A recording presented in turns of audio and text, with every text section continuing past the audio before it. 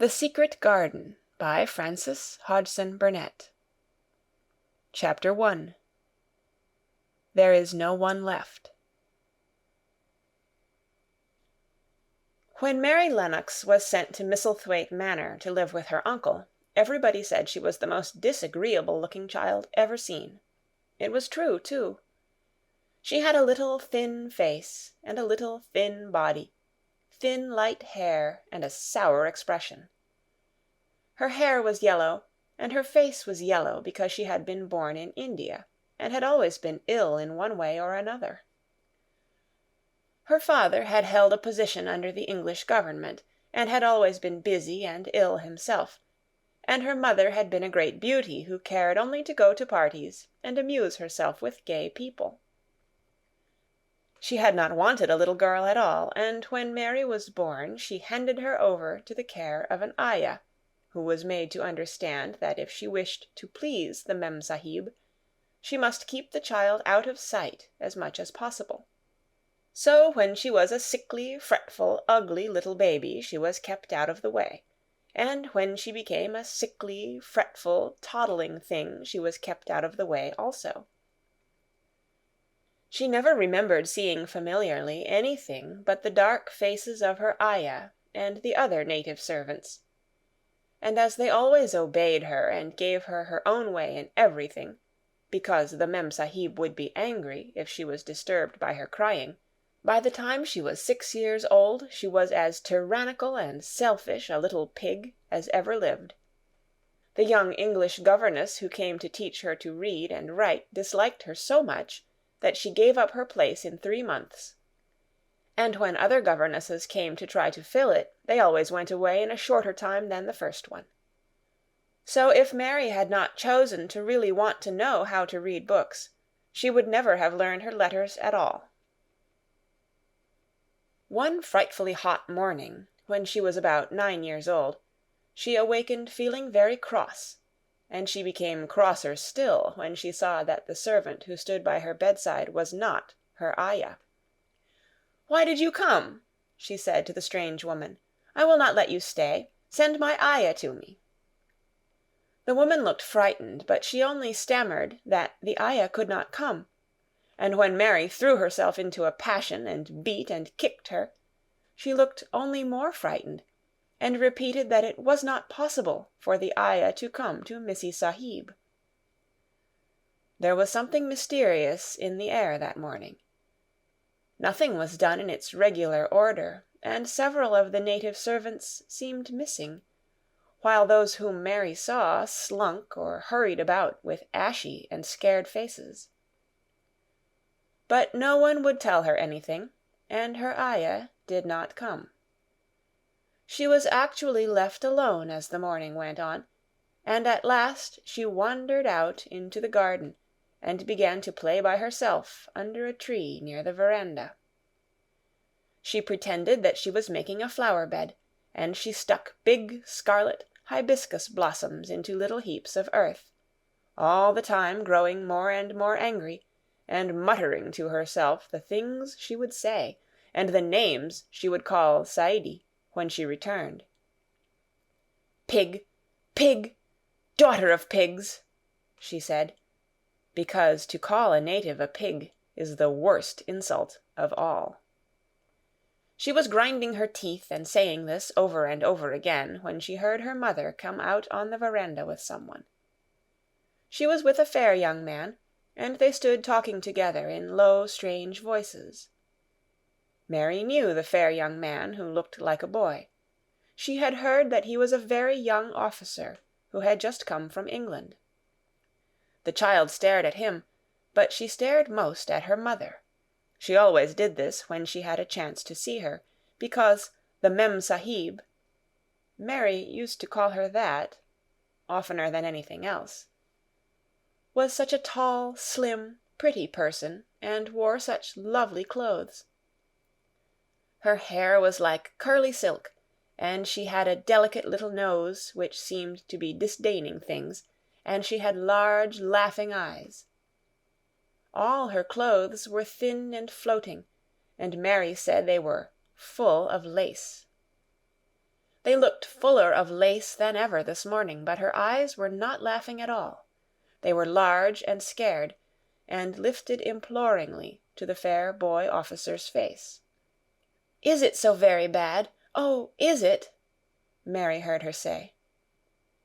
"Awfully," the young man answered in a trembling voice. "Awfully, Mrs. Lennox.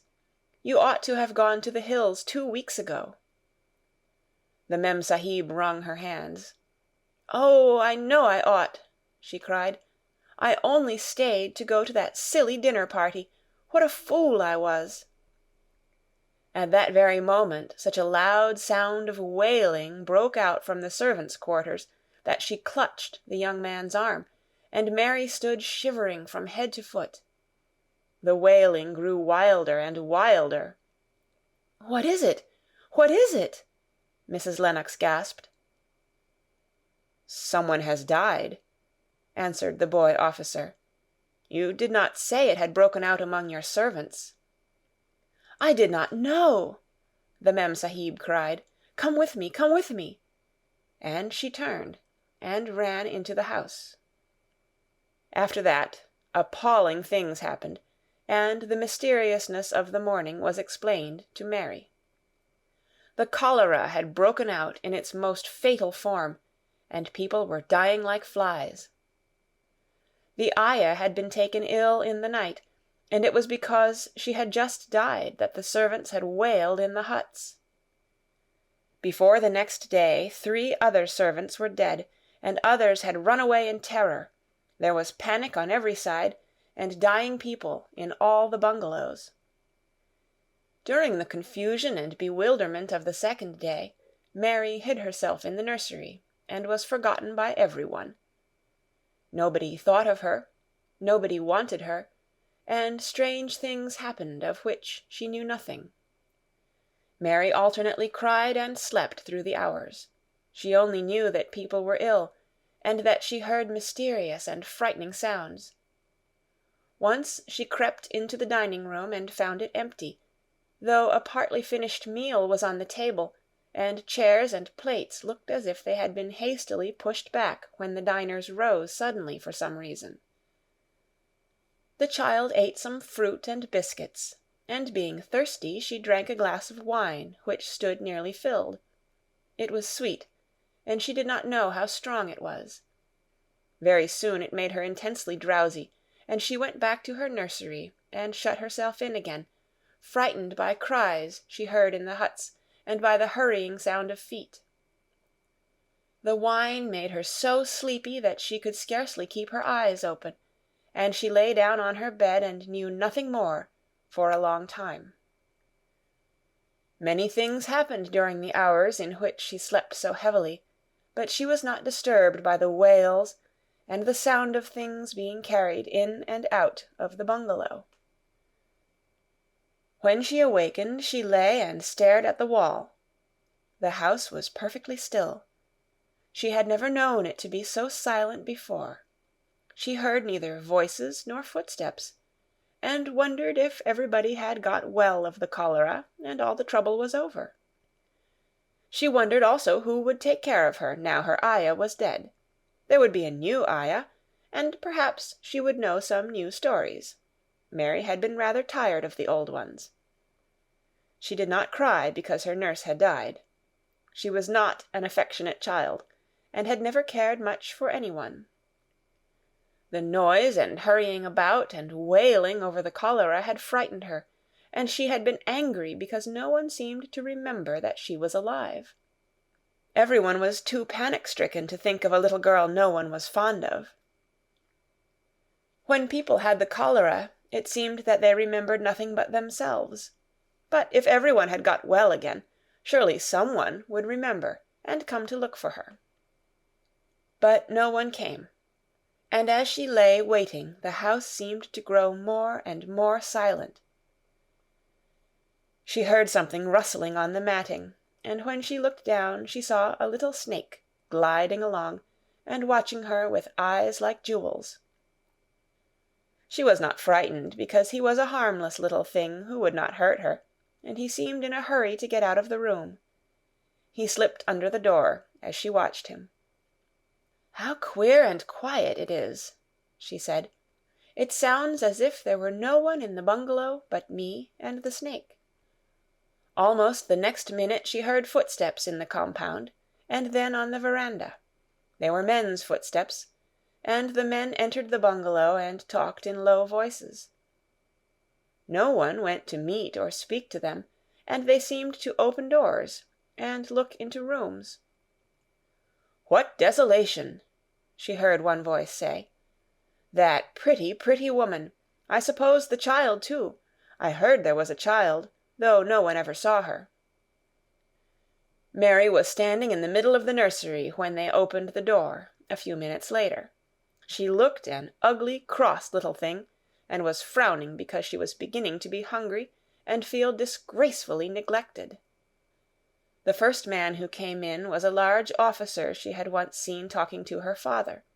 He looked tired and troubled, but when he saw her he was so startled that he almost jumped back. "Barney!" he cried out. "There is a child here! A child alone in a place like this! Mercy on us, who is she?" "I am Mary Lennox," the little girl said, drawing herself up stiffly. She thought the man was very rude to call her father's bungalow "a place like this." "I fell asleep when everyone had the cholera, and I have only just wakened up. Why does nobody come?" "It is the child no one ever saw!" exclaimed the man, turning to his companions. "She has actually been forgotten." "Why was I forgotten?" Mary said, stamping her foot.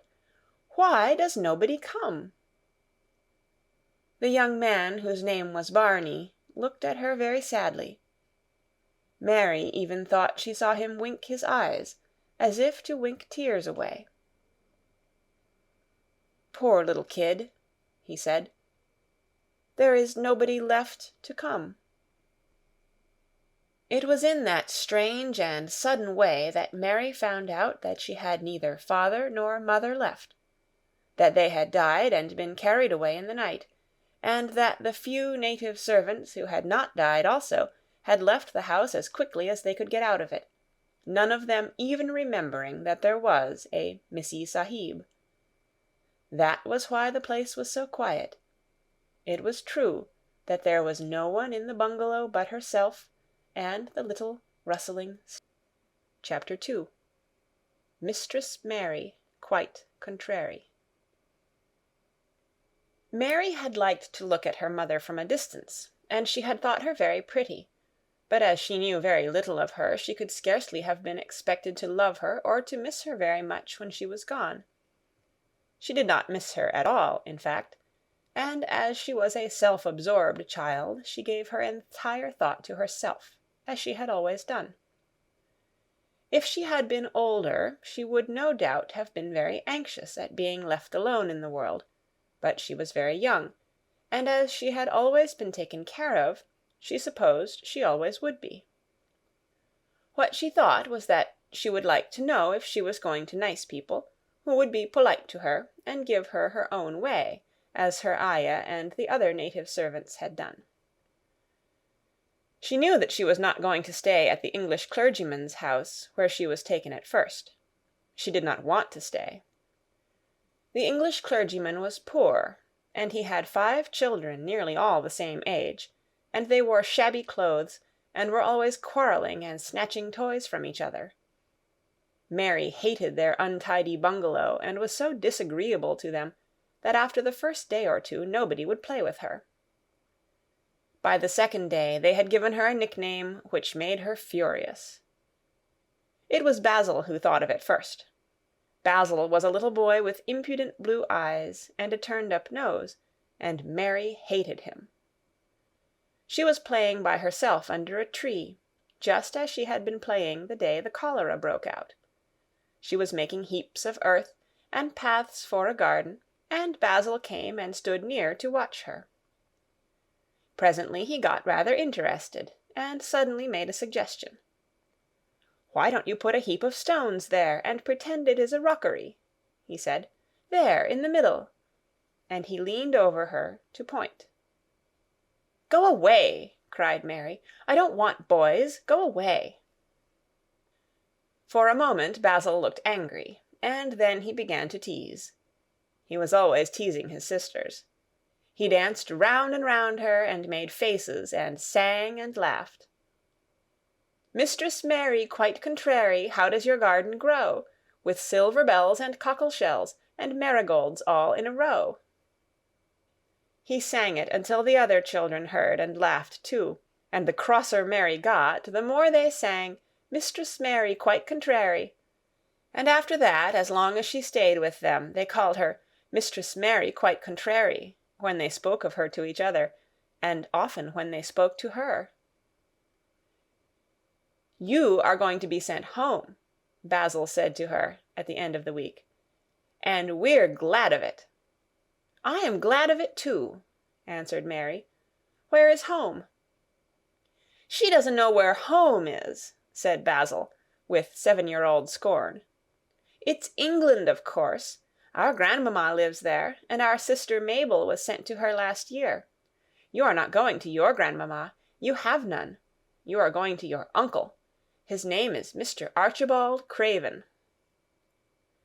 "I don't know anything about him," snapped Mary.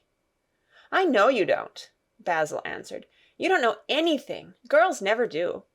I heard father and mother talking about him. He lives in a great, big, desolate old house in the country, and no one goes near him. He's so cross he won't let them, and they wouldn't come if he would let them. He's a hunchback, and he's horrid." "I don't believe you," said Mary, and she turned her back and stuck her fingers in her ears, because she would not listen any more. But she thought over it a great deal afterward, and when Mrs. Crawford told her that night that she was going to sail away to England in a few days and go to her uncle, Mr. Archibald Craven, who lived at Misselthwaite Manor, she looked so stony and stubbornly uninterested that they did not know what to think about her. They tried to be kind to her, but she only turned her face away when Mrs. Crawford attempted to kiss her, and held herself stiffly when Mr. Crawford patted her shoulder. "She is such a plain child," Mrs. Crawford said pityingly afterward. "And her mother was such a pretty creature. She had a very pretty manner, too, and Mary has the most unattractive ways I ever saw in a child. The children call her Mistress Mary quite contrary, and, though it's naughty of them, one can't help understanding it." Perhaps if her mother had carried her pretty face and her pretty manners oftener into the nursery, Mary might have learned some pretty ways too. It is very sad, now the poor beautiful thing is gone, to remember that many people never even knew that she had a child at all. "I believe she scarcely ever looked at her," sighed Mrs. Crawford. "When her ayah was dead, there was no one to give a thought to the little thing. Think of the servants running away and leaving her all alone in that deserted bungalow. Colonel McGrew said he nearly jumped out of his skin when he opened the door and found her standing by herself in the middle of the room." Mary made the long voyage to England under the care of an officer's wife, who was taking her children to leave them in a boarding school. She was very much absorbed in her own little boy and girl, and was rather glad to hand the child over to the woman Mr. Archibald Craven sent to meet her in London. The woman was his housekeeper at Misselthwaite Manor, and her name was Mrs. Medlock. She was a stout woman with very red cheeks and sharp black eyes. She wore a very purple dress, a black silk mantle with jet fringe on it, and a black bonnet with purple velvet flowers which stuck up and trembled when she moved her head. Mary did not like her at all, but as she very seldom liked people, there was nothing remarkable in that. Besides which, it was very evident Mrs. Medlock did not think much of her. "My word, she's a plain little piece of goods," she said. "And we'd heard that her mother was a beauty. She hasn't handed much of it down, has she, ma'am?" "Perhaps she will improve as she grows older," the officer's wife said good-naturedly. "If she were not so sallow and had a nicer expression, her features are rather good. Children alter so much." "She'll have to alter a good deal," answered Mrs. Medlock. "And there's nothing likely to improve children at Misselthwaite, if you ask me." They thought Mary was not listening, because she was standing a little apart from them at the window of the private hotel they had gone to. She was watching the passing buses and cabs and people, but she heard quite well, and was made very curious about her uncle and the place he lived in.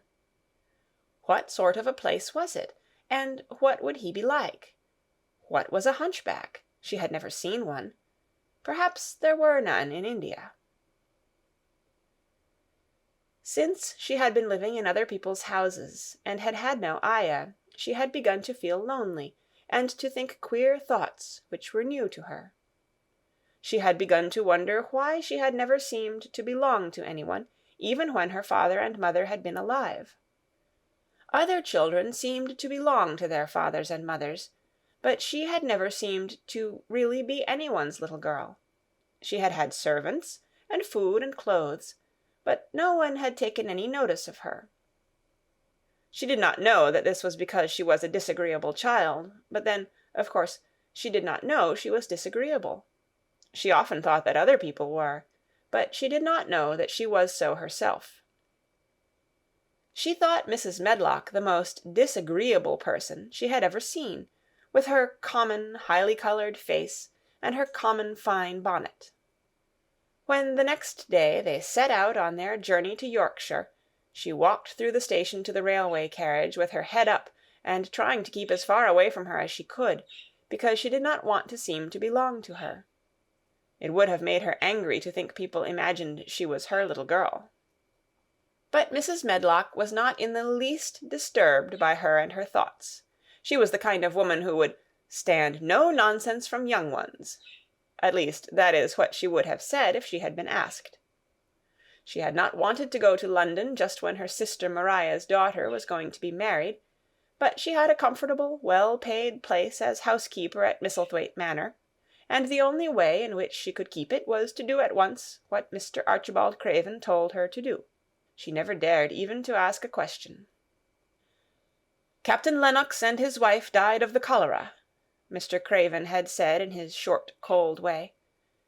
"Captain Lennox was my wife's brother, and I am their daughter's guardian. The child is to be brought here. You must go to London and bring her yourself." So she packed her small trunk and made the journey. Mary sat in her corner of the railway carriage and looked plain and fretful. She had nothing to read or to look at, and she had folded her thin little black-gloved hands in her lap. Her black dress made her look yellower than ever, and her limp light hair straggled from under her black crape hat. "A more marred-looking young one I never saw in my life," Mrs. Medlock thought. Marred is a Yorkshire word, and means spoiled and pettish. She had never seen a child who sat so still without doing anything, and at last she got tired of watching her, and began to talk in a brisk, hard voice. "I suppose I may as well tell you something about where you are going to," she said. "Do you know anything about your uncle?" "No," said Mary. "Never heard your father and mother talk about him?" "No," said Mary, frowning. She frowned because she remembered that her father and mother had never talked to her about anything in particular. Certainly they had never told her things. "Humph!" muttered Mrs. Medlock, staring at her queer, unresponsive little face. She did not say any more for a few moments, and then she began again. "I suppose you might as well be told something, to prepare you. You are going to a queer place." Mary said nothing at all, and Mrs. Medlock looked rather discomfited by her apparent indifference. But, after taking a breath, she went on. "Not but that it's a grand big place in a gloomy way, and Mr. Craven's proud of it in his way, and that's gloomy enough too. The house is 600 years old, and it's on the edge of the moor, and there's near 100 rooms in it, though most of them shut up and locked. And there's pictures and fine old furniture and things that's been there for ages, and there's a big park round it, and gardens, and trees with branches trailing to the ground, some of them." She paused, and took another breath. "But there's nothing else," she ended suddenly. Mary had begun to listen in spite of herself. It all sounded so unlike India, and anything new rather attracted her. But she did not intend to look as if she were interested. That was one of her unhappy, disagreeable ways. So she sat still. "Well," said Mrs. Medlock, "what do you think of it?" "Nothing," she answered. "I know nothing about such places." That made Mrs. Medlock laugh a short sort of laugh. "Eh," she said, "but you are like an old woman. Don't you care?" "It doesn't matter," said Mary, "whether I care or not." "You are right enough there," said Mrs. Medlock. "It doesn't. What you're to be kept at Misselthwaite Manor for I don't know, unless because it's the easiest way. He's not going to trouble himself about you, that's sure and certain. He never troubles himself about no one." She stopped herself as if she had just remembered something in time. "He's got a crooked back," she said. "That set him wrong. He was a sour young man, and got no good of all his money and big place till he was married."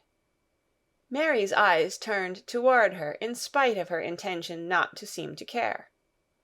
She had never thought of the hunchback's being married, and she was a trifle surprised. Mrs. Medlock saw this, and as she was a talkative woman, she continued with more interest. This was one way of passing some of the time, at any rate. "She was a sweet, pretty thing, and he'd have walked the world over to get her a blade o' grass she wanted.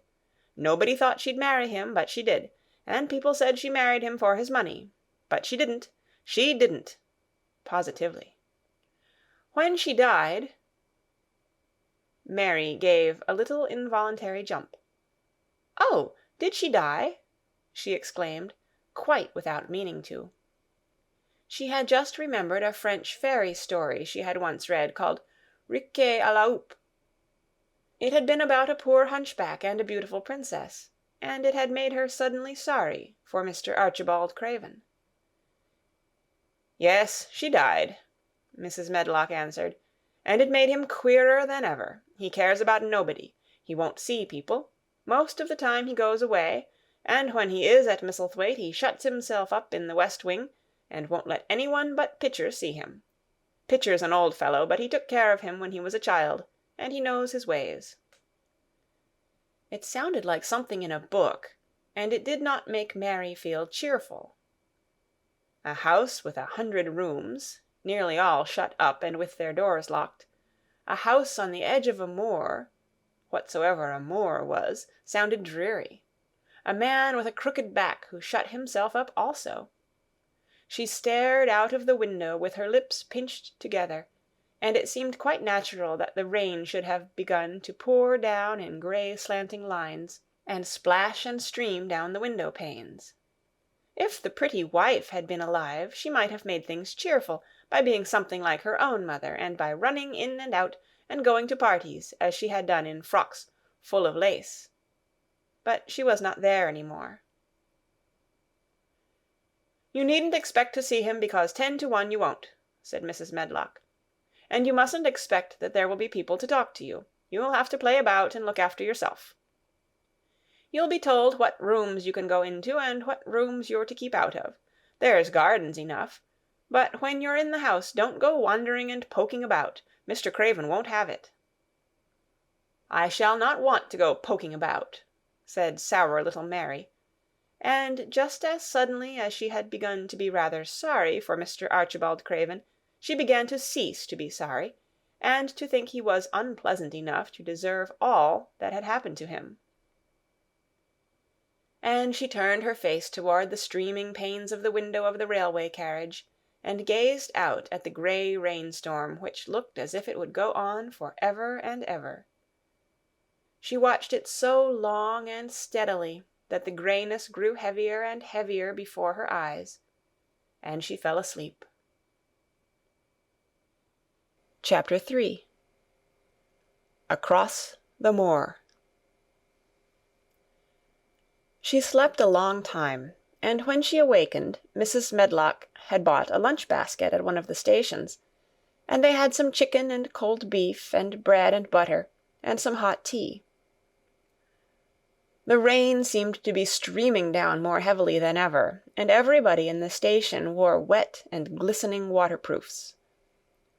The guard lighted the lamps in the carriage, and Mrs. Medlock cheered up very much over her tea and chicken and beef. She ate a great deal, and afterward fell asleep herself, and Mary sat and stared at her, and watched her fine bonnet slip on one side, until she herself fell asleep once more in the corner of the carriage, lulled by the splashing of the rain against the windows. It was quite dark when she awakened again. The train had stopped at a station, and Mrs. Medlock was shaking her. "You've had a sleep," she said. "It's time to open your eyes. We're at Thwaite Station, and we've got a long drive before us." Mary stood up and tried to keep her eyes open while Mrs. Medlock collected her parcels. The little girl did not offer to help her, because in India native servants always picked up or carried things, and it seemed quite proper that other people should wait on one. The station was a small one, and nobody but themselves seemed to be getting out of the train. The station-master spoke to Mrs. Medlock in a rough, good-natured way, pronouncing his words in a queer, broad fashion, which Mary found out afterward was Yorkshire. "I see thou's got back," he said, "and thou's brought the young un with thee."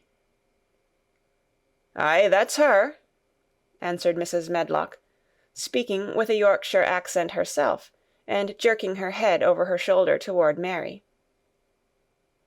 "How's thy missus?" "Well enow.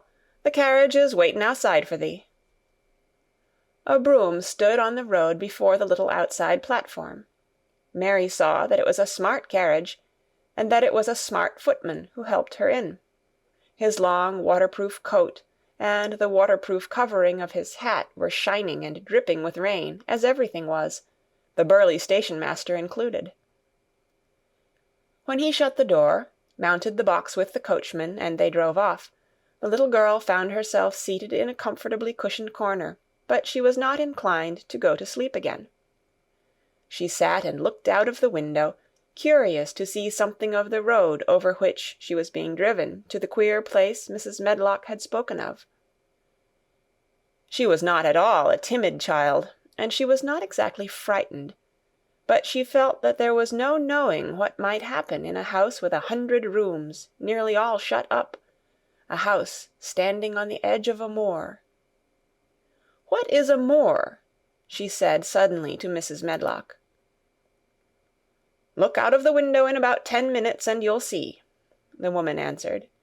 "We've got to drive 5 miles across Missel Moor before we get to the manor. You won't see much because it's a dark night, but you can see something." Mary asked no more questions, but waited in the darkness of her corner, keeping her eyes on the window. The carriage lamps cast rays of light a little distance ahead of them, and she caught glimpses of the things they passed. After they had left the station, they had driven through a tiny village, and she had seen whitewashed cottages and the lights of a public-house. Then they had passed a church and a vicarage, and a little shop-window or so in a cottage with toys and sweets and odd things set out for sale. Then they were on the high road, and she saw hedges and trees. After that there seemed nothing different for a long time, or at least it seemed a long time to her. At last the horses began to go more slowly, as if they were climbing uphill, and presently there seemed to be no more hedges and no more trees. She could see nothing, in fact, but a dense darkness on either side.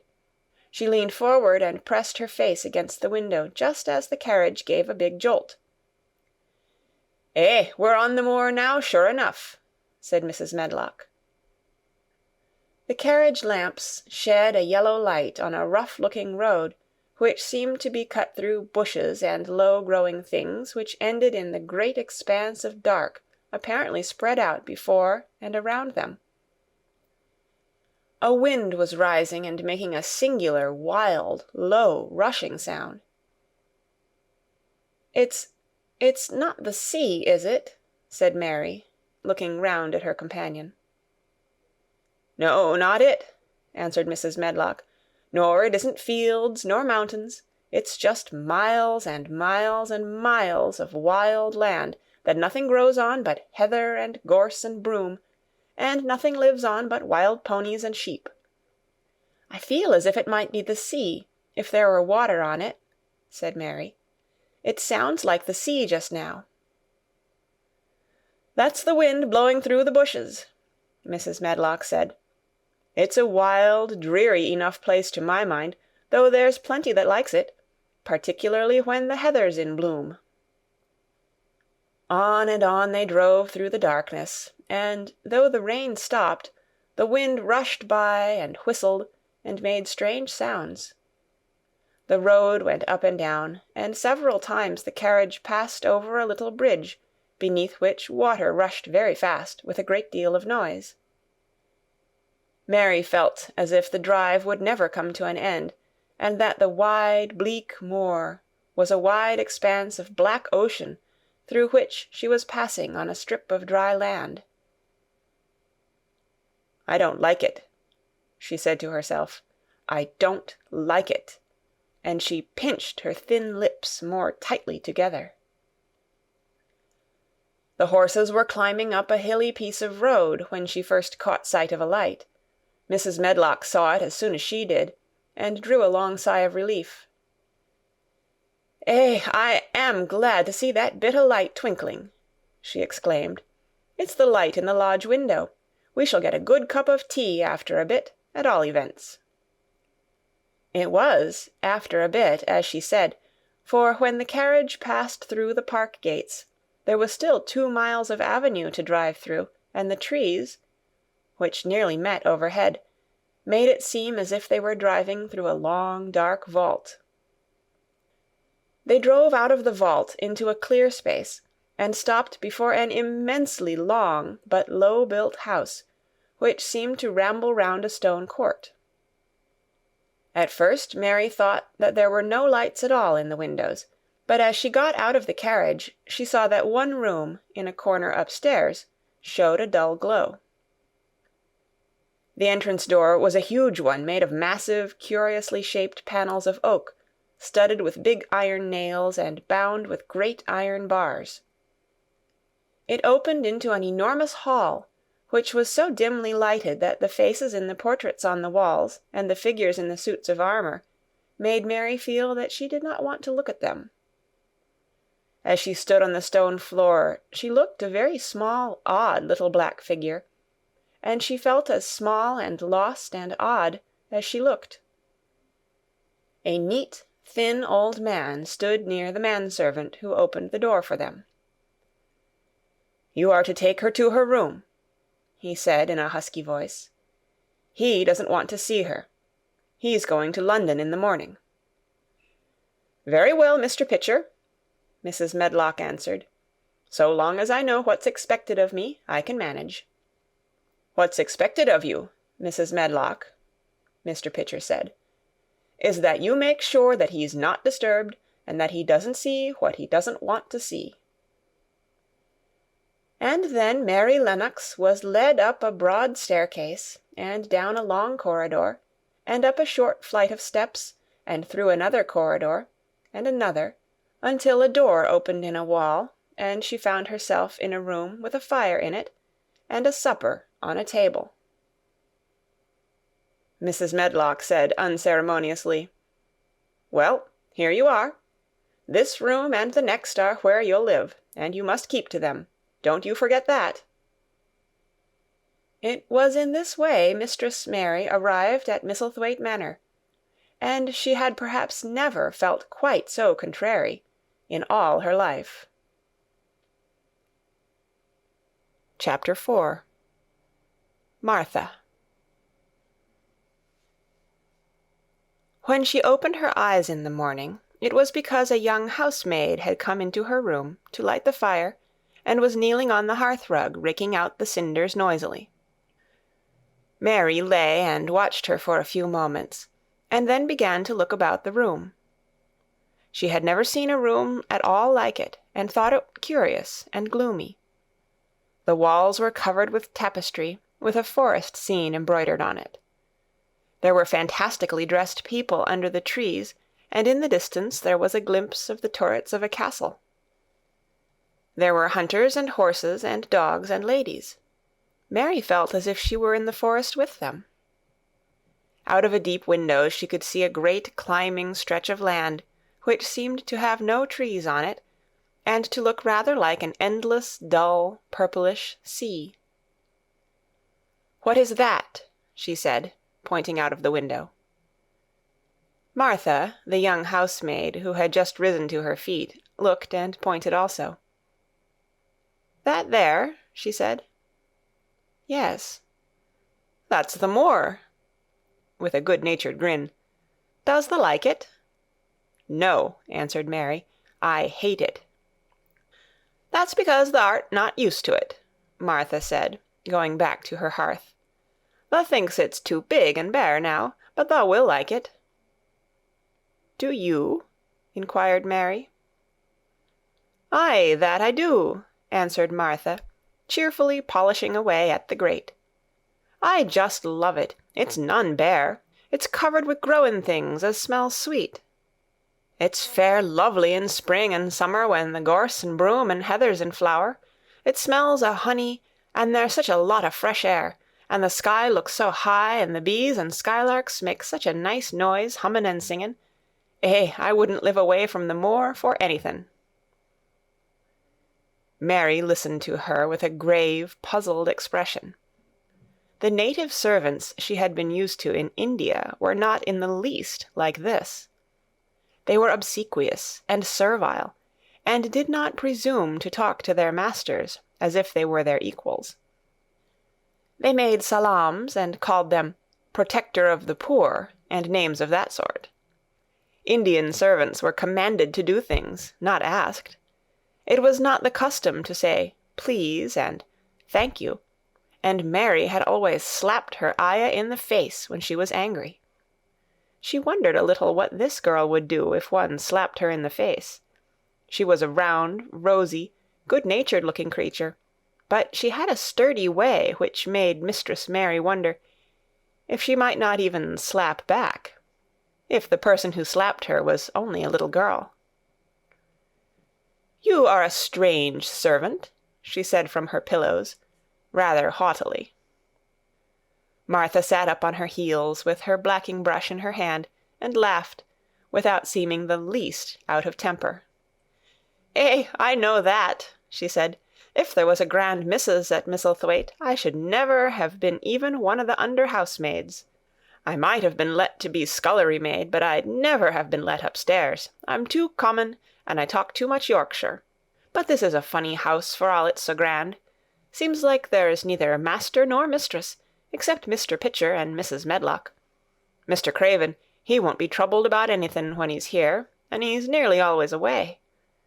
Mrs. Medlock gave me the place out of kindness. She told me she could never have done it if Misselthwaite had been like other big houses." "Are you going to be my servant?" Mary asked, still in her imperious little Indian way. Martha began to rub her grate again. "I'm Mrs. Medlock's servant," she said stoutly, "and she's Mr. Craven's. But I'm to do the housemaid's work up here and wait on you a bit. But you won't need much waiting on." "Who is going to dress me?" demanded Mary. Martha sat up on her heels again and stared. She spoke in broad Yorkshire in her amazement. "Canna tha dress thysen?" she said. "What do you mean? I don't understand your language," said Mary. I forgot," Martha said. "Mrs. Medlock told me I'd have to be careful, or you wouldn't know what I was saying. I mean, can't you put on your own clothes?" "No," answered Mary, quite indignantly. "I never did in my life. My ayah dressed me, of course." "Well," said Martha, evidently not in the least aware that she was impudent, "it's time thou should learn. Thou cannot begin younger. It'll do thee good to wait on thysen a bit. My mother always said she couldn't see why grand people's children didn't turn out fair fools, what with nurses, and being washed and dressed and took out to walk as if they was puppies." "It is different in India," said Mistress Mary disdainfully. She could scarcely stand this, but Martha was not at all crushed. I can see it's different," she answered, almost sympathetically. "I dare say it's because there's such a lot of blacks there, instead of respectable white people. When I heard you was coming from India, I thought you was a black too." Mary sat up in bed, furious. "What?" she said. "What? You thought I was a native? You daughter of a pig!" Martha stared and looked hot. "Who are you calling names?" she said. "You needn't be so vexed. That's not the way for a young lady to talk. I've nothing against the blacks. When you read about 'em in tracts, they're always very religious. You always read as a black's a man and a brother. I've never seen a black, and I was fair pleased to think I was going to see one close. When I come in to light your fire this morning, I crept up to your bed and pulled the cover back careful to look at you. And there you was," disappointedly. "No more black than me, for all you're so yeller." Mary did not even try to control her rage and humiliation. "You thought I was a native? You dared? You don't know anything about natives. They're not people. They're servants who must salaam to you. You know nothing about India. You know nothing about anything." She was in such a rage, and felt so helpless before the girl's simple stare, and somehow she suddenly felt so horribly lonely and far away from everything she understood, and which understood her, that she threw herself face downward on the pillows and burst into passionate sobbing. Martha was a little frightened, and quite sorry for her. She went to the bed and bent over her. You mustn't cry like that there," she begged. "You mustn't for sure. I didn't know you'd be vexed. I don't know anything about anything, just like you said. I beg your pardon, miss. Do stop crying." There was something comforting and really friendly in her queer Yorkshire speech and sturdy way, which had a good effect on Mary. She gradually ceased crying and became quiet. Martha looked relieved. "It's time for thee to get up now," she said. "Mrs. Medlock said I was to carry the breakfast and tea and dinner into the room next to this. It's been made into a nursery for thee. I'll help thee on with thy clothes if thou get out of bed. If the buttons are at the back, thou cannot button them up thyself." When Mary at last decided to get up, the clothes Martha took from the wardrobe were not the ones she had worn when she arrived the night before with Mrs. Medlock. "Those are not mine," she said. "Mine are black." She looked the thick white wool coat and dress over, and added with cool approval, "Those are nicer than mine." "These are the ones thou must put on," Martha answered. "Mr. Craven ordered Mrs. Medlock to get 'em in London. He said, 'I won't have a child dressed in black wandering about like a lost soul,' he said. 'It'd make the place sadder than it is. Put colour on her.' Mother said she knew what he meant. Mother always knows what a body means. She doesn't hold with black herself." "I hate black things," said Mary. The dressing process was one which taught them both something. Martha had buttoned up her little sisters and brothers, but she had never seen a child who stood still and waited for another person to do things for her, as if she had neither hands nor feet of her own. "Why doesn't thou put on thy own shoes?" she said, when Mary quietly held out her foot. "My ayah did it," answered Mary, staring. "It was the custom." She said that very often. It was the custom. The native servants were always saying it.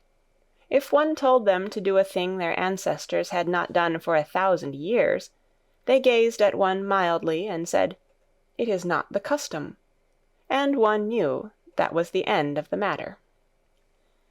It had not been the custom that Mistress Mary should do anything but stand and allow herself to be dressed like a doll. But before she was ready for breakfast, she began to suspect that her life at Misselthwaite Manor would end by teaching her a number of things quite new to her, things such as putting on her own shoes and stockings, and picking up things she let fall. If Martha had been a well-trained, fine young lady's maid, she would have been more subservient and respectful, and would have known that it was her business to brush hair and button boots, and pick things up and lay them away.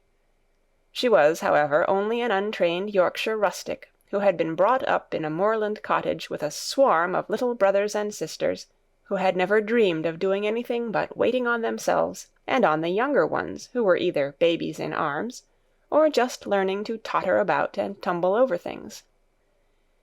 If Mary Lennox had been a child who was ready to be amused, she would perhaps have laughed at Martha's readiness to talk, but Mary only listened to her coldly, and wondered at her freedom of manner. At first she was not at all interested, but gradually, as the girl rattled on in her good-tempered, homely way, Mary began to notice what she was saying. You should see 'em all," she said. "There's 12 of us, and my father only gets 16 shilling a week. I can tell you my mother's put to it to get porridge for 'em all. They tumble about on the moor and play there all day, and mother says the air of the moor fattens 'em. She says she believes they eat the grass, same as the wild ponies do. Our Dickon, he's 12 years old, and he's got a young pony he calls his own." "Where did he get it?" asked Mary. "He found it on the moor with its mother when it was a little one, and he began to make friends with it, and give it bits of bread and pluck young grass for it. And it got to like him, so it follows him about, and it lets him get on its back. Dickon's a kind lad, and animals likes him." Mary had never possessed an animal pet of her own, and had always thought she should like one. So she began to feel a slight interest in Dickon, and as she had never before been interested in anyone but herself, it was the dawning of a healthy sentiment. When she went into the room which had been made into a nursery for her, she found that it was rather like the one she had slept in. It was not a child's room, but a grown-up person's room, with gloomy old pictures on the walls, and heavy old oak chairs. A table in the centre was set with a good substantial breakfast. But she had always had a very small appetite, and she looked with something more than indifference at the first plate Martha set before her. "I don't want it," she said. "Thou doesn't want thy porridge?" Martha exclaimed incredulously. "No." "Thou doesn't know how good it is. Put a bit of treacle on it, or a bit of sugar." "I don't want it," repeated Mary. Said Martha, "I can't abide to see good victuals go to waste. If our children was at this table, they'd clean it bare in 5 minutes." "Why?" said Mary coldly. "Why?" echoed Martha. "Because they scarce ever had their stomachs full in their lives. They're as hungry as young hawks and foxes." "I don't know what it is to be hungry," said Mary, with the indifference of ignorance. Martha looked indignant. "Well, it would do thee good to try it. I can see that plain enough," she said outspokenly. "I've no patience with folk as sits and just stares at good bread and meat. My word, don't I wish Dickon and Phil and Jane and the rest of 'em had what's here under their pinafores." "Why don't you take it to them?" suggested Mary. "It's not mine," answered Martha stoutly, "and this isn't my day out. I get my day out once a month, same as the rest. Then I go home and clean up for mother and give her a day's rest." Mary drank some tea and ate a little toast and some marmalade. "You wrap up warm and run out and play you," said Martha. "It'll do you good, and give you some stomach for your meat." Mary went to the window. There were gardens and paths and big trees, but everything looked dull and wintry. "Out? Why should I go out on a day like this?" "Well, if thou doesn't go out, thou'lt have to stay in, and what has thou got to do?" Mary glanced about her. There was nothing to do. When Mrs. Medlock had prepared the nursery, she had not thought of amusement. Perhaps it would be better to go and see what the gardens were like. "Who will go with me?" she inquired. Martha stared. "You'll go by yourself," she answered. "You'll have to learn to play like other children does when they haven't got sisters and brothers. Our Dickon goes off on the moor by himself and plays for hours. That's how he made friends with the pony. He's got sheep on the moor that knows him, and birds as comes and eats out of his hand. However little there is to eat, he always saves a bit of bread to coax his pets." It was really this mention of Dickon which made Mary decide to go out, though she was not aware of it. There would be birds outside, though there would not be ponies or sheep. They would be different from the birds in India, and it might amuse her to look at them. Martha found her coat and hat for her, and a pair of stout little boots, and she showed her her way downstairs. "If tha goes round that way, tha'll come to the gardens," she said, pointing to a gate in a wall of shrubbery. "There's lots of flowers in summer-time, but there's nothing bloomin' now." She seemed to hesitate a second before she added, "One of the gardens is locked up. No one has been in it for 10 years." "Why?" asked Mary, in spite of herself. Here was another locked door, added to the 100 in the strange house. "Mr. Craven had it shut when his wife died so sudden. He won't let no one go inside. It was her garden. He locked the door and dug a hole and buried the key. There's Mrs. Medlock's bell ringing. I must run." After she was gone, Mary turned down the walk which led to the door in the shrubbery. She could not help thinking about the garden which no one had been into for 10 years. She wondered what it would look like and whether there were any flowers still alive in it. When she had passed through the shrubbery gate, she found herself in great gardens, with wide lawns and winding walks with clipped borders. There were trees and flower-beds and evergreens clipped into strange shapes, and a large pool with an old grey fountain in its midst. But the flower-beds were bare and wintry, and the fountain was not playing. This was not the garden which was shut up. How could a garden be shut up? You could always walk into a garden. She was just thinking this when she saw that, at the end of the path she was following, there seemed to be a long wall, with ivy growing over it. She was not familiar enough with England to know that she was coming upon the kitchen gardens, where the vegetables and fruit were growing. She went toward the wall and found that there was a green door in the ivy, and that it stood open. This was not the closed garden, evidently, and she could go into it.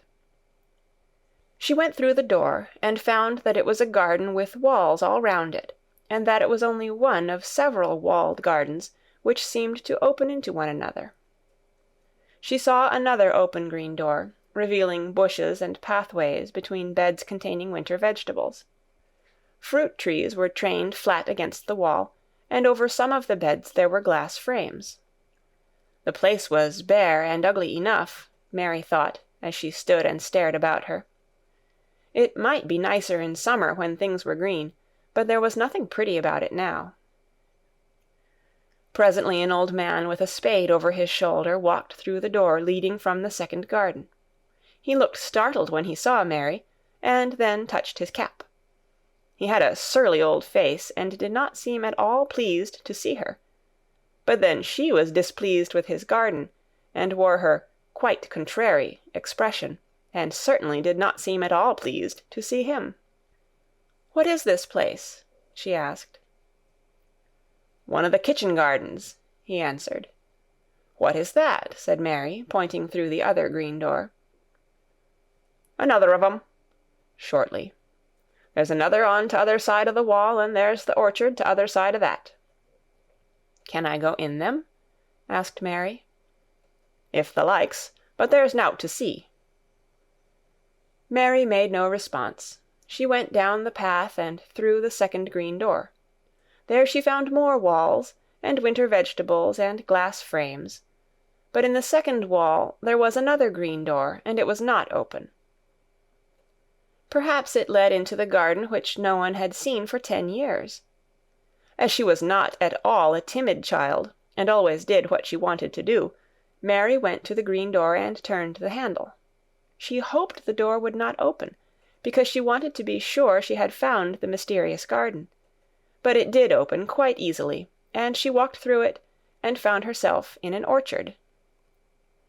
There were walls all round it also, and trees trained against them, and there were bare fruit trees growing in the winter-browned grass, but there was no green door to be seen anywhere. Mary looked for it, and yet, when she had entered the upper end of the garden, she had noticed that the wall did not seem to end with the orchard, but to extend beyond it, as if it enclosed a place at the other side. She could see the tops of trees above the wall, and when she stood still she saw a bird with a bright red breast sitting on the topmost branch of one of them, and suddenly he burst into his winter song, almost as if he had caught sight of her, and was calling to her. She stopped and listened to him, and somehow his cheerful, friendly little whistle gave her a pleased feeling. Even a disagreeable little girl may be lonely, and the big closed house, and the big bare moor, and the big bare gardens had made this one feel as if there was no one left in the world but herself. If she had been an affectionate child, who had been used to being loved, she would have broken her heart. But even though she was Mistress Mary quite contrary, she was desolate, and the bright-breasted little bird brought a look into her sour little face, which was almost a smile. She listened to him until he flew away. He was not like an Indian bird, and she liked him, and wondered if she should ever see him again. Perhaps he lived in the mysterious garden, and knew all about it. Perhaps it was because she had nothing whatever to do that she thought so much of the deserted garden. She was curious about it, and wanted to see what it was like. Why had Mr. Archibald Craven buried the key? If he had liked his wife so much, why did he hate her garden? She wondered if she should ever see him, but she knew that if she did she should not like him, and he would not like her, and that she should only stand and stare at him and say nothing, though she should be wanting dreadfully to ask him why he had done such a queer thing. People never like me, and I never like people, she thought. And I never can talk as the Crawford children could. They were always talking and laughing and making noises. She thought of the robin, and of the way he seemed to sing his song at her, and as she remembered the tree-top he perched on, she stopped rather suddenly on the path. I believe that tree was in the secret garden. I feel sure it was, she said. There was a wall round the place, and there was no door. She walked back into the first kitchen garden she had entered, and found the old man digging there. She went and stood beside him, and watched him a few moments in her cold little way. He took no notice of her, and so at last she spoke to him. I have been into the other gardens, she said. There was nothing to prevent thee, he answered crustily. I went into the orchard. There was no dog at the door to bite thee, he answered. There was no door there into the other garden, said Mary. What garden? He said in a rough voice, stopping his digging for a moment. The one on the other side of the wall, answered Mistress Mary. There are trees there. I saw the tops of them. A bird with a red breast was sitting on one of them, and he sang.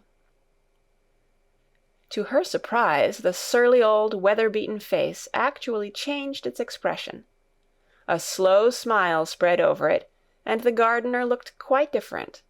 It made her think that it was curious how much nicer a person looked when he smiled. She had not thought of it before. He turned about to the orchard side of his garden and began to whistle, a low, soft whistle. She could not understand how such a surly man could make such a coaxing sound. Almost the next moment a wonderful thing happened. She heard a soft little rushing flight through the air, and it was the bird with the red breast flying to them, and he actually alighted on the big clod of earth quite near to the gardener's foot. Here he is, chuckled the old man, and then he spoke to the bird as if he were speaking to a child. Where has thou been, thou cheeky little beggar? He said. I've not seen thee before to-day. Has thee begun the courtin' this early in the season? Thou'rt too forrard." The bird put his tiny head on one side and looked up at him with his soft bright eye, which was like a black dewdrop. He seemed quite familiar and not the least afraid. He hopped about and pecked the earth briskly, looking for seeds and insects. It actually gave Mary a queer feeling in her heart because he was so pretty and cheerful and seemed so like a person. He had a tiny, plump body and a delicate beak and slender, delicate legs. "Will he always come when you call him?" she asked, almost in a whisper. "Aye, that he will. I've knowed him ever since he was a fledgling. He come out of the nest in the other garden, and when first he flew over the wall he was too weak to fly back for a few days, and we got friendly. When he went over the wall again, the rest of the brood was gone, and he was lonely, and he come back to me." "What kind of a bird is he?" Mary asked. "Doesn't thou know? He's a robin redbreast, and they're the friendliest, curiousest birds alive. They're almost as friendly as dogs, if you know how to get on with 'em. Watch him pecking about there and looking round at us now and again. He knows we're talking about him." It was the queerest thing in the world to see the old fellow. He looked at the plump little scarlet waistcoated bird as if he were both proud and fond of him. "He's a conceited one," he chuckled. "He likes to hear folk talk about him, and curious, bless me, there never was his like for curiosity and meddlin'. He's always comin' to see what I'm plantin'. He knows all the things Mester Craven never troubles hisself to find out. He's the head gardener, he is." The robin hopped about, busily pecking the soil, and now and then stopped and looked at them a little. Mary thought his black dewdrop eyes gazed at her with great curiosity. It really seemed as if he were finding out all about her. The queer feeling in her heart increased. "Where did the rest of the brood fly to?" she asked. "There's no knowin'. The old ones turn 'em out of their nest and make 'em fly, and they're scattered before you know it. This one was a knowin' one, and he knew he was lonely." Mistress Mary went a step nearer to the robin and looked at him very hard. "I'm lonely," she said. She had not known before that this was one of the things which made her feel sour and cross. She seemed to find it out when the robin looked at her, and she looked at the robin. The old gardener pushed his cap back on his bald head and stared at her a minute. "Art thou the little wench from India?" he asked. Mary nodded. "Then no wonder thou'rt lonely. Thou'lt be lonelier before thou's done," he said. He began to dig again, driving his spade deep into the rich black garden soil, while the robin hopped about, very busily employed. "What is your name?" Mary inquired. He stood up to answer her. "Ben Weatherstaff," he answered, and then he added with a surly chuckle, "I'm lonely mysel' except when he's with me," and he jerked his thumb toward the robin. "He's the only friend I've got." "I have no friends at all," said Mary. "I never had. My ayah didn't like me, and I never played with anyone." It is a Yorkshire habit to say what you think with blunt frankness, and old Ben Weatherstaff was a Yorkshire Moor man. "Thou and me are a good bit alike," he said. "We was wove out of the same cloth. We're neither of us good-lookin', and we're both of us as sour as we look. We've got the same nasty tempers, both of us, I'll warrant." This was plain speaking, and Mary Lennox had never heard the truth about herself in her life. Native servants always salaamed and submitted to you whatever you did. She had never thought much about her looks, but she wondered if she was as unattractive as Ben Weatherstaff, and she also wondered if she looked as sour as he had looked before the robin came. She actually began to wonder also if she was nasty-tempered. She felt uncomfortable. Suddenly a clear, rippling little sound broke out near her, and she turned round.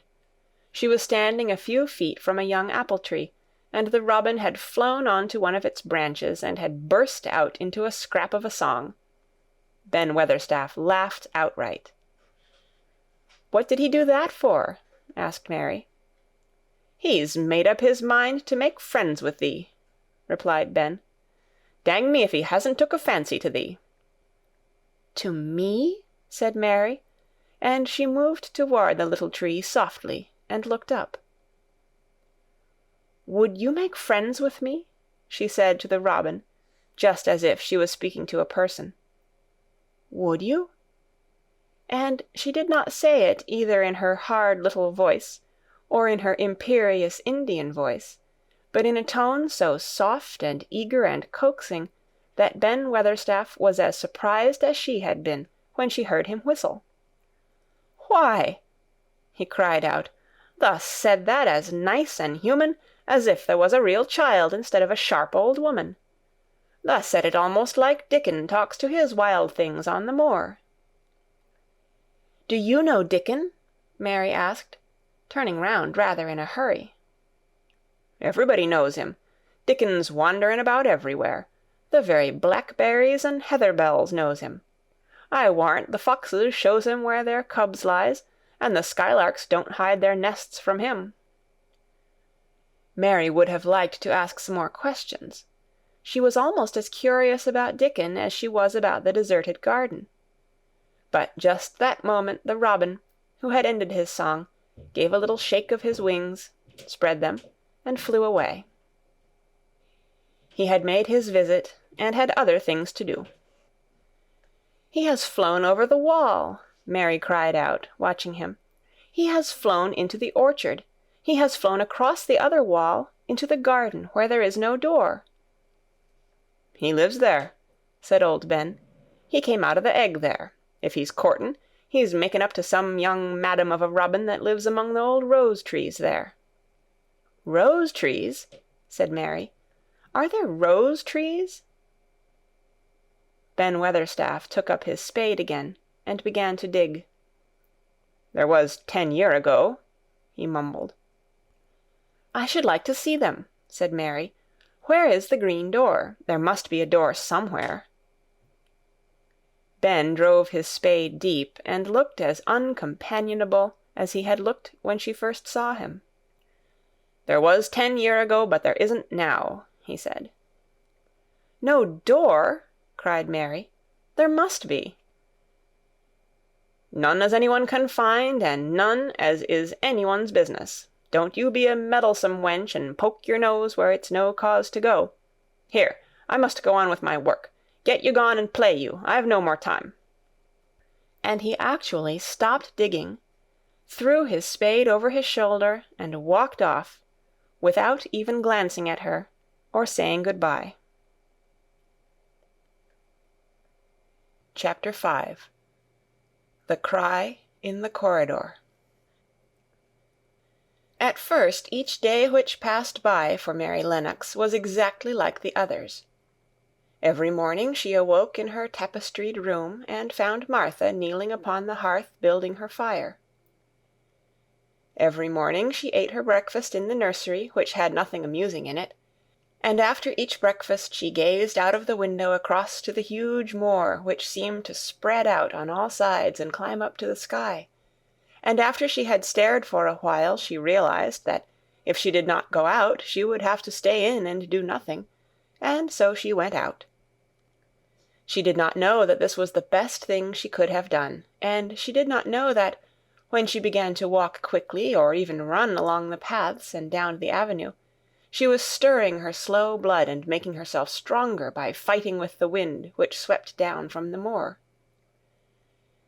She ran only to make herself warm, and she hated the wind which rushed at her face and roared and held her back as if it were some giant she could not see. But the big breaths of rough fresh air blown over the heather filled her lungs with something which was good for her whole thin body, and whipped some red color into her cheeks and brightened her dull eyes, when she did not know anything about it. But after a few days spent almost entirely out of doors, she wakened one morning knowing what it was to be hungry, and when she sat down to her breakfast she did not glance disdainfully at her porridge and push it away, but took up her spoon and began to eat it, and went on eating it until her bowl was empty. "Tha got on well enough with that this morning, didn't tha?" said Martha. "It tastes nice to-day," said Mary, feeling a little surprised herself. "It's the air of the Moor that's given thee stomach for the victuals," answered Martha. "It's lucky for thee that thou's got victuals as well as appetite. There's been 12 in our cottage as had the stomach and nothing to put in it. You go on playing you out o' doors every day, and you'll get some flesh on your bones, and you won't be so yeller." "I don't play," said Mary. "I have nothing to play with." "Nothing to play with!" exclaimed Martha. "Our children plays with sticks and stones. They just runs about and shouts and looks at things." Mary did not shout, but she looked at things. There was nothing else to do. She walked round and round the gardens and wandered about the paths in the park. Sometimes she looked for Ben Weatherstaff, but though several times she saw him at work, he was too busy to look at her, or was too surly. Once when she was walking toward him, he picked up his spade and turned away, as if he did it on purpose. One place she went to oftener than to any other. It was the long walk outside the gardens, with the walls round them. There were bare flower beds on either side of it, and against the walls ivy grew thickly. There was one part of the wall where the creeping dark green leaves were more bushy than elsewhere. It seemed as if for a long time that part had been neglected. The rest of it had been clipped and made to look neat, but at this lower end of the walk it had not been trimmed at all. A few days after she had talked to Ben Weatherstaff, Mary stopped to notice this, and wondered why it was so. She had just paused, and was looking up at a long spray of ivy swinging in the wind, when she saw a gleam of scarlet and heard a brilliant chirp, and there, on the top of the wall, perched Ben Weatherstaff's robin redbreast, tilting forward to look at her with his small head on one side. "Oh!" she cried out. "Is it you? Is it you?" And it did not seem at all queer to her that she spoke to him, as if she were sure that he would understand and answer her. He did answer. He twittered and chirped and hopped along the wall as if he were telling her all sorts of things. It seemed to Mistress Mary as if she understood him too, though he was not speaking in words. It was as if he said, "Good morning! Isn't the wind nice? Isn't the sun nice? Isn't everything nice? Let us both chirp and hop and twitter. Come on, come on." Mary began to laugh, and as he hopped and took little flights along the wall, she ran after him. Poor little thin, sallow, ugly Mary! She actually looked almost pretty for a moment. "I like you! I like you!" she cried out, pattering down the walk, and she chirped and tried to whistle, which last she did not know how to do in the least. But the robin seemed to be quite satisfied, and chirped and whistled back at her. At last he spread his wings, and made a darting flight to the top of a tree, where he perched and sang loudly. That reminded Mary of the first time she had seen him.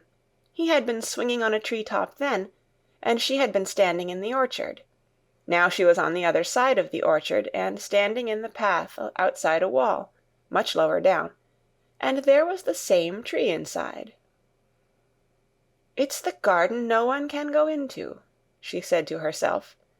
"It's the garden without a door. He lives in there. How I wish I could see what it is like." She ran up the walk to the green door she had entered the first morning. Then she ran down the path through the other door, and then into the orchard. And when she stood and looked up, there was the tree on the other side of the wall, and there was the robin, just finishing his song, and beginning to preen his feathers with his beak. "It is the garden," she said. "I am sure it is." She walked round and looked closely at that side of the orchard wall, but she only found what she had found before, that there was no door in it. Then she ran through the kitchen gardens again, and out into the walk outside the long ivy-covered wall, and she walked to the end of it and looked at it, but there was no door, and then she walked to the other end, looking again, but there was no door. "It's very queer," she said. "Ben Weatherstaff said there was no door, and there is no door. But there must have been one 10 years ago, because Mr. Craven buried the key." This gave her so much to think of that she began to be quite interested, and feel that she was not sorry that she had come to Misselthwaite Manor. In India she had always felt hot and too languid to care much about anything. The fact was that the fresh wind from the moor had begun to blow the cobwebs out of her young brain, and to waken her up a little. She stayed out of doors nearly all day, and when she sat down to her supper at night she felt hungry and drowsy and comfortable. She did not feel cross when Martha chattered away. She felt as if she rather liked to hear her, and at last she thought she would ask her a question. She asked it after she had finished her supper and had sat down on the hearth-rug before the fire. "Why did Mr. Craven hate the garden?" she said. She had made Martha stay with her, and Martha had not objected at all.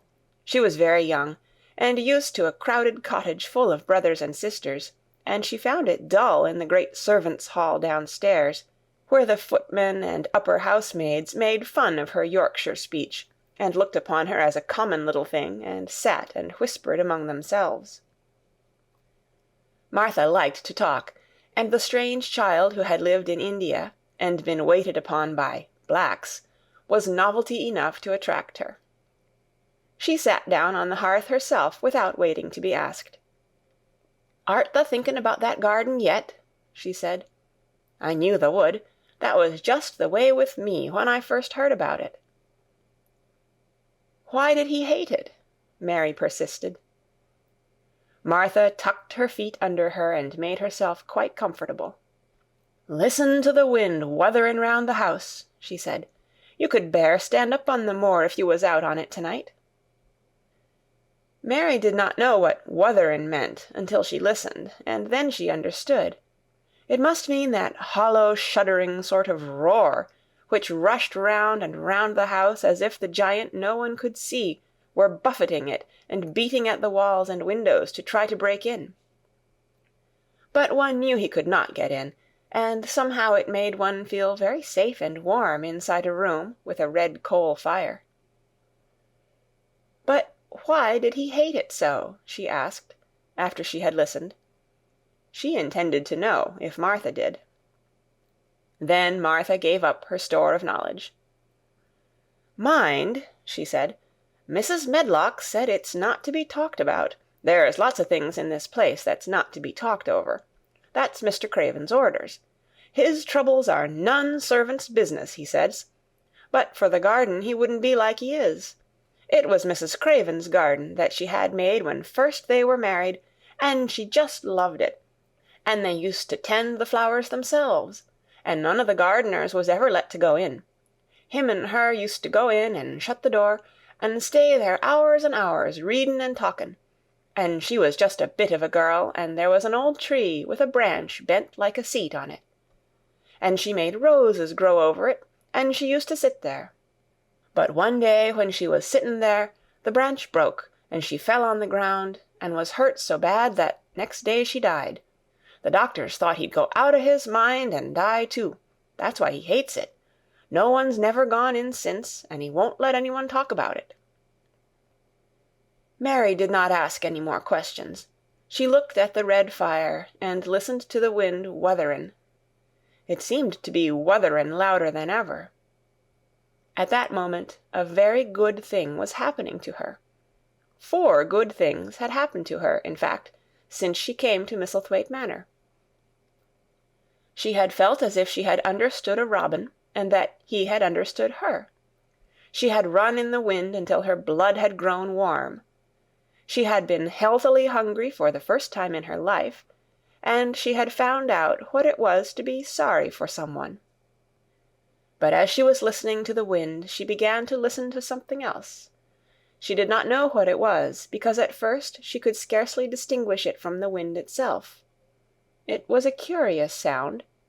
It seemed almost as if a child were crying somewhere. Sometimes the wind sounded rather like a child crying, but presently Mistress Mary felt quite sure this sound was inside the house, not outside it.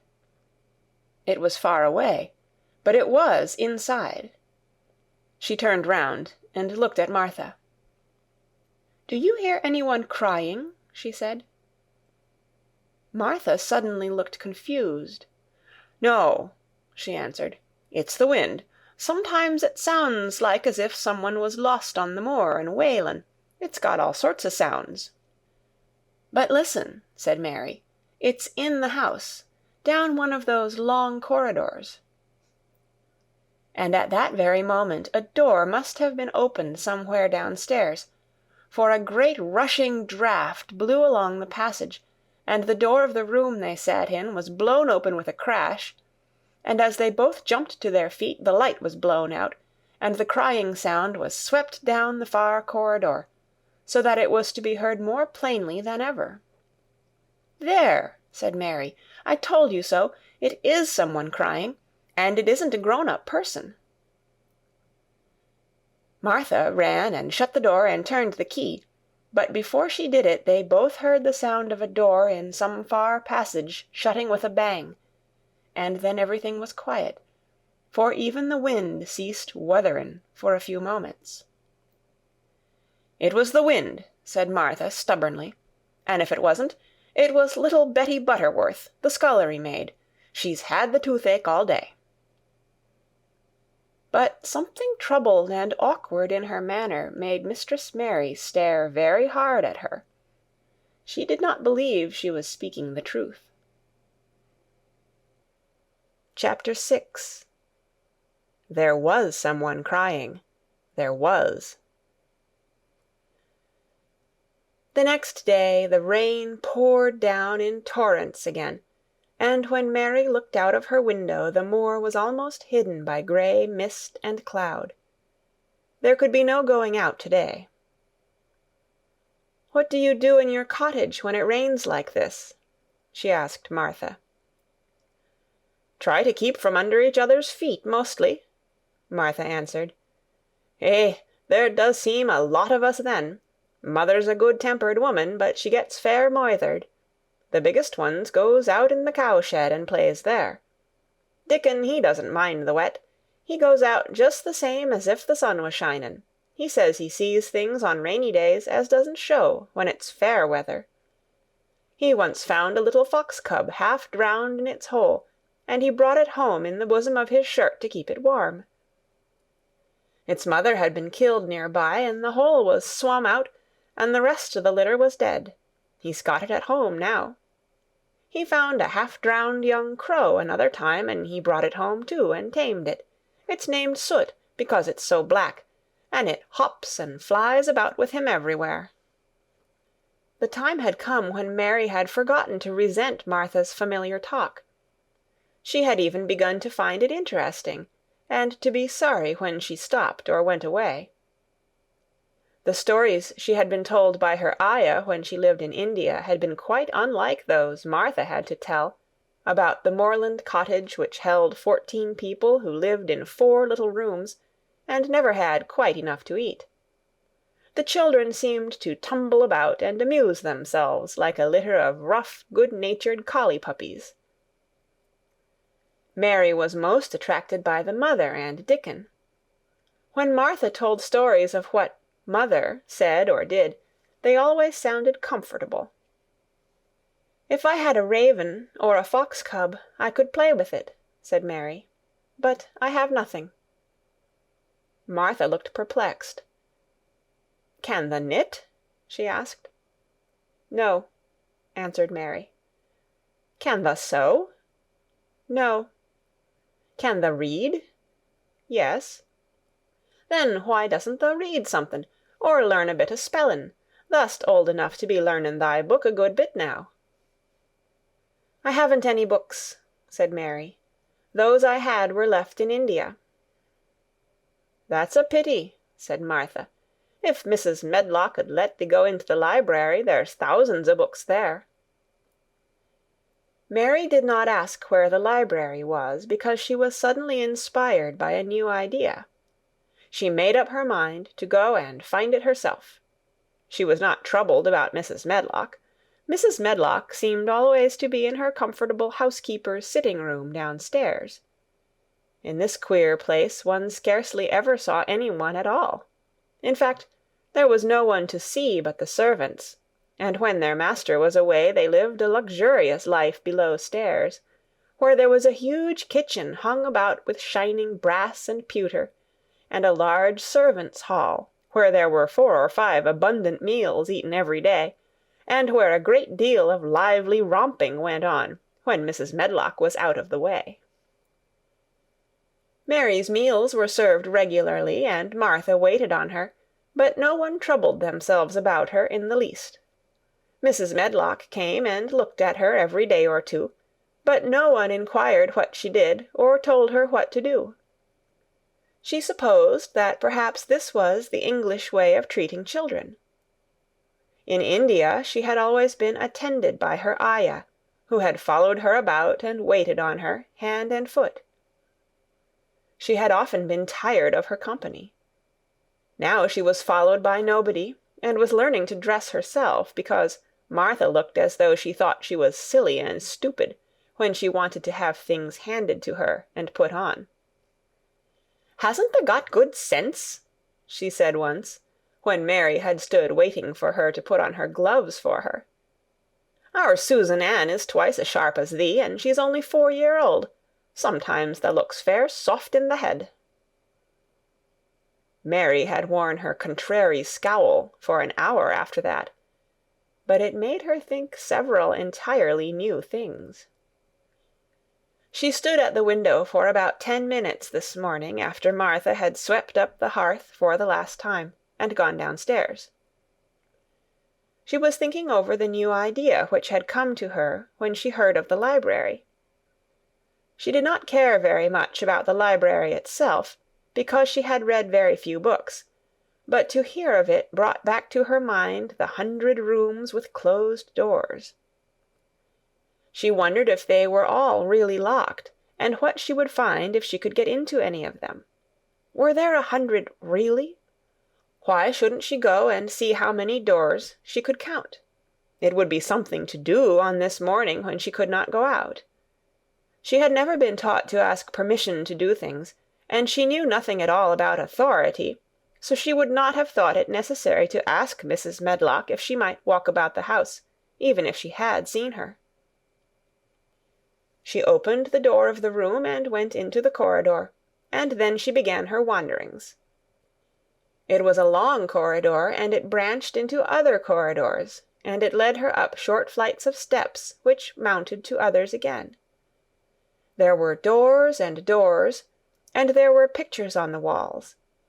Sometimes they were pictures of dark, curious landscapes, but oftenest they were portraits of men and women in queer, grand costumes made of satin and velvet. She found herself in one long gallery whose walls were covered with these portraits. She had never thought there could be so many in any house. She walked slowly down this place and stared at the faces, which also seemed to stare at her. She felt as if they were wondering what a little girl from India was doing in their house. Some were pictures of children, little girls in thick satin frocks, which reached to their feet and stood out about them, and boys with puffed sleeves and lace collars and long hair, or with big ruffs around their necks. She always stopped to look at the children and wonder what their names were, and where they had gone, and why they wore such odd clothes. There was a stiff, plain little girl, rather like herself. She wore a green brocade dress and held a green parrot on her finger. Her eyes had a sharp, curious look. "Where do you live now?" said Mary aloud to her. "I wish you were here." Surely no other little girl ever spent such a queer morning.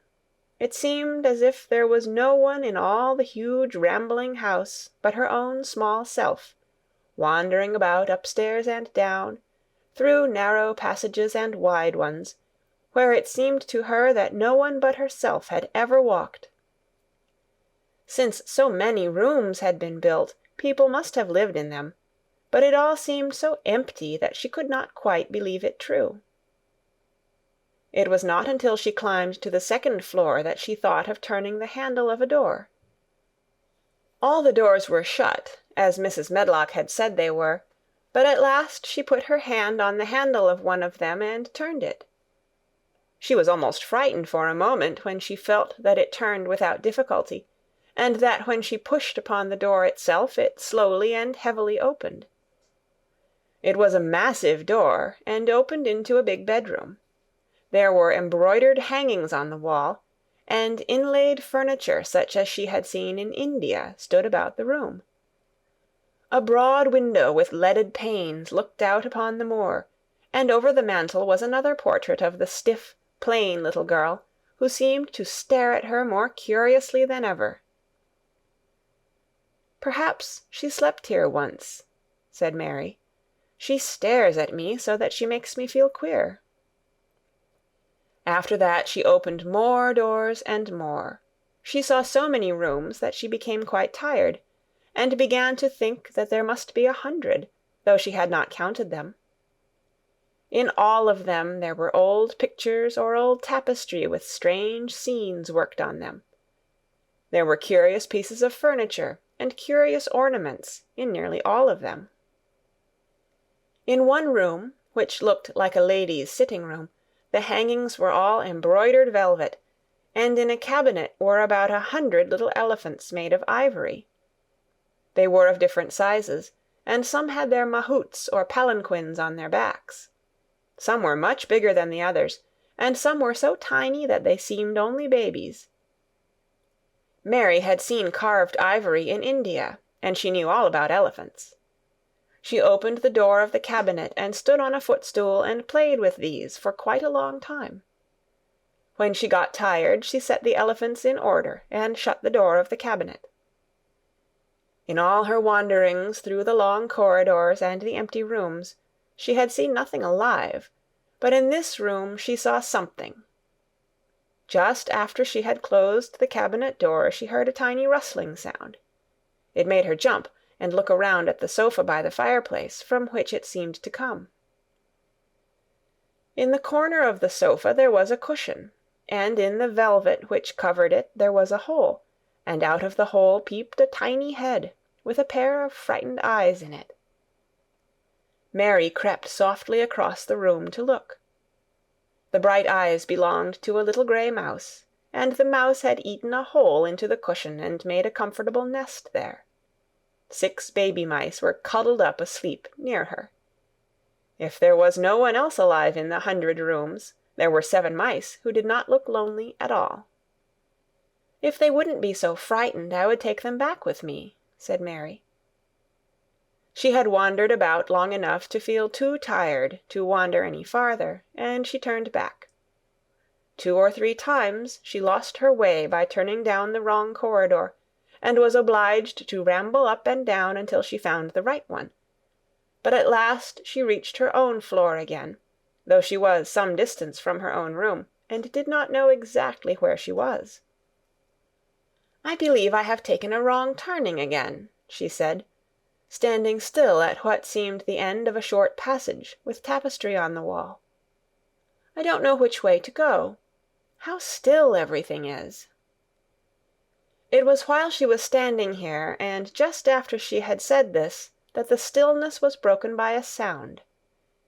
It was another cry, but not quite like the one she had heard last night. It was only a short one, a fretful, childish whine, muffled by passing through walls. "It's nearer than it was," said Mary, her heart beating rather faster, "and it is crying." She put her hand accidentally upon the tapestry near her, and then sprang back, feeling quite startled. The tapestry was the covering of a door which fell open and showed her that there was another part of the corridor behind it, and Mrs. Medlock was coming up it with her bunch of keys in her hand, and a very cross look on her face. "What are you doing here?" she said. and she took Mary by the arm and pulled her away. "What did I tell you?" "I turned round the wrong corner," explained Mary. "I didn't know which way to go, and I heard someone crying." She quite hated Mrs. Medlock at the moment, but she hated her more the next. "You didn't hear anything of the sort," said the housekeeper.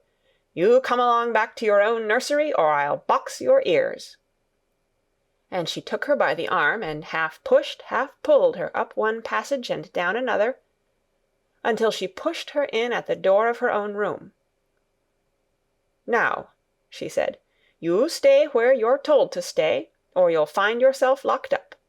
The master had better get you a governess, same as he said he would. You're one that needs some one to look sharp after you. I've got enough to do."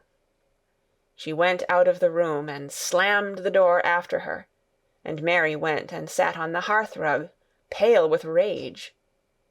She did not cry, but ground her teeth. "There was someone crying, there was, she said to herself. She had heard it twice now, and sometime she would find out. She had found out a great deal this morning. She felt as if she had been on a long journey, and at any rate she had had something to amuse her all the time, and she had played with the ivory elephants, and had seen the grey mouse and its babies in their nest in the velvet cushion. Chapter 7. The Key to the Garden. 2 days after this, when Mary opened her eyes, she sat upright in bed immediately and called to Martha. "Look at the moor! Look at the moor!" The rainstorm had ended, and the grey mist and clouds had been swept away in the night by the wind. The wind itself had ceased, and a brilliant deep blue sky arched high over the moorland. Never, never had Mary dreamed of a sky so blue. In India, skies were hot and blazing. This was of a deep, cool blue, which almost seemed to sparkle like the waters of some lovely, bottomless lake. And here and there, high, high in the arched blueness, floated small clouds of snow-white fleece. The far-reaching world of the moor itself looked softly blue instead of gloomy purple-black or awful dreary grey. "Aye," said Martha, with a cheerful grin. "The storm's over for a bit. It does like this at this time o' the year. It goes off in a night like it was pretendin' it had never been here and never meant to come again. That's because the springtime's on its way. It's a long way off yet, but it's comin'." "I thought perhaps it always rained or looked dark in England," Mary said. "Eh, no," said Martha, sitting up on her heels among her black-lead brushes. "Nowt o' the sort." "What does that mean?" asked Mary seriously. In India the natives spoke different dialects, which only a few people understood, so she was not surprised when Martha used words she did not know. Martha laughed as she had done the first morning. "There now," she said, "I've talked broad Yorkshire again, like Mrs. Medlock said I mustn't. Nowt o' the sort means nothin' of the sort," slowly and carefully. "But it takes so long to say it. Yorkshire's the sunniest place on earth, when it is sunny. I told thee thou'd like the moor after a bit. Just you wait till you see the gold-coloured gorse blossoms, and the blossoms o' the broom, and the heather flowerin', all purple bells, and hundreds o' butterflies flutterin', and bees hummin', and skylarks soarin' up and singin'.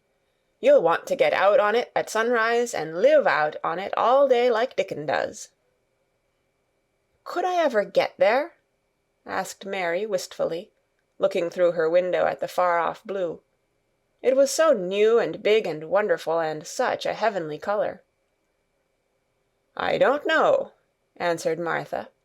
"Tha's never used thy legs since thou was born, it seems to me. Tha couldn't walk 5 mile. It's 5 mile to our cottage."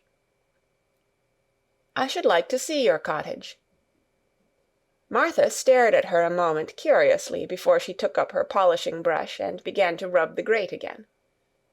She was thinking that the small plain face did not look quite as sour at this moment as it had done the first morning she saw it. It looked just a trifle like little Susan Ann's, when she wanted something very much. "I'll ask my mother about it," she said. "She's one of them that nearly always sees a way to do things. It's my day out today, and I'm going home. I am glad. Mrs. Medlock thinks a lot of mother. Perhaps she could talk to her." "I like your mother," said Mary. "I should think tha did," agreed Martha, polishing away. "I've never seen her," said Mary. "No, tha hasn't," replied Martha. She sat up on her heels again and rubbed the end of her nose with the back of her hand, as if puzzled for a moment. But she ended quite positively. "Well, she's that sensible and hard-workin' and good-natured and clean that no one could help liking her whether they'd seen her or not. When I'm going home to her on my day out, I just jump for joy when I'm crossing the moor." "I like Dickon," added Mary, "and I've never seen him." "Well," said Martha stoutly, "I've told thee that the very birds likes him, and the rabbits, and wild sheep and ponies, and the foxes themselves. I wonder," staring at her reflectively, "what Dickon would think of thee." "He wouldn't like me," said Mary in her stiff, cold little way. "No one does." Martha looked reflective again. "How does thou like thysel'?" she inquired, really quite as if she were curious to know. Mary hesitated a moment and thought it over. "Not at all, really," she answered. "But I never thought of that before." Martha grinned a little, as if at some homely recollection. "Mother said that to me once," she said. "She was at her wash-tub, and I was in a bad temper and talking ill of folk, and she turns round on me and says, 'The young vixen, tha! There tha stands, saying tha doesn't like this one and tha doesn't like that one. How does tha like thysel'?' It made me laugh, and it brought me to my senses in a minute." She went away in high spirits as soon as she had given Mary her breakfast. She was going to walk 5 miles across the moor to the cottage, and she was going to help her mother with the washing and do the week's baking, and enjoy herself thoroughly. Mary felt lonelier than ever when she knew she was no longer in the house. She went out into the garden as quickly as possible, and the first thing she did was to run round and round the fountain flower garden 10 times. She counted the times carefully, and when she had finished she felt in better spirits. The sunshine made the whole place look different. The high, deep blue sky arched over Misselthwaite as well as over the moor, and she kept lifting her face and looking up into it, trying to imagine what it would be like to lie down on one of the little snow-white clouds and float about. She went into the first kitchen garden and found Ben Weatherstaff working there with 2 other gardeners. The change in the weather seemed to have done him good. He spoke to her of his own accord. "Springtime's comin'," he said. "Cannot thou smell it?" Mary sniffed and thought she could. "I smell something nice and fresh and damp," she said. "That's the good rich earth," he answered, digging away. "It's in a good humour making ready to grow things. It's glad when plantin' time comes. It's dull in the winter when it's got nowt to do. In the flower gardens out there things will be stirring down below in the dark. The sun's warming 'em. You'll see bits o' green spikes sticking out of the black earth after a bit." "What will they be?" asked Mary. "Crocuses and snowdrops and daffydowndillies. Has thou never seen them?" "No, everything is hot and wet and green after the rains in India," said Mary, "and I think things grow up in a night." "These won't grow up in a night," said Weatherstaff. "Thou'll have to wait for 'em. They'll poke up a bit higher here, and push out a spike more there, and uncurl a leaf this day and another that. You watch 'em." "I am going to," answered Mary. Very soon she heard the soft rustling flight of wings again, and she knew at once that the robin had come again. He was very pert and lively, and hopped about so close to her feet, and put his head on one side and looked at her so slyly, that she asked Ben Weatherstaff a question. "Do you think he remembers me?" she said. "Remembers thee?" said Weatherstaff indignantly. "He knows every cabbage stump in the gardens, let alone the people. He's never seen a little wench here before, and he's bent on finding out all about thee. Tha's no need to try to hide anything from him." "Are things stirring down below in the dark in that garden where he lives?" Mary inquired. "What garden?" grunted Weatherstaff, becoming surly again. "The one where the old rose-trees are." She could not help asking, because she wanted so much to know. "Are all the flowers dead, or do some of them come again in the summer? Are there ever any roses?" "Ask him," said Ben Weatherstaff, hunching his shoulders toward the robin. "He's the only one as knows. No one else has seen inside it for 10 year." 10 years was a long time, Mary thought. She had been born 10 years ago. She walked away, slowly thinking. She had begun to like the garden, just as she had begun to like the robin, and Dickon, and Martha's mother. She was beginning to like Martha, too. That seemed a good many people to like, when you were not used to liking. She thought of the robin as one of the people. She went to her walk outside the long ivy-covered wall over which she could see the tree-tops, and the second time she walked up and down the most interesting and exciting thing happened to her, and it was all through Ben Weatherstaff's robin. She heard a chirp and a twitter, and when she looked at the bare flower-bed at her left side, there he was, hopping about, and pretending to peck things out of the earth, to persuade her that he had not followed her. But she knew he had followed her, and the surprise so filled her with delight that she almost trembled a little. "You do remember me!" she cried out. "You do! You are prettier than anything else in the world!" She chirped and talked and coaxed, and he hopped and flirted his tail and twittered. It was as if he were talking. His red waistcoat was like satin, and he puffed his tiny breast out and was so fine and so grand and so pretty that it was really as if he were showing her how important and like a human person a robin could be.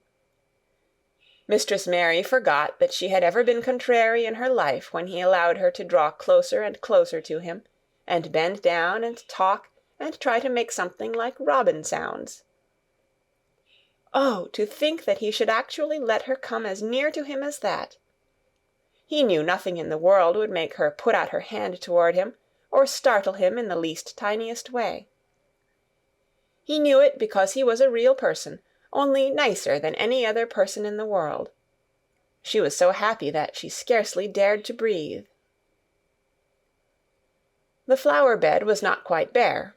It was bare of flowers because the perennial plants had been cut down for their winter rest, but there were tall shrubs and low ones which grew together at the back of the bed, and as the robin hopped about under them she saw him hop over a small pile of freshly turned-up earth.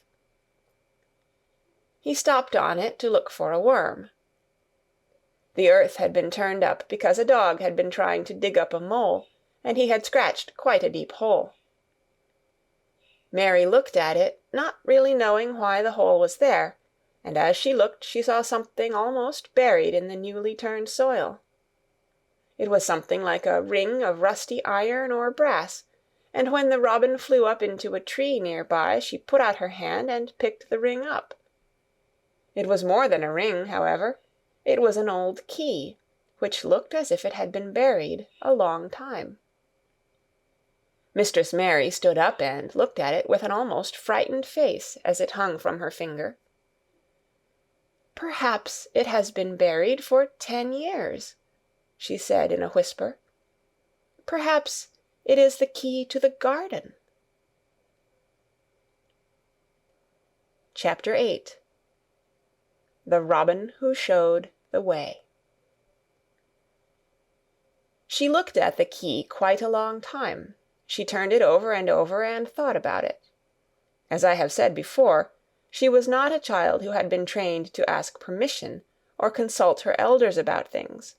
All she thought about the key was that if it was the key to the closed garden, and she could find out where the door was, she could perhaps open it and see what was inside the walls, and what had happened to the old rose-trees. It was because it had been shut up so long that she wanted to see it. It seemed as if it must be different from other places, and that something strange must have happened to it during 10 years. Besides that, if she liked it, she could go into it every day and shut the door behind her. And she could make up some play of her own and play it quite alone, because nobody would ever know where she was, but would think the door was still locked and the key buried in the earth. The thought of that pleased her very much. Living, as it were, all by herself in a house with 100 mysteriously closed rooms, and having nothing whatever to do to amuse herself, had set her inactive brain to working, and was actually awakening her imagination. There is no doubt that the fresh, strong, pure air from the moor had a great deal to do with it. Just as it had given her an appetite, and fighting with the wind had stirred her blood, so the same things had stirred her mind. In India she had always been too hot and languid and weak to care much about anything, but in this place she was beginning to care and to want to do new things. Already she felt less contrary, though she did not know why. She put the key in her pocket and walked up and down her walk. No one but herself ever seemed to come there, so she could walk slowly and look at the wall, or, rather, at the ivy growing on it. The ivy was the baffling thing. Howsoever carefully she looked, she could see nothing but thickly growing, glossy, dark green leaves. She was very much disappointed. Something of her contrariness came back to her as she paced the walk and looked over it at the tree-tops inside. It seemed so silly, she said to herself, to be near it and not be able to get in. She took the key in her pocket when she went back to the house, and she made up her mind that she would always carry it with her when she went out, so that if she ever should find the hidden door, she would be ready. Mrs. Medlock had allowed Martha to sleep all night at the cottage, but she was back at her work in the morning with cheeks redder than ever and in the best of spirits. "I got up at 4 o'clock," she said. It was pretty on the moor with the birds getting up and the rabbits scampering about, and the sun rising. I didn't walk all the way. A man gave me a ride in his cart, and I did enjoy myself." She was full of stories of the delights of her day out. Her mother had been glad to see her, and they had got the baking and washing all out of the way. She had even made each of the children a dough cake with a bit of brown sugar in it. "I had 'em all piping hot when they came in from playing on the moor, and the cottage all smelt o' nice, clean, hot bacon, and there was a good fire, and they just shouted for joy. Our Dickon, he said our cottage was good enough for a king." In the evening they had all sat round the fire, and Martha and her mother had sewed patches on torn clothes and mended stockings, and Martha had told them about the little girl who had come from India, and who had been waited on all her life by what Martha called blacks, until she didn't know how to put on her own stockings. They did like to hear about you," said Martha. "They wanted to know all about the blacks and about the ship you came in. I couldn't tell 'em enough." Mary reflected a little. "I'll tell you a great deal more before your next day out," she said, "so that you will have more to talk about. I dare say they would like to hear about riding on elephants and camels, and about the officers going to hunt tigers." "My word!" cried delighted Martha. "It would set 'em clean off their heads. Would tha really do that, miss? It would be the same as a wild beast show like we heard they had in York once." "India is quite different from Yorkshire," Mary said slowly, as she thought the matter over. I never thought of that. Did Dickon and your mother like to hear you talk about me?" "Why, our Dickon's eyes nearly started out o' his head, they got that round," answered Martha. "But mother, she was put out about your seemin' to be all by yourself like. She said, 'Hasn't Mr. Craven got no governess for her, nor no nurse?' And I said, 'No, he hasn't, though Mrs. Medlock says he will when he thinks of it, but she says he mayn't think of it for 2 or 3 years.'" "I don't want a governess," said Mary sharply. "But mother says you ought to be learnin' your book by this time, and you ought to have a woman to look after you, and she says, 'Now, Martha, you just think about how you'd feel yourself, in a big place like that, wanderin' about all alone, and no mother. You do your best to cheer her up,' she says, and I said I would." Mary gave her a long, steady look. "You do cheer me up," she said. "I like to hear you talk." Presently Martha went out of the room and came back with something held in her hands under her apron. "What does thou think?" she said, with a cheerful grin. "I've brought thee a present." "A present?" exclaimed Mistress Mary.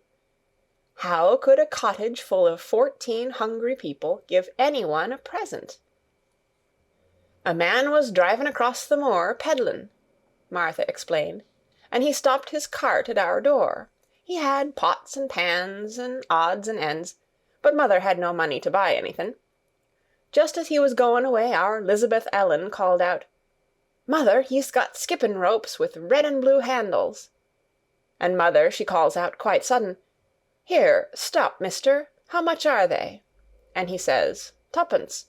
And mother, she began fumblin' in her pocket, and she says to me, 'Martha, thou's brought me thy wages like a good lass, and I've got 4 places to put every penny, but I'm just goin' to take 2pence out of it to buy that child a skippin' rope.' And she bought one, and here it is." She brought it out from under her apron and exhibited it quite proudly. It was a strong, slender rope with a striped red and blue handle at each end, but Mary Lennox had never seen a skipping rope before. She gazed at it with a mystified expression. "What is it for?" she asked curiously. "For?" cried out Martha. "Does thou mean that they've not got skippin' ropes in India, for all they've got elephants and tigers and camels? No wonder most of 'em's black. This is what it's for. Just watch me." And she ran into the middle of the room and, taking a handle in each hand, began to skip and skip and skip, while Mary turned in her chair to stare at her, and the queer faces in the old portraits seemed to stare at her too, and wonder what on earth this common little cottager had the impudence to be doing under their very noses. But Martha did not even see them. The interest and curiosity in Mistress Mary's face delighted her, and she went on skipping and counted as she skipped until she had reached 100. "I could skip longer than that," she said when she stopped. "I've skipped as much as 500 when I was 12, but I wasn't as fat then as I am now, and I was in practice." Mary got up from her chair, beginning to feel excited herself. "It looks nice," she said. "Your mother is a kind woman. Do you think I could ever skip like that?" "You just try it," urged Martha, handing her the skipping rope. "You can't skip 100 at first, but if you practice, you'll mount up. That's what mother said. She says, 'Nothin' will do her more good than a skippin' rope. It's the sensiblest toy a child can have. Let her play out in the fresh air skippin', and it'll stretch her legs and arms and give her some strength in 'em.'" It was plain that there was not a great deal of strength in Mistress Mary's arms and legs when she first began to skip. She was not very clever at it, but she liked it so much that she did not want to stop. "Put on the things and run and skip out o' doors," said Martha. "Mother said I must tell you to keep out o' doors as much as you could, even when it rains a bit, so as the wrap up warm." Mary put on her coat and hat and took her skipping rope over her arm. She opened the door to go out, and then suddenly thought of something and turned back rather slowly. "Martha," she said, "they were your wages. It was your twopence, really. Thank you." She said it stiffly because she was not used to thanking people or noticing that they did things for her. "Thank you," she said, and held out her hand because she did not know what else to do. Martha gave her hand a clumsy little shake, as if she was not accustomed to this sort of thing either. Then she laughed. "Eh, thou'rt a queer old womanish thing," she said. "If tha'd been our Elizabeth Ellen, tha'd have given me a kiss." Mary looked stiffer than ever. "Do you want me to kiss you?" Martha laughed again. "Nay, not me," she answered. "If tha was different, p'raps tha'd want to thysel', but tha isn't. Run off outside and play with thy rope." Mistress Mary felt a little awkward as she went out of the room. Yorkshire people seemed strange, and Martha was always rather a puzzle to her. At first she had disliked her very much, but now she did not. The skipping rope was a wonderful thing. She counted and skipped and counted, until her cheeks were quite red, and she was more interested than she had ever been since she was born. The sun was shining, and a little wind was blowing, not a rough wind, but one which came in delightful little gusts, and brought a fresh scent of newly turned earth with it. She skipped round the fountain garden, and up one walk and down another. She skipped at last into the kitchen garden, and saw Ben Weatherstaff digging and talking to his robin, which was hopping about him. She skipped down the walk toward him, and he lifted his head and looked at her with a curious expression. She had wondered if he would notice her. She wanted him to see her skip. "Well," he exclaimed, "upon my word, p'raps tha'rt a young un after all, and p'raps tha's got child's blood in thy veins instead of sour buttermilk. Tha's skipped red into thy cheeks as sure as my name's Ben Weatherstaff. I wouldn't have believed tha could do it." "I never skipped before," Mary said. "I'm just beginning. I can only go up to 20. "Tha keep on," said Ben. "Tha shapes well enough at it for a young un that's lived with heathen. Just see how he's watching thee," jerking his head toward the robin. "He followed after thee yesterday. He'll be at it again to-day. He'll be bound to find out what the skipping rope is. He's never seen one.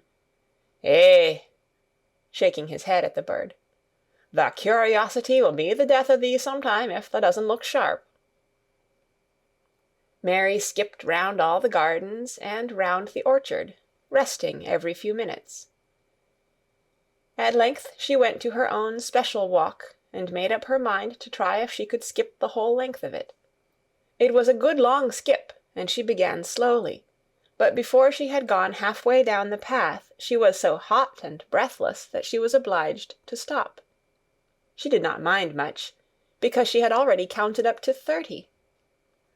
She stopped with a little laugh of pleasure, and there, lo and behold, was the robin swaying on a long branch of ivy. He had followed her, and he greeted her with a chirp. As Mary had skipped toward him, she felt something heavy in her pocket strike against her at each jump, and when she saw the robin she laughed again. "You showed me where the key was yesterday," she said.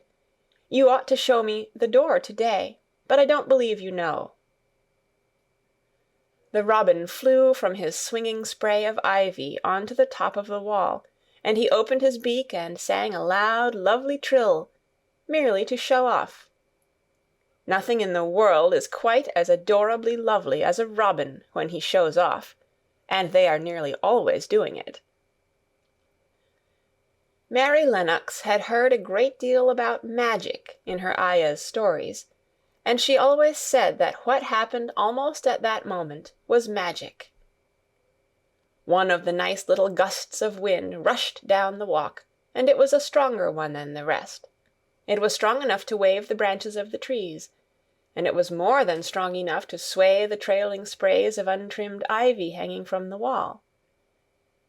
Mary had stepped close to the robin, and suddenly the gust of wind swung aside some loose ivy trails, and more suddenly still she jumped toward it and caught it in her hand. This she did because she had seen something under it, a round knob which had been covered by the leaves hanging over it. It was the knob of a door. She put her hands under the leaves and began to pull and push them aside. Thick as the ivy hung, it nearly all was a loose and swinging curtain, though some had crept over wood and iron.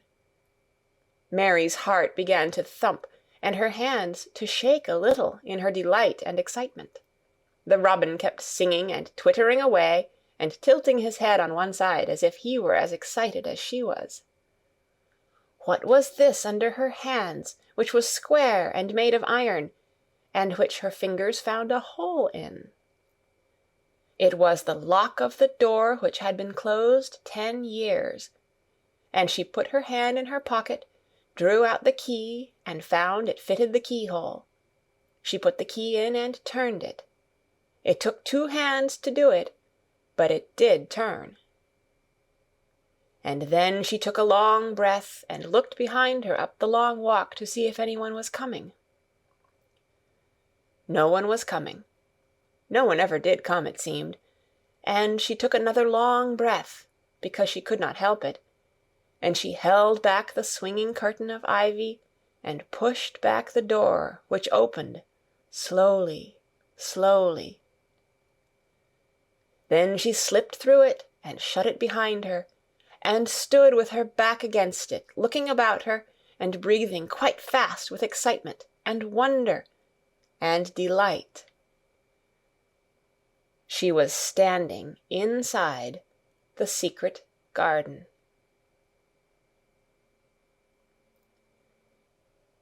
Chapter 9. The strangest house anyone ever lived in. It was the sweetest, most mysterious-looking place anyone could imagine. The high walls which shut it in were covered with the leafless stems of climbing roses, which were so thick that they were matted together. Mary Lennox knew they were roses because she had seen a great many roses in India. All the ground was covered with grass of a wintry brown, and out of it grew clumps of bushes, which were surely rose bushes if they were alive. There were numbers of standard roses which had so spread their branches that they were like little trees. There were other trees in the garden, and one of the things which made the place look strangest and loveliest was that climbing roses had run all over them and swung down long tendrils, which made light swaying curtains, and here and there they had caught at each other or at a far-reaching branch and had crept from one tree to another, and made lovely bridges of themselves. There were neither leaves nor roses on them now, and Mary did not know whether they were dead or alive, but their thin gray or brown branches and sprays looked like a sort of hazy mantle spreading over everything, walls and trees, and even brown grass, where they had fallen from their fastenings and run along the ground. It was this hazy tangle from tree to tree which made it all look so mysterious. Mary had thought it must be different from other gardens which had not been left all by themselves so long, and indeed it was different from any other place she had ever seen in her life. "How still it is," she whispered. "How still." Then she waited a moment and listened at the stillness. The robin, who had flown to his tree-top, was still as all the rest. He did not even flutter his wings. He sat without stirring, and looked at Mary. "No wonder it is still," she whispered again. "I am the first person who has spoken in here for 10 years." She moved away from the door, stepping as softly as if she were afraid of awakening someone. She was glad that there was grass under her feet, and that her steps made no sounds. She walked under one of the fairy-like gray arches between the trees, and looked up at the sprays and tendrils which formed them. "I wonder if they are all quite dead," she said. "Is it all a quite dead garden? I wish it wasn't."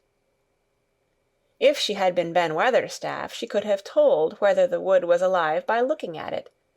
But she could only see that there were only gray or brown sprays and branches, and none showed any signs of even a tiny leaf-bud anywhere. But she was inside the wonderful garden, and she could come through the door under the ivy any time, and she felt as if she had found a world all her own. The sun was shining inside the 4 walls, and the high arch of blue sky over this particular piece of Misselthwaite seemed even more brilliant and soft than it was over the moor. The robin flew down from his tree-top and hopped about or flew after her from one bush to another.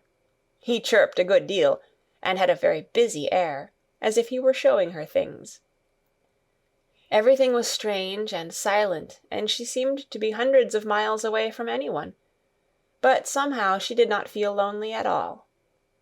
All that troubled her was her wish that she knew whether all the roses were dead, or if perhaps some of them had lived and might put out leaves and buds as the weather got warmer. She did not want it to be a quite dead garden. If it were a quite alive garden, how wonderful it would be, and what thousands of roses would grow on every side. Her skipping rope had hung over her arm when she came in, and after she had walked about for a while, she thought she would skip round the whole garden, stopping when she wanted to look at things. There seemed to have been grass paths here and there, and in 1 or 2 corners there were alcoves of evergreen with stone seats or tall moss-covered flower urns in them.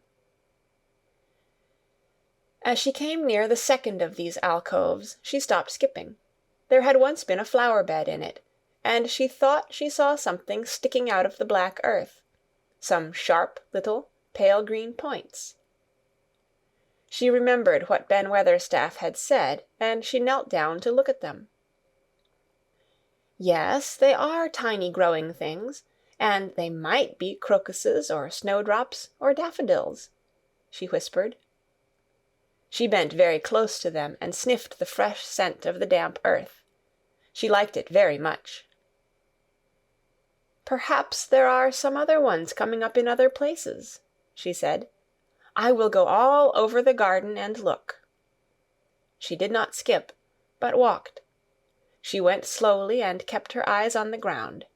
She looked in the old border beds and among the grass, and after she had gone round, trying to miss nothing, she had found ever so many more sharp pale green points, and she had become quite excited again. "It isn't a quite dead garden," she cried out softly to herself. "Even if the roses are dead, there are other things alive." She did not know anything about gardening, but the grass seemed so thick in some of the places where the green points were pushing their way through, that she thought they did not seem to have room enough to grow. She searched about until she found a rather sharp piece of wood, and knelt down and dug and weeded out the weeds and grass, until she made nice little clear places around them. "Now they look as if they could breathe," she said, after she had finished with the first ones. "I am going to do ever so many more. I'll do all I can see. If I haven't time today, I can come tomorrow." She went from place to place, and dug and weeded, and enjoyed herself so immensely that she was led on from bed to bed, and into the grass under the trees. The exercise made her so warm that she first threw her coat off, and then her hat, and without knowing it she was smiling down onto the grass and the pale green points all the time. The robin was tremendously busy. He was very much pleased to see gardening begun on his own estate. He had often wondered at Ben Weatherstaff. Where gardening is done, all sorts of delightful things to eat are turned up with the soil. Now here was this new kind of creature, who was not half Ben's size, and yet had had the sense to come into his garden and begin at once. Mistress Mary worked in her garden until it was time to go to her midday dinner. In fact, she was rather late in remembering, and when she put on her coat and hat and picked up her skipping rope, she could not believe that she had been working 2 or 3 hours. She had been actually happy all the time, and dozens of the tiny pale green points were to be seen in cleared places, looking twice as cheerful as they had looked before, when the grass and weeds had been smothering them. "I shall come back this afternoon," she said, looking all round at her new kingdom, and speaking to the trees and the rose bushes, as if they heard her. Then she ran lightly across the grass and pushed open the slow old door and slipped through it under the ivy. She had such red cheeks and such bright eyes, and ate such a dinner that Martha was delighted. "2 pieces o' meat and 2 helps o' rice puddin'," she said. Mother will be pleased when I tell her what the skippin' rope's done for thee." In the course of her digging with her pointed stick, Mistress Mary had found herself digging up a sort of white root, rather like an onion. She had put it back in its place and patted the earth carefully down on it, and just now she wondered if Martha could tell her what it was. "Martha," she said, "what are those white roots that look like onions?" "They're bulbs," answered Martha. "Lots o' spring flowers grow from 'em. The very little ones are snowdrops and crocuses, and the big ones are narcissuses and jonquils and daffydowndillys. The biggest of all is lilies and purple flags. They are nice.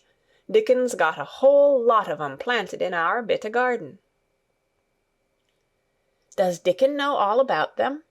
asked Mary, a new idea taking possession of her. "Our Dickon can make a flower grow out of a brick walk. Mother says he just whispers things out o' the ground." "Do bulbs live a long time? Would they live years and years if no one helped them?" inquired Mary anxiously. "They're things as helps themselves," said Martha. "That's why poor folk can afford to have 'em. If you don't trouble 'em, most of 'em'll work away underground for a lifetime, and spread out and have little uns. There's a place in the park woods here where there's snowdrops by thousands. They're the prettiest sight in Yorkshire when the spring comes. No one knows when they was first planted." "I wish the spring was here now," said Mary. "I want to see all the things that grow in England." She had finished her dinner and gone to her favorite seat on the hearthrug. I wish I had a little spade," she said. "Whatever does thou want a spade for?" asked Martha, laughing. "Art thou going to take to diggin'? I must tell mother that, too." Mary looked at the fire and pondered a little. She must be careful if she meant to keep her secret kingdom. She wasn't doing any harm, but if Mr. Craven found out about the open door he would be fearfully angry, and get a new key and lock it up for evermore. She really could not bear that. "This is such a big, lonely place," she said slowly, as if she were turning matters over in her mind. "The house is lonely, and the park is lonely, and the gardens are lonely. So many places seem shut up. I never did many things in India, but there were more people to look at, natives and soldiers marching by, and sometimes bands playing, and my ayah told me stories. There is no one to talk to here except you and Ben Weatherstaff, and you have to do your work, and Ben Weatherstaff won't speak to me often. I thought if I had a little spade, I could dig somewhere as he does, and I might make a little garden, if he would give me some seeds."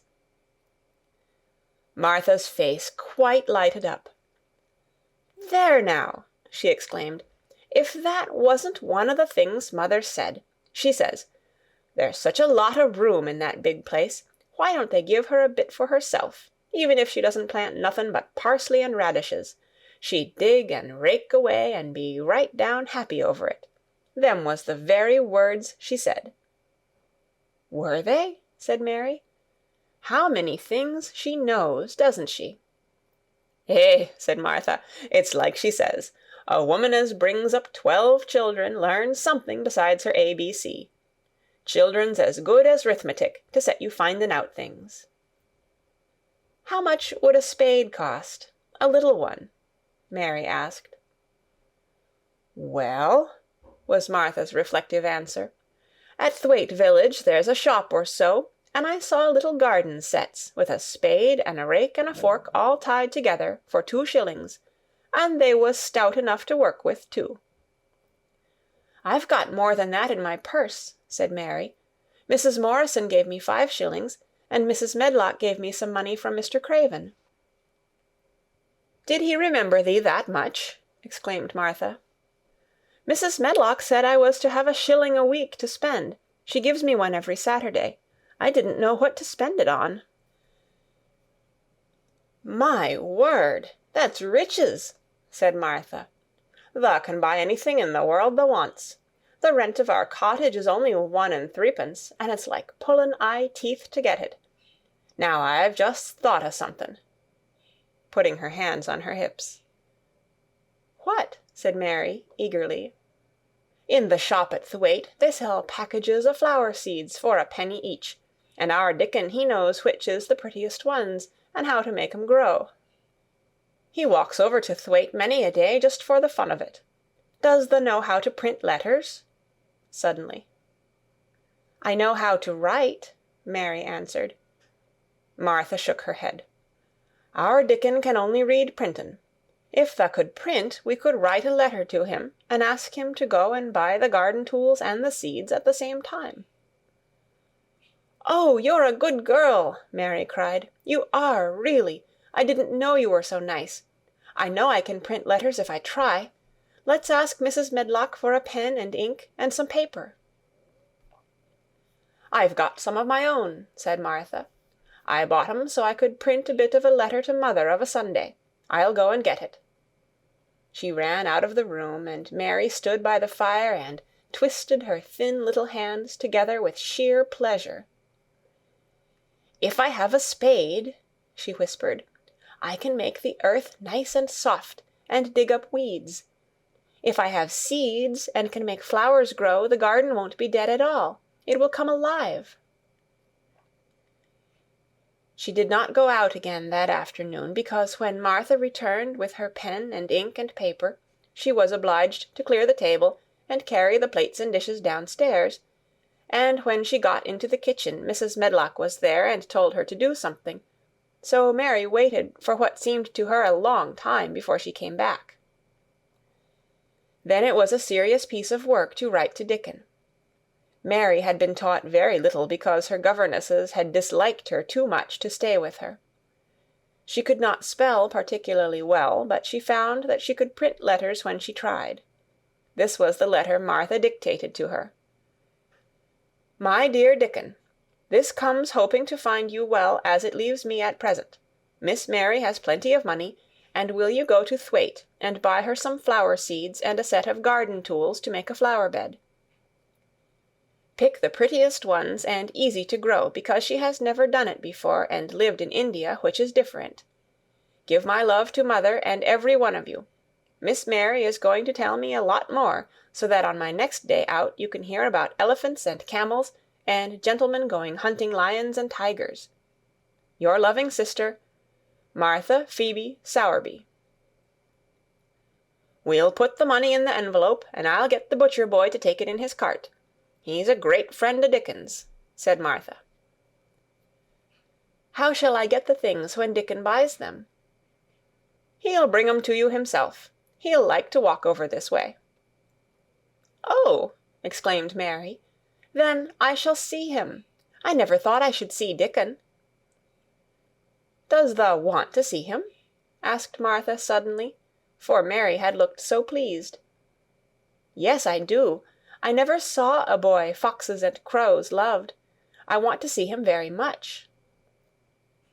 Martha gave a little start, as if she remembered something. "Now to think," she broke out. "To think o' me forgetting that there, and I thought I was going to tell you first thing this morning. I asked mother, and she said she'd ask Mrs. Medlock her own self."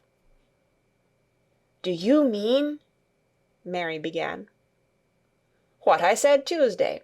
Ask her if you might be driven over to our cottage some day, and have a bit o' mother's hot oat-cake, and butter, and a glass o' milk." It seemed as if all the interesting things were happening in one day.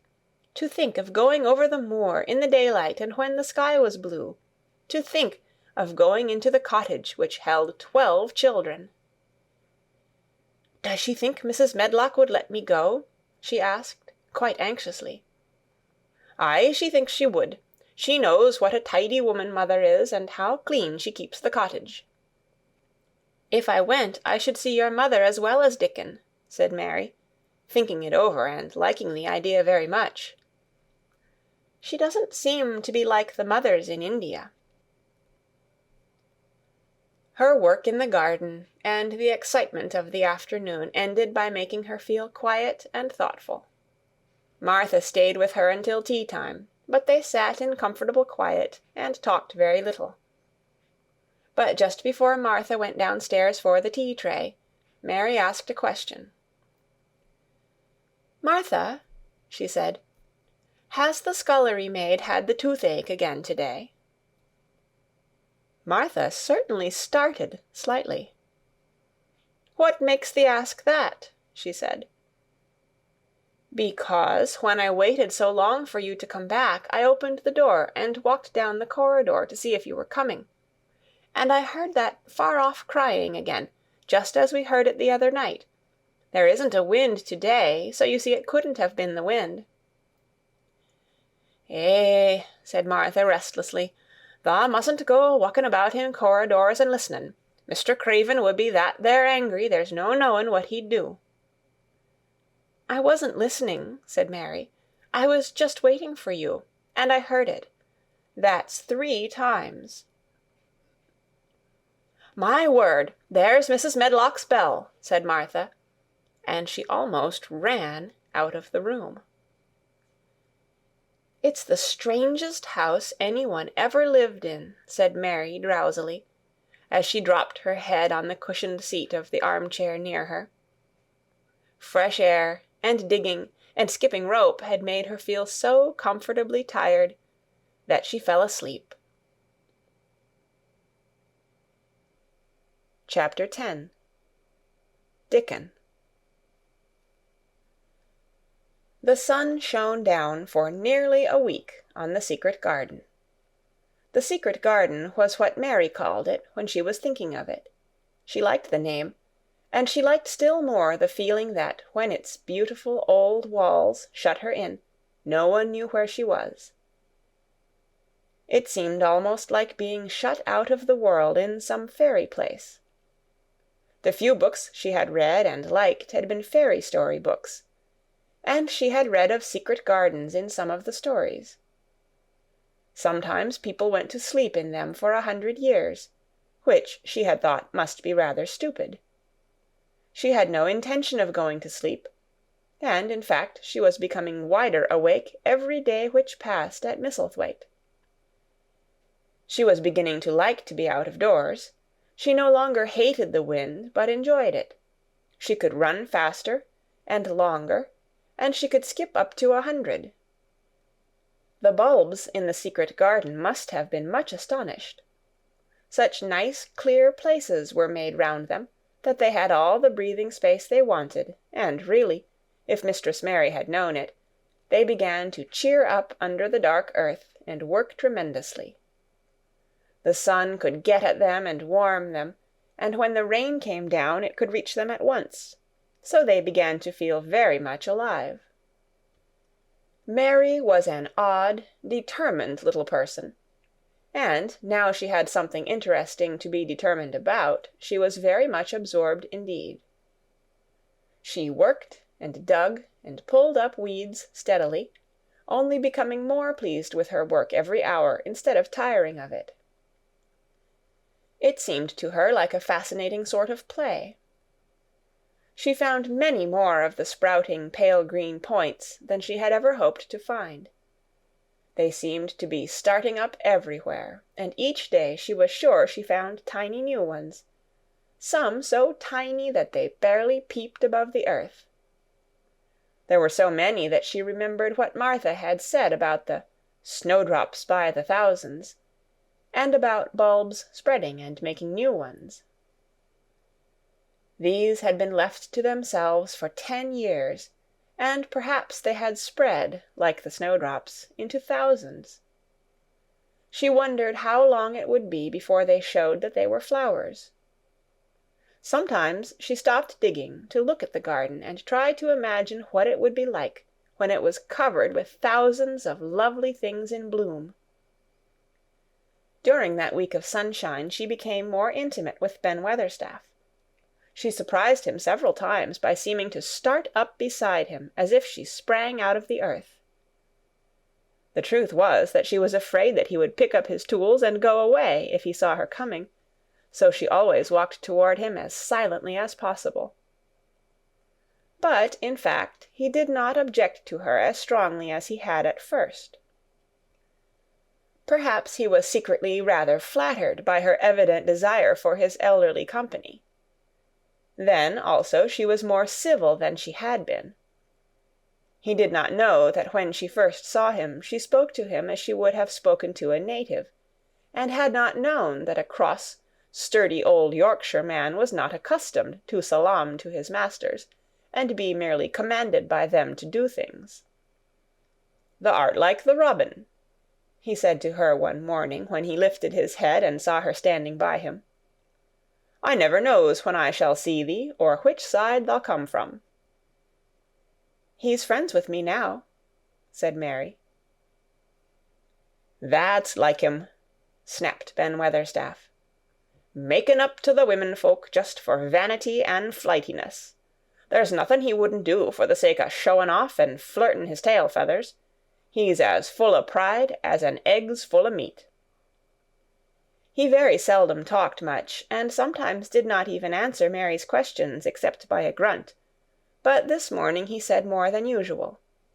He stood up and rested one hobnailed boot on the top of his spade, while he looked her over. "How long has thou been here?" he jerked out. "I think it's about a month," she answered. "Thou's beginning to do Misselthwaite credit," he said. "Thou's a bit fatter than thou was, and thou's not quite so yeller. Thou looked like a young plucked crow when thou first came into this garden. Thinks I to myself, I never set eyes on an uglier, sourer-faced young un." Mary was not vain, and as she had never thought much of her looks, she was not greatly disturbed. "I know I'm fatter," she said. "My stockings are getting tighter. They used to make wrinkles. There's the robin, Ben Weatherstaff." There, indeed, was the robin, and she thought he looked nicer than ever.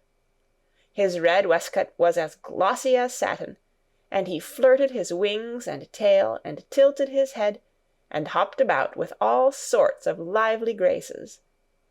He seemed determined to make Ben Weatherstaff admire him, but Ben was sarcastic. "Aye, there thou art," he said. "Thou can put up with me for a bit sometimes when thou's got no one better. Thou's been reddening up thy waistcoat and polishing thy feathers this 2 weeks. I know what thou's up to. Thou's courting some bold young madam somewhere, telling thy lies to her about being the finest cock robin on Missel Moor, and ready to fight all the rest of 'em." "Oh, look at him!" exclaimed Mary. The robin was evidently in a fascinating, bold mood. He hopped closer and closer, and looked at Ben Weatherstaff more and more engagingly.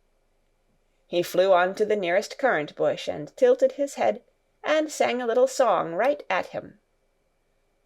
"Thou think'st thou'll get over me by doing that," said Ben, wrinkling his face up in such a way that Mary felt sure he was trying not to look pleased.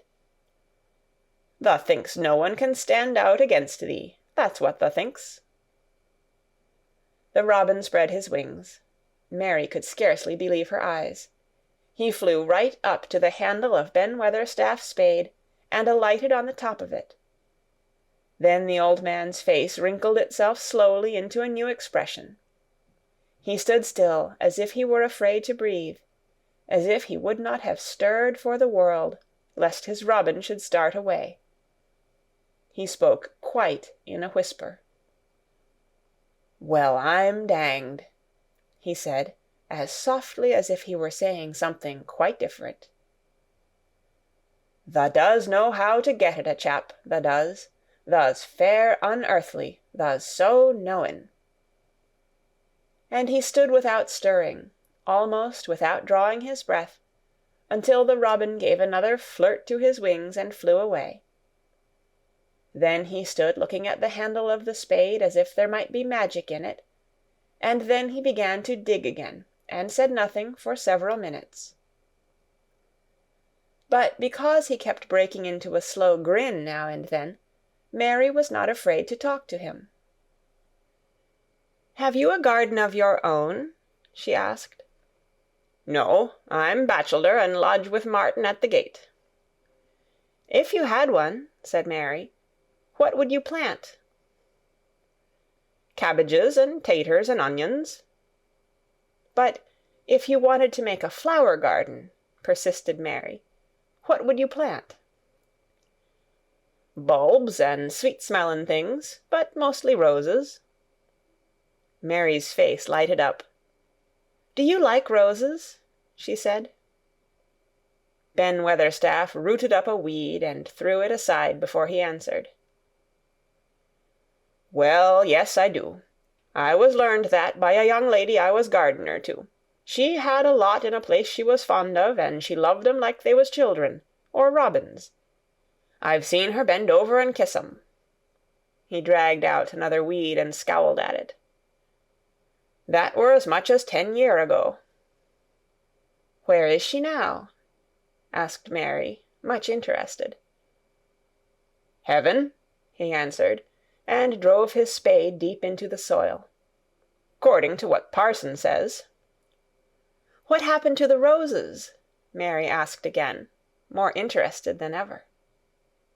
"They was left to themselves." Mary was becoming quite excited.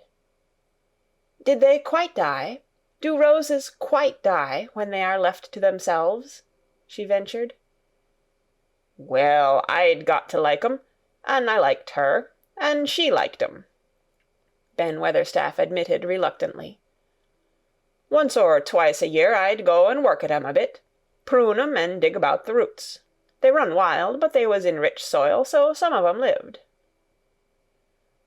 "When they have no leaves, and look gray and brown and dry, how can you tell whether they are dead or alive?" inquired Mary. "Wait till the spring gets at 'em. Wait till the sun shines on the rain, and the rain falls on the sunshine, and then they'll find out." "How? How?" cried Mary, forgetting to be careful.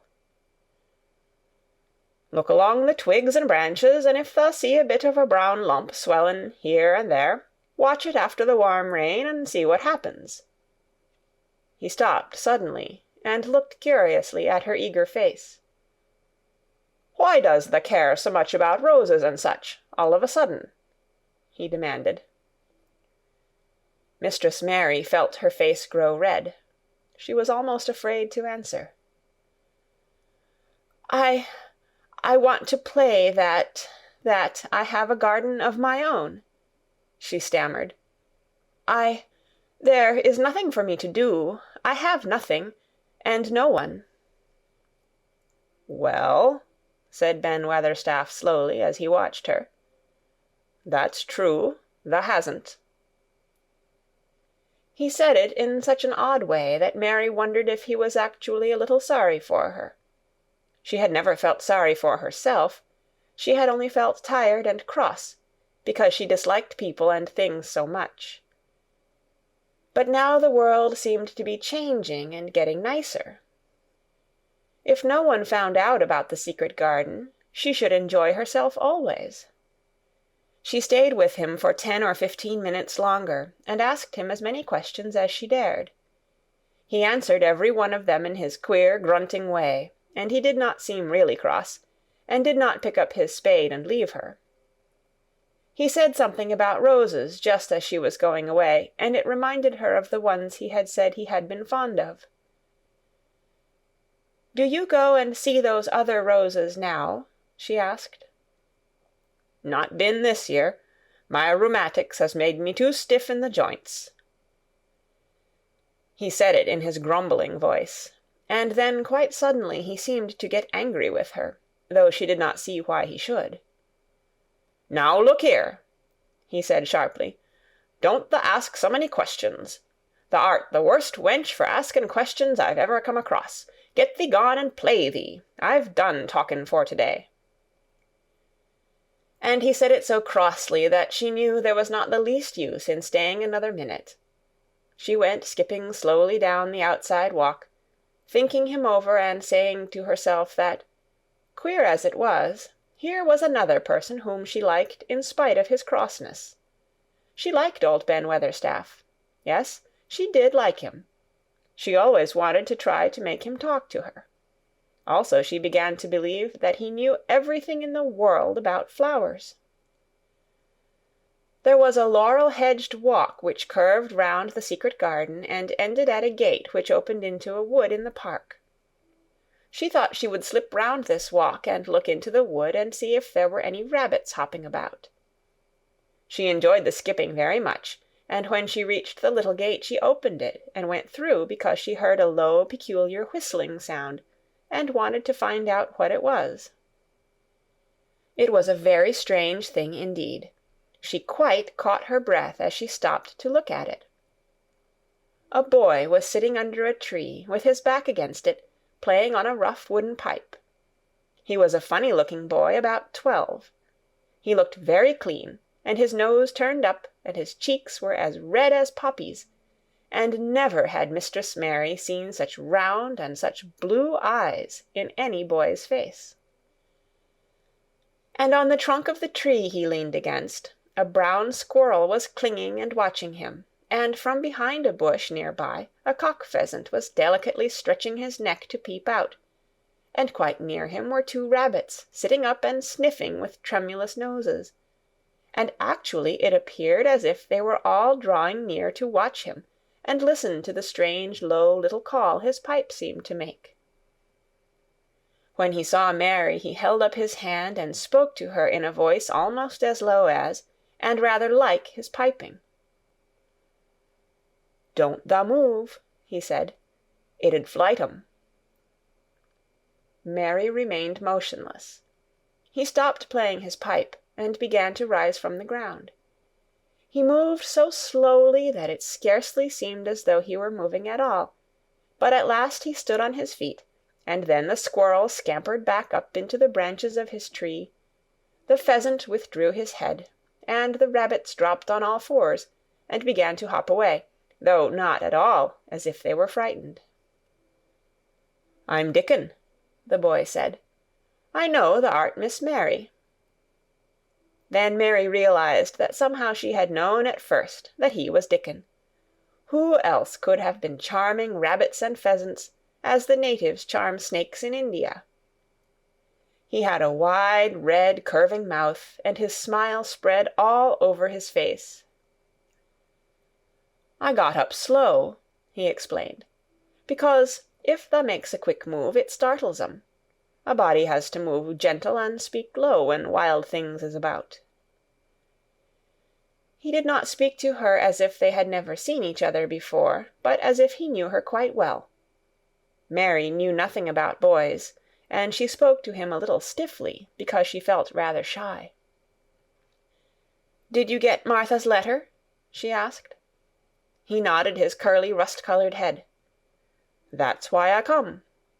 He stooped to pick up something which had been lying on the ground beside him when he piped. "I've got the garden tools. There's a little spade, and rake, and a fork and hoe. Eh, they are good uns. There's a trowel too, and the woman in the shop threw in a packet of white poppy, and one of blue larkspur when I bought the other seeds." "Will you show the seeds to me?" Mary said. She wished she could talk as he did. His speech was so quick and easy. It sounded as if he liked her, and was not the least afraid she would not like him, though he was only a common Moor boy, in patched clothes, and with a funny face and a rough, rusty red head. As she came closer to him, she noticed that there was a clean, fresh scent of heather and grass and leaves about him, almost as if he were made of them.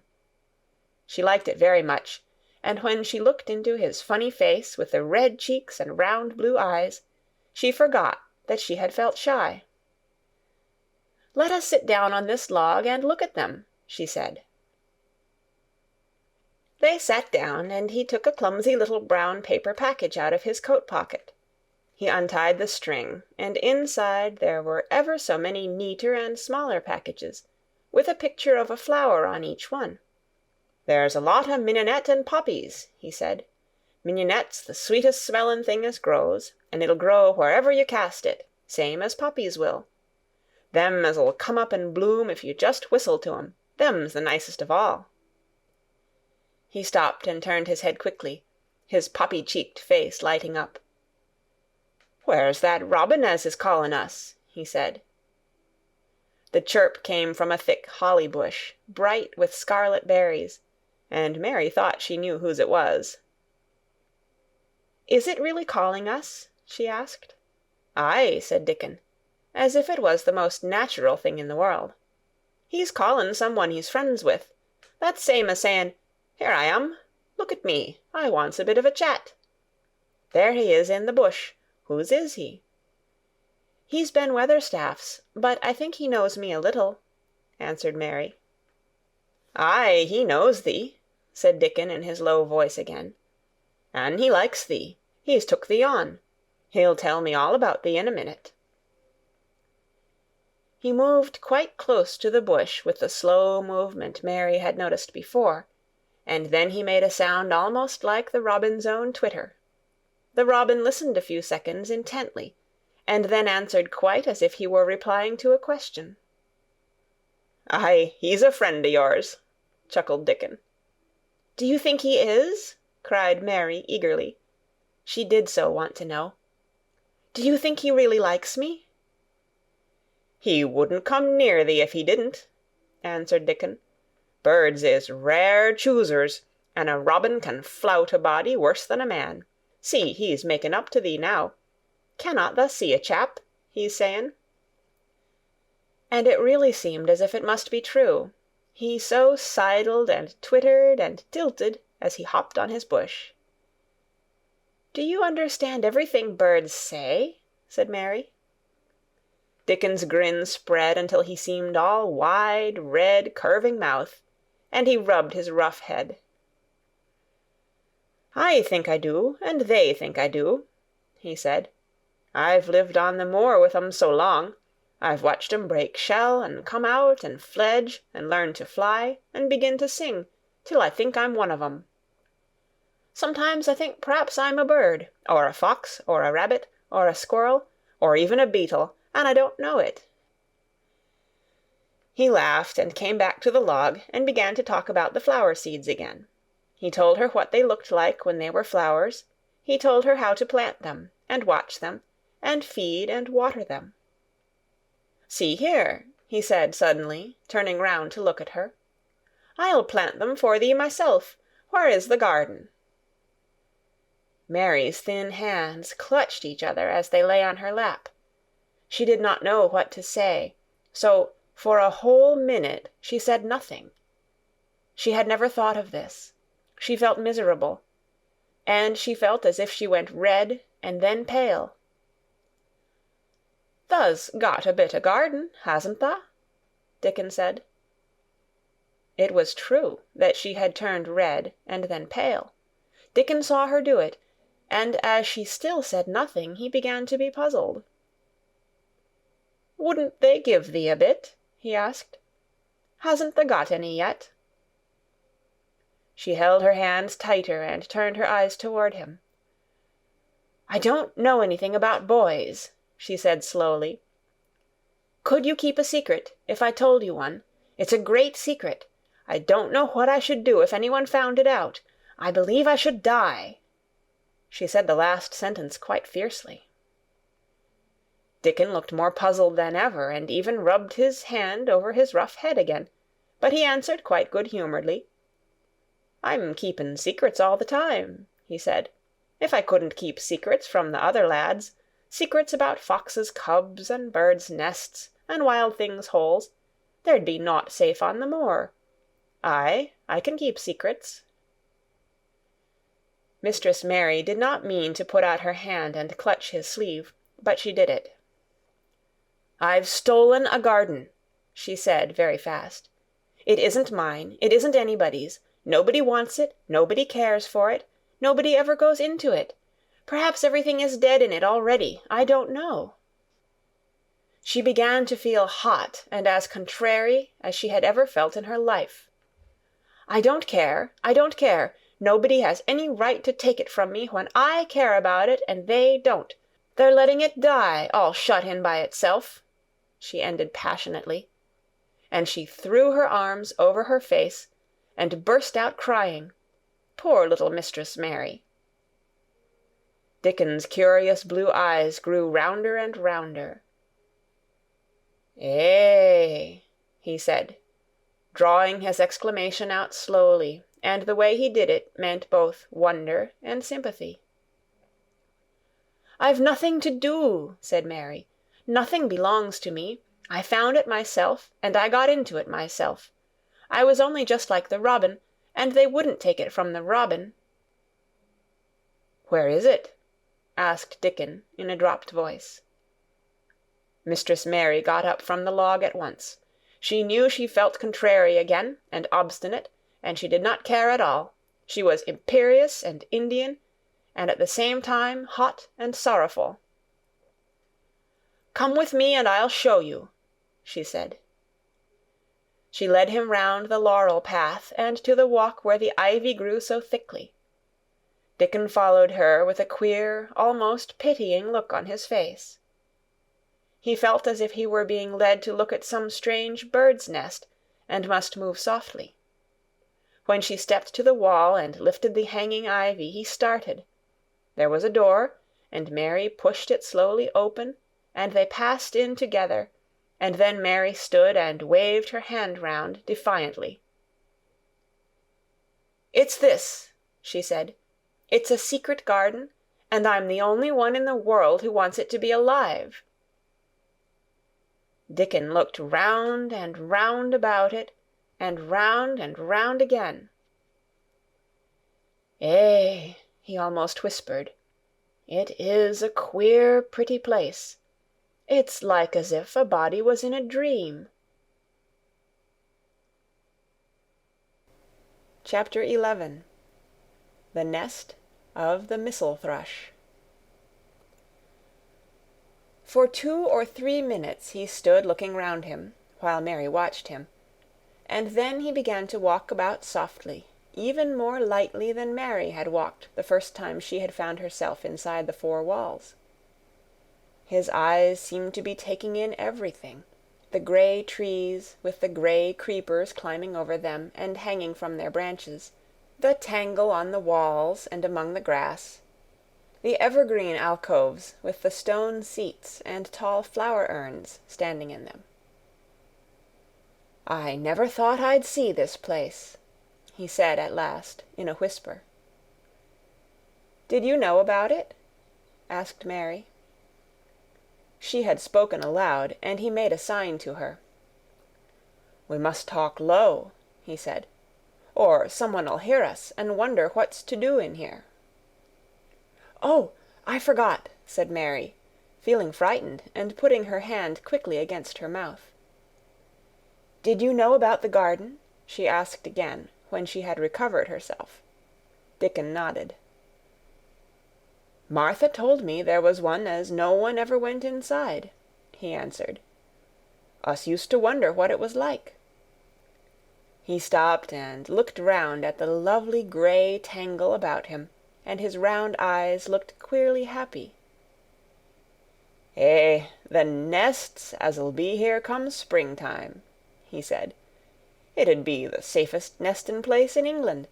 No one never comin' near, and tangles o' trees and roses to build in.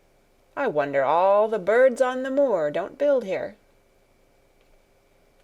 Mistress Mary put her hand on his arm again, without knowing it. "Will there be roses?" she whispered. "Can you tell? I thought perhaps they were all dead." No, not them, not all of 'em," he answered.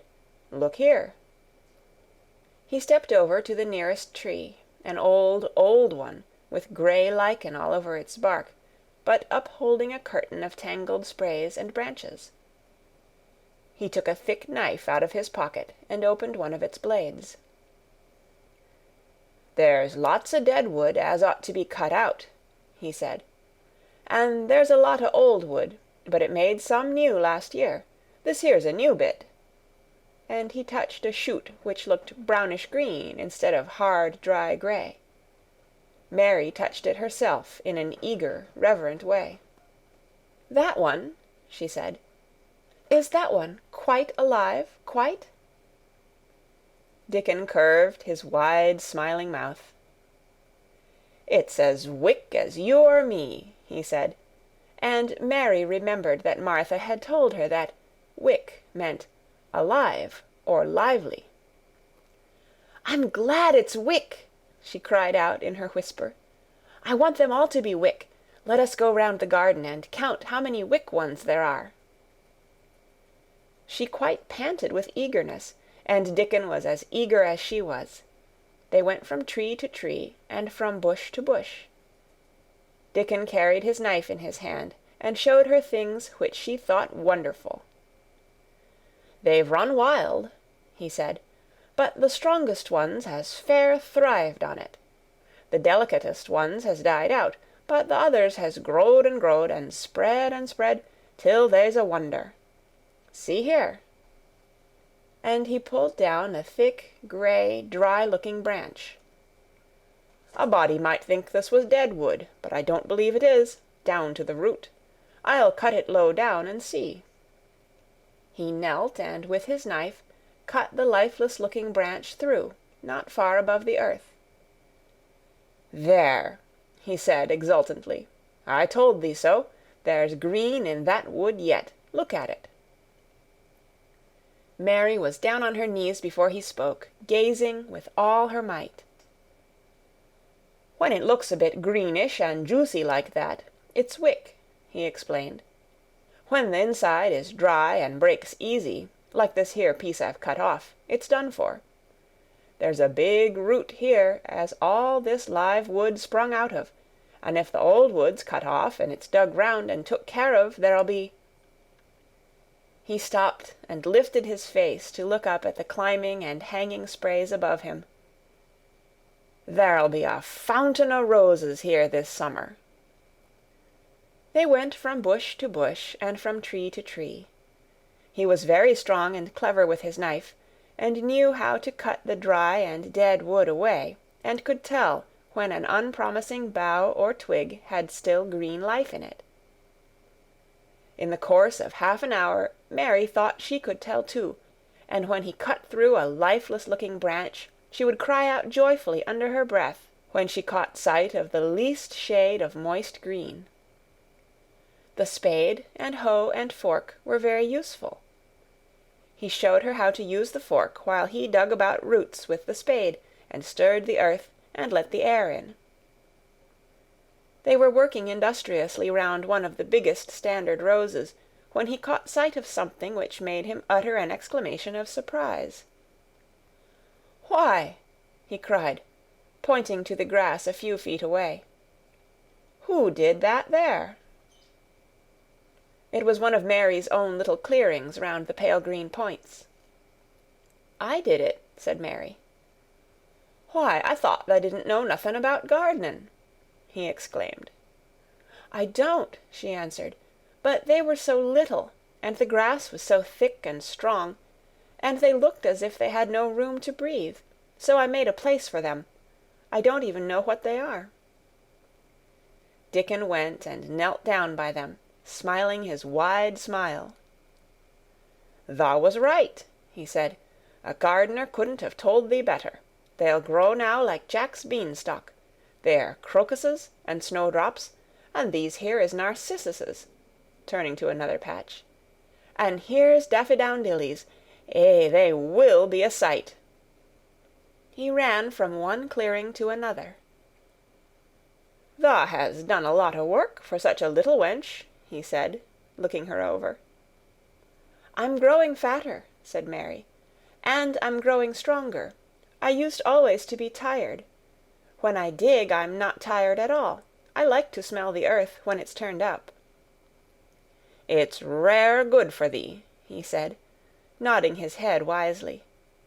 "There's nought as nice as the smell o' good clean earth, except the smell o' fresh growin' things when the rain falls on 'em. I get out on the moor many a day when it's rainin', and I lie under a bush and listen to the soft swish o' drops on the heather, and I just sniff and sniff. My nose end fair quivers like a rabbit's, mother says."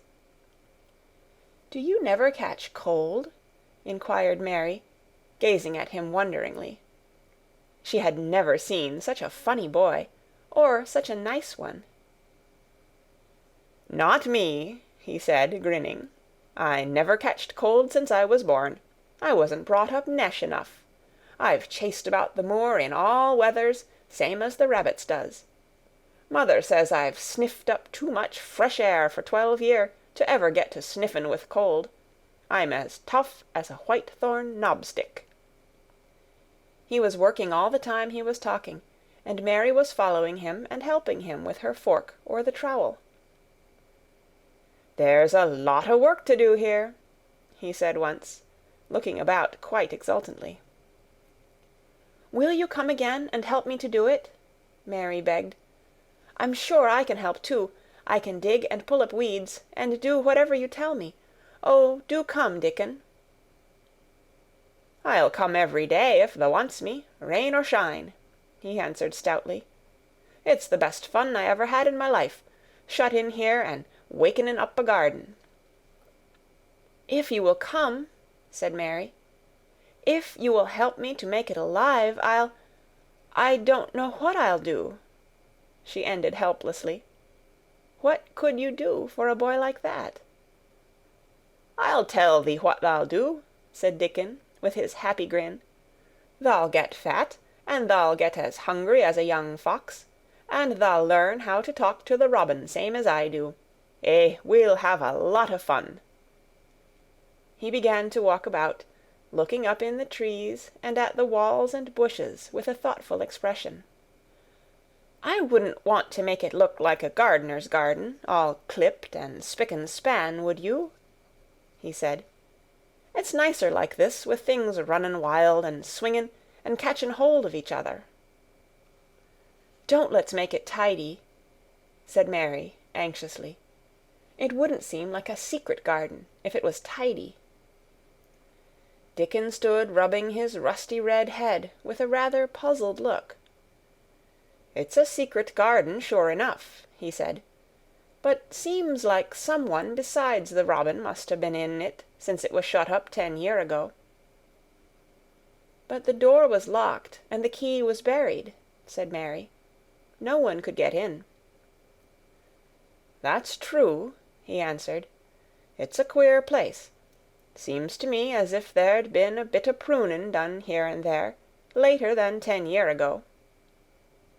"But how could it have been done?" said Mary. He was examining a branch of a standard rose, and he shook his head. "Aye, how could it?" he murmured, "with the door locked and the key buried?" Mistress Mary always felt that, however many years she lived, she should never forget that first morning when her garden began to grow. Of course, it did seem to begin to grow for her that morning. When Dickon began to clear places to plant seeds, she remembered what Basil had sung at her when he wanted to tease her. "Are there any flowers that look like bells?" she inquired. "Lilies o' the valley does," he answered, digging away with the trowel. "And there's Canterbury bells and campanulas." "Let's plant some," said Mary. "There's lilies o' the valley here already. I saw 'em. They'll have growed too close, and we'll have to separate 'em, but there's plenty. The other ones takes 2 years to bloom from seed, but I can bring you some bits o' plants from our cottage garden. Why does thou want 'em?" Then Mary told him about Basil and his brothers and sisters in India, and of how she had hated them, and of their calling her Mistress Mary quite contrary. They used to dance round and sing at me. They sang, "Mistress Mary quite contrary, how does your garden grow, with silver bells and cockle shells and marigolds all in a row?" I just remembered it, and it made me wonder if there were really flowers like silver bells. She frowned a little, and gave her trowel a rather spiteful dig into the earth. I wasn't as contrary as they were. But Dickon laughed. "Eh," he said, and as he crumbled the rich black soil she saw he was sniffing up the scent of it. "There doesn't seem to be no need for no one to be contrary when there's flowers and such like, and such lots of friendly wild things running about making homes for themselves, or building nests and singing and whistling, does there?" Mary, kneeling by him holding the seeds, looked at him and stopped frowning. "Dickon," she said, "you are as nice as Martha said you were. I like you, and you make the 5th person. I never thought I should like 5 people." Dickon sat up on his heels as Martha did when she was polishing the grate. He did look funny and delightful, Mary thought, with his round blue eyes and red cheeks and happy-looking turned-up nose. "Only 5 folk as the likes," he said. "Who is the other 4? "Your mother and Martha," Mary checked them off on her fingers, "and the robin, and Ben Weatherstaff." Dickon laughed so that he was obliged to stifle the sound by putting his arm over his mouth. "I know thou thinks I'm a queer lad," he said, "but I think thou art the queerest little lass I ever saw." Then Mary did a strange thing. She leaned forward and asked him a question she had never dreamed of asking any one before. And she tried to ask it in Yorkshire, because that was his language, and in India a native was always pleased if you knew his speech. "Does thou like me?" she said. "Eh," he answered heartily, "that I does. I likes thee wonderful, and so does the robin, I do believe." "That's 2 then," said Mary. "That's 2 for me."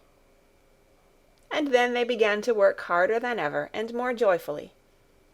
Mary was startled and sorry when she heard the big clock in the courtyard strike the hour of her midday dinner.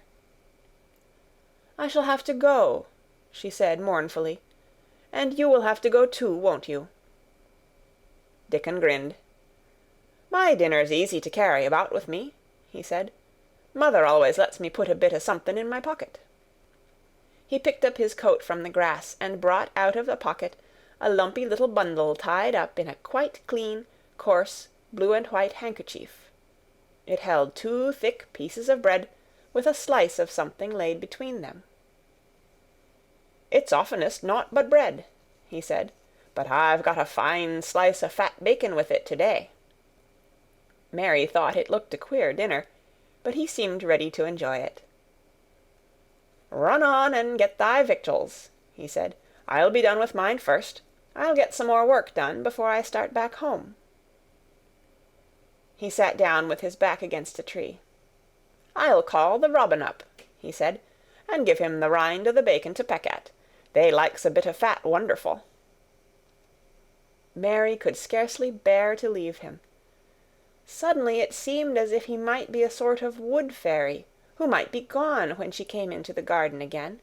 He seemed too good to be true.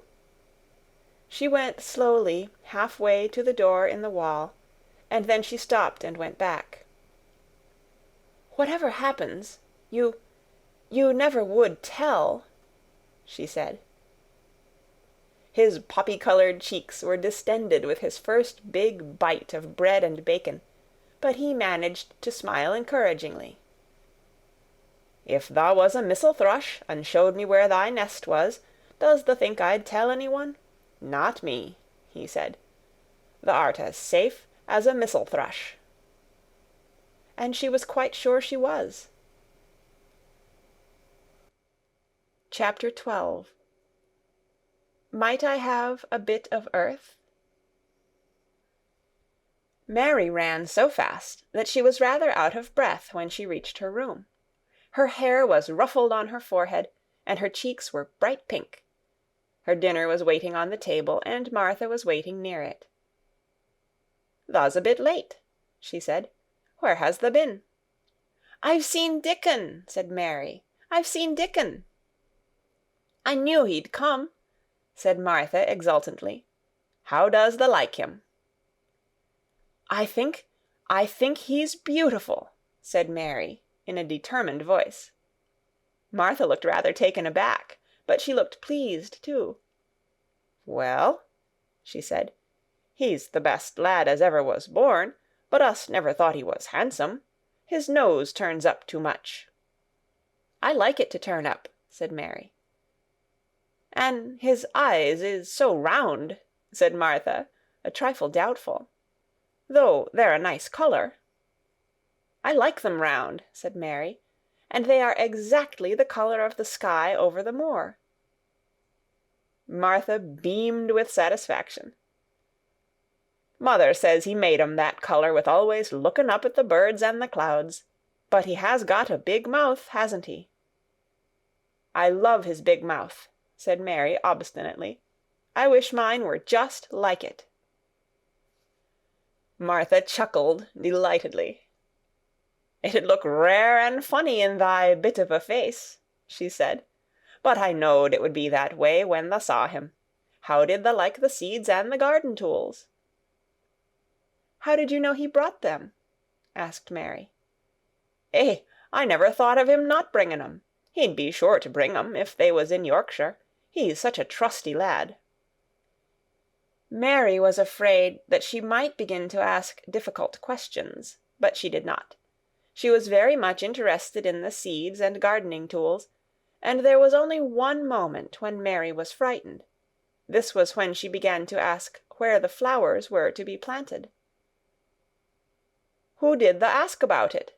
she inquired. "I haven't asked anybody yet," said Mary, hesitating. "Well, I wouldn't ask the head gardener. He's too grand, Mr. Roach is." "I've never seen him," said Mary. "I've only seen under gardeners and Ben Weatherstaff." "If I was you, I'd ask Ben Weatherstaff," advised Martha. "He's not half so bad as he looks, for all he's so crabbed. Mr. Craven lets him do what he likes, because he was here when Mrs. Craven was alive, and he used to make her laugh. She liked him. Perhaps he'd find you a corner somewhere out of the way." "If it was out of the way, and no one wanted it, no one could mind my having it, could they?" Mary said anxiously. "There wouldn't be no reason," answered Martha. "You wouldn't do no harm." Mary ate her dinner as quickly as she could, and when she rose from the table she was going to run to her room to put on her hat again, but Martha stopped her. "I've got something to tell you," she said. "I thought I'd let you eat your dinner first. Mr. Craven came back this morning, and I think he wants to see you." Mary turned quite pale. "Oh," she said. "Why? Why? He didn't want to see me when I came. I heard Pitcher say he didn't." "Well," explained Martha, "Mrs. Medlock says it's because o' mother. She was walking to Thwaite village, and she met him. She'd never spoke to him before, but Mrs. Craven had been to our cottage 2 or 3 times. He'd forgot, but mother hadn't, and she made bold to stop him. I don't know what she said to him about you, but she said something as put him in the mind to see you before he goes away again tomorrow." "Oh," cried Mary, "is he going away tomorrow? I am so glad." "He's going for a long time. He mayn't come back till autumn or winter. He's going to travel in foreign places. He's always doing it." "Oh, I'm so glad, said Mary thankfully. If he did not come back until winter, or even autumn, there would be time to watch the secret garden come alive. Even if he found out then and took it away from her, she would have had that much at least. "When do you think he will want to see—" She did not finish the sentence because the door opened, and Mrs. Medlock walked in. She had on her best black dress and cap, and her collar was fastened with a large brooch with a picture of a man's face on it. It was a coloured photograph of Mr. Medlock, who had died years ago, and she always wore it when she was dressed up. She looked nervous and excited. "Your hair's rough," she said quickly. "Go and brush it. Martha, help her to slip on her best dress. Mr. Craven sent me to bring her to him in his study." All the pink left Mary's cheeks. Her heart began to thump, and she felt herself changing into a stiff, plain, silent child again. She did not even answer Mrs. Medlock, but turned and walked into her bedroom, followed by Martha. She said nothing while her dress was changed, and her hair brushed, and after she was quite tidy, she followed Mrs. Medlock down the corridors in silence. What was there for her to say?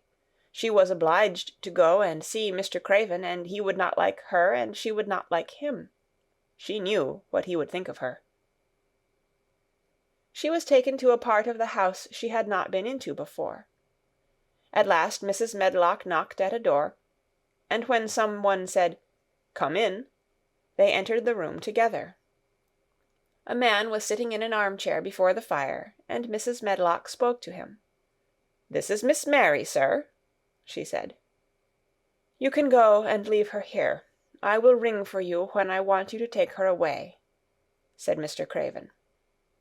When she went out and closed the door, Mary could only stand waiting, a plain little thing, twisting her thin hands together.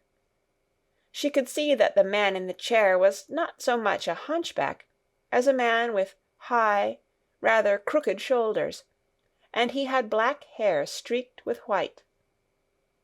He turned his head over his high shoulders and spoke to her. "Come here," he said. Mary went to him. He was not ugly. His face would have been handsome if it had not been so miserable. He looked as if the sight of her worried and fretted him, and as if he did not know what in the world to do with her. "Are you well?" he asked. "Yes," answered Mary. "Do they take good care of you?" "Yes." He rubbed his forehead fretfully as he looked her over. "You are very thin," he said. "I am getting fatter," Mary answered in what she knew was her stiffest way. What an unhappy face he had! His black eyes seemed as if they scarcely saw her, as if they were seeing something else, and he could hardly keep his thoughts upon her. "I forgot you," he said. "How could I remember you? I intended to send you a governess or a nurse or someone of that sort, but I forgot." "Please," began Mary, "please," and then the lump in her throat choked her. "What do you want to say?" he inquired. I am too big for a nurse," said Mary, "and please, please don't make me have a governess yet." He rubbed his forehead again and stared at her. "That was what the Sowerby woman said," he muttered absent-mindedly. Then Mary gathered a scrap of courage. Is she Martha's mother?" she stammered. "Yes, I think so," he replied. "She knows about children," said Mary. "She has 12. She knows." He seemed to rouse himself. "What do you want to do?" "I want to play out of doors," Mary answered, hoping that her voice did not tremble. "I never liked it in India. It makes me hungry here, and I am getting fatter." He was watching her. "Mrs. Sowerby said it would do you good. Perhaps it will," he said. "She thought you had better get stronger before you had a governess." "It makes me feel strong when I play, and the wind comes over the moor," argued Mary. "Where do you play?" he asked next. "Everywhere," gasped Mary. "Martha's mother sent me a skipping rope. I skip and run, and I look about to see if things are beginning to stick up out of the earth. I don't do any harm." "Don't look so frightened," he said in a worried voice. "You could not do any harm, a child like you. You may do what you like."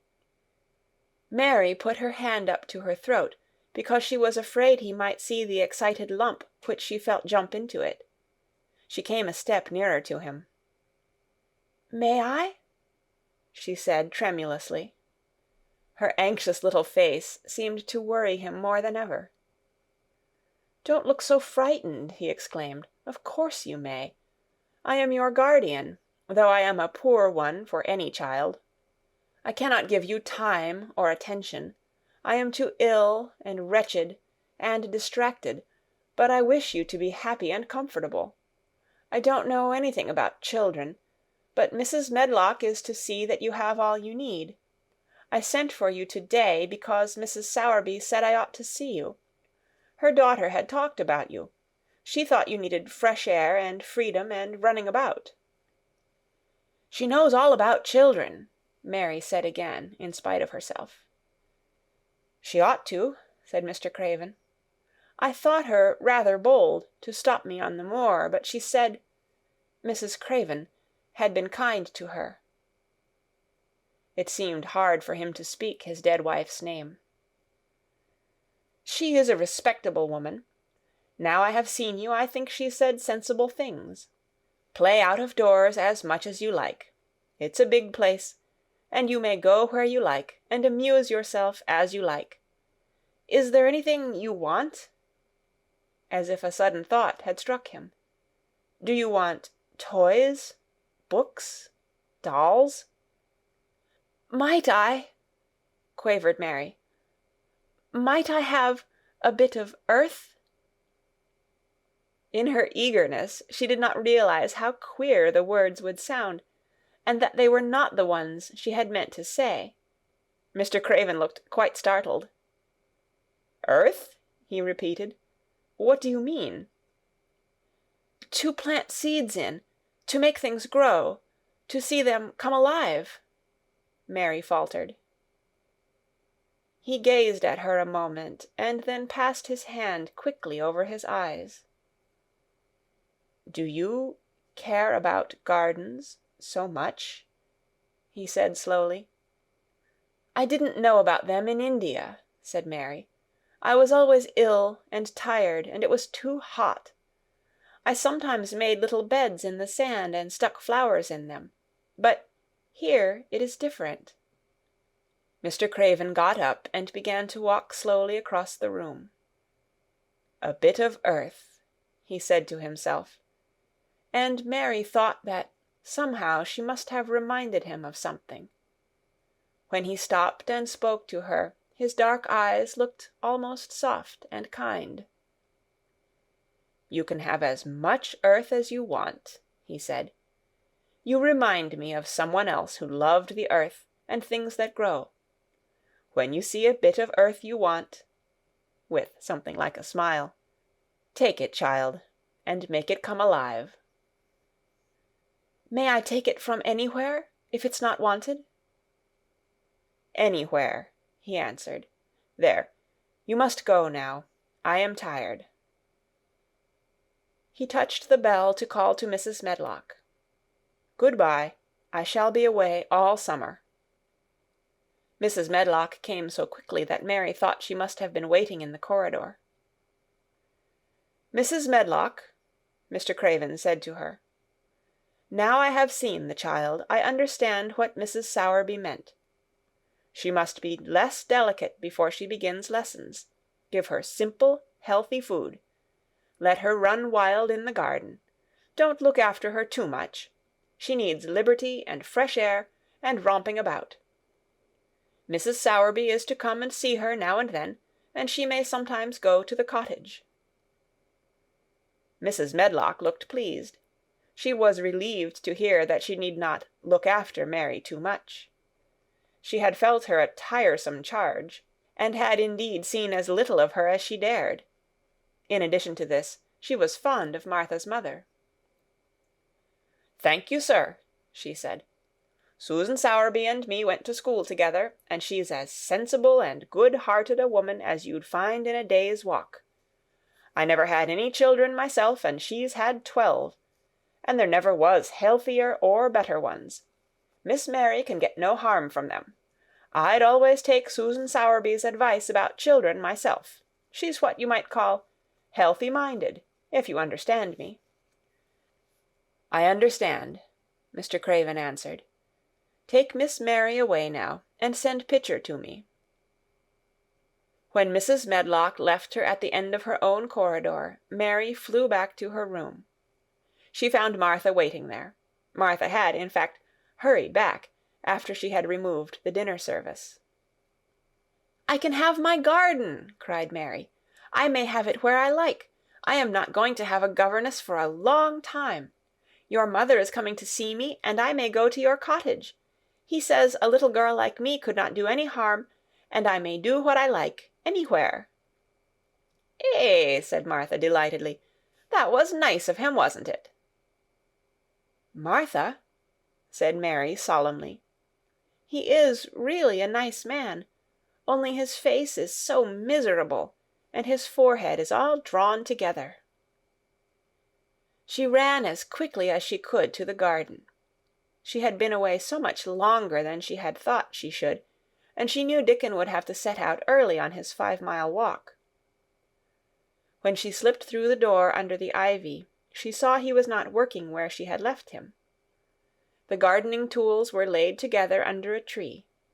She ran to them, looking all round the place, but there was no Dickon to be seen. He had gone away, and the secret garden was empty, except for the robin, who had just flown across the wall and sat on a standard rose-bush watching her. "He's gone," she said woefully. "Oh, was he only a wood-fairy?" Something white fastened to the standard rose-bush caught her eye. It was a piece of paper. In fact, it was a piece of the letter she had printed for Martha to send to Dickon. It was fastened on the bush with a long thorn, and in a minute she knew Dickon had left it there. There were some roughly printed letters on it, and a sort of picture. At first she could not tell what it was. Then she saw it was meant for a nest, with a bird sitting on it. Underneath were the printed letters, and they said, "I will come back." Chapter 13. I Am Colin. Mary took the picture back to the house when she went to her supper, and she showed it to Martha. "Eh," said Martha with great pride, "I never knew our Dickon was as clever as that. That there's a picture of a Missel thrush on her nest, as large as life, and twice as natural." Then Mary knew Dickon had meant the picture to be a message.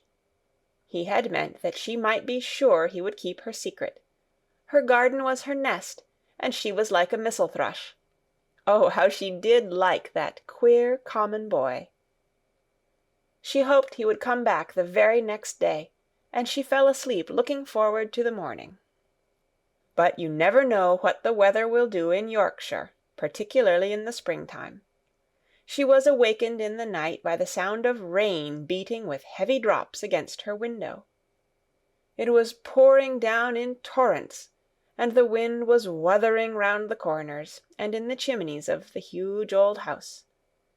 Mary sat up in bed and felt miserable and angry. "The rain is as contrary as I ever was," she said. "It came because it knew I did not want it." She threw herself back on her pillow and buried her face. She did not cry, but she lay and hated the sound of the heavily beating rain. She hated the wind and its wuthering. She could not go to sleep again. The mournful sound kept her awake because she felt mournful herself. If she had felt happy, it would probably have lulled her to sleep. How it wuthered!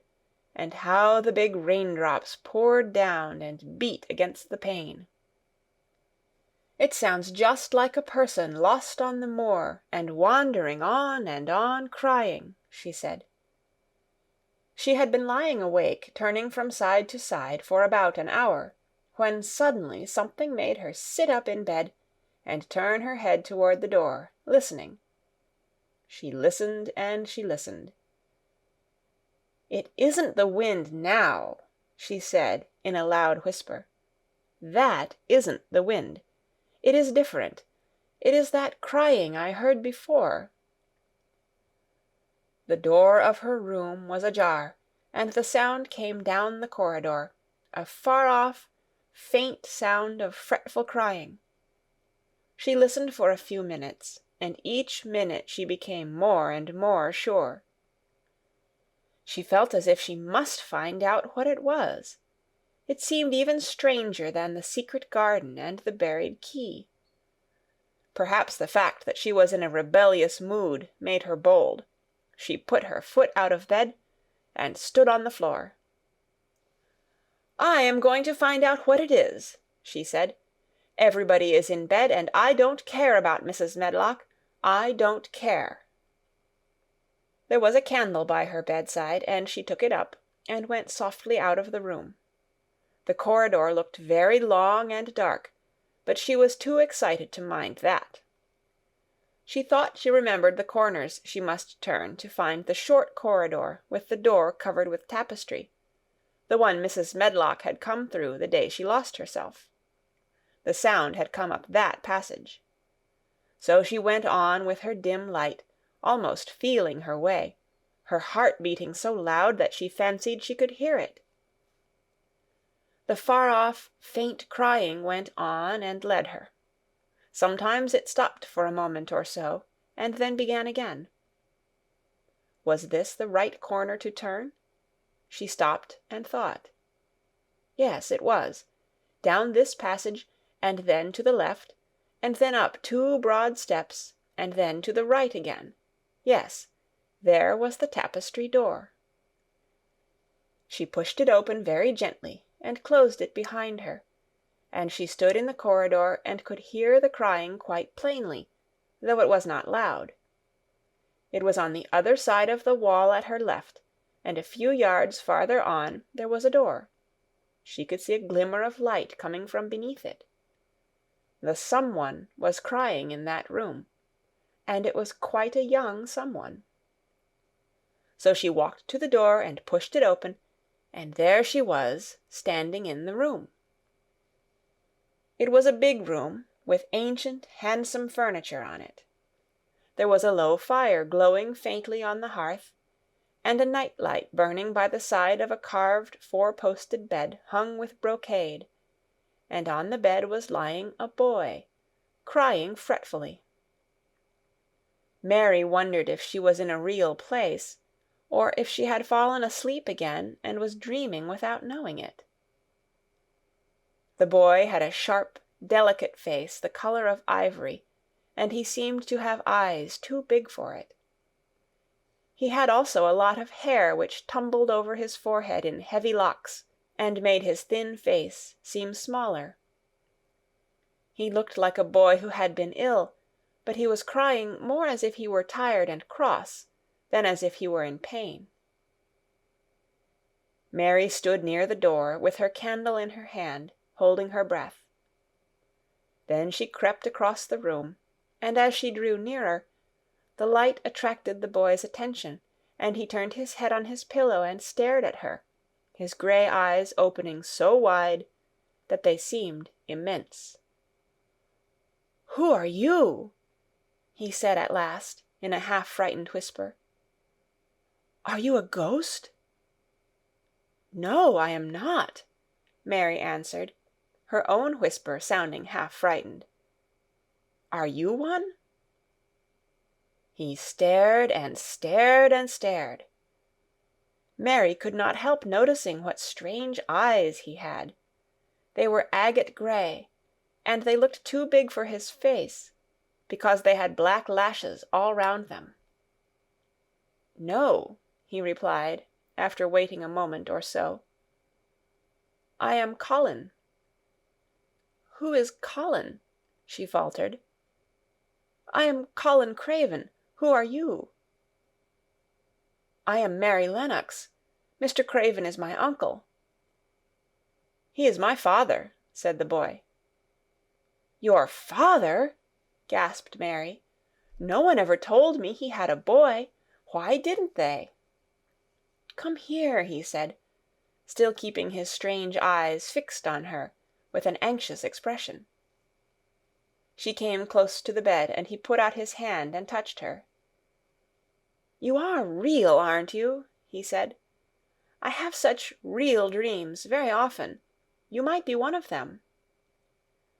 Mary had slipped on a woolen wrapper before she left her room, and she put a piece of it between his fingers.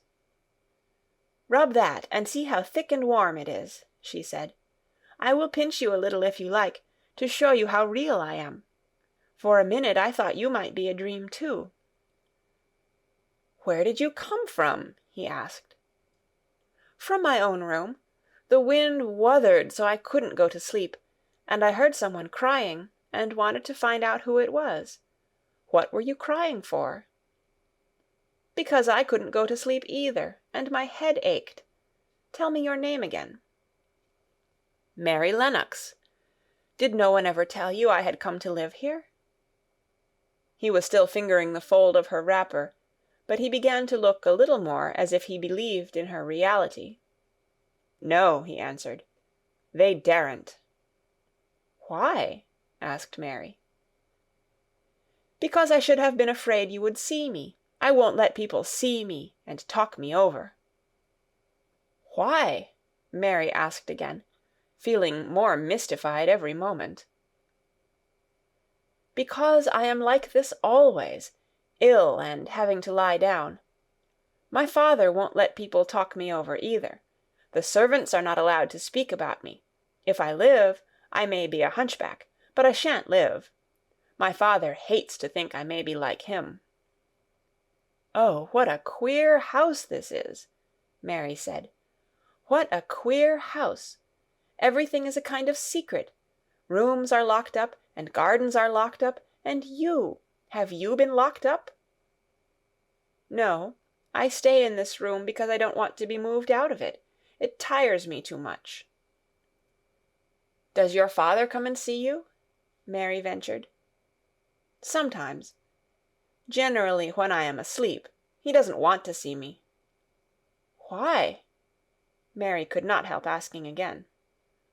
A sort of angry shadow passed over the boy's face. "My mother died when I was born, and it makes him wretched to look at me. He thinks I don't know, but I've heard people talking. He almost hates me." "He hates the garden because she died," said Mary, half speaking to herself. "What garden?" the boy asked.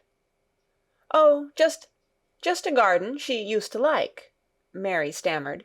"Have you been here always?" "Nearly always. Sometimes I have been taken to places at the seaside, but I won't stay because people stare at me. I used to wear an iron thing to keep my back straight, but a grand doctor came from London to see me, and said it was stupid. He told them to take it off and keep me out in the fresh air.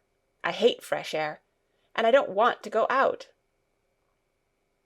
"I didn't when first I came here," said Mary. "Why do you keep looking at me like that?" "Because of the dreams that are so real," he answered rather fretfully. "Sometimes when I open my eyes I don't believe I'm awake." "We're both awake," said Mary. She glanced round the room with its high ceiling and shadowy corners and dim firelight. "It looks quite like a dream, and it's the middle of the night, and everybody in the house is asleep. Everybody but us. We are wide awake." "I don't want it to be a dream," the boy said restlessly. Mary thought of something all at once. "If you don't like people to see you," she began, "do you want me to go away?" He still held the fold of her wrapper, and he gave it a little pull. "No," he said. I should be sure you were a dream if you went. If you are real, sit down on that big footstool and talk. I want to hear about you." Mary put down her candle on the table near the bed, and sat down on the cushioned stool. She did not want to go away at all. She wanted to stay in the mysterious, hidden-away room, and talk to the mysterious boy. "What do you want me to tell you?" she said. He wanted to know how long she had been at Misselthwaite. He wanted to know which corridor her room was on. He wanted to know what she had been doing, if she disliked the moor as he disliked it, where she had lived before she came to Yorkshire. She answered all these questions and many more, and he lay back on his pillow and listened. He made her tell him a great deal about India and about her voyage across the ocean. She found out that because he had been an invalid, he had not learned things as other children had. One of his nurses had taught him to read when he was quite little, and he was always reading and looking at pictures in splendid books. Though his father rarely saw him when he was awake, he was given all sorts of wonderful things to amuse himself with. He never seemed to have been amused, however. He could have anything he asked for, and was never made to do anything he did not like to do. "Everyone is obliged to do what pleases me," he said indifferently. "It makes me ill to be angry. No one believes I shall live to grow up." He said it as if he was so accustomed to the idea that it had ceased to matter to him at all. He seemed to like the sound of Mary's voice. As she went on talking, he listened in a drowsy, interested way. Once or twice she wondered if he were not gradually falling into a doze.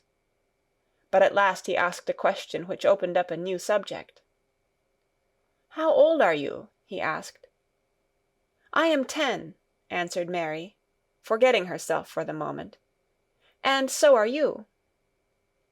"How do you know that?" he demanded in a surprised voice. "Because when you were born the garden door was locked and the key was buried, and it has been locked for 10 years. Colin half sat up, turning toward her, leaning on his elbows. "What garden door was locked? Who did it? Where was the key buried?" he exclaimed, as if he were suddenly very much interested. It was the garden Mr. Craven hates," said Mary nervously. "He locked the door. No one knew where he buried the key." "What sort of a garden is it?" Colin persisted eagerly. "No one has been allowed to go into it for 10 years," was Mary's careful answer. But it was too late to be careful. He was too much like herself. He, too, had had nothing to think about, and the idea of a hidden garden attracted him as it had attracted her. He asked question after question. Where was it? Had she never looked for the door? Had she never asked the gardeners? "They won't talk about it," said Mary. "I think they have been told not to answer questions." "I would make them," said Colin. "Could you?"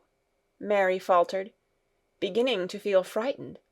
If he could make people answer questions, who knew what might happen? "Everyone is obliged to please me. I told you that," he said. "If I were to live, this place would sometime belong to me. They all know that. I would make them tell me." Mary had not known that she herself had been spoiled, but she could see quite plainly that this mysterious boy had been. He thought that the whole world belonged to him. How peculiar he was, and how coolly he spoke of not living. "Do you think you won't live?" she asked, partly because she was curious, and partly in hope of making him forget the garden. "I don't suppose I shall," he answered as indifferently as he had spoken before. "Ever since I remember anything, I have heard people say I shan't. At first they thought I was too little to understand, and now they think I don't hear, but I do. My doctor is my father's cousin. He's quite poor, and if I die he will have all Misselthwaite when my father is dead. I should think he wouldn't want me to live." "Do you want to live?" inquired Mary. "No," he answered, in a cross, tired fashion. "But I don't want to die. When I feel ill, I lie here and think about it until I cry and cry." "I have heard you crying 3 times," Mary said, "but I did not know who it was. Were you crying about that?" She did so want him to forget the garden. "I dare say," he answered. "Let us talk about something else. Talk about that garden. Don't you want to see it?" "Yes," answered Mary, in quite a low voice. "I do," he went on persistently. "I don't think I ever really wanted to see anything before, but I want to see that garden. I want the key dug up. I want the door unlocked. I would let them take me there in my chair. That would be getting fresh air. I am going to make them open the door." He had become quite excited, and his strange eyes began to shine like stars, and looked more immense than ever. "They have to please me," he said. "I will make them take me there, and I will let you go too." Mary's hands clutched each other. Everything would be spoiled, everything. Dickon would never come back. She would never again feel like a Missel thrush with a safe-hidden nest. "Oh, don't do that!" she cried out. He stared as if he thought she had gone crazy. "Why?" he exclaimed. "You said you wanted to see it." "I do," she answered, almost with a sob in her throat. "But if you make them open the door and take you in like that, it will never be a secret again." He leaned still farther forward. "A secret?" he said. "What do you mean? Tell me."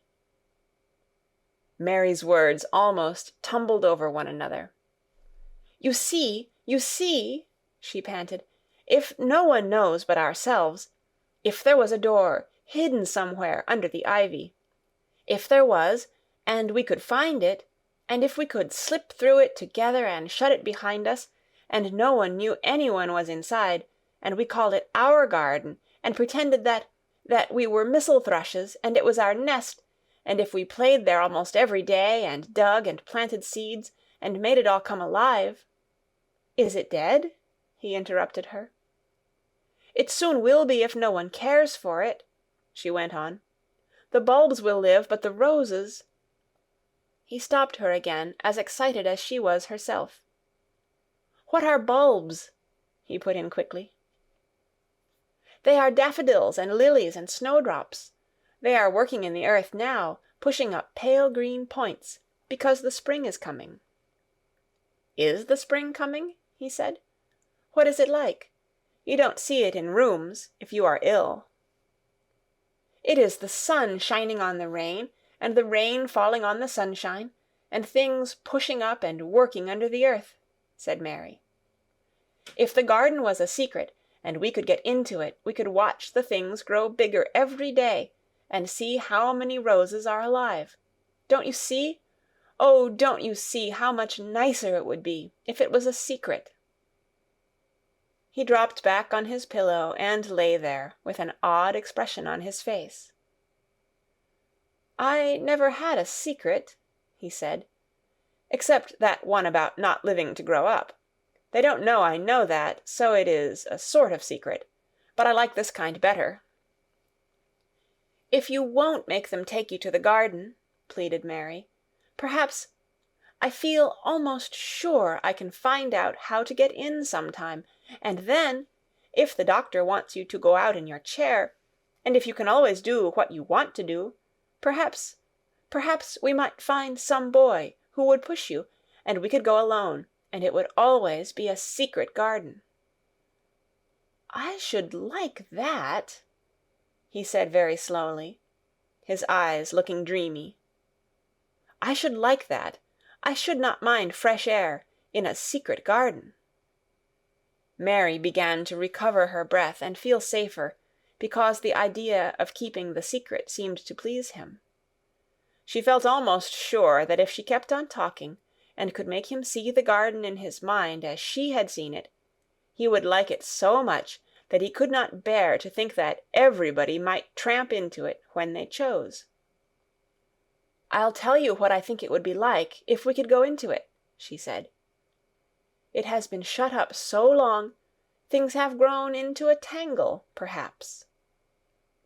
He lay quite still and listened, while she went on talking about the roses which might have clambered from tree to tree and hung down, about the many birds which might have built their nests there because it was so safe.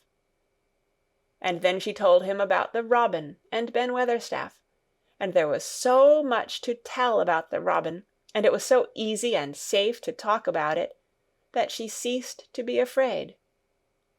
The robin pleased him so much that he smiled until he looked almost beautiful, and at first Mary had thought that he was even plainer than herself, with his big eyes and heavy locks of hair.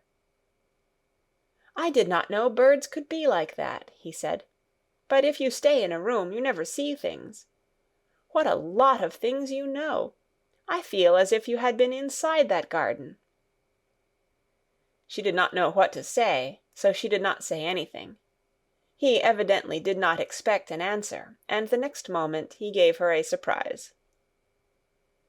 "I am going to let you look at something," he said. "Do you see that rose-colored silk curtain hanging on the wall over the mantelpiece?" Mary had not noticed it before, but she looked up and saw it. It was a curtain of soft silk, hanging over what seemed to be some picture. "Yes," she answered. "There is a cord hanging from it," said Colin. "Go and pull it." Mary got up, much mystified, and found the cord. When she pulled it, the silk curtain ran back on rings, and when it ran back it uncovered a picture. It was the picture of a girl with a laughing face. She had bright hair tied up with a blue ribbon, and her gay, lovely eyes were exactly like Colin's unhappy ones, agate grey, and looking twice as big as they really were because of the black lashes all round them.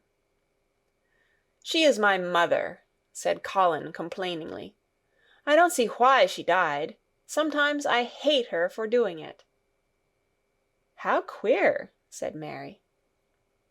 "If she had lived, I believe I should not have been ill always," he grumbled. "I dare say I should have lived too, and my father would not have hated to look at me. I dare say I should have had a strong back. Draw the curtain again." Mary did as she was told, and returned to her footstool. "She is much prettier than you," she said, "but her eyes are just like yours. At least they are the same shape and color. Why is the curtain drawn over her?" He moved uncomfortably. "I made them do it," he said. "Sometimes I don't like to see her looking at me. She smiles too much when I am ill and miserable. Besides, she is mine, and I don't want everyone to see her." There were a few moments of silence, and then Mary spoke. "What would Mrs. Medlock do if she found out that I had been here?" she inquired. "She would do as I told her to do," he answered, "and I should tell her that I wanted you to come here and talk to me every day. I am glad you came." "So am I," said Mary. "I will come as often as I can, but—" She hesitated. "I shall have to look every day for the garden door." "Yes, you must," said Colin, "and you can tell me about it afterward." He lay thinking a few minutes, as he had done before, and then he spoke again. "I think you shall be a secret too," he said. "I will not tell them until they find out. I can always send the nurse out of the room and say that I want to be by myself. Do you know Martha?" "Yes, I know her very well," said Mary. "She waits on me." He nodded his head toward the outer corridor. "She is the one who is asleep in the other room. The nurse went away yesterday to stay all night with her sister, and she always makes Martha attend to me when she wants to go out. Martha shall tell you when to come here." Then Mary understood Martha's troubled look when she had asked questions about the crying. "Martha knew about you all the time?" she said. "Yes, she often attends to me. The nurse likes to get away from me, and then Martha comes."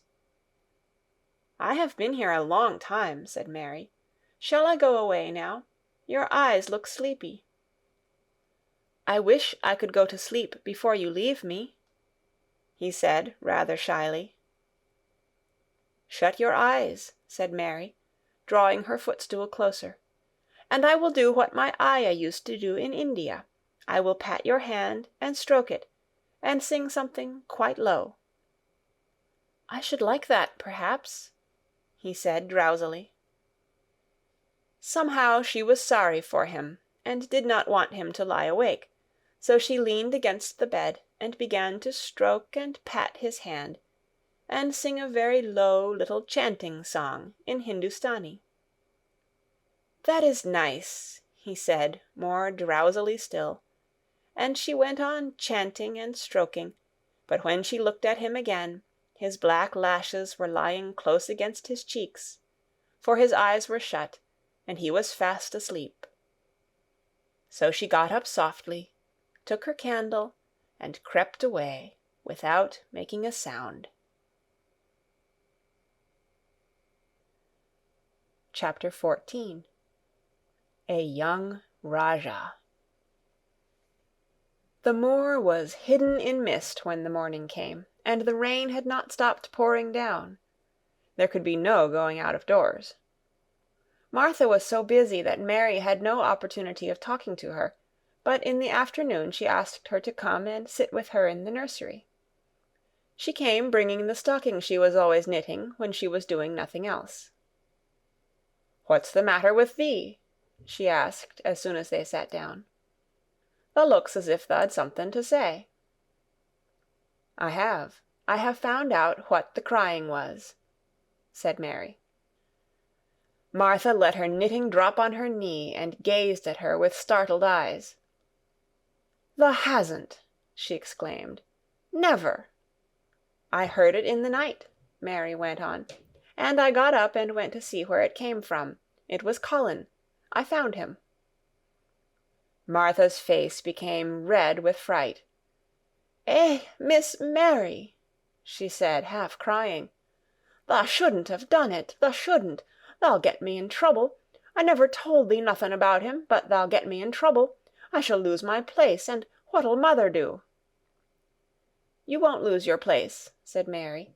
"He was glad I came. We talked, and he said he was glad I came." "Was he?" cried Martha. "Art thou sure? Thou doesn't know what he's like when anything vexes him. He's a big lad to cry like a baby, but when he's in a passion he'll fair scream just to frighten us. He knows us daren't call our souls our own." "He wasn't vexed," said Mary. "I asked him if I should go away, and he made me stay. He asked me questions, and I sat on a big footstool, and talked to him about India, and about the Robin and Gardens. He wouldn't let me go. He let me see his mother's picture. Before I left him, I sang him to sleep." Martha fairly gasped with amazement. "I can scarcely believe thee," she protested. "It's as if thou'd walked straight into a lion's den. If he'd been like he is most times, he'd have throwed himself into one of his tantrums and roused the house. He won't let strangers look at him." "He let me look at him. I looked at him all the time, and he looked at me. We stared," said Mary. "I don't know what to do," cried agitated Martha. "If Mrs. Medlock finds out, she'll think I broke orders and told thee, and I shall be packed back to mother." "He is not going to tell Mrs. Medlock anything about it yet. It's to be a sort of secret just at first," said Mary firmly. "And he says everybody is obliged to do as he pleases." "Aye, that's true enough, the bad lad," sighed Martha, wiping her forehead with her apron. "He says Mrs. Medlock must, and he wants me to come and talk to him every day, and you are to tell me when he wants me." "Me?" said Martha. "I shall lose my place. I shall, for sure." "You can't if you are doing what he wants you to do, and everybody is ordered to obey him," Mary argued. "Does thou mean to say," cried Martha with wide-open eyes, "That he was nice to thee?" "I think he almost liked me," Mary answered. "Then thou must have bewitched him," decided Martha, drawing a long breath. "Do you mean magic?" inquired Mary. "I've heard about magic in India, but I can't make it. I just went into his room, and I was so surprised to see him I stood and stared. And then he turned round and stared at me, and he thought I was a ghost or a dream, and I thought perhaps he was. And it was so queer being there alone together in the middle of the night and not knowing about each other. And we began to ask each other questions. And when I asked him if I must go away, he said I must not." "The world's comin' to an end," gasped Martha.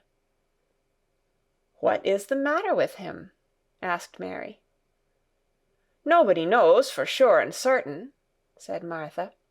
"Mr. Craven went off his head like when he was born. The doctors thought he'd have to be put in asylum. It was because Mrs. Craven died, like I told you. He wouldn't set eyes on the baby. He just raved and said it'd be another hunchback like him, and it'd better die." "Is Colin a hunchback?" Mary asked. "He didn't look like one."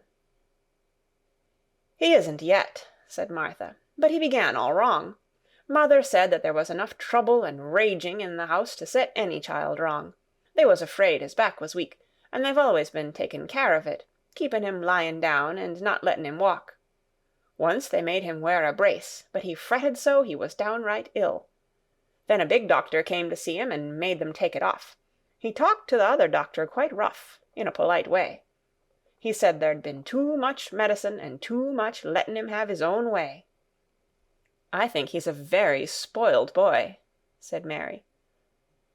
"He's the worst young nowt as ever was," said Martha. "I won't say as he hasn't been ill a good bit. He's had coughs and colds that's nearly killed him 2 or 3 times.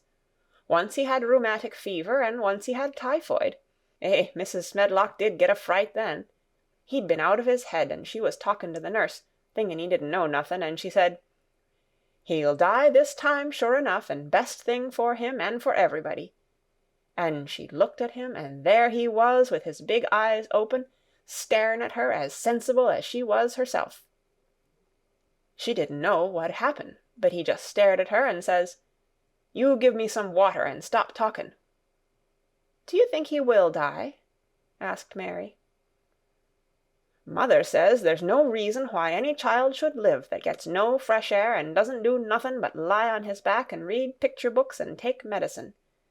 He's weak and hates the trouble of being taken out of doors, and he gets cold so easy he says it makes him ill." Mary sat and looked at the fire.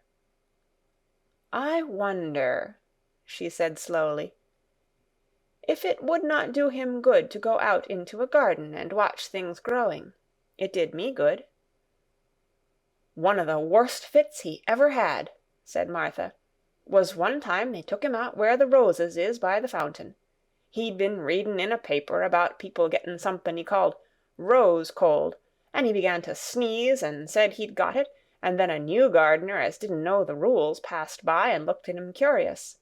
He threw himself into a passion and said he'd looked at him because he was going to be a hunchback. He cried himself into a fever and was ill all night." "If he ever gets angry at me, I'll never go and see him again," said Mary. "He'll have thee if he wants thee," said Martha. "Thou may as well know that at the start." Very soon afterward a bell rang, and she rolled up her knitting. "I dare say the nurse wants me to stay with him a bit," she said. "I hope he's in a good temper." She was out of the room about 10 minutes, and then she came back with a puzzled expression. "Well, thou has bewitched him," she said. "He's up on his sofa with his picture books. He's told the nurse to stay away until 6 o'clock. I'm to wait in the next room. The minute she was gone, he called me to him and says, 'I want Mary Lennox to come and talk to me, and remember you're not to tell anyone. You better go as quick as you can.'" Mary was quite willing to go quickly. She did not want to see Colin as much as she wanted to see Dickon, but she wanted to see him very much. There was a bright fire on the hearth when she entered his room, and in the daylight she saw it was a very beautiful room indeed. There were rich colours in the rugs and hangings, and pictures and books on the walls which made it look glowing and comfortable even in spite of the grey sky and falling rain. Colin looked rather like a picture himself. He was wrapped in a velvet dressing-gown, and sat against a big brocaded cushion. He had a red spot on each cheek. "Come in," he said. "I've been thinking about you all morning." "I've been thinking about you, too," answered Mary. "You don't know how frightened Martha is. She says Mrs. Medlock will think she told me about you, and then she will be sent away." He frowned. "Go and tell her to come here," he said. "She is in the next room." Mary went and brought her back. Poor Martha was shaking in her shoes. Colin was still frowning. "Have you to do what I please, or have you not?" he demanded. "I have to do what you please, sir," Martha faltered, turning quite red. "Has Medlock to do what I please?" "Everybody has, sir," said Martha. "Well, then, if I order you to bring Miss Mary to me, how can Medlock send you away if she finds it out?" "Please don't let her, sir," pleaded Martha. "I'll send her away if she dares to say a word about such a thing," said Master Craven grandly. "She wouldn't like that, I can tell you." "Thank you, sir," bobbing a curtsy. "I want to do my duty, sir." "What I want is your duty," said Colin more grandly still. "I'll take care of you. Now go away." When the door closed behind Martha, Colin found Mistress Mary gazing at him as if he had set her wondering. "Why do you look at me like that?" he asked her. "What are you thinking about?" "I am thinking about two things." "What are they? Sit down and tell me." "This is the first one," said Mary, seating herself on the big stool. "Once in India I saw a boy who was a Rajah. He had rubies and emeralds and diamonds stuck all over him. He spoke to his people just as you spoke to Martha. Everybody had to do everything he told them, in a minute. I think they would have been killed if they hadn't." "I shall make you tell me about Rajahs presently," he said. "But first tell me what the second thing was." "I was thinking," said Mary, "how different you are from Dickon." "Who is Dickon?" he said. "What a queer name." She might as well tell him, she thought. She could talk about Dickon without mentioning the secret garden. She had liked to hear Martha talk about him. Besides, she longed to talk about him. It would seem to bring him nearer. "He is Martha's brother. He is 12 years old," she explained. "He is not like anyone else in the world. He can charm foxes and squirrels and birds just as the natives in India charm snakes. He plays a very soft tune on a pipe, and they come and listen." There were some big books on a table at his side, and he dragged one suddenly toward him. "There is a picture of a snake charmer in this," he exclaimed. "Come and look at it." The book was a beautiful one with superb colored illustrations, and he turned to one of them. "Can he do that?" he asked eagerly. "He played on his pipe, and they listened," Mary explained. "But he doesn't call it magic.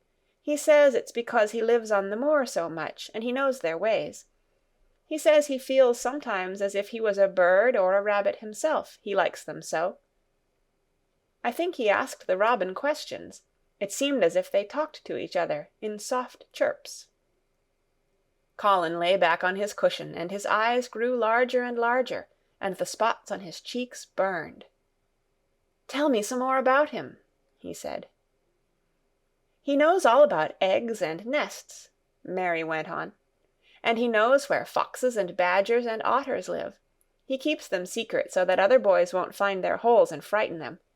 He knows about everything that grows or lives on the moor." "Does he like the moor?" said Colin. "How can he when it's such a great, bare, dreary place?" "It's the most beautiful place," protested Mary. "Thousands of lovely things grow on it, and there are thousands of little creatures all busy building nests and making holes and burrows, and chippering or singing or squeaking to each other. They are so busy and having such fun under the earth or in the trees or heather. It's their world." "How do you know all that?" said Colin, turning on his elbow to look at her. "I have never been there once, really," said Mary, suddenly remembering. "I only drove over it in the dark. I thought it was hideous. Martha told me about it first, and then Dickon. When Dickon talks about it, you feel as if you saw things and heard them, and as if you were standing in the heather with the sun shining, and the gorse smelling like honey, and all full of bees and butterflies." "You never see anything if you are ill," said Colin restlessly. He looked like a person listening to a new sound in the distance and wondering what it was. "You can't if you stay in a room," said Mary. "I couldn't go on the moor," he said in a resentful tone. Mary was silent for a minute, and then she said something bold. "You might, sometime." He moved as if he were startled. "Go on the moor? How could I? I am going to die." "How do you know?" said Mary unsympathetically. She didn't like the way he had of talking about dying. She did not feel very sympathetic. She felt rather as if he almost boasted about it. "Oh, I've heard it ever since I remember," he answered crossly. "They are always whispering about it and thinking I don't notice. They wish I would, too." Mistress Mary felt quite contrary. She pinched her lips together. "If they wished I would," she said, "I wouldn't. Who wishes you would?" "The servants, and of course Dr. Craven, because he would get Misselthwaite and be rich instead of poor. He daren't say so, but he always looks cheerful when I am worse. When I had typhoid fever, his face got quite fat. I think my father wishes it too." "I don't believe he does," said Mary quite obstinately. That made Colin turn and look at her again. "Don't you?" he said. And then he lay back on his cushion and was still, as if he were thinking. And there was quite a long silence. Perhaps they were both of them thinking strange things children do not usually think. "I like the grand doctor from London because he made them take the iron thing off," said Mary at last. "Did he say you were going to die?" "No." "What did he say?" "He didn't whisper," Colin answered. "Perhaps he knew I hated whispering. I heard him say one thing quite aloud. He said, 'The lad might live if he would make up his mind to it. Put him in the humour.' It sounded as if he was in a temper." "I'll tell you who would put you in the humour, perhaps," said Mary, reflecting. She felt as if she would like this thing to be settled one way or the other. "I believe Dickon would. He's always talking about live things. He never talks about dead things or things that are ill. He's always looking up in the sky to watch birds flying, or looking down at the earth to see something growing. He has such round blue eyes, and they are so wide open with looking about. And he laughs such a big laugh with his wide mouth, and his cheeks are as red as cherries." She pulled her stool nearer to the sofa, and her expression quite changed at the remembrance of the wide curving mouth and wide open eyes. "See here," she said, "don't let us talk about dying. I don't like it. Let us talk about living. Let us talk and talk about Dickon. And then we will look at your pictures." It was the best thing she could have said. To talk about Dickon meant to talk about the moor, and about the cottage and the 14 people who lived in it on 16 shillings a week, and the children who got fat on the moor grass like the wild ponies, and about Dickon's mother, and the skipping rope, and the moor with the sun on it, and about pale green points sticking up out of the black sod. And it was all so alive that Mary talked more than she had ever talked before, and Colin both talked and listened as he had never done either before. and they both began to laugh over nothings, as children will when they are happy together. And they laughed so that in the end they were making as much noise as if they had been two ordinary, healthy, natural 10-year-old creatures, instead of a hard little unloving girl, and a sickly boy who believed that he was going to die. They enjoyed themselves so much that they forgot the pictures and they forgot about the time. They had been laughing quite loudly over Ben Weatherstaff and his robin, and Colin was actually sitting up as if he had forgotten about his weak back, when he suddenly remembered something. "Do you know, there is one thing we have never once thought of," he said. "We are cousins." It seemed so queer that they had talked so much and never remembered this simple thing that they laughed more than ever, because they had got into the humour to laugh at anything. And in the midst of the fun the door opened, and in walked Dr. Craven and Mrs. Medlock. Dr. Craven started in actual alarm, and Mrs. Medlock almost fell back because he had accidentally bumped against her. "Good Lord!" exclaimed poor Mrs. Medlock, with her eyes almost starting out of her head. "Good Lord!" "What is this?" said Dr. Craven, coming forward. "What does it mean?" Then Mary was reminded of the boy Rajah again. Colin answered as if neither the doctor's alarm nor Mrs. Medlock's terror were of the slightest consequence. He was as little disturbed or frightened as if an elderly cat and dog had walked into the room. "This is my cousin, Mary Lennox," he said. "I asked her to come and talk to me. I like her. She must come and talk to me whenever I send for her." Dr. Craven turned reproachfully to Mrs. Medlock. "Oh, sir," she panted, "I don't know how it's happened. There's not a servant on the place that dare to talk. They all have their orders." "Nobody told her anything," said Colin. "She heard me crying and found me herself. I am glad she came. Don't be silly, Medlock."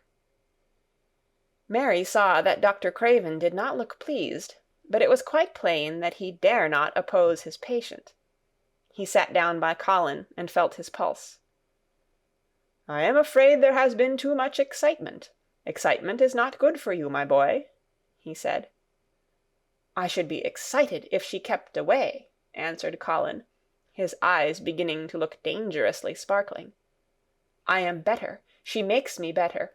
The nurse must bring up her tea with mine. We will have tea together." Mrs. Medlock and Dr. Craven looked at each other in a troubled way, but there was evidently nothing to be done.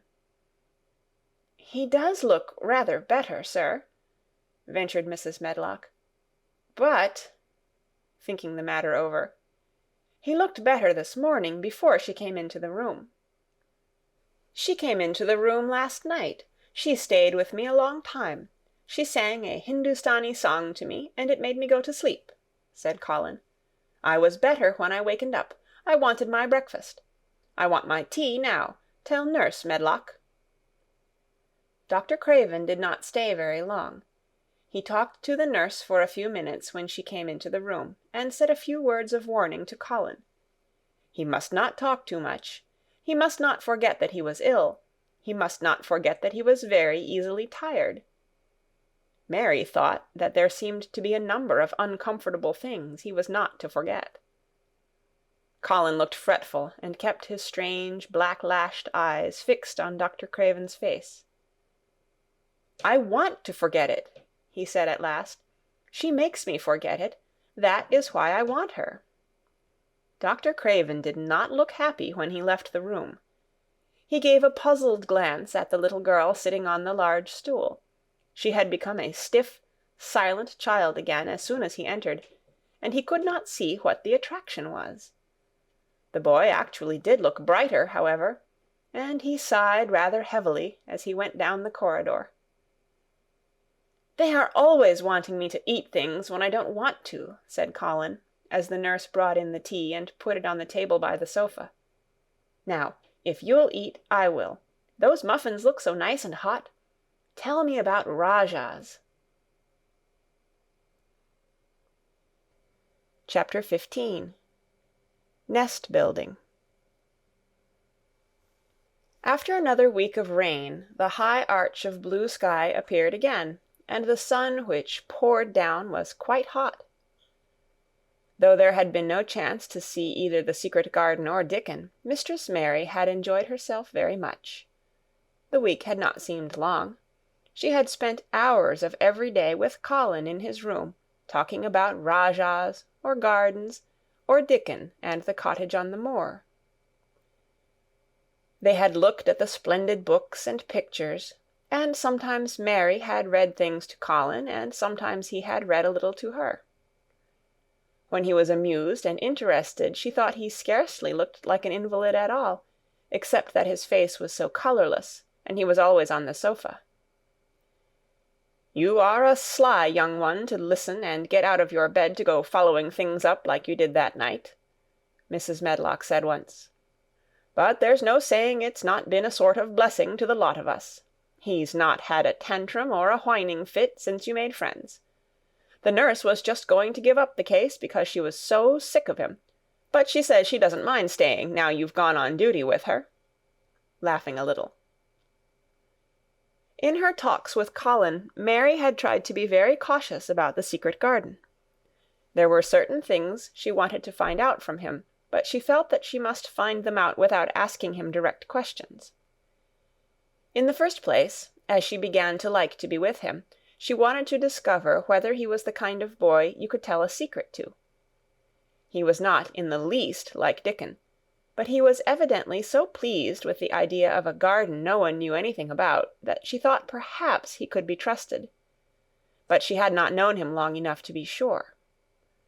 The second thing she wanted to find out was this: if he could be trusted, if he really could, wouldn't it be possible to take him to the garden without having anyone find it out? The grand doctor had said that he must have fresh air, and Colin had said that he would not mind fresh air in a secret garden. Perhaps if he had a great deal of fresh air, and knew Dickon and the robin, and saw things growing, he might not think so much about dying. Mary had seen herself in the glass sometimes lately when she had realized that she looked quite a different creature from the child she had seen when she arrived from India. This child looked nicer. Even Martha had seen a change in her. "The air from the moor has done thee good already," she had said. "Thou'rt not nigh so yeller, and thou'rt not nigh so scrawny. Even the hair doesn't slamp down on the head so flat. It's got some life in it, so as it sticks out a bit." "It's like me," said Mary. "It's growing stronger and fatter. I'm sure there's more of it." "It looks it for sure," said Martha, ruffling it up a little round her face. "Thou'rt not half so ugly when it's that way, and there's a bit of red in the cheeks." If gardens and fresh air had been good for her, perhaps they would be good for Colin. But then, if he hated people to look at him, perhaps he would not like to see Dickon. "Why does it make you angry when you are looked at?" she inquired one day. "I always hated it," he answered, "even when I was very little. Then when they took me to the seaside, and I used to lie in my carriage, everybody used to stare, and ladies would stop and talk to my nurse, and then they would begin to whisper, and I knew then they were saying I shouldn't live to grow up. Then sometimes the ladies would pat my cheeks and say, 'Poor child!'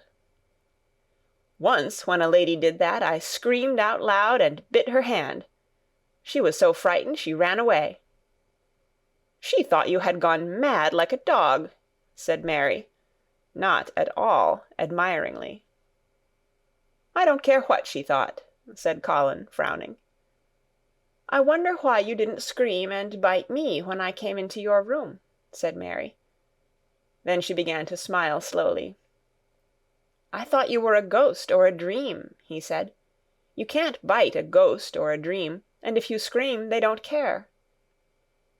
"Would you hate it if a boy looked at you?" Mary asked uncertainly. He lay back on his cushion and paused thoughtfully. "There's one boy," he said quite slowly, as if he were thinking over every word. "There's one boy I believe I shouldn't mind, It's that boy who knows where the foxes live. Dickon." "I'm sure you wouldn't mind him," said Mary. "The birds don't, and other animals," he said, still thinking it over. "Perhaps that's why I shouldn't. He's a sort of animal charmer, and I am a boy animal." Then he laughed, and she laughed too.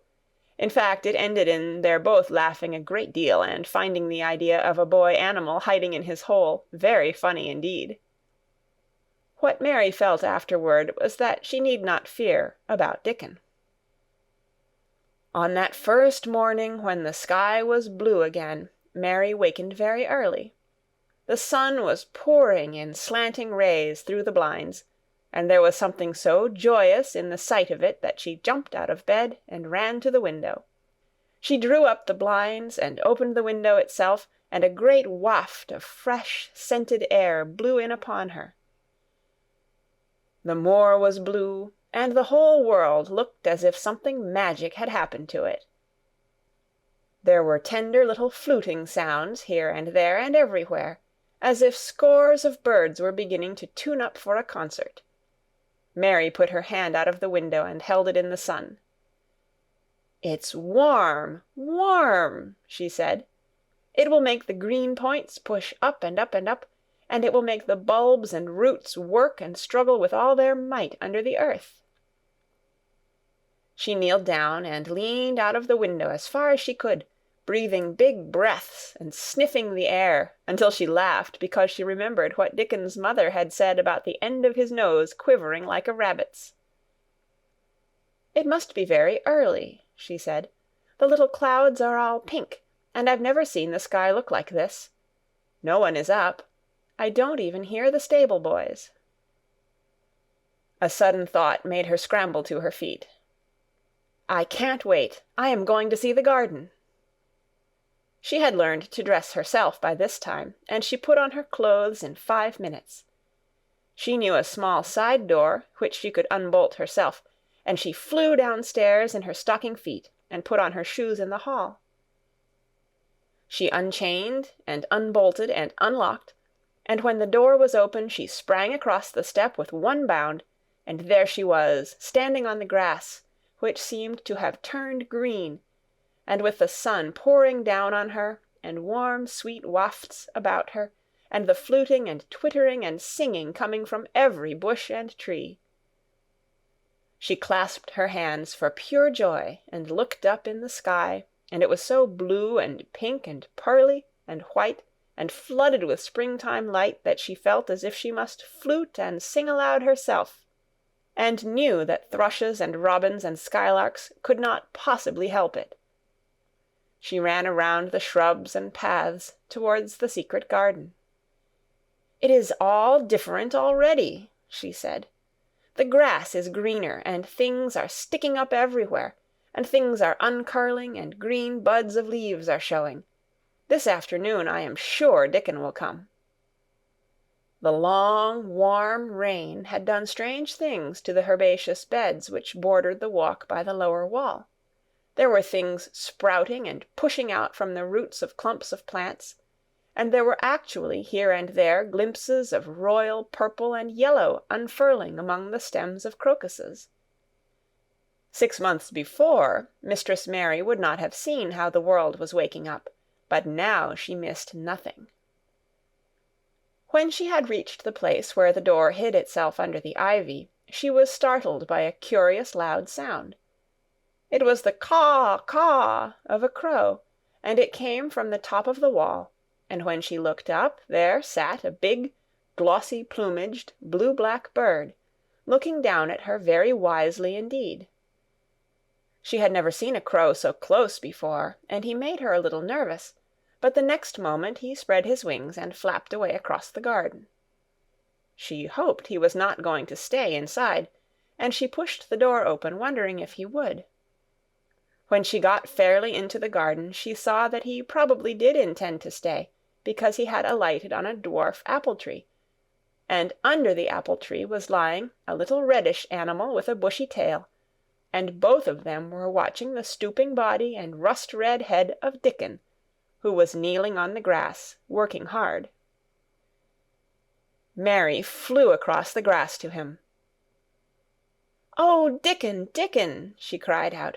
"How could you get here so early? How could you? The sun has only just got up." He got up himself, laughing and glowing and tousled, his eyes like a bit of the sky. "Eh," he said, "I was up long before him. How could I have stayed abed?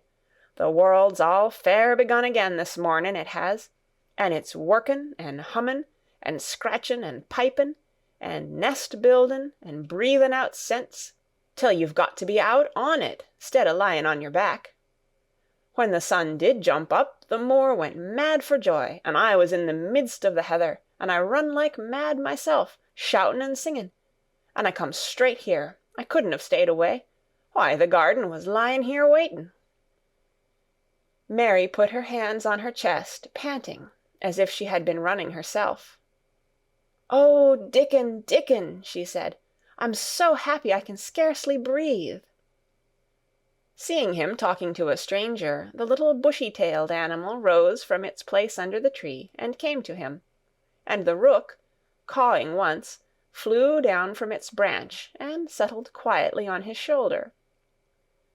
"This is the little fox-cub," he said, rubbing the little reddish animal's head. "It's named Captain. And this here's Soot. Soot, he flew across the moor with me, and Captain, he run same as if the hounds had been after him. They both felt same as I did." Neither of the creatures looked as if he were the least afraid of Mary. When Dickon began to walk about, Soot stayed on his shoulder, and Captain trotted quietly close to his side. "See here," said Dickon. "See how these has pushed up, and these, and these. And, look at these here." He threw himself upon his knees, and Mary went down beside him. They had come upon a whole clump of crocuses, burst into purple and orange and gold. Mary bent her face down and kissed them. "You never kiss a person in that way," she said, when she lifted her head. "Flowers are so different." He looked puzzled, but smiled. He said, "I've kissed mother many a time that way, when I come in from the moor after a day's roamin', and she stood there at the door in the sun, looking so glad and comfortable." They ran from one part of the garden to another, and found so many wonders that they were obliged to remind themselves that they must whisper or speak low. He showed her swelling leaf-buds on rose branches which had seemed dead. He showed her 10,000 new green points pushing through the mold. They put their eager young noses close to the earth and sniffed its warm springtime breathing. They dug and pulled and laughed low with rapture until Mistress Mary's hair was as tumbled as Dickon's, and her cheeks were almost as poppy-red as his. There was every joy on earth in the secret garden that morning, and in the midst of them came a delight more delightful than all, because it was more wonderful. Swiftly something flew across the wall and darted through the trees to a close-grown corner, a little flare of red-breasted bird with something hanging from its beak. Dickon stood quite still and put his hand on Mary almost as if they had suddenly found themselves laughing in church. "We munnot stir," he whispered in broad Yorkshire. "We munnot scarce breathe. I knowed he was mate-huntin' when I seed him last. It's Ben Weatherstaff's robin. He's buildin' his nest. He'll stay here, if us don't fright him." They settled down softly upon the grass and sat there without moving. "Us mustn't seem as if us was watching him too close," said Dickon. "He'd be out with us for good if he got the notion us was interfering now. He'll be a good bit different till all this is over. He's setting up housekeeping. He'll be shyer and readier to take things ill. He's got no time for visitin' and gossipin'. Us must keep still a bit, and try to look as if us was grass and trees and bushes. Then when he's got used to seeing us, I'll chirp a bit, and he'll know us'll not be in his way." Mistress Mary was not at all sure that she knew, as Dickon seemed to, how to try to look like grass and trees and bushes. But he had said the queer thing as if it were the simplest and most natural thing in the world, and she felt it must be quite easy to him, and indeed she watched him for a few minutes carefully, wondering if it was possible for him to quietly turn green, and put out branches and leaves. But he only sat wonderfully still, and when he spoke dropped his voice to such a softness that it was curious that she could hear him, but she could. "It's part o' the springtime, this nest-buildin' is," he said. "I warrant it's been going on in the same way every year since the world was begun. They've got their way o' thinking and doing things, and a body had better not meddle. You can lose a friend in springtime easier than any other season, if you're too curious." "If we talk about him, I can't help looking at him," Mary said as softly as possible. "We must talk of something else. There is something I want to tell you." "He'll like it better if us talks o' something else," said Dickon. "What is it thou's got to tell me?" "Well, do you know about Colin?" she whispered. He turned his head to look at her. "What does thou know about him?" he asked. "I've seen him. I have been to talk to him every day this week. He wants me to come. He says I'm making him forget about being ill and dying," answered Mary. Dickon looked actually relieved as soon as the surprise died away from his round face.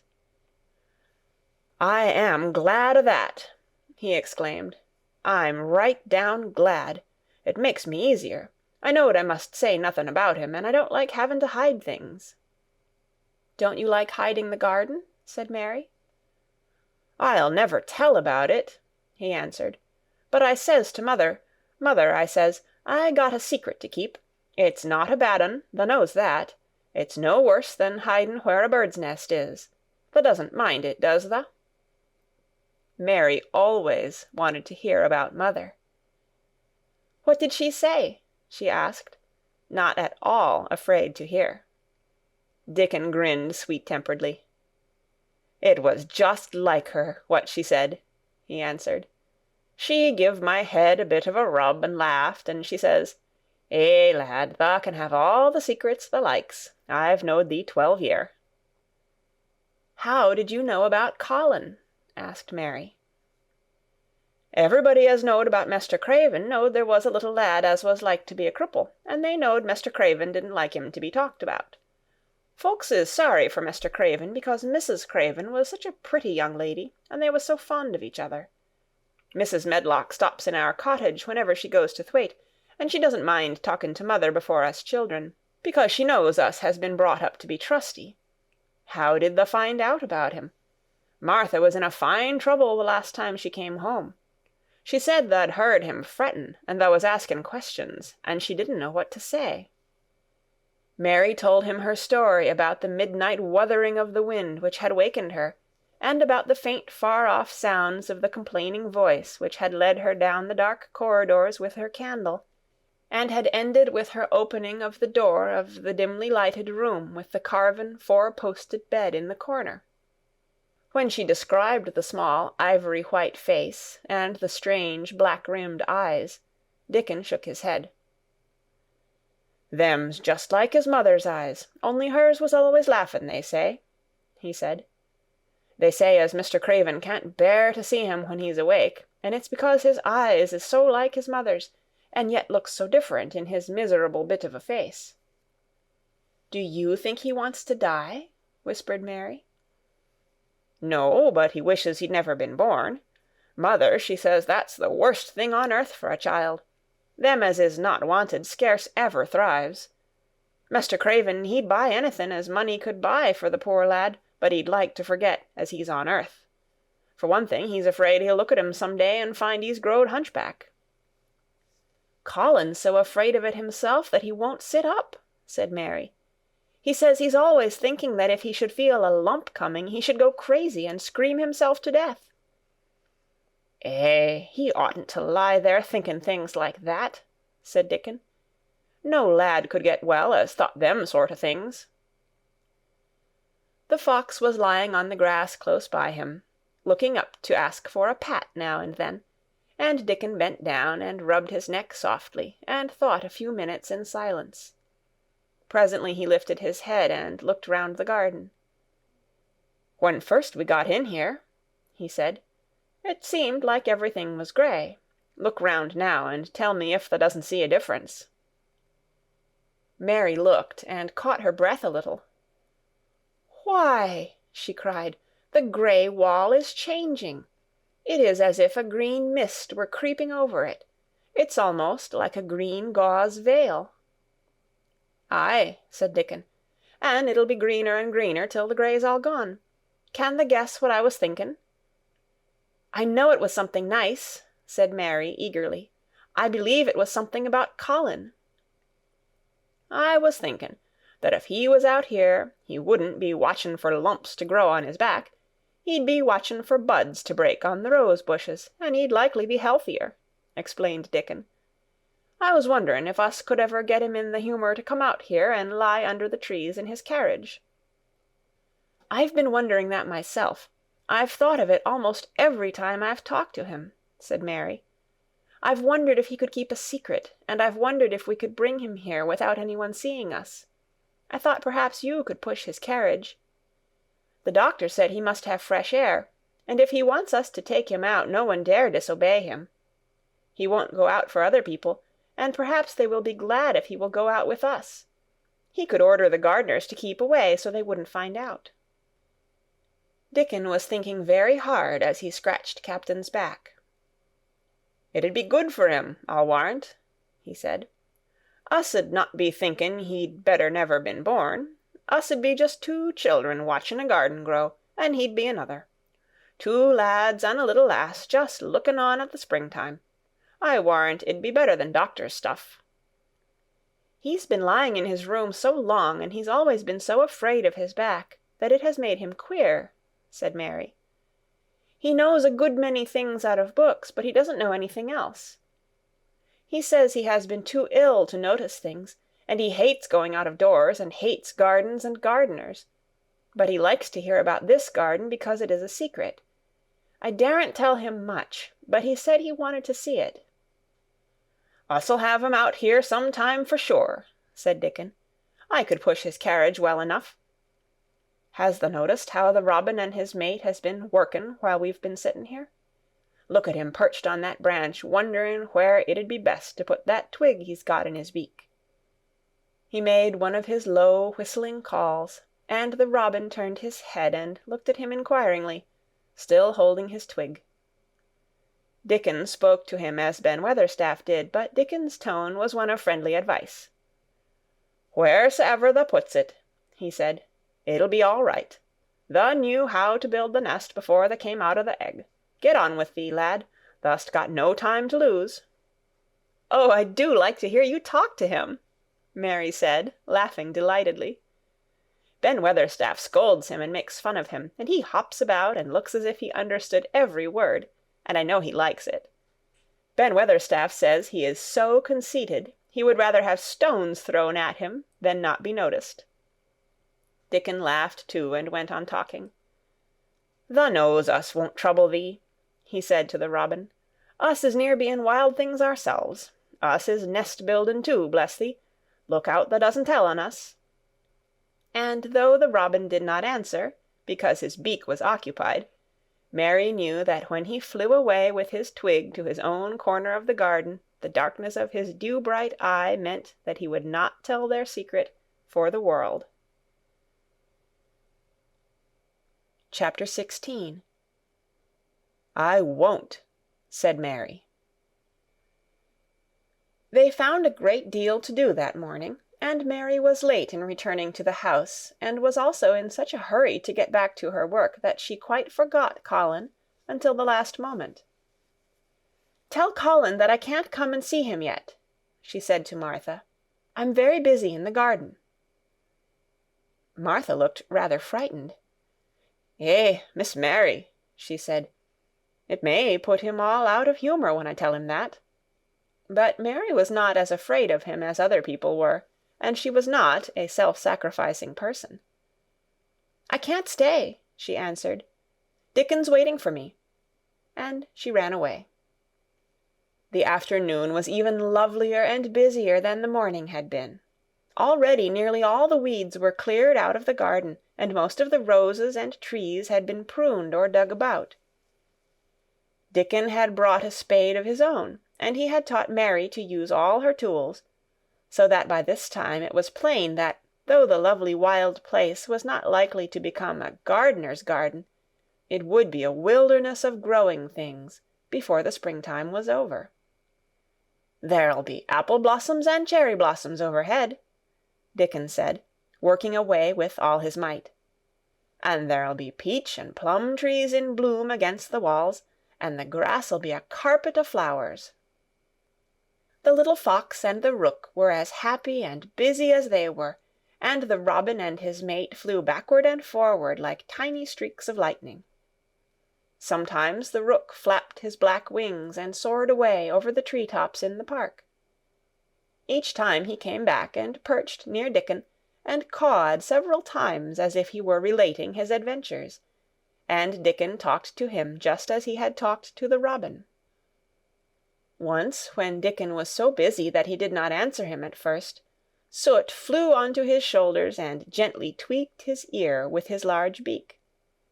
When Mary wanted to rest a little, Dickon sat down with her under a tree, and once he took his pipe out of his pocket, and played the soft, strange little notes, and 2 squirrels appeared on the wall, and looked, and listened. "Thou's a good bit stronger than thou was," Dickon said, looking at her as she was digging. "Thou's beginning to look different, for sure." Mary was glowing with exercise and good spirits. "I'm getting fatter and fatter every day," she said quite exultantly. "Mrs. Medlock will have to get me some bigger dresses. Martha says my hair is growing thicker. It isn't so flat and stringy." The sun was beginning to set and sending deep, gold-colored rays slanting under the trees when they parted. "It'll be fine tomorrow," said Dickon. "I'll be at work by sunrise." "So will I," said Mary. She ran back to the house as quickly as her feet would carry her. She wanted to tell Colin about Dickon's fox cub and the rook, and about what the springtime had been doing. She felt sure he would like to hear. So it was not very pleasant when she opened the door of her room to see Martha standing waiting for her with a doleful face.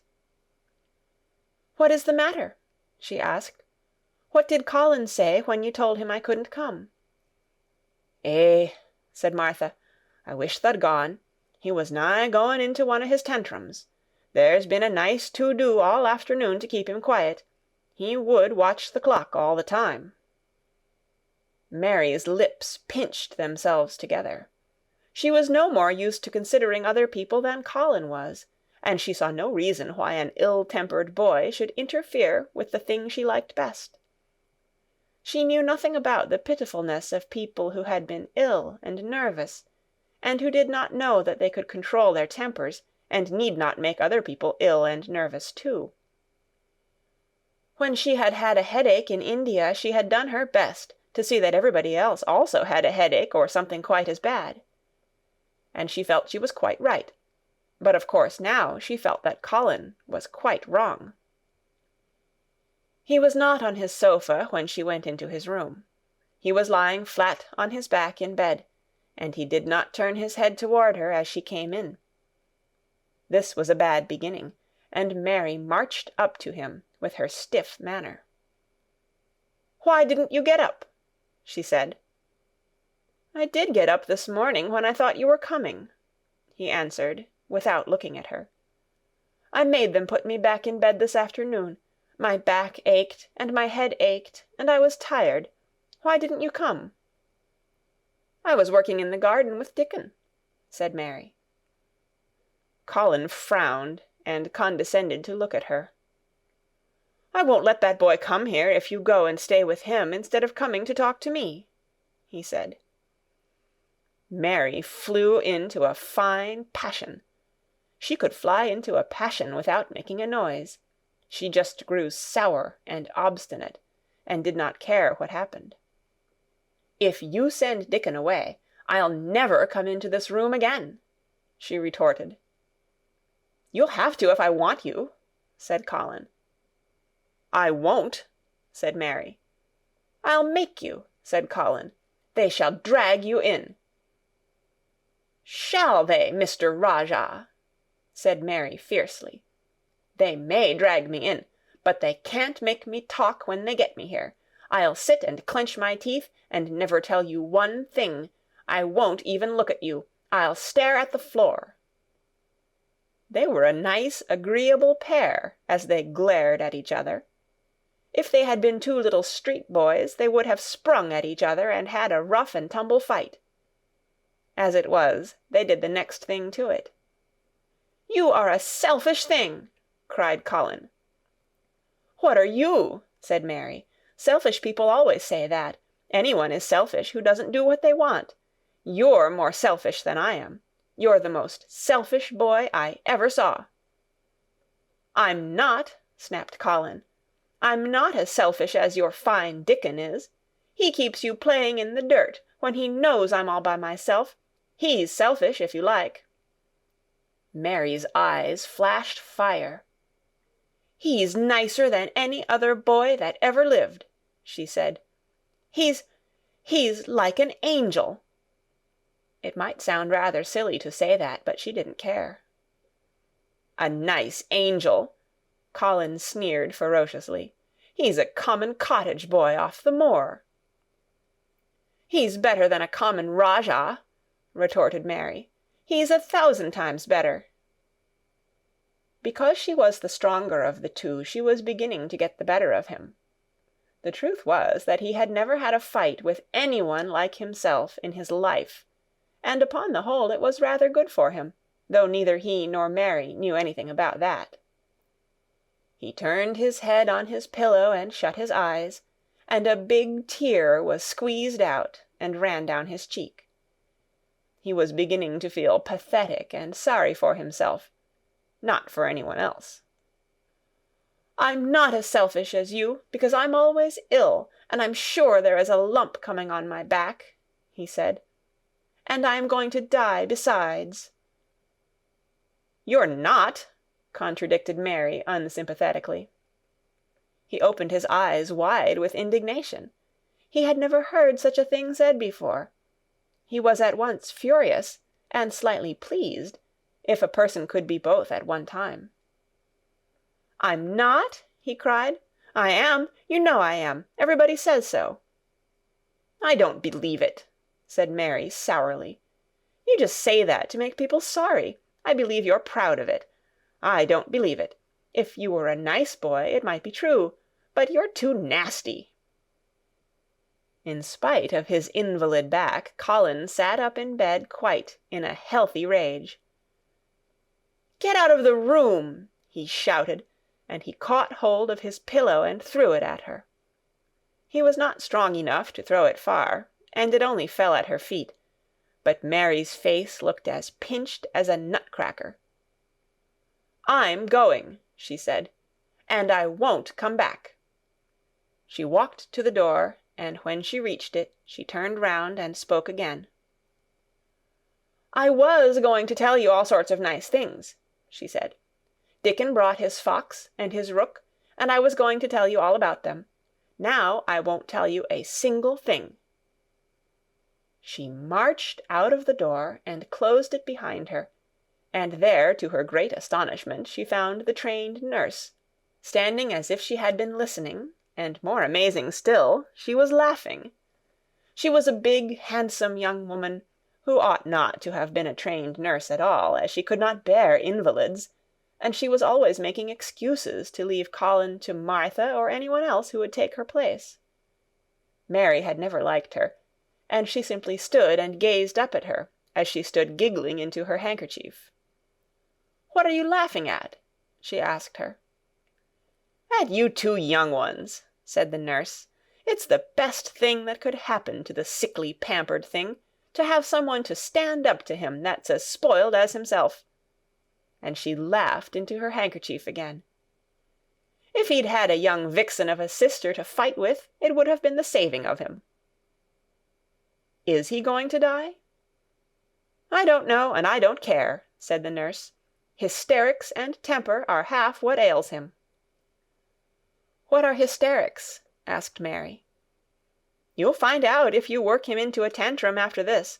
But at any rate you've given him something to have hysterics about, and I'm glad of it." Mary went back to her room, not feeling at all as she had felt when she had come in from the garden.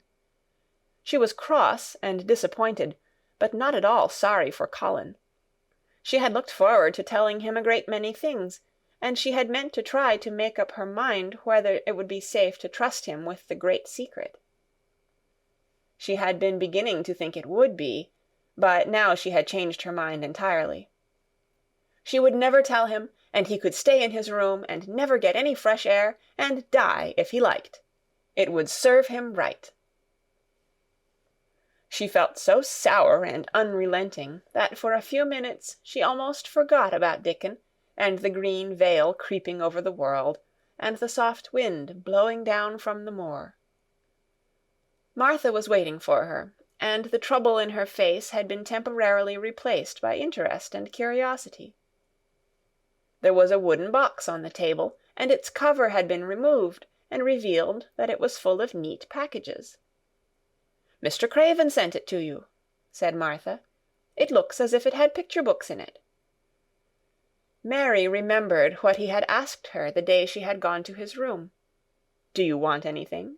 Dolls, toys, books?" She opened the package, wondering if he had sent a doll, and also wondering what she should do with it if he had. But he had not sent one. There were several beautiful books, such as Colin had, and 2 of them were about gardens and were full of pictures. There were 2 or 3 games, and there was a beautiful little writing case with a gold monogram on it, and a gold pen and inkstand. Everything was so nice that her pleasure began to crowd her anger out of her mind. She had not expected him to remember her at all, and her hard little heart grew quite warm. "I can write better than I can print," she said, "and the first thing I shall write with that pen will be a letter to tell him I am much obliged." If she had been friends with Colin, she would have run to show him her presents at once, and they would have looked at the pictures, and read some of the gardening books, and perhaps tried playing the games, and he would have enjoyed himself so much he would never once have thought he was going to die, or have put his hand on his spine to see if there was a lump coming. He had a way of doing that which she could not bear. It gave her an uncomfortable, frightened feeling, because he always looked so frightened himself. He said that if he felt even quite a little lump some day, he should know his hunch had begun to grow. Something he had heard Mrs. Medlock whispering to the nurse had given him the idea, and he had thought over it in secret until it was quite firmly fixed in his mind. Mrs. Medlock had said his father's back had begun to show its crookedness in that way when he was a child. He had never told anyone but Mary that most of his tantrums, as they called them, grew out of his hysterical hidden fear. Mary had been sorry for him when he had told her. "He always began to think about it when he was cross or tired," she said to herself. "And he has been cross today. Perhaps he has been thinking about it all afternoon." She stood still, looking down at the carpet and thinking. "I said I would never go back again," she hesitated, knitting her brows. "But perhaps, just perhaps, I will go and see if he wants me in the morning. Perhaps he'll try to throw his pillow at me again, but I think I'll go." Chapter 17. A Tantrum. She had got up very early in the morning, and had worked hard in the garden, and she was tired and sleepy, so as soon as Martha had brought her supper and she had eaten it, she was glad to go to bed. As she laid her head on the pillow, she murmured to herself, "I'll go out before breakfast and work with Dickon, and then afterward, I believe I'll go see him." She thought it was the middle of the night when she was awakened by such dreadful sounds that she jumped out of bed in an instant. What was it? What was it? The next minute she felt quite sure she knew. Doors were opened and shut, and there were hurrying feet in the corridors, and someone was crying and screaming at the same time, screaming and crying in a horrible way. "It's Colin," she said. "He's having one of those tantrums the nurse called hysterics. How awful it sounds!" As she listened to the sobbing screams, she did not wonder that people were so frightened that they gave him his own way in everything, rather than hear them. She put her hands over her ears and felt sick and shivering. "I don't know what to do. I don't know what to do," she kept saying. "I can't bear it." Once she wondered if he would stop if she dared to go to him, and then she remembered how he had driven her out of the room, and thought that perhaps the sight of her might make him worse. Even when she pressed her hands more tightly over her ears, she could not keep the awful sounds out. She hated them so and was so terrified by them that suddenly they began to make her angry, and she felt as if she should like to fly into a tantrum herself and frighten him as he was frightening her. She was not used to anyone's tempers but her own. She took her hands from her ears and sprang up and stamped her foot. "He ought to be stopped. Somebody ought to make him stop. Somebody ought to beat him," she cried out. Just then she heard feet almost running down the corridor, and her door opened, and the nurse came in. She was not laughing now by any means. She even looked rather pale. "He's worked himself into hysterics," she said in a great hurry. "He'll do himself harm. No one can do anything with him. You come and try, like a good child. He likes you." "He turned me out of the room this morning," said Mary, stamping her foot with excitement. The stamp rather pleased the nurse. The truth was that she had been afraid she might find Mary crying and hiding her head under the bedclothes. "That's right," she said. "You're in the right humour. You go and scold him. Give him something new to think of. Do go, child, as quick as ever you can." It was not until afterward that Mary realized that the thing had been funny as well as dreadful, that it was funny that all the grown-up people were so frightened that they came to a little girl just because they guessed she was almost as bad as Colin himself. She flew along the corridor, and the nearer she got to the screams, the higher her temper mounted. She felt quite wicked by the time she reached the door. She slapped it open with her hand and ran across the room to the four-posted bed. "You stop!" she almost shouted. "You stop! I hate you! Everybody hates you! I wish everybody would run out of the house and let you scream yourself to death! You will scream yourself to death in a minute, and I wish you would!" A nice, sympathetic child could neither have thought nor said such things, but it just happened that the shock of hearing them was the best possible thing for this hysterical boy whom no one had ever dared to restrain or contradict. He had been lying on his face, beating his pillow with his hands, and he actually almost jumped around, he turned so quickly at the sound of the furious little voice. His face looked dreadful, white and red and swollen, and he was gasping and choking, but savage little Mary did not care an atom. "If you scream another scream," she said, "I'll scream too, and I can scream louder than you can, and I'll frighten you, I'll frighten you." He actually had stopped screaming because she had startled him so. The scream which had been coming almost choked him. The tears were streaming down his face, and he shook all over. "I can't stop," he gasped and sobbed. "I can't! I can't!" "You can!" shouted Mary. "Half that ails you is hysterics and temper. Just hysterics, hysterics, hysterics." And she stamped each time she said it. "I felt the lump! I felt it!" choked out Colin. "I knew I should. I shall have a hunch on my back, and then I shall die." And he began to writhe again, and turned on his face and sobbed and wailed, but he didn't scream.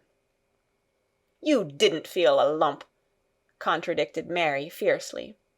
"If you did, it was only a hysterical lump. Hysterics makes lumps. There's nothing the matter with your horrid back. Nothing but hysterics.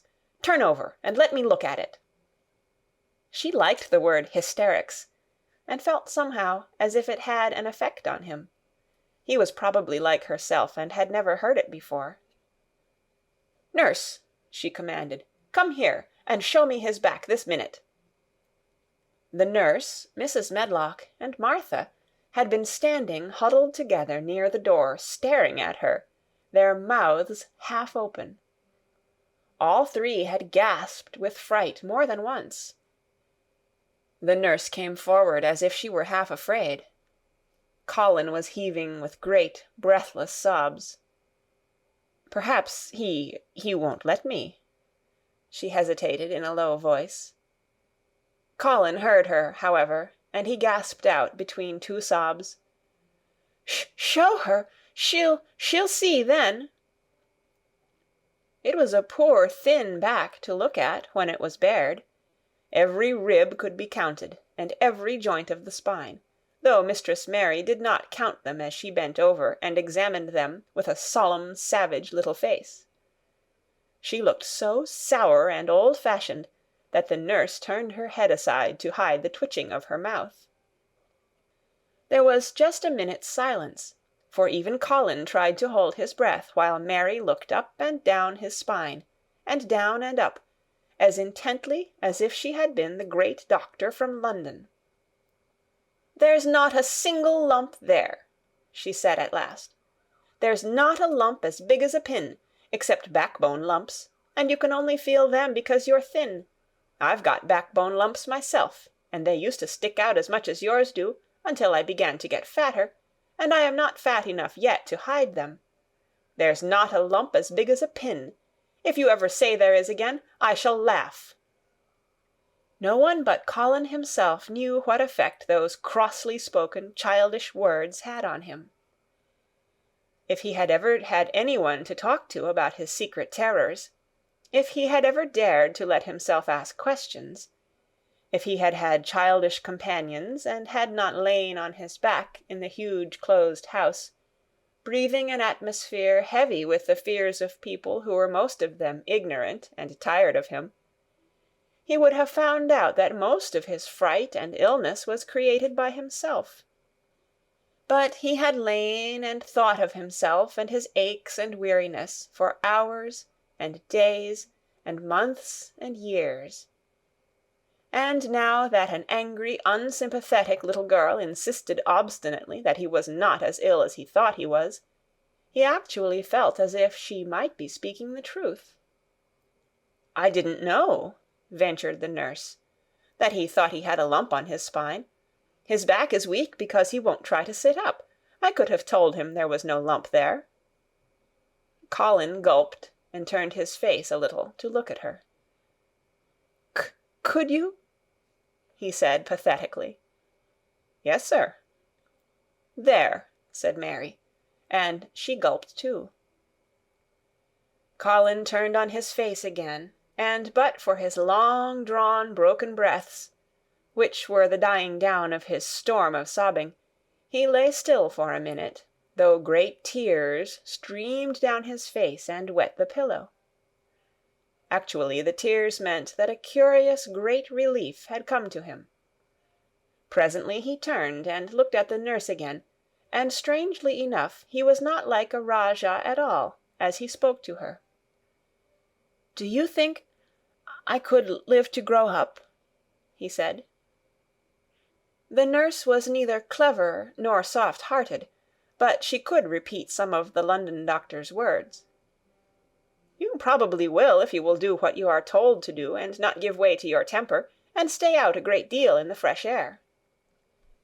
Colin's tantrum had passed, and he was weak and worn out with crying, and this perhaps made him feel gentle.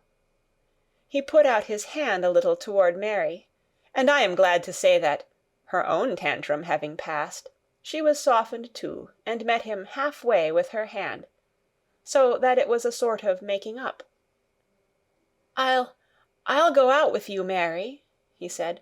"I shan't hate fresh air if we can find—" He remembered just in time to stop himself from saying, "if we can find the secret garden," and he ended, "I shall like to go out with you if Dickon will come and push my chair. I do so want to see Dickon, and the fox, and the crow." The nurse remade the tumbled bed, and shook and straightened the pillows. Then she made Colin a cup of beef tea, and gave a cup to Mary, who was really very glad to get it after her excitement. Mrs. Medlock and Martha gladly slipped away, and after everything was neat and calm and in order, the nurse looked as if she would very gladly slip away also. She was a healthy young woman who resented being robbed of her sleep, and she yawned quite openly as she looked at Mary, who had pushed her big footstool close to the four-posted bed and was holding Colin's hand. "You must go back and get your sleep out," she said. "He'll drop off after a while if he's not too upset. Then I'll lie down myself in the next room." "Would you like me to sing you that song I learned from my ayah?" Mary whispered to Colin. His hand pulled hers gently, and he turned his tired eyes on her appealingly. "Oh, yes," he answered. "It's such a soft song. I shall go to sleep in a minute." "I will put him to sleep," Mary said to the yawning nurse. "You can go if you like." "Well," said the nurse, with an attempt at reluctance, "if he doesn't go to sleep in half an hour, you must call me." "Very well," answered Mary. The nurse was out of the room in a minute, and as soon as she was gone, Colin pulled Mary's hand again. "I almost told," he said, "but I stopped myself in time. I won't talk, and I'll go to sleep. But you said you had a whole lot of nice things to tell me. Do you think you have found out anything at all about the way into the secret garden?" Mary looked at his poor little tired face and swollen eyes, and her heart relented. "Yes," she answered, "I think I have, and if you will go to sleep, I will tell you tomorrow." His hand quite trembled. "Oh, Mary," he said, "oh, Mary, if I could get into it, I think I should live to grow up. Do you suppose that, instead of singing the ayah song, you could just tell me softly, as you did that first day, what you imagine it looks like inside? I am sure it will make me go to sleep." "Yes," answered Mary. "Shut your eyes." He closed his eyes and lay quite still, and she held his hand and began to speak very slowly and in a very low voice. "I think it has been left alone so long that it has grown all into a lovely tangle. I think the roses have climbed and climbed and climbed until they hang from the branches and walls and creep over the ground, almost like a strange gray mist. Some of them have died, but many are alive, and when the summer comes there will be curtains and fountains of roses. I think the ground is full of daffodils and snowdrops and lilies and iris, working their way out of the dark. Now the spring has begun, perhaps—"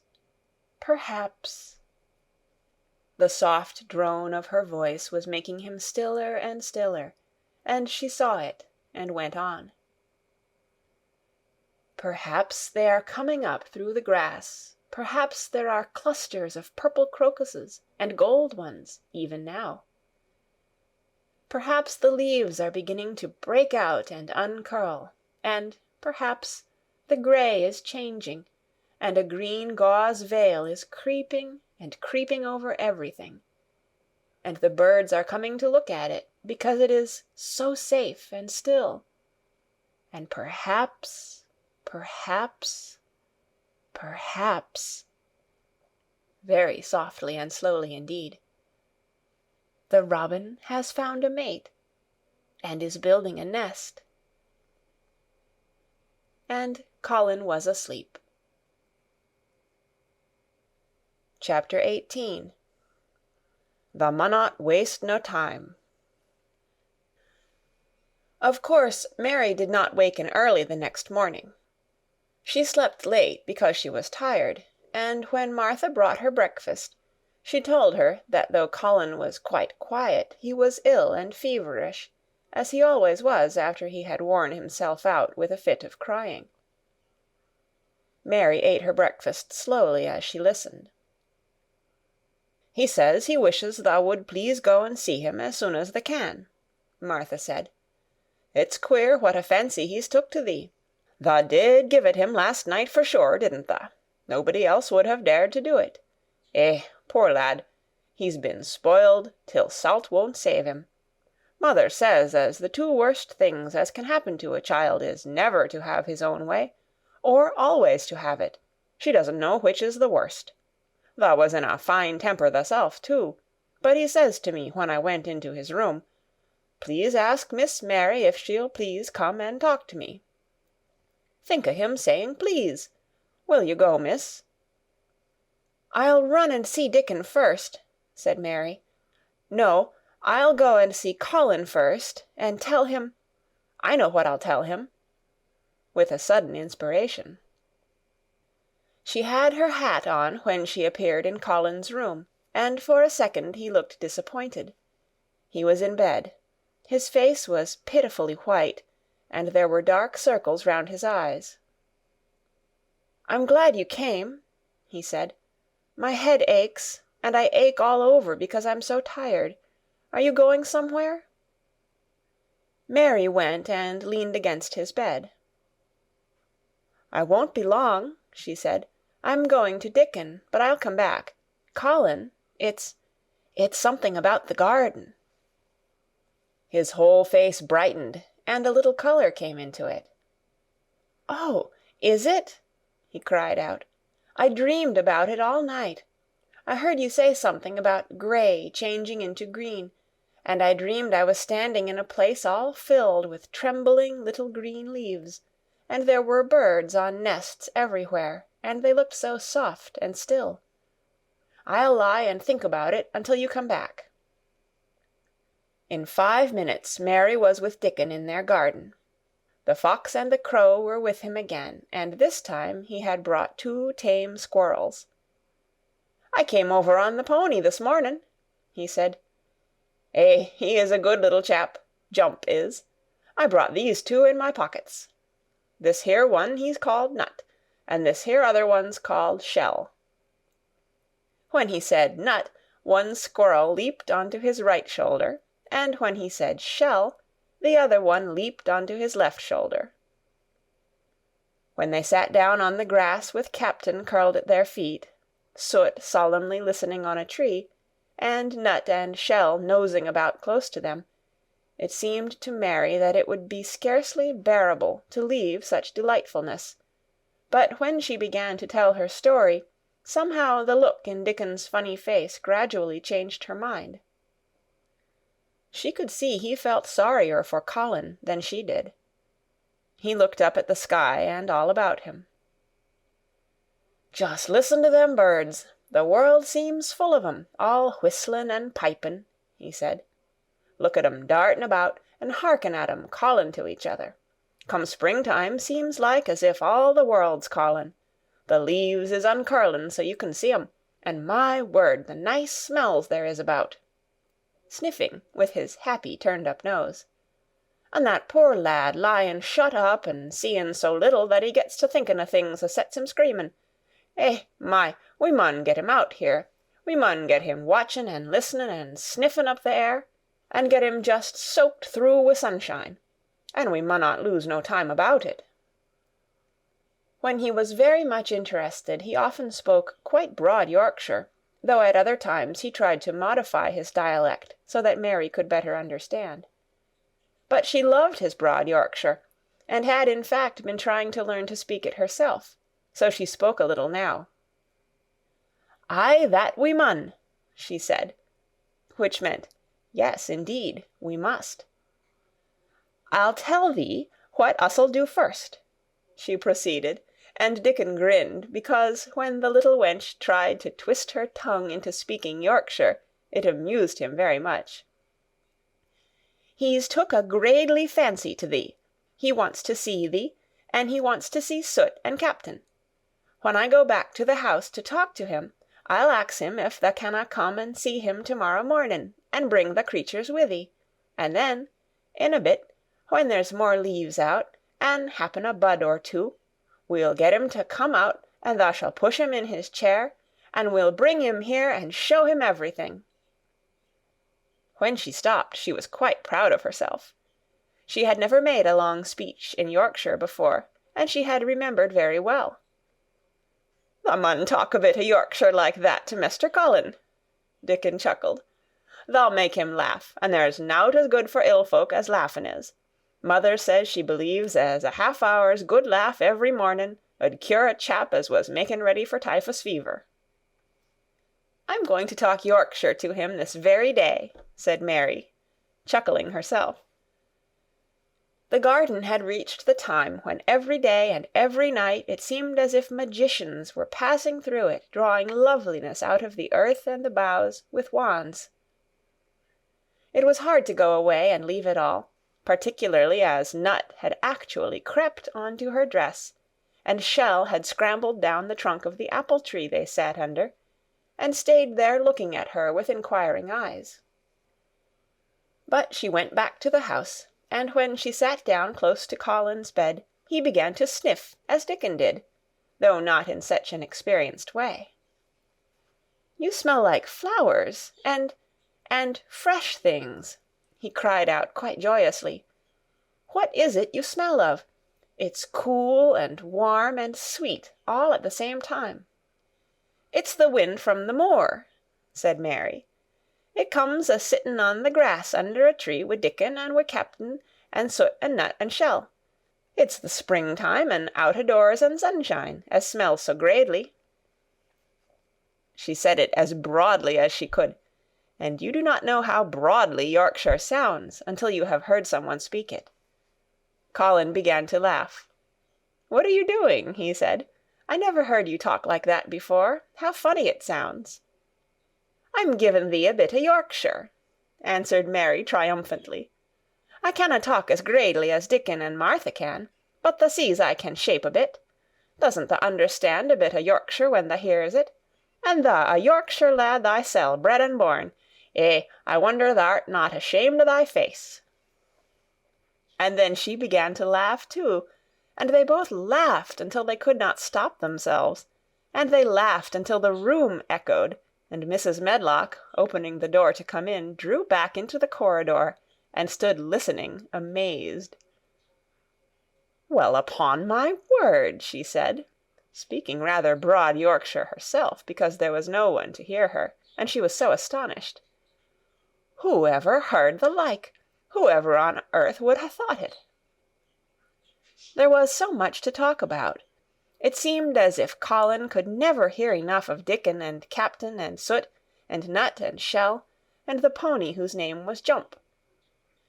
Mary had run round into the wood with Dickon to see Jump. He was a tiny little shaggy moor pony, with thick locks hanging over his eyes, and with a pretty face and a nuzzling velvet nose. He was rather thin with living on moor grass, but he was as tough and wiry as if the muscle in his little legs had been made of steel springs. He had lifted his head and whinnied softly the moment he saw Dickon, and he had trotted up to him and put his head across his shoulder, and then Dickon had talked into his ear, and Jump had talked back in odd little whinnies and puffs and snorts.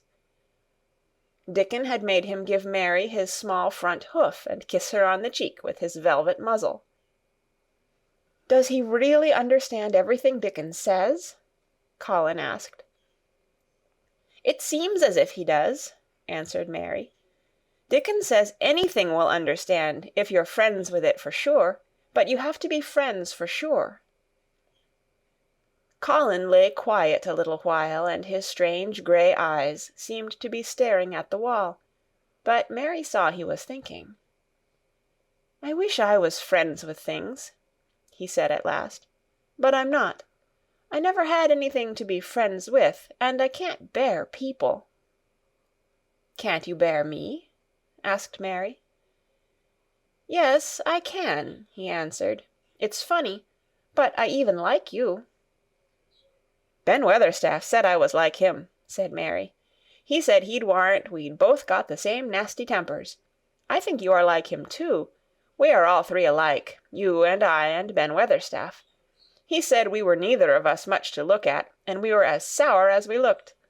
But I don't feel as sour as I used to before I knew the robin and Dickon." "Did you feel as if you hated people?" "Yes," answered Mary, without any affectation. "I should have detested you if I had seen you before I saw the robin and Dickon." Colin put out his thin hand and touched her. "Mary," he said, "I wish I hadn't said what I did about sending Dickon away. I hated you when you said he was like an angel, and I laughed at you, but perhaps he is." "Well, it was rather funny to say it," she admitted frankly, "because his nose does turn up, and he has a big mouth, and his clothes have patches all over them, and he talks broad Yorkshire, but if an angel did come to Yorkshire and live on the moor, if there was a Yorkshire angel, I believe he'd understand the green things and know how to make them grow, and he would know how to talk to the wild creatures as Dickon does, and they'd know he was friends for sure." "I shouldn't mind Dickon looking at me," said Colin. "I want to see him." "I'm glad you said that," answered Mary, because... Quite suddenly it came into her mind that this was the minute to tell him. Colin knew something new was coming. "Because what?" he cried eagerly. Mary was so anxious that she got up from her stool and came to him and caught hold of both his hands. "Can I trust you? I trusted Dickon because birds trusted him. Can I trust you for sure, she implored. Her face was so solemn that he almost whispered his answer. "Yes, yes." "Well, Dickon will come to see you tomorrow morning, and he'll bring his creatures with him." "Oh, oh!" Colin cried out in delight. "But that's not all," Mary went on, almost pale with solemn excitement. "The rest is better. There is a door into the garden. I found it. It is under the ivy on the wall." If he had been a strong, healthy boy, Colin would probably have shouted, "Hooray, hooray, hooray!" But he was weak and rather hysterical. His eyes grew bigger and bigger, and he gasped for breath. "Oh, Mary!" he cried out with a half-sob. "Shall I see it? Shall I get into it? Shall I live to get into it?" And he clutched her hands and dragged her toward him. "Of course you'll see it," snapped Mary indignantly. "Of course you'll live to get into it. Don't be silly." And she was so unhysterical and natural and childish that she brought him to his senses, and he began to laugh at himself. And a few minutes afterward she was sitting on her stool again telling him not what she imagined the secret garden to be like, but what it really was, and Colin's aches and tiredness were forgotten, and he was listening enraptured.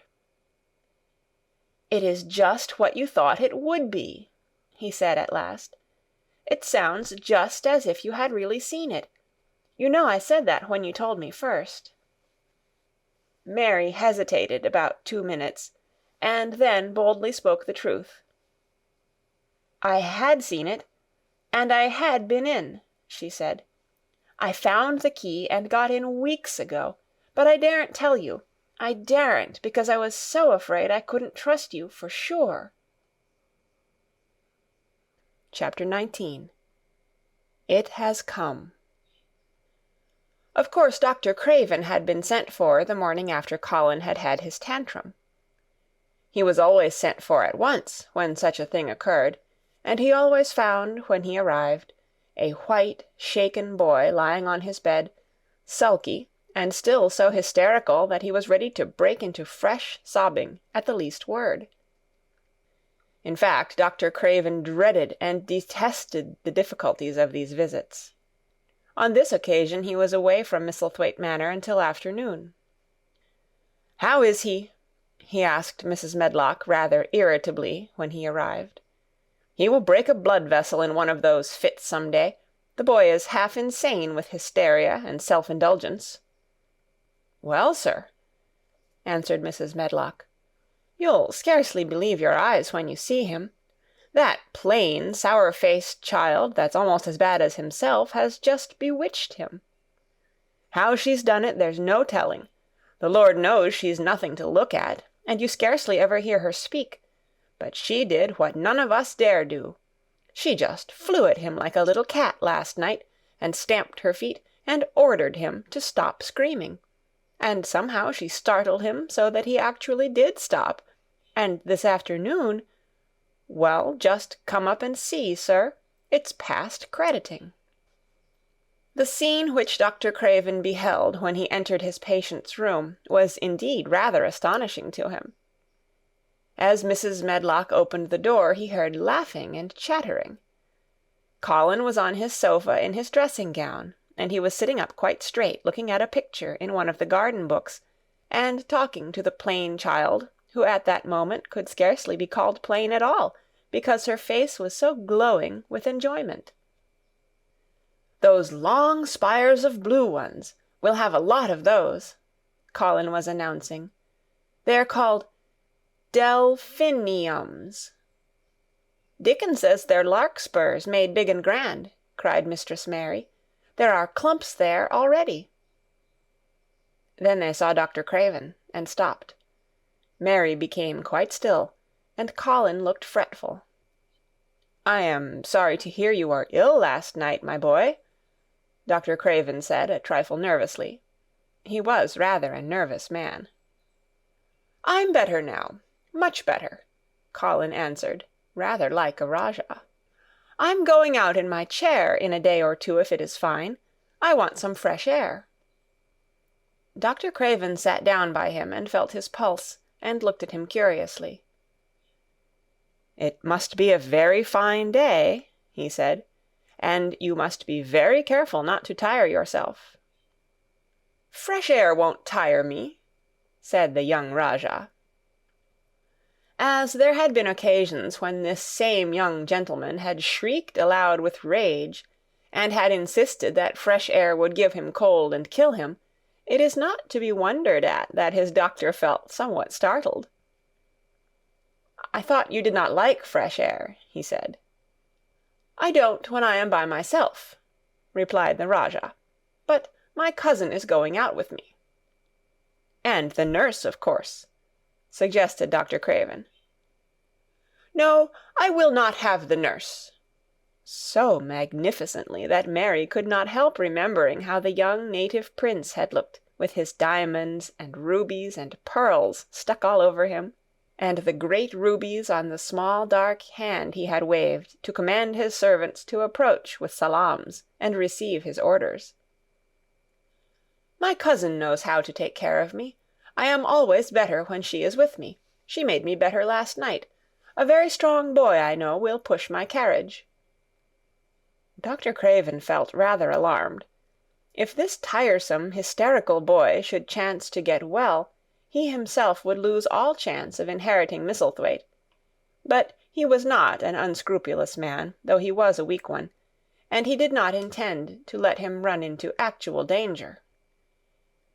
"He must be a strong boy and a steady boy," he said, "and I must know something about him. Who is he? What is his name?" "It's Dickon." Mary spoke up suddenly. She felt somehow that everybody who knew the Moor must know Dickon. And she was right, too. She saw that in a moment Dr. Craven's serious face relaxed into a relieved smile. "Oh, Dickon," he said. "If it is Dickon, you will be safe enough. He's as strong as a Moor pony, is Dickon." "And he's trusty," said Mary. "He's the trustiest lad i' Yorkshire." She had been talking Yorkshire to Colin, and she forgot herself. "Did Dickon teach you that?" asked Dr. Craven, laughing outright. "I'm learning it as if it was French," said Mary, rather coldly. "It's like a native dialect in India. Very clever people try to learn them. I like it, and so does Colin." "Well, well," he said. "If it amuses you, perhaps it won't do you any harm. Did you take your bromide last night, Colin?" "No," Colin answered. "I wouldn't take it at first, and after Mary made me quiet she talked me to sleep, in a low voice, about the spring creeping into a garden." "That sounds soothing," said Dr. Craven, more perplexed than ever, and glancing sideways at Mistress Mary sitting on her stool and looking down silently at the carpet. "You are evidently better, but you must remember—" "I don't want to remember," interrupted the Rajah, appearing again. "When I lie by myself and remember, I begin to have pains everywhere, and I think of things that make me begin to scream because I hate them so. If there was a doctor anywhere who could make you forget you were ill instead of remembering it, I would have him brought here." And he waved a thin hand, which ought really to have been covered with royal signet rings made of rubies. "It is because my cousin makes me forget that she makes me better." Dr. Craven had never made such a short stay after a tantrum. Usually he was obliged to remain a very long time and do a great many things. This afternoon he did not give any medicine or leave any new orders, and he was spared any disagreeable scenes. When he went downstairs he looked very thoughtful, and when he talked to Mrs. Medlock in the library she felt that he was a much puzzled man. "Well, sir," she ventured, "could you have believed it?" "It is certainly a new state of affairs," said the doctor, "and there's no denying it is better than the old one." "I believe Susan Sowerby's right, I do that," said Mrs. Medlock. "I stopped in her cottage on my way to Thwaite yesterday and had a bit of a talk with her, and she says to me, 'Well, Sarah Ann, she mayn't be a good child, and she mayn't be a pretty one, but she's a child, and children needs children.' We went to school together, Susan Sowerby and me." "She's the best sick nurse I know," said Dr. Craven. "When I find her in a cottage, I know the chances are that I shall save my patient." Mrs. Medlock smiled. She was fond of Susan Sowerby. "She's got a way with her, has Susan," she went on quite volubly. "I've been thinking all morning of one thing she said yesterday. She says, 'Once when I was giving the children a bit of a preach after they'd been fightin', I says to 'em all, "When I was at school my joggraphy told as the world was shaped like an orange, and I found out before I was 10 that the whole orange doesn't belong to nobody. No one owns more than his bit of a quarter, and there's times it seems like there's not enow quarters to go round. But don't you, none o' you, think as you own the whole orange, or you'll find out you're mistaken, and you won't find it out without hard knocks. What children learns from children,' she says, "is that there's no sense in grabbing at the whole orange, peel and all. If you do, you'll likely not get even the pips, and them's too bitter to eat." "She's a shrewd woman," said Dr. Craven, putting on his coat. "Well, she's got a way of saying things," ended Mrs. Medlock, much pleased. "Sometimes I've said to her, 'Susan, if you was a different woman and didn't talk such broad Yorkshire, I've seen the times when I should have said you was clever.'" That night Colin slept without once awakening, and when he opened his eyes in the morning he lay still and smiled without knowing it, smiled because he felt so curiously comfortable. It was actually nice to be awake, and he turned over and stretched his limbs luxuriously. He felt as if tight strings which had held him had loosened themselves and let him go. He did not know that Dr. Craven would have said that his nerves had relaxed and rested themselves. Instead of lying and staring at the wall and wishing he had not awakened, his mind was full of the plans he and Mary had made yesterday, of pictures of the garden and of Dickon and his wild creatures. It was so nice to have things to think about. And he had not been awake more than 10 minutes when he heard feet running along the corridor, and Mary was at the door. The next minute she was in the room and had run across to his bed, bringing with her a waft of fresh air full of the scent of the morning. "You've been out! You've been out! There's that nice smell of leaves!" he cried. She had been running, and her hair was loose and blown, and she was bright with the air and pink-cheeked, though he could not see it. "It's so beautiful," she said, a little breathless with her speed. "You never saw anything so beautiful. It has come. I thought it had come that other morning, but it was only coming. It is here now. It has come, the spring. Dickon says so." "Has it?"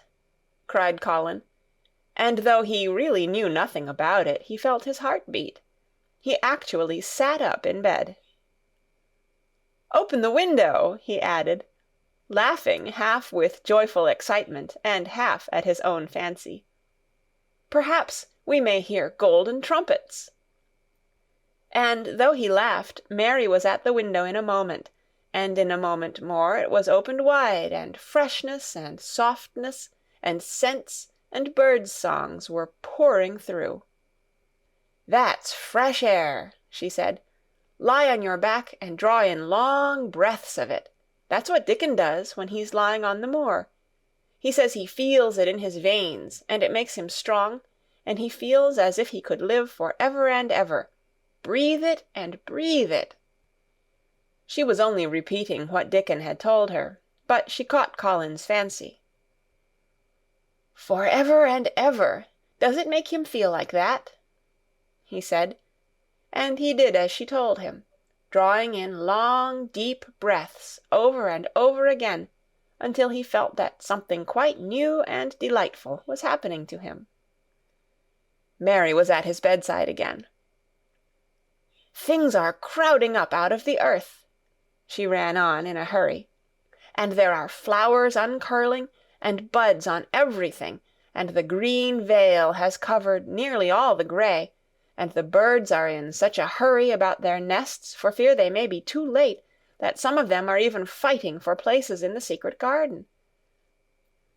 And the rose bushes look as wick can be, and there are primroses in the lanes and woods, and the seeds we planted are up, and Dickon has brought the fox and the crow and the squirrels, and a newborn lamb." And then she paused for breath. The newborn lamb Dickon had found 3 days before, lying by its dead mother among the gorse bushes on the moor. It was not the first motherless lamb he had found, and he knew what to do with it.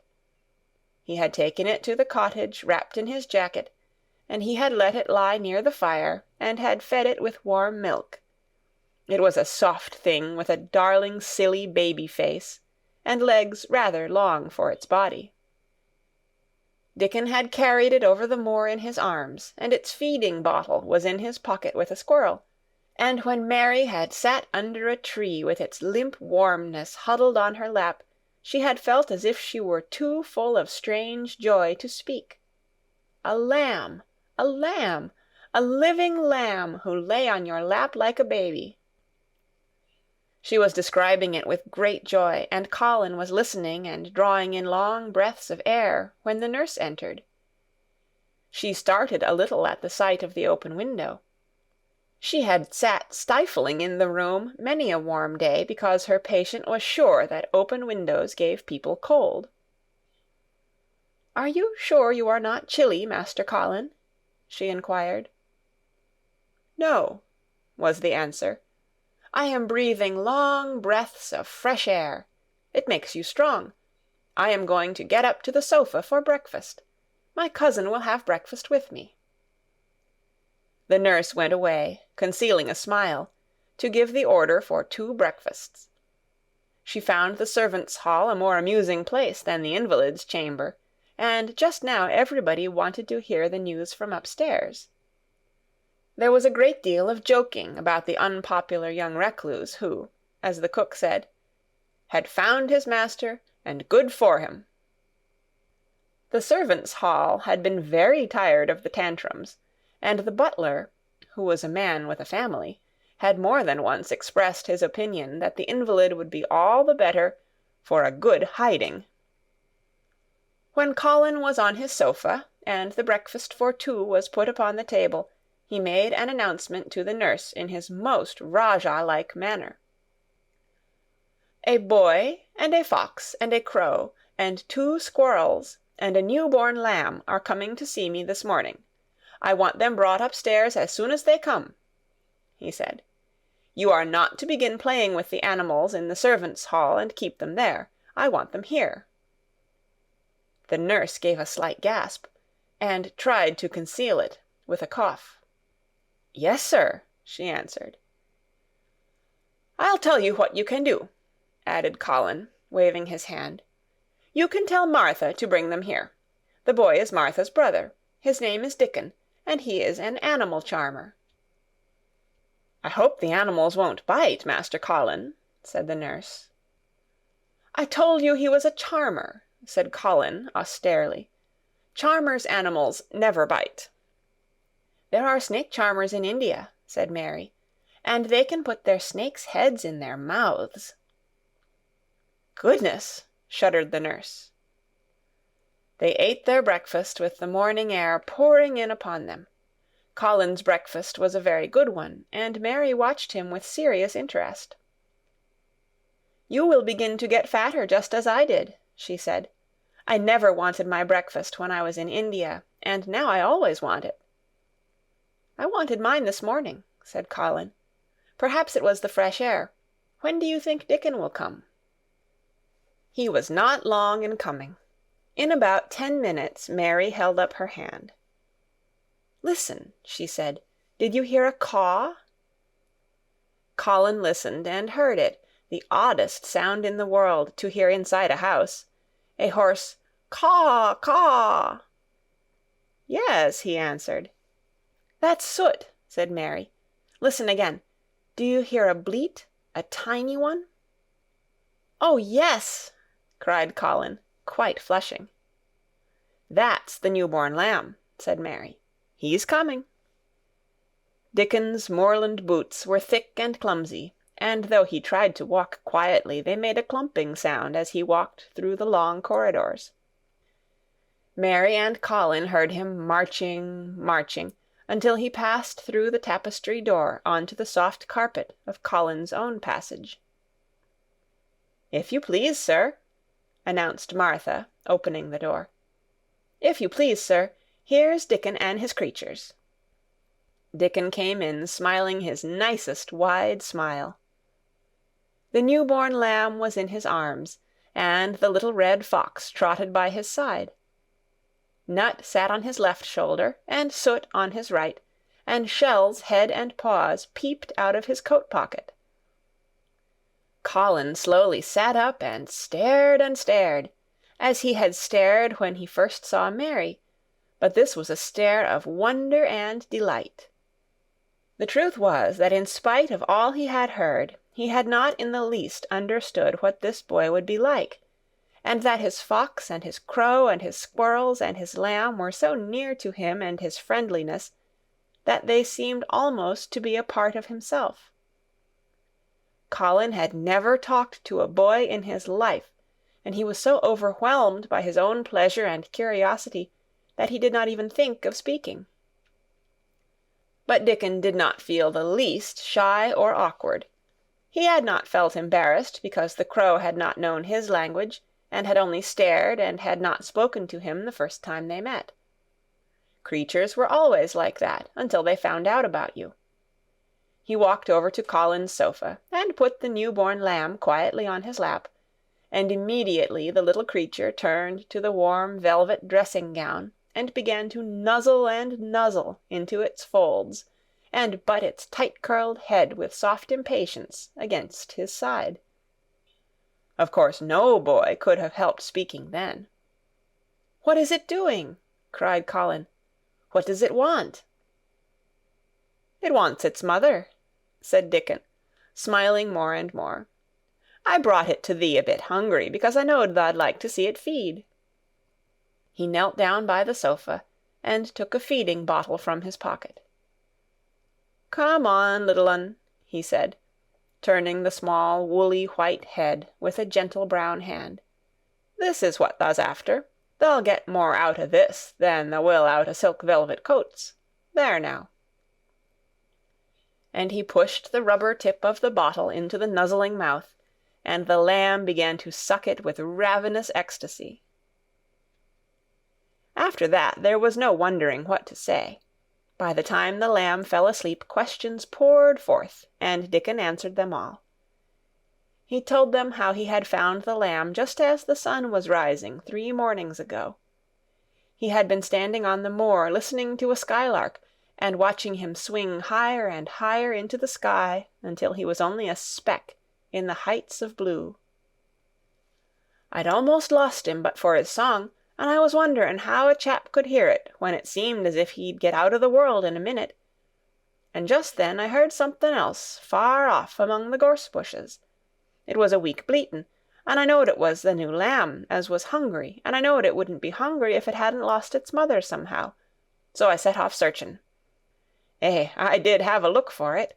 I went in and out among the gorse bushes, and round, and I always seemed to take the wrong turnin'.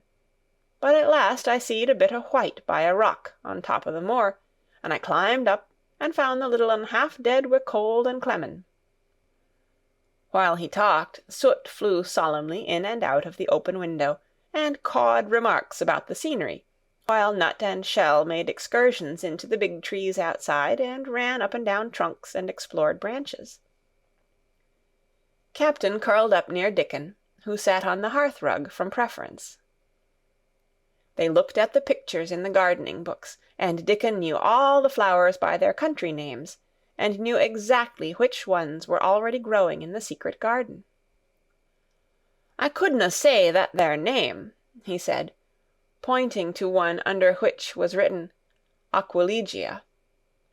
"But us calls that a columbine, and that there one it's a snapdragon, and they both grow wild in hedges, but these is garden ones, and they are bigger and grander.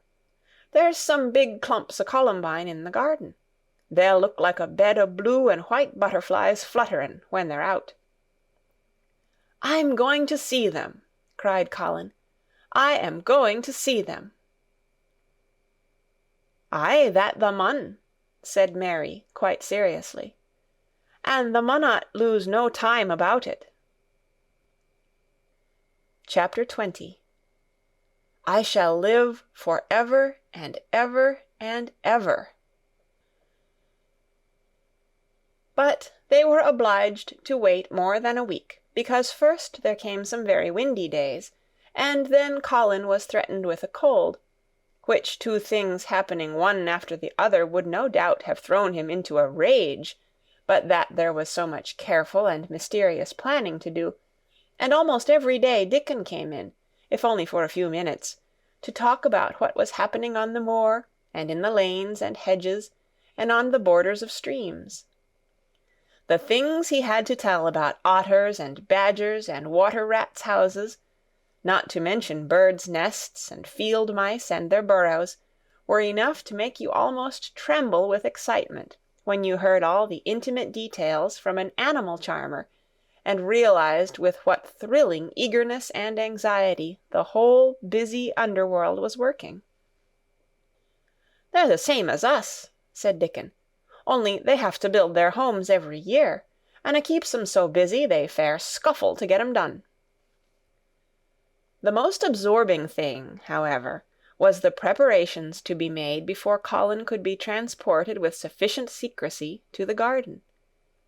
No one must see the chair-carriage, and Dickon and Mary, after they turned a certain corner of the shrubbery and entered upon the walk outside the ivied walls.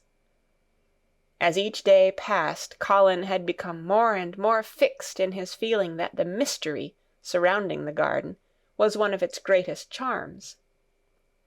Nothing must spoil that. No one must ever suspect that they had a secret.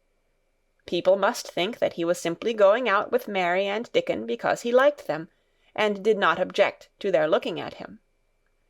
They had long and quite delightful talks about their route. They would go up this path, and down that one, and cross the other, and go round among the fountain flower-beds as if they were looking at the bedding-out plants the head gardener, Mr. Roach, had been having arranged. That would seem such a rational thing to do that no one would think it at all mysterious. They would turn into the shrubbery walks and lose themselves until they came to the long walls. It was almost as serious and elaborately thought out as the plans of march made by great generals in time of war. Rumours of the new and curious things which were occurring in the invalids' apartments had of course filtered through the servants' hall into the stable-yards and out among the gardeners; but, notwithstanding this, Mr. Roach was startled one day when he received orders from Master Colin's room to the effect that he must report himself in the apartment no outsider had ever seen, as the invalid himself desired to speak to him. "Well, well," he said to himself as he hurriedly changed his coat. "What's to do now? His Royal Highness that wasn't to be looked at, calling up a man he's never set eyes on." Mr. Roach was not without curiosity. He had never caught even a glimpse of the boy, and had heard a dozen exaggerated stories about his uncanny looks and ways and his insane tempers. The thing he had heard oftenest was that he might die at any moment, and there had been numerous fanciful descriptions of a humped back and helpless limbs, given by people who had never seen him. "Things are changing in this house, Mr. Roach," said Mrs. Medlock, as she led him up the back staircase to the corridor on to which opened the hitherto mysterious chamber. "Let us hope they're changing for the better, Mrs. Medlock," he answered. "They couldn't well change for the worse," she continued, "and, queer as it all is, there's them as finds their duties made a lot easier to stand up under. Don't you be surprised, Mr. Roach, if you find yourself in the middle of a menagerie, and Martha Sowerby's Dickon more at home than you or me could ever be." There really was a sort of magic about Dickon, as Mary always privately believed. When Mr. Roach heard his name, he smiled quite leniently. "He'd be at home in Buckingham Palace, or at the bottom of a coal mine," he said, "and yet it's not impudence either. He's just fine, is that lad." It was perhaps well he had been prepared, or he might have been startled. When the bedroom door was opened, a large crow, which seemed quite at home, perched on the high back of a carven chair, announced the entrance of a visitor by saying "Caw, caw," quite loudly. In spite of Mrs. Medlock's warning, Mr. Roach only just escaped being sufficiently undignified to jump backward. The young Rajah was neither in bed nor on his sofa. He was sitting in an arm-chair, and a young lamb was standing by him, shaking its tail in feeding lamb fashion, as Dickon knelt giving it milk from its bottle. A squirrel was perched on Dickon's bent back, attentively nibbling a nut. The little girl from India was sitting on a big footstool, looking on. "Here's Mr. Roach, Master Colin," said Mrs. Medlock. The young Rajah turned and looked his servitor over. At least, that was what the head gardener felt happened. "Oh, you are Roach, are you?" he said. "I sent for you to give you some very important orders." "Very good, sir," answered Roach, wondering if he was to receive instructions to fell all the oaks in the park, or to transform the orchards into water gardens. "I am going out in my chair this afternoon," said Colin. "If the fresh air agrees with me, I may go out every day. When I go, none of the gardeners are to be anywhere near the long walk by the garden walls. No one is to be there. I shall go out about 2 o'clock, and every one must keep away until I send word that they may go back to their work." "Very good, sir," replied Mr. Roach, much relieved to hear that the oaks might remain, and that the orchards were safe. "Mary," said Colin, turning to her, "what is that thing you say in India, when you have finished talking and want people to go?" "You say, 'You have my permission to go,'" answered Mary. The Rajah waved his hand. "You have my permission to go, Roach," he said. "But remember, this is very important." "Caw, caw," remarked the crow hoarsely, but not impolitely. "Very good, sir. Thank you, sir," said Mr. Roach, and Mrs. Medlock took him out of the room. Outside in the corridor, being a rather good-natured man, he smiled until he almost laughed. "My word," he said, "he's got a fine lordly way with him, hasn't he? You'd think he was a whole royal family rolled into one, prince consort and all." "Eh," protested Mrs. Medlock, "we've had to let him trample all over every one of us ever since he had feet, and he thinks that's what folks was born for." "Perhaps he'll grow out of it, if he lives," suggested Mr. Roach. "Well, there's one thing pretty sure," said Mrs. Medlock.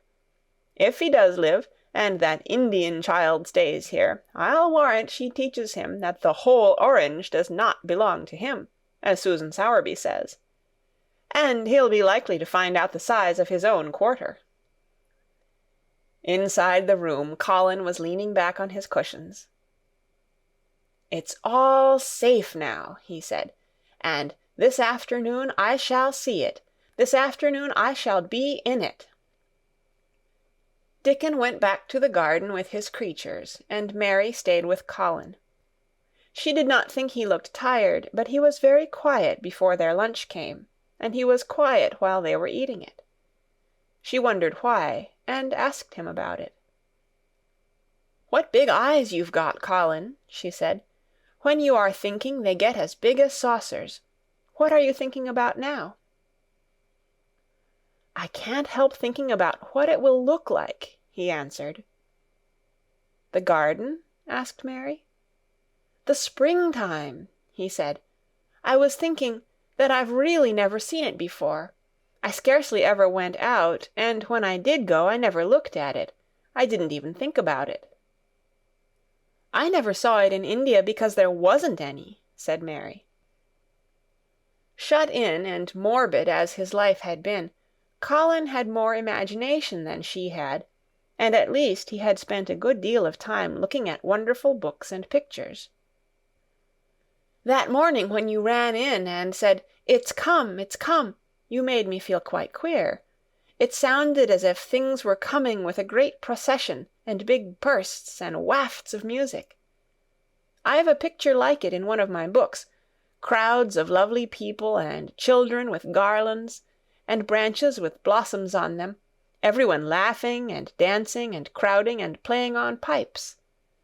That was why I said, 'Perhaps we shall hear golden trumpets,' and told you to throw open the window." "How funny," said Mary. "That's really just what it feels like. And if all the flowers and leaves and green things and birds and wild creatures danced past at once, what a crowd it would be! I'm sure they'd dance and sing and flute, and that would be the wafts of music." They both laughed, but it was not because the idea was laughable, but because they both so liked it. A little later, the nurse made Colin ready. She noticed that instead of lying like a log while his clothes were put on, he sat up and made some efforts to help himself, and he talked and laughed with Mary all the time. "This is one of his good days, sir," she said to Dr. Craven, who dropped in to inspect him. "He's in such good spirits that it makes him stronger." "I'll call in again later in the afternoon, after he has come in," said Dr. Craven. "I must see how the going out agrees with him." I wish," in a very low voice, "that he would let you go with him." "I'd rather give up the case this moment, sir, than even stay here while it's suggested," answered the nurse with sudden firmness. "I hadn't really decided to suggest it," said the doctor, with his slight nervousness. "We'll try the experiment. Dickon's a lad I'd trust with a new-born child." The strongest footman in the house carried Colin downstairs and put him in his wheeled chair, near which Dickon waited outside. After the manservant had arranged his rugs and cushions, the Rajah waved his hand to him and to the nurse. "You have my permission to go," he said, and they both disappeared quickly, and, it must be confessed, giggled when they were safely inside the house. Dickon began to push the wheeled chair slowly and steadily. Mistress Mary walked beside it, and Colin leaned back and lifted his face to the sky. The arch of it looked very high, and the small snowy clouds seemed like white birds floating on outspread wings below its crystal blueness. The wind swept in soft big breaths down from the moor, and was strange with a wild, clear-scented sweetness. Colin kept lifting his thin chest to draw it in, and his big eyes looked as if it were they which were listening, instead of his ears. "There are so many sounds of singing and humming and calling out," he said. "What is that scent the puffs of wind bring?" "It's gorse on the moor that's opening out," answered Dickon. "Eh, the bees are at it wonderful to-day." Not a human creature was to be caught sight of in the paths they took. In fact, every gardener or gardener's lad had been witched away, but they wound in and out among the shrubbery and out and round the fountain beds, following their carefully planned route for the mere mysterious pleasure of it. But when at last they turned into the long walk by the ivied walls, the excited sense of an approaching thrill made them, for some curious reason they could not have explained, begin to speak in whispers. "This is it," breathed Mary. "This is where I used to walk up and down and wonder. "Is it?" cried Colin, and his eyes began to search the ivy with eager curiousness. "But I can see nothing," he whispered. "There is no door." "That's what I thought," said Mary. Then there was a lovely breathless silence, and the chair wheeled on. "That is the garden where Ben Weatherstaff works," said Mary. "Is it?" said Colin. A few yards more, and Mary whispered again. "This is where the robin flew over the wall," she said. "Is it?" cried Colin. "Oh, I wish he'd come again." "And that," said Mary, with solemn delight, pointing under a big lilac bush, "is where he perched on the little heap of earth and showed me the key." Then Colin sat up.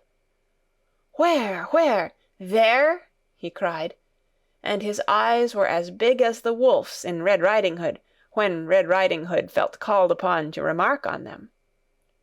Dickon stood still, and the wheeled chair stopped. "And this," said Mary, stepping on to the bed close to the ivy, "is where I went to talk to him when he chirped at me from the top of the wall. And this is the ivy the wind blew back." And she took hold of the hanging green curtain. "Oh, is it? Gasped Colin. "And here is the handle, and here is the door. Dickon, push him in quickly." And Dickon did it with one strong, steady, splendid push. But Colin had actually dropped back against his cushions, even though he gasped with delight, and he had covered his eyes with his hands and held them there, shutting out everything until they were inside, and the chair stopped as if by magic, and the door was closed. Not till then did he take them away and look round and round and round, as Dickon and Mary had done. And over walls and earth and trees and swinging sprays and tendrils the fair green veil of tender little leaves had crept, and in the grass under the trees and the grey urns in the alcoves, and here and there everywhere, were touches or splashes of gold and purple and white, and the trees were showing pink and snow above his head, and there were flutterings of wings and faint sweet pipes, and humming, and scents and scents. And the sun fell warm upon his face, like a hand with a lovely touch. And in wonder Mary and Dickon stood and stared at him. He looked so strange and different, because a pink glow of colour had actually crept all over him. Ivory face, and neck, and hands, and all. "I shall get well! I shall get well!" he cried out. "Mary, Dickon, I shall get well, and I shall live for ever and ever and ever." Chapter 21. Ben Weatherstaff. One of the strange things about living in the world is that it is only now and then one is quite sure one is going to live for ever and ever and ever. One knows it sometimes when one gets up at the tender, solemn dawn time and goes out and stands alone and throws one's head far back and looks up and watches the pale sky slowly changing and flushing and marvelous unknown things happening, until the east almost makes one cry out, and one's heart stands still at the strange, unchanging majesty of the rising of the sun, which has been happening every morning for thousands and thousands and thousands of years. One knows it then for a moment or so, and one knows it some time when one stands by oneself in a wood at sunset, and the mysterious deep gold stillness slanting through and under the branches seems to be saying slowly again and again something one cannot quite hear, however much one tries. Then sometimes the immense quiet of the dark blue at night, with millions of stars waiting and watching, makes one sure, and sometimes a sound of far-off music makes it true, and sometimes a look in some one's eyes. And it was like that with Colin when he first saw and heard and felt the springtime inside the 4 high walls of a hidden garden. That afternoon the whole world seemed to devote itself to being perfect and radiantly beautiful and kind to one boy. Perhaps out of pure heavenly goodness the spring came and crowned everything it possibly could into that one place. More than once Dickon paused in what he was doing and stood still, with a sort of growing wonder in his eyes, shaking his head softly. "Eh, it is gradely," he said. "I'm 12 going on 13, and there's a lot o' afternoons in 13 years, but seems to me like I never seed one as gradely as this 'ere." "Aye, it is a gradely one," said Mary, and she sighed for mere joy. "I'll warrant it's the gradeliest one as ever was in this world." "Does thee think," said Colin, with dreamy carefulness, "as happen it was made like this 'ere, all a purpose for me?" "My word!" cried Mary admiringly. "That there is a bit o' good Yorkshire. Th'art shapen first rate, that th'art." And delight reigned. They drew the chair under the plum-tree, which was snow-white with blossoms and musical with bees. It was like a king's canopy, a fairy king's. There were flowering cherry-trees near, and apple-trees whose buds were pink and white, and here and there one had burst wide open. Between the blossoming branches of the canopy bits of blue sky looked down, like wonderful eyes. Mary and Dickon worked a little here and there, and Colin watched them. They brought him things to look at, buds which were opening, buds which were tight closed, bits of twig whose leaves were just showing green, the feather of a woodpecker which had dropped on the grass, the empty shell of some bird early hatched. Dickon pushed the chair slowly round and round the garden, stopping every other moment to let him look at wonders springing out of the earth or trailing down from trees. It was like being taken in state round the country of a magic king and queen, and shown all the mysterious riches it contained. "I wonder if we shall see the robin," said Colin. "They'll see him often enow after a bit," answered Dickon.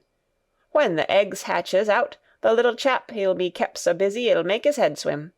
They'll see him flying backward and for'ard, carrying worms nigh as big as himself, and that much noise going on in the nest when he gets there, as fair flusters him so as he scarce knows which big mouth to drop the first piece in. And gaping beaks and squawks on every side.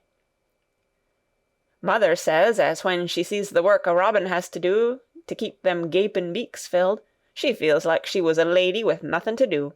She says she's seen the little chaps when it seemed like the sweat must be dropping off 'em, though folk can't see it." This made them giggle so delightedly that they were obliged to cover their mouths with their hands, remembering that they must not be heard. Colin had been instructed as to the law of whispers and low voices several days before. He liked the mysteriousness of it and did his best, but in the midst of excited enjoyment it is rather difficult never to laugh above a whisper. Every moment of the afternoon was full of new things, and every hour the sunshine grew more golden. The wheeled chair had been drawn back under the canopy, and Dickon had sat down on the grass, and had just drawn out his pipe, when Colin saw something he had not had time to notice before. "That's a very old tree over there, isn't it?" he said. Dickon looked across the grass at the tree, and Mary looked, and there was a brief moment of stillness. "Yes," answered Dickon, after it, and his low voice had a very gentle sound. Mary gazed at the tree, and thought. "The branches are quite grey, and there's not a single leaf anywhere," Colin went on. "It's quite dead, isn't it?" "Aye," admitted Dickon, "but them roses as has climbed all over it will near hide every bit o' the dead wood when they're full o' leaves and flowers. It won't look dead then. It'll be the prettiest of all." Mary still gazed at the tree and thought. "It looks as if a big branch had been broken off," said Colin. "I wonder how it was done." "It's been done many a year," answered Dickon. "Eh!" with a sudden relieved start, and laying his hand on Colin. "Look at that robin. There he is. He's been foraging for his mate." Colin was almost too late, but he just caught sight of him, the flash of red-breasted bird with something in his beak. He darted through the greenness and into the close-grown corner, and was out of sight. Colin leaned back on his cushion again, laughing a little. "He's taking her tea to her. Perhaps it's 5 o'clock.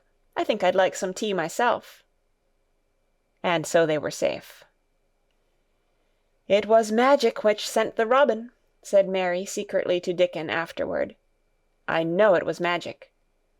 For both she and Dickon had been afraid Colin might ask something about the tree whose branch had broken off 10 years ago, and they had talked it over together, and Dickon had stood and rubbed his head in a troubled way.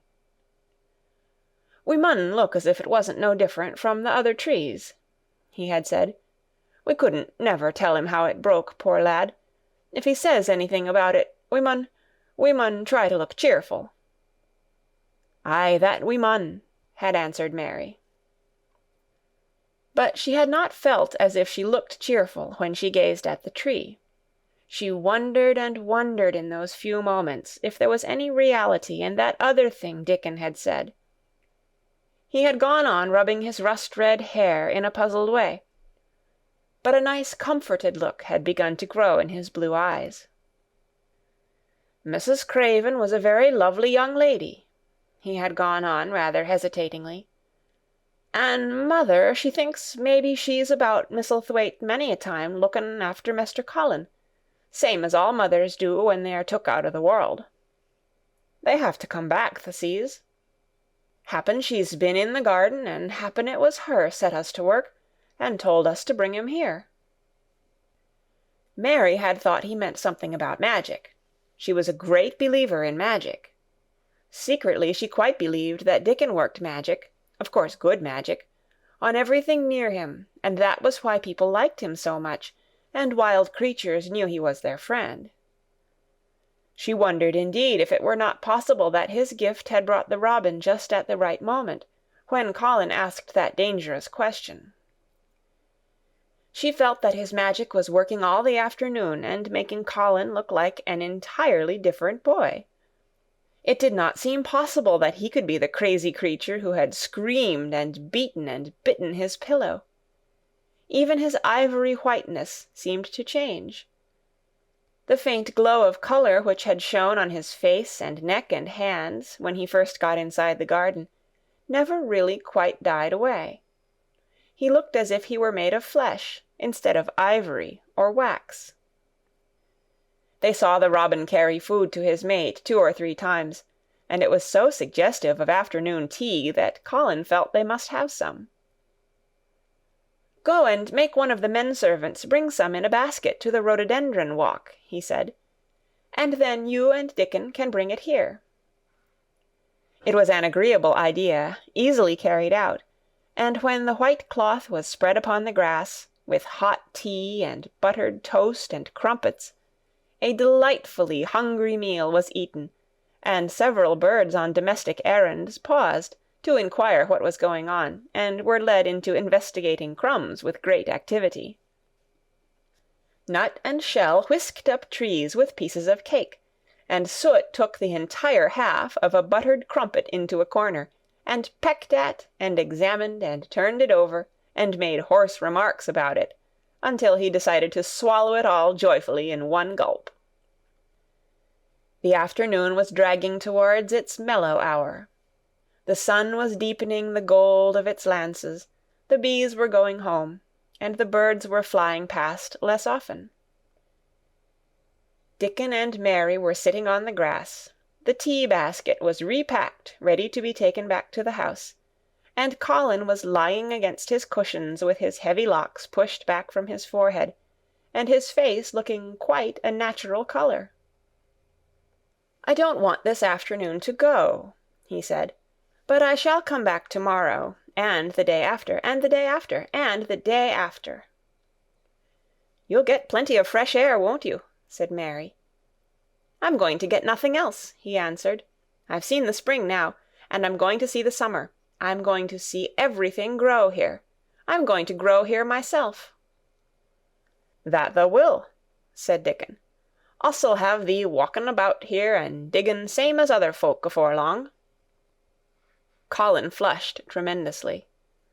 "Walk?" he said. "Dig? Shall I?" Dickon's glance at him was delicately cautious. Neither he nor Mary had ever asked if anything was the matter with his legs. "For sure thou will," he said stoutly. "Thou's got legs o' thine own, same as other folks." Mary was rather frightened until she heard Colin's answer. "Nothing really ails them," he said, "but they are so thin and weak, they shake so that I'm afraid to try to stand on them." Both Mary and Dickon drew a relieved breath. "When thou stops being afraid, thou'lt stand on 'em," Dickon said with renewed cheer. "And thou'lt stop being afraid in a bit." "I shall?" said Colin, and he lay still as if he were wondering about things.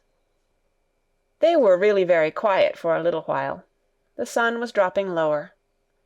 It was that hour when everything stills itself, and they really had had a busy and exciting afternoon. Colin looked as if he were resting luxuriously. Even the creatures had ceased moving about, and had drawn together and were resting near them.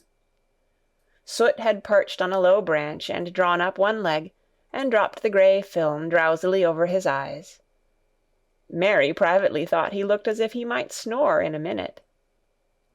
In the midst of this stillness it was rather startling when Colin half lifted his head, and exclaimed in a loud, suddenly alarmed whisper, "Who is that man?"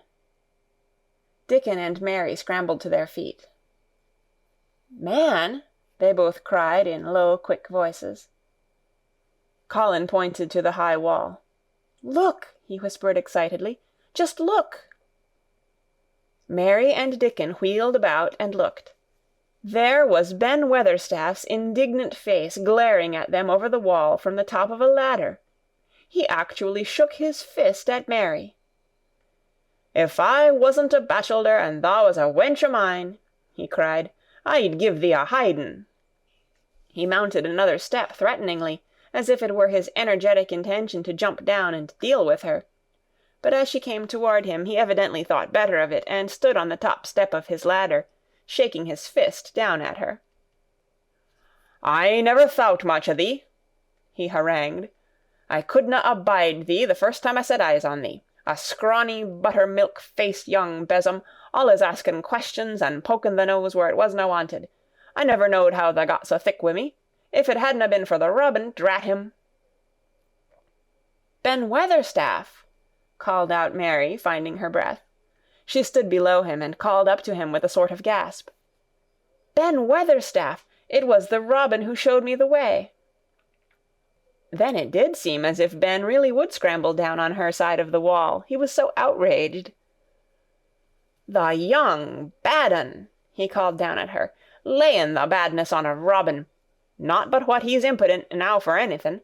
Him showing thee the way, him, the young nowt." She could see his next words burst out because he was overpowered by curiosity. "However i' this world did thou get in?" "It was the robin who showed me the way," she protested obstinately. "He didn't know he was doing it, but he did. And I can't tell you from here while you're shaking your fist at me." He stopped shaking his fist very suddenly at that very moment, and his jaw actually dropped as he stared over her head at something he saw coming over the grass toward him. At the first sound of his torrent of words, Colin had been so surprised that he had only sat up and listened as if he were spellbound. But in the midst of it he had recovered himself and beckoned imperiously to Dickon. "Wheel me over there," he commanded. "Wheel me quite close and stop right in front of him." And this, if you please, this is what Ben Weatherstaff beheld, and which made his jaw drop. A wheeled chair with luxurious cushions and robes which came toward him looking rather like some sort of state coach, because a young Rajah leaned back in it with royal command in his great black-rimmed eyes, and a thin white hand extended haughtily toward him. And it stopped right under Ben Weatherstaff's nose. It was really no wonder his mouth dropped open. "Do you know who I am?" demanded the Rajah. How Ben Weatherstaff stared! His red old eyes fixed themselves on what was before him as if he were seeing a ghost. He gazed and gazed, and gulped a lump down his throat and did not say a word. "Do you know who I am?" demanded Colin still more imperiously. "Answer." Ben Weatherstaff put his gnarled hand up and passed it over his eyes and over his forehead, and then he did answer in a queer, shaky voice. "Who thou art," he said. "Aye, that I do, with a mother's eyes staring at me out o' the face. Lord knows how thou come here, but thou'rt the poor cripple." Colin forgot that he had ever had a back. His face flushed scarlet, and he sat bolt upright. "I'm not a cripple!" he cried out furiously. "I'm not!" "He's not!" cried Mary, almost shouting up the wall in her fierce indignation. "He's not got a lump as big as a pin. I looked, and there was none there, not one." Ben Weatherstaff passed his hand over his forehead again, and gazed as if he could never gaze enough. His hand shook, and his mouth shook, and his voice shook. He was an ignorant old man and a tactless old man, and he could only remember the things he had heard. "Thou hasn't got a crooked back?" he said hoarsely. "No," shouted Colin. "Thou hasn't got crooked legs?" quavered Ben more hoarsely yet. It was too much. The strength which Colin usually threw into his tantrums rushed through him now in a new way.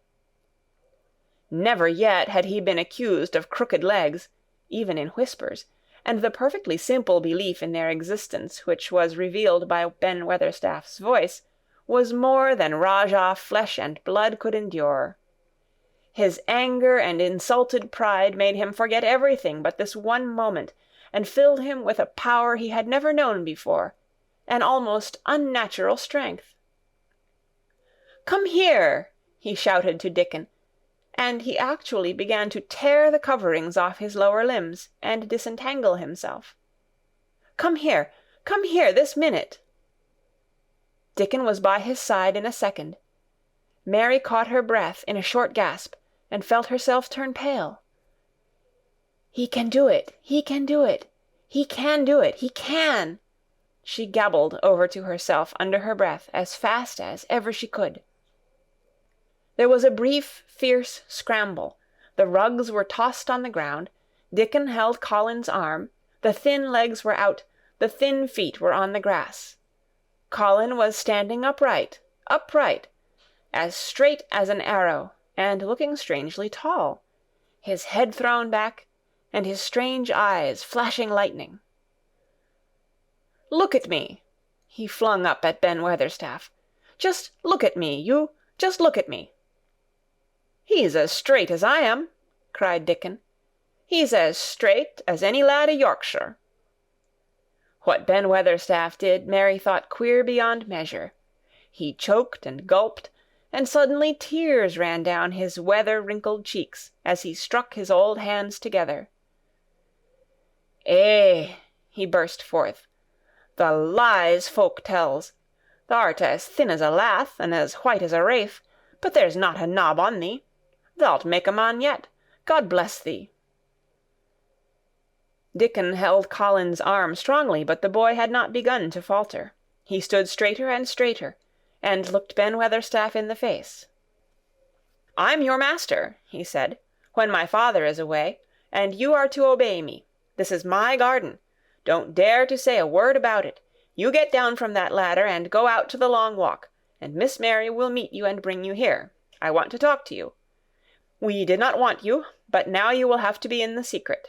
Be quick." Ben Weatherstaff's crabbed old face was still wet with that one queer rush of tears. It seemed as if he could not take his eyes from thin, straight Colin standing on his feet with his head thrown back. "Eh, lad," he almost whispered. "Eh, my lad."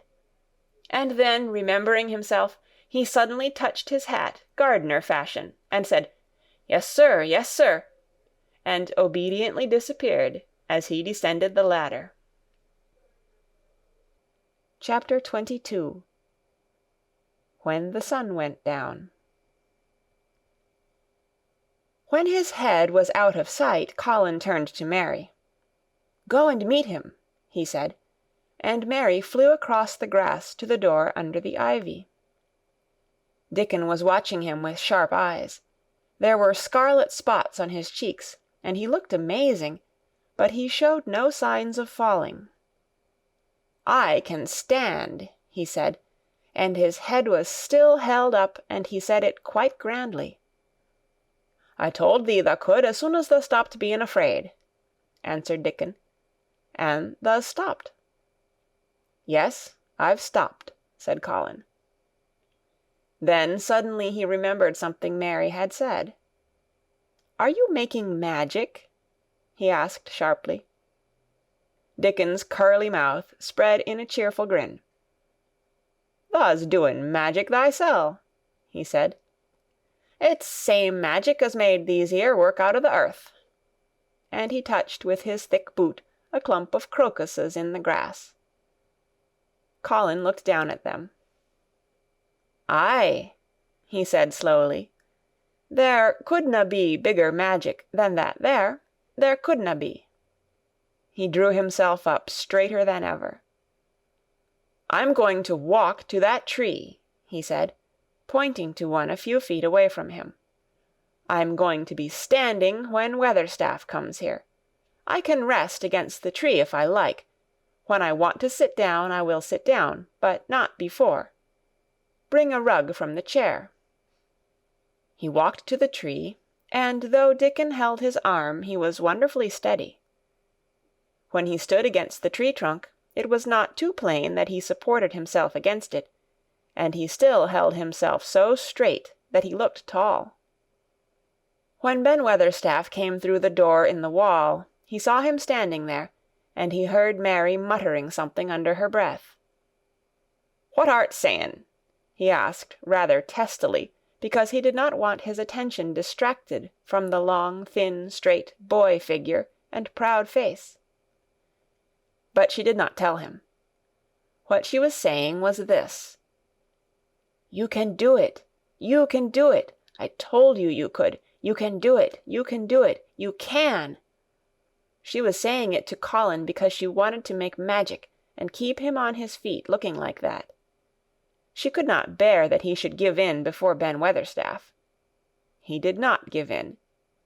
She was uplifted by a sudden feeling that he looked quite beautiful in spite of his thinness. He fixed his eyes on Ben Weatherstaff in his funny, imperious way. "Look at me," he commanded. "Look at me all over. Am I a hunchback? Have I got crooked legs?" Ben Weatherstaff had not quite got over his emotion, but he had recovered a little, and answered almost in his usual way. "Not tha," he said. "Nowt o' the sort. What's tha been doin' with thysel, hiding out o' sight, and letting folk think tha was cripple and half-witted?" "Half-witted!" said Colin angrily. "Who thought that?" "Lots o' fools," said Ben. "The world's full o' jackasses brayin', and they never bray nowt but lies. What did tha shut thysel up for?" "Every one thought I was going to die," said Colin shortly. "I'm not." And he said it with such decision, Ben Weatherstaff looked him over up and down and up. "Tha die?" he said with dry exultation. "Nowt o' the sort. Tha's got too much pluck in thee. When I seed thee put thy legs on the ground in such a hurry, I knowed tha was all right. Sit thee down on the rug a bit, young mester, and gi' me thy orders." There was a queer mixture of crabbed tenderness and shrewd understanding in his manner. Mary had poured out speech as rapidly as she could as they had come down the long walk. The chief thing to be remembered, she had told him, was that Colin was getting well. Getting well! The garden was doing it. No one must let him remember about having humps and dying. The Rajah condescended to seat himself on a rug under the tree. "What work do you do in the gardens, Weatherstaff?" he inquired. "Anything I'm told to do," answered old Ben. "I'm kep' on by favour, because she liked me." "She?" said Colin. "The mother," answered Ben Weatherstaff. "My mother?" said Colin, and he looked about him quietly. This was her garden, wasn't it? "Aye, it was that." And Ben Weatherstaff looked about him too. "She were main fond of it." "It is my garden now. I am fond of it. I shall come here every day," announced Colin. "But it is to be a secret. My orders are that no one is to know that we come here. Dickon and my cousin have worked and made it come alive. I shall send for you sometimes to help, but you must come when no one can see you." Ben Weatherstaff's face twisted itself in a dry old smile. "I've come here before when no one saw me," he said. "What?" exclaimed Colin. "When?" "The last time I was here," rubbing his chin and looking round, "was about 2 year ago." "But No one has been in it for 10 years, cried Colin. There was no door. I'm no one, said old Ben dryly, and I didn't come through the door. I come over the wall. The rheumatics held me back the last 2 year. The common did a bit of pruning, cried Dickon. I couldn't make out how it had been done. She was so fond of it, she was, said Ben Weatherstaff slowly. And she was such a pretty young thing. She says to me once, Ben, she says, laughing, if ever I'm ill or if I go away, you must take care of my roses. When she did go away, the orders was no one was ever to come nigh, but I come, with grumpy obstinacy. Over the wall I come, until the rheumatics stopped me, and I did a bit of work once a year. She'd gave her order first. It wouldn't have been as wick as it is if I hadn't done it, said Dickon. I did wonder. I'm glad you did it, Weatherstaff, said Colin. You'll know how to keep the secret. Aye, I'll know, sir, answered Ben, and it'll be easier for a man wi' rheumatics to come in at the door. On the grass near the tree, Mary had dropped her trowel. Colin stretched out his hand and took it up. An odd expression came into his face, and he began to scratch at the earth. His thin hand was weak enough, but presently, as they watched him, Mary with quite breathless interest, he drove the end of the trowel into the soil and turned some over. You can do it, you can do it, said Mary to herself. I tell you, you can. Dickon's round eyes were full of eager curiousness, but he said not a word. Ben Weatherstaff looked on with interested face. Colin persevered. After he had turned a few trowelfuls of soil, he spoke exultantly to Dickon in his best Yorkshire. Tha said as tha'd have me walking about here same as other folk, and tha said tha'd have me digging. I thought tha was just leeing to please me. This is only the first day, and I've walked, and here I am digging. Ben Weatherstaff's mouth fell open again when he heard him, but he ended by chuckling.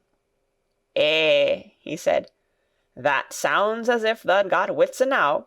Tha'rt a Yorkshire lad for sure, and tha'rt digging too. How'd tha like to plant a bit o' something? I can get thee a rose in a pot. Go and get it, said Colin, digging excitedly. Quick, quick! It was done quickly enough indeed. Ben Weatherstaff went his way, forgetting rheumatics. Dickon took his spade and dug the hole deeper and wider than a new digger with thin white hands could make it.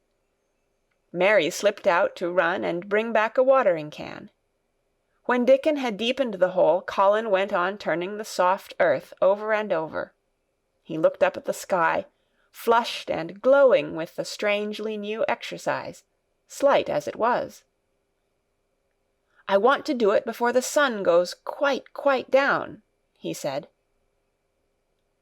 Mary thought that perhaps the sun held back a few minutes, just on purpose. Ben Weatherstaff brought the rose in its pot from the greenhouse. He hobbled over the grass as fast as he could. He had begun to be excited too. He knelt down by the hole and broke the pot from the mould. Here, lad, he said, handing the plant to Colin. Set it in the earth thysel, same as the king does when he goes to a new place. The thin white hands shook a little, and Colin's flush grew deeper as he set the rose in the mould and held it while old Ben made firm the earth. It was filled in and pressed down and made steady. Mary was leaning forward on her hands and knees. Soot had flown down and marched forward to see what was being done. Nut and shell chattered about it from a cherry-tree. It's planted, said Colin at last, and the sun is only slipping over the edge. Help me up, Dickon. I want to be standing when it goes. That's part of the magic. And Dickon helped him, and the magic, or whatever it was, so gave him strength that when the sun did slip over the edge and end the strange, lovely afternoon for them, there he actually stood on his 2 feet, laughing. Chapter 23. Magic. Dr. Craven had been waiting some time at the house when they returned to it. He had indeed begun to wonder if it might not be wise to send some one out to explore the garden paths. When Colin was brought back to his room, the poor man looked him over seriously. "You should not have stayed so long," he said. "You must not overexert yourself." "I am not tired at all," said Colin. "It has made me well. To-morrow I am going out in the morning as well as in the afternoon." "I am not sure that I can allow it," answered Dr. Craven. "I am afraid it would not be wise." "It would not be wise to try to stop me," said Colin quite seriously. "I am going." Even Mary had found out that one of Colin's chief peculiarities was that he did not know in the least what a rude little brute he was, with his way of ordering people about. He had lived on a sort of desert island all his life, and as he had been the king of it, he had made his own manners, and had had no one to compare himself with. Mary had indeed been rather like him herself, and since she had been at Misselthwaite, had gradually discovered that her own manners had not been of the kind which is usual or popular. Having made this discovery, she naturally thought it of enough interest to communicate to Colin. So she sat and looked at him curiously for a few minutes after Dr. Craven had gone. She wanted to make him ask her why she was doing it, and of course she did. "What are you looking at me for?" he said. "I'm thinking that I am rather sorry for Dr. Craven." "So am I," said Colin calmly, but not without an air of some satisfaction. "He won't get Misselthwaite at all, now I'm not going to die." "I'm sorry for him because of that, of course," said Mary. "But I was thinking just then that it must have been very horrid to have had to be polite for 10 years to a boy who was always rude. I would never have done it." "Am I rude?" Colin inquired undisturbedly. "If you had been his own boy, and he had been a slapping sort of man," said Mary, "he would have slapped you." "But he daren't," said Colin. "No, he daren't," answered Mistress Mary, thinking the thing out quite without prejudice. "Nobody ever dared to do anything you didn't like, because you were going to die and things like that. You were such a poor thing." "But," announced Colin stubbornly, "I am not going to be a poor thing. I won't let people think I'm one. I stood on my feet this afternoon." "It is always having your own way that has made you so queer," Mary went on, thinking aloud. Colin turned his head, frowning. "Am I queer?" he demanded. "Yes," answered Mary, "very. But you needn't be cross," she added impartially, "because so am I queer, and so is Ben Weatherstaff. But I am not as queer as I was before I began to like people, and before I found the garden." "I don't want to be queer," said Colin. "I am not going to be." And he frowned again with determination. He was a very proud boy. He lay thinking for a while, and then Mary saw his beautiful smile begin and gradually change his whole face. "I shall stop being queer," he said, "if I go every day to the garden. There is magic in there, good magic, you know, Mary. I am sure there is." "So am I," said Mary. "Even if it isn't real magic," Colin said, "we can pretend it is. Something is there, something." "It's magic," said Mary, "but not black. It's as white as snow." They always called it magic. And indeed it seemed like it in the months that followed, the wonderful months, the radiant months, the amazing ones. Oh, the things which happened in that garden! If you have never had a garden, you cannot understand, and if you have had a garden, you will know that it would take a whole book to describe all that came to pass there. At first it seemed that green things would never cease pushing their way through the earth, in the grass, in the beds, even in the crevices of the walls. Then the green things began to show buds, and the buds began to unfurl and show color, every shade of blue, every shade of purple, every tint and hue of crimson. In its happy days flowers had been tucked away into every inch and hole and corner. Ben Weatherstaff had seen it done, and had himself scraped out mortar from between the bricks of the wall, and made pockets of earth for lovely clinging things to grow on. Iris and white lilies rose out of the grass in sheaves, and the green alcoves filled themselves with amazing armies of the blue and white flower-lances of tall delphiniums, or columbines, or campanulas. "She was main fond o' them, she was," Ben Weatherstaff said. "She liked them things as was allus pointing up to the blue sky, she used to tell. Not as she was one o' them as looked down on the earth, not her. She just loved it, but she said as the blue sky allus looked so joyful." The seeds Dickon and Mary had planted grew as if fairies had tended them. Satiny poppies of all tints danced in the breeze by the score, gaily defying flowers which had lived in the garden for years, and which, it might be confessed, seemed rather to wonder how such new people had got there. And the roses, rising out of the grass, tangled round the sundial, wreathing the tree-trunks and hanging from their branches, climbing up the walls and spreading over them with long garlands falling in cascades. They came alive day by day, hour by hour. Fair fresh leaves, and buds, tiny at first, but swelling and working magic until they burst and uncurled into cups of scent, delicately spilling themselves over their brims and filling the garden air. Colin saw it all, watching each change as it took place. Every morning he was brought out, and every hour of each day, when it didn't rain, he spent in the garden. Even grey days pleased him. He would lie on the grass, watching things growing, he said. If you watched long enough, he declared, you could see buds unsheath themselves.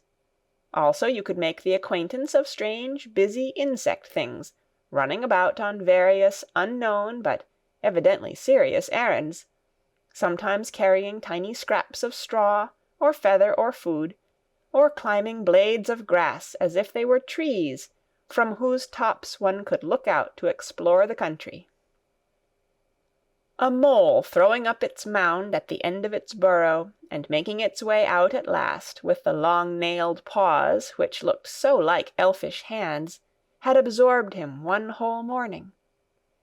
Ants' ways, beetles' ways, bees' ways, frogs' ways, birds' ways, plants' ways, gave him a new world to explore, and when Dickon revealed them all and added foxes' ways, otters' ways, ferrets' ways, squirrels' ways, and trout and water-rats and badgers' ways, there was no end of things to talk about and think over. And this was not the half of the magic. The fact that he had really once stood on his feet had set Colin thinking tremendously, and when Mary told him of the spell she had worked, he was excited, and approved of it greatly. He talked of it constantly. "Of course there must be lots of magic in the world," he said wisely one day. "But people don't know what it is like, or how to make it. Perhaps the beginning is just to say nice things are going to happen, until you make them happen. I am going to try and experiment." The next morning, when they went to the secret garden, he sent at once for Ben Weatherstaff. Ben came as quickly as he could, and found the Rajah standing on his feet under a tree, and looking very grand, but also very beautifully smiling. "Good morning, Ben Weatherstaff," he said. "I want you, and Dickon, and Miss Mary to stand in a row and listen to me, because I am going to tell you something very important." "Aye, aye, sir," answered Ben Weatherstaff, touching his forehead. One of the long-concealed charms of Ben Weatherstaff was that in his boyhood he had once run away to sea and had made voyages. So he could reply like a sailor. "I am going to try a scientific experiment," explained the Rajah. "When I grow up, I am going to make great scientific discoveries, and I am going to begin now with this experiment." "Aye, aye, sir," said Ben Weatherstaff promptly, though this was the first time he had heard of great scientific discoveries. It was the first time Mary had heard of them either, but even at this stage she had begun to realize that, queer as he was, Colin had read about a great many singular things, and was somehow a very convincing sort of boy. When he held up his head and fixed his strange eyes on you, it seemed as if you believed him almost in spite of yourself, though he was only 10 years old, going on 11. At this moment he was especially convincing because he suddenly felt the fascination of actually making a sort of speech, like a grown-up person. "The great scientific discoveries I am going to make," he went on, "will be about magic. Magic is a great thing, and scarcely anyone knows anything about it, except a few people in old books, and Mary a little, because she was born in India, where there are fakirs. I believe Dickon knows some magic, but perhaps he doesn't know he knows it. He charms animals and people. I would never have let him come to see me if he had not been an animal charmer, which is a boy charmer too, because a boy is an animal. I am sure there is magic in everything, only we have not sense enough to get hold of it and make it do things for us, like electricity and horses and steam." This sounded so imposing that Ben Weatherstaff became quite excited and really could not keep still. "Aye, aye, sir," he said, and he began to stand up quite straight. "When Mary found this garden, it looked quite dead," the orator proceeded. "Then something began pushing things up out of the soil and making things out of nothing. One day things weren't there, and another they were. I had never watched things before, and it made me feel very curious. Scientific people are always curious, and I am going to be scientific. I keep saying to myself, 'What is it? What is it?' It's something. It can't be nothing. I don't know its name, so I call it magic. I have never seen the sun rise, but Mary and Dickon have, and from what they tell me I am sure that is magic too. Something pushes it up and draws it. Sometimes, since I've been in the garden, I've looked up through the trees at the sky, and I have had a strange feeling of being happy, as if something were pushing and drawing in my chest, and making me breathe fast. Magic is always pushing and drawing and making things out of nothing. Everything is made out of magic, leaves and trees, flowers and birds, badgers and foxes and squirrels and people. So it must be all around us. In this garden, in all the places. The magic in this garden has made me stand up and know I am going to live to be a man. I am going to make the scientific experiment of trying to get some, and put it in myself, and make it push and draw me, and make me strong. I don't know how to do it, but I think that if you keep thinking about it, and calling it, perhaps it will come. Perhaps that is the first baby way to get it. When I was going to try to stand that first time, Mary kept saying to herself as fast as she could, 'You can do it, you can do it.' And I did. I had to try myself at the same time, of course, but her magic helped me, and so did Dickon's. Every morning and evening, and as often in the daytime as I can remember, I am going to say, 'Magic is in me. Magic is making me well. I am going to be as strong as Dickon, as strong as Dickon.' And you must all do it too. That is my experiment. Will you help, Ben Weatherstaff?" "Aye, aye, sir," said Ben Weatherstaff. "Aye, aye." "If you keep doing it every day as regularly as soldiers go through drill, we shall see what will happen, and find out if the experiment succeeds. You learn things by saying them over and over, and thinking about them until they stay in your mind forever, and I think it will be the same with magic. If you keep calling it to come to you and help you, it will get to be part of you, and it will stay and do things." "I once heard an officer in India tell my mother that there were fakirs who said words over and over thousands of times," said Mary.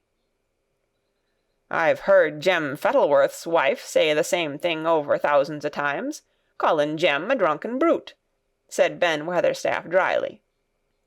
"Summat allus comes o' that, sure enough. He gave her a good hidin', and went to the Blue Lion, and got as drunk as a lord."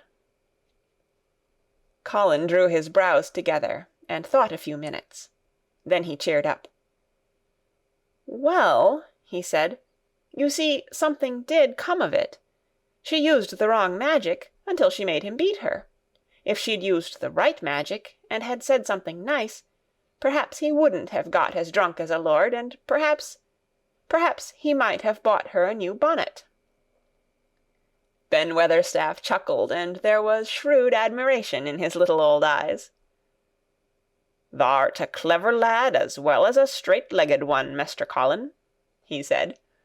"Next time I see Bess Fettleworth, I'll give her a bit of a hint o' what magic will do for her. She'd be rare and pleased if the scientific experiment worked, and so 'ud Jem." Dickon had stood listening to the lecture, his round eyes shining with curious delight. Nut and Shell were on his shoulders, and he held a long-eared white rabbit in his arm, and stroked it softly, while it laid its ears along its back, and enjoyed itself. "Do you think the experiment will work?" Colin asked him, wondering what he was thinking. He so often wondered what Dickon was thinking when he saw him looking at him or at one of his creatures with his happy wide smile. He smiled now, and his smile was wider than usual. "Aye," he answered, "that I do. It'll work same as the seeds do when the sun shines on 'em. It'll work for sure. Shall us begin it now?" Colin was delighted, and so was Mary. Fired by recollections of fakirs and devotees in illustrations, Colin suggested that they should all sit cross-legged under the tree, which made a canopy. "It will be like sitting in a sort of temple," said Colin. "I'm rather tired, and I want to sit down." "Eh," said Dickon, "thou mustn't begin by saying thou'rt tired. Thou might spoil the magic." Colin turned and looked at him, into his innocent round eyes. "That's true," he said slowly. "I must only think of the magic." It all seemed most majestic and mysterious when they sat down in their circle. Ben Weatherstaff felt as if he had somehow been led into appearing at a prayer-meeting. Ordinarily, he was very fixed in being what he called "agen prayer-meetin's," but this being the Rajah's affair, he did not resent it, and was indeed inclined to be gratified at being called upon to assist. Mistress Mary felt solemnly enraptured. Dickon held his rabbit in his arm, and perhaps he made some charmer's signal no one heard, for when he sat down, cross-legged like the rest, the crow, the fox, the squirrels, and the lamb slowly drew near and made part of the circle, settling each into a place of rest, as if of their own desire. "The creatures have come," said Colin gravely. "They want to help us." Colin really looked quite beautiful, Mary thought. He held his head high as if he felt like a sort of priest, and his strange eyes had a wonderful look in them. the light shone on him through the tree canopy. "Now we will begin," he said. "Shall we sway backward and forward, Mary, as if we were dervishes?" "I canna do no swayin' back'ard and for'ard," said Ben Weatherstaff. "I've got the rheumatics." "The magic will take them away," said Colin in a high priest tone. "But we won't sway until it has done it. We will only chant." "I canna do no chantin'," said Ben Weatherstaff, a trifle testily. "They turned me out o' the church choir the only time I ever tried it." No one smiled. They were all too much in earnest. Colin's face was not even crossed by a shadow. He was thinking only of the magic. "Then I will chant," he said. And he began, looking like a strange boy spirit. "The sun is shining, the sun is shining. That is the magic. The flowers are growing, the roots are stirring. That is the magic. Being alive is the magic. Being strong is the magic. The magic is in me, the magic is in me. It is in me, it is in me. It's in every one of us. It's in Ben Weatherstaff's back. Magic, magic, come and help." He said it a great many times. Not 1,000 times, but quite a goodly number. Mary listened entranced. She felt as if it were at once queer and beautiful, and she wanted him to go on and on. Ben Weatherstaff began to feel soothed into a sort of dream which was quite agreeable. The humming of the bees in the blossoms mingled with the chanting voice, and drowsily melted into a doze. Dickon sat cross-legged with his rabbit asleep on his arm, and a hand resting on the lamb's back. Soot had pushed away a squirrel, and huddled close to him on his shoulder. The grey film dropped over his eyes. At last Colin stopped. "Now I am going to walk round the garden," he announced. Ben Weatherstaff's head had just dropped forward, and he lifted it with a jerk. "You have been asleep," said Colin. "Nowt o' the sort," mumbled Ben. "The sermon was good enow, but I'm bound to get out afore the collection." He was not quite awake yet. "You're not in church," said Colin. "Not me," said Ben, straightening himself. "Who said I were? I heard every bit of it. You said the magic was in my back. The doctor calls it rheumatics." The Rajah waved his hand. "That was the wrong magic," he said. "You will get better. You have my permission to go to your work, but come back tomorrow." "I'd like to see thee walk round the garden," grunted Ben. It was not an unfriendly grunt, but it was a grunt. In fact, being a stubborn old party, and not having entire faith in magic, he had made up his mind that if he were sent away, he would climb his ladder, and look over the wall, so that he might be ready to hobble back, if there were any stumbling. The Rajah did not object to his staying, and so the procession was formed. It really did look like a procession. Colin was at its head with Dickon on one side, and Mary on the other. Ben Weatherstaff walked behind, and the creatures trailed after them, the lamb and the fox-cub keeping close to Dickon, the white rabbit hopping along or stopping to nibble, and Soot following with the solemnity of a person who felt himself in charge. It was a procession which moved slowly, but with dignity. Every few yards it stopped to rest. Colin leaned on Dickon's arm, and privately Ben Weatherstaff kept a sharp lookout, but now and then Colin took his hand from its support and walked a few steps alone. His head was held up all the time, and he looked very grand. "The magic is in me," he kept saying. "The magic is making me strong. I can feel it, I can feel it." It seemed very certain that something was upholding and uplifting him. He sat on the seats in the alcoves, and once or twice he sat down on the grass, and several times he paused in the path and leaned on Dickon, but he would not give up until he had gone all round the garden. When he returned to the canopy tree, his cheeks were flushed, and he looked triumphant. "I did it! The magic worked!" he cried. "That is my first scientific discovery." "What will Dr. Craven say?" broke out Mary. "He won't say anything," Colin answered, "because he will not be told. This is to be the biggest secret of all. No one is to know anything about it until I have grown so strong that I can walk and run like any other boy. I shall come here every day in my chair, and I shall be taken back in it.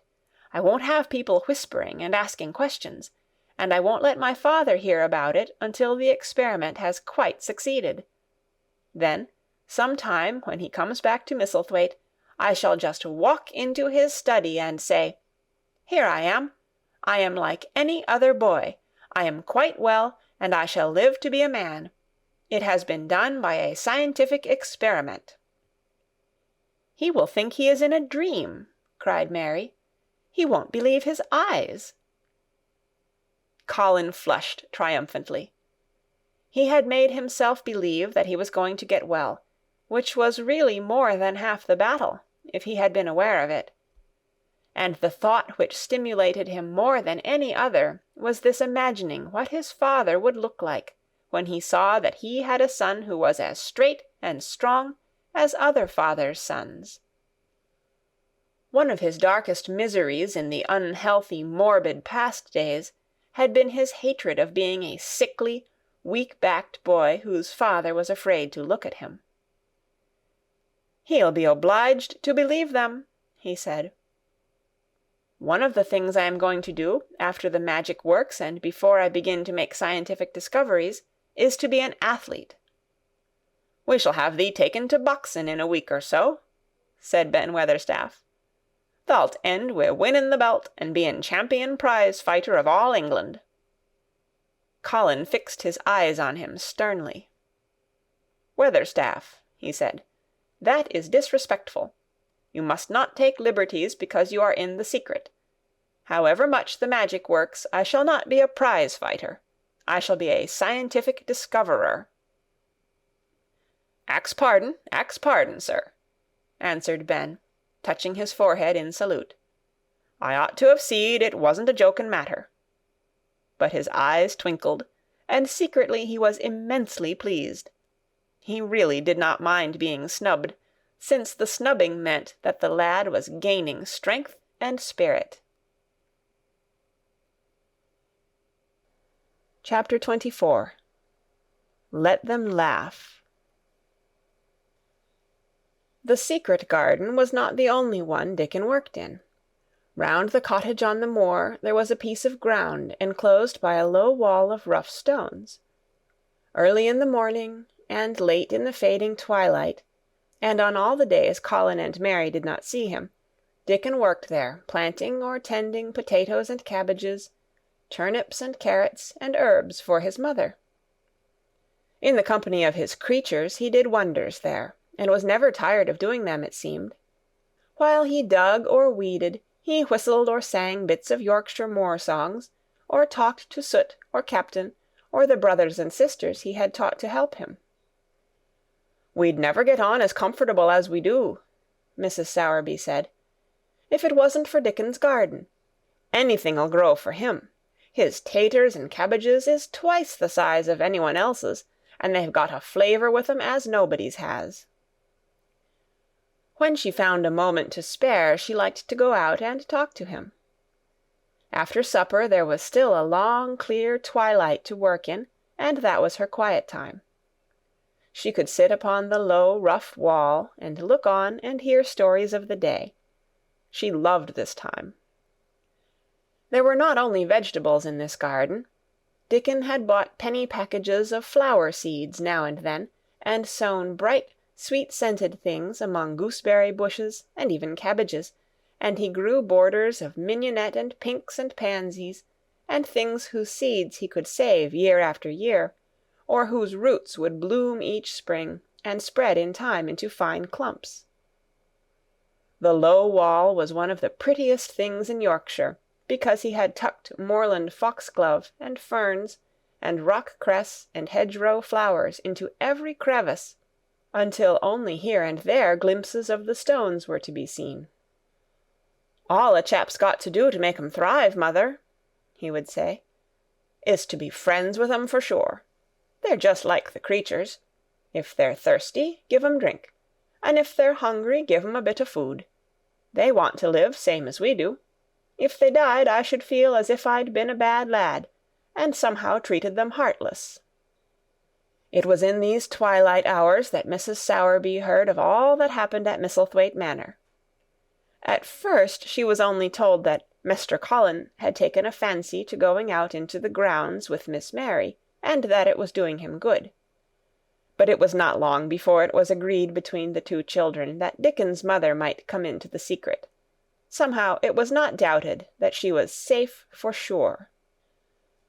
So one beautiful still evening Dickon told the whole story, with all the thrilling details of the buried key, and the robin, and the grey haze which had seemed like deadness, and the secret Miss Mary had planned never to reveal. The coming of Dickon, and how it had been told to him, the doubt of Mr. Colin, and the final drama of his introduction to the hidden domain, combined with the incident of Ben Weatherstaff's angry face peering over the wall, and Mr. Colin's sudden, indignant strength, made Mrs. Sowerby's nice-looking face quite change colour several times. "My word," she said, "it was a good thing that little lass came to the manor. It's been the making o' her and the saving o' him. Standing on his feet, and us all thinking he was a poor half-witted lad, with not a straight bone in him." She asked a great many questions, and her blue eyes were full of deep thinking. "What do they make of it at the manor, him being so well and cheerful, and never complaining?" she inquired. "They don't know what to make of it," answered Dickon. "Every day as comes round his face looks different. It's filling out and doesn't look so sharp, and the waxy colour is going. But he has to do his bit o' complaining," with a highly entertained grin. "What for, in mercy's name?" asked Mrs. Sowerby. Dickon chuckled. "He does it to keep them from guessing what's happened. If the doctor knew he'd found out he could stand on his feet, he'd likely write and tell Mr. Craven. Mr. Colin's saving the secret to tell himself. He's going to practice his magic on his legs every day till his father comes back, and then he's going to march into his room and show him he's as straight as other lads. But him and Miss Mary thinks it's best plan to do a bit o' groaning and fretting now and then, to throw folk off the scent." Mrs. Sowerby was laughing a low, comfortable laugh long before he had finished his last sentence. "Eh," she said, "that pair's enjoying theirselves, I'll warrant. They'll get a good bit o' acting out of it, and there's nothing children likes as much as play-acting. Let's hear what they do, Dickon lad." Dickon stopped weeding and sat up on his heels to tell her. His eyes were twinkling with fun. "Mr. Colin is carried down to his chair every time he goes out," he explained, "and he flies out at John, the footman, for not carrying him careful enough. He makes himself as helpless-looking as he can, and never lifts his head until we're out o' sight of the house. And he grunts and frets a good bit when he's being settled into his chair. Him and Miss Mary's both got to enjoying it, and when he groans and complains, she'll say, 'Poor Colin, does it hurt you so much? Are you so weak as that, poor Colin?' But the trouble is that sometimes they can scarce keep from bursting out laughing. When we get safe into the garden, they laugh till they've no breath left to laugh with, and they have to stuff their faces into Mester Colin's cushions to keep the gardeners from hearing, if any of 'em's about." "The more they laugh, the better for 'em," said Mrs. Sowerby, still laughing herself. "Good, healthy child-laughing's better than pills any day o' the year. That pair'll plump up for sure." "They are plumping up," said Dickon. "They're that hungry they don't know how to get enough to eat without making talk. Mr. Colin says if he keeps sending for more food, they won't believe he's an invalid at all. Miss Mary says she'll let him eat her share, but he says that if she goes hungry she'll get thin, and they mun both get fat at once." Mrs. Sowerby laughed so heartily at the revelation of this difficulty that she quite rocked backward and forward in her blue cloak, and Dickon laughed with her. "I'll tell thee what, lad," Mrs. Sowerby said, when she could speak. "I've thought of a way to help 'em.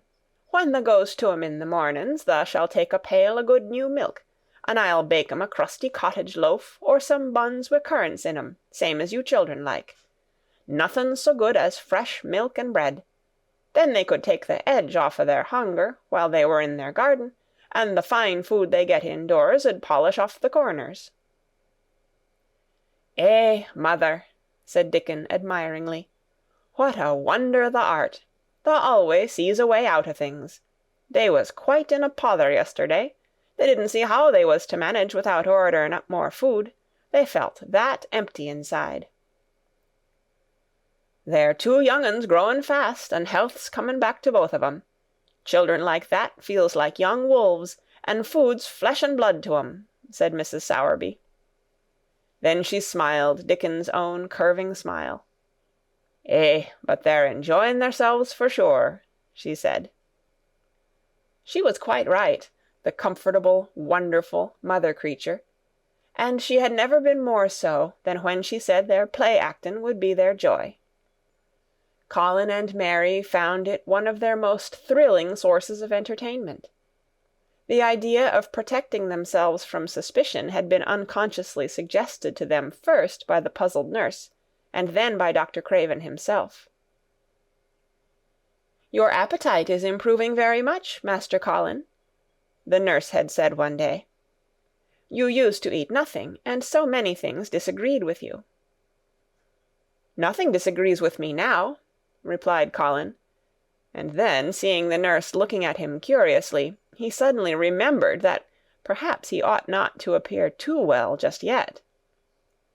"At least, things don't so often disagree with me. It's the fresh air." "Perhaps it is," said the nurse, still looking at him with a mystified expression. "But I must talk to Dr. Craven about it." "How she stared at you," said Mary, when she went away, "as if she thought there must be something to find out." "I won't have her finding out things," said Colin. "No one must begin to find out yet."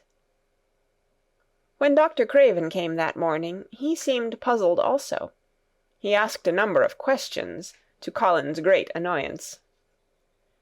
"You stay out in the garden a great deal," he suggested. "Where do you go?" Colin put on his favourite air of dignified indifference to opinion.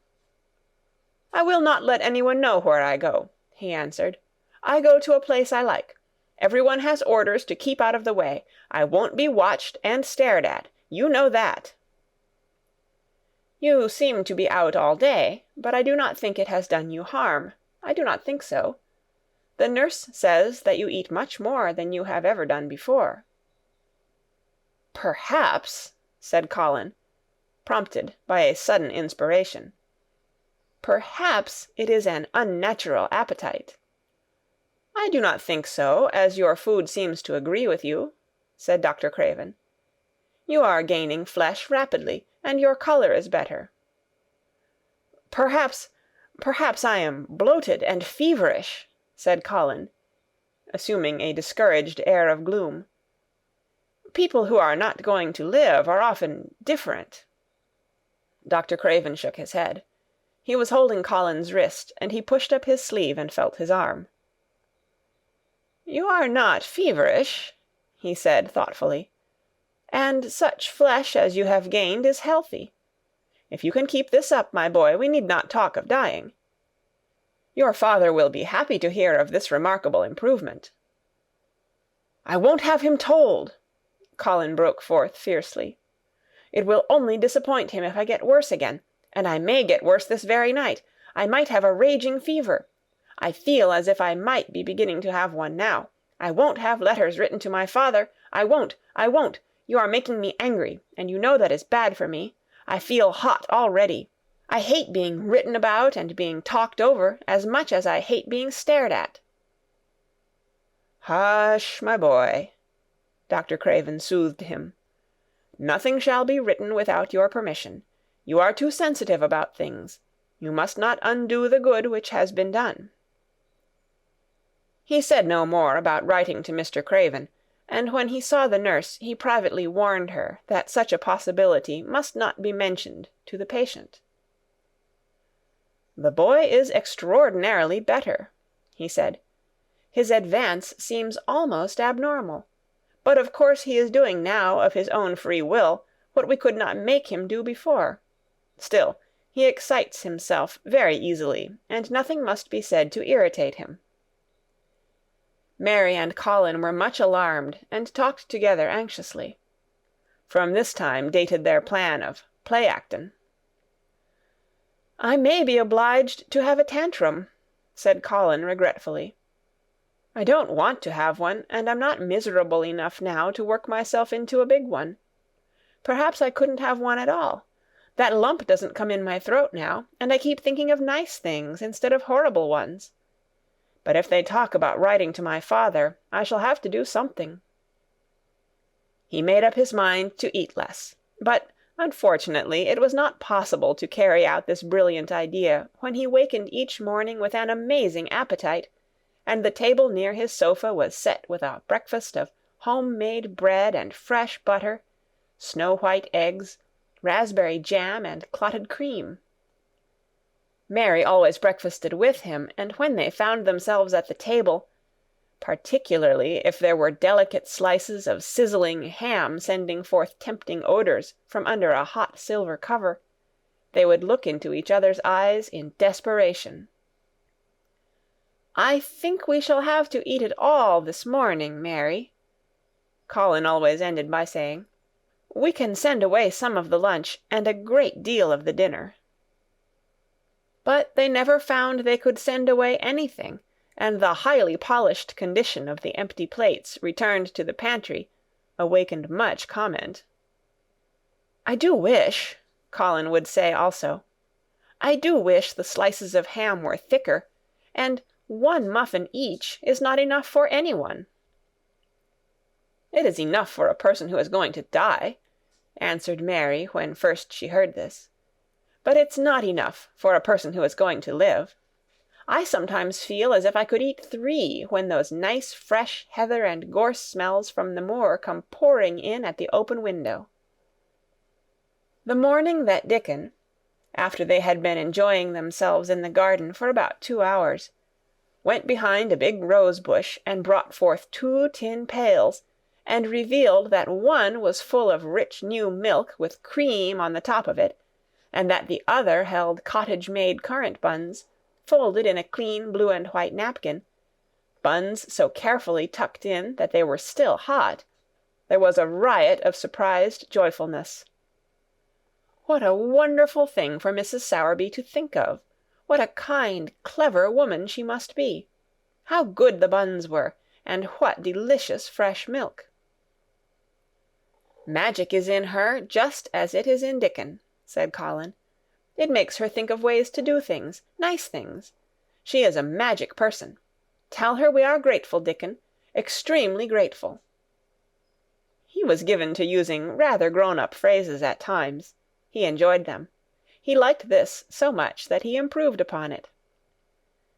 "Tell her she has been most bounteous, and our gratitude is extreme." And then, forgetting his grandeur, he fell to and stuffed himself with buns, and drank milk out of the pail in copious draughts, in the manner of any hungry little boy who had been taking unusual exercise and breathing in moorland air, and whose breakfast was more than 2 hours behind him. This was the beginning of many agreeable incidents of the same kind. They actually awoke to the fact that, as Mrs. Sowerby had 14 people to provide food for, she might not have enough to satisfy 2 extra appetites every day. So they asked her to let them send some of their shillings to buy things. Dickon made the stimulating discovery that in the wood in the park outside the garden where Mary had first found him piping to the wild creatures, there was a deep little hollow where you could build a sort of tiny oven with stones, and roast potatoes and eggs in it. Roasted eggs were a previously unknown luxury, and very hot potatoes with salt and fresh butter in them were fit for a woodland king, besides being deliciously satisfying. You could buy both potatoes and eggs, and eat as many as you liked, without feeling as if you were taking food out of the mouths of 14 people. Every beautiful morning the magic was worked by the mystic circle under the plum-tree which provided a canopy of thickening green leaves after its brief blossom-time was ended. After the ceremony, Colin always took his walking exercise, and throughout the day he exercised his newly found power at intervals. Each day he grew stronger and could walk more steadily and cover more ground. And each day his belief in the magic grew stronger, as well it might. He tried one experiment after another, as he felt himself gaining strength, and it was Dickon who showed him the best things of all. "Yesterday," he said one morning, after an absence, "I went to Thwaite for mother, and near the Blue Cow Inn I seed Bob Hayworth.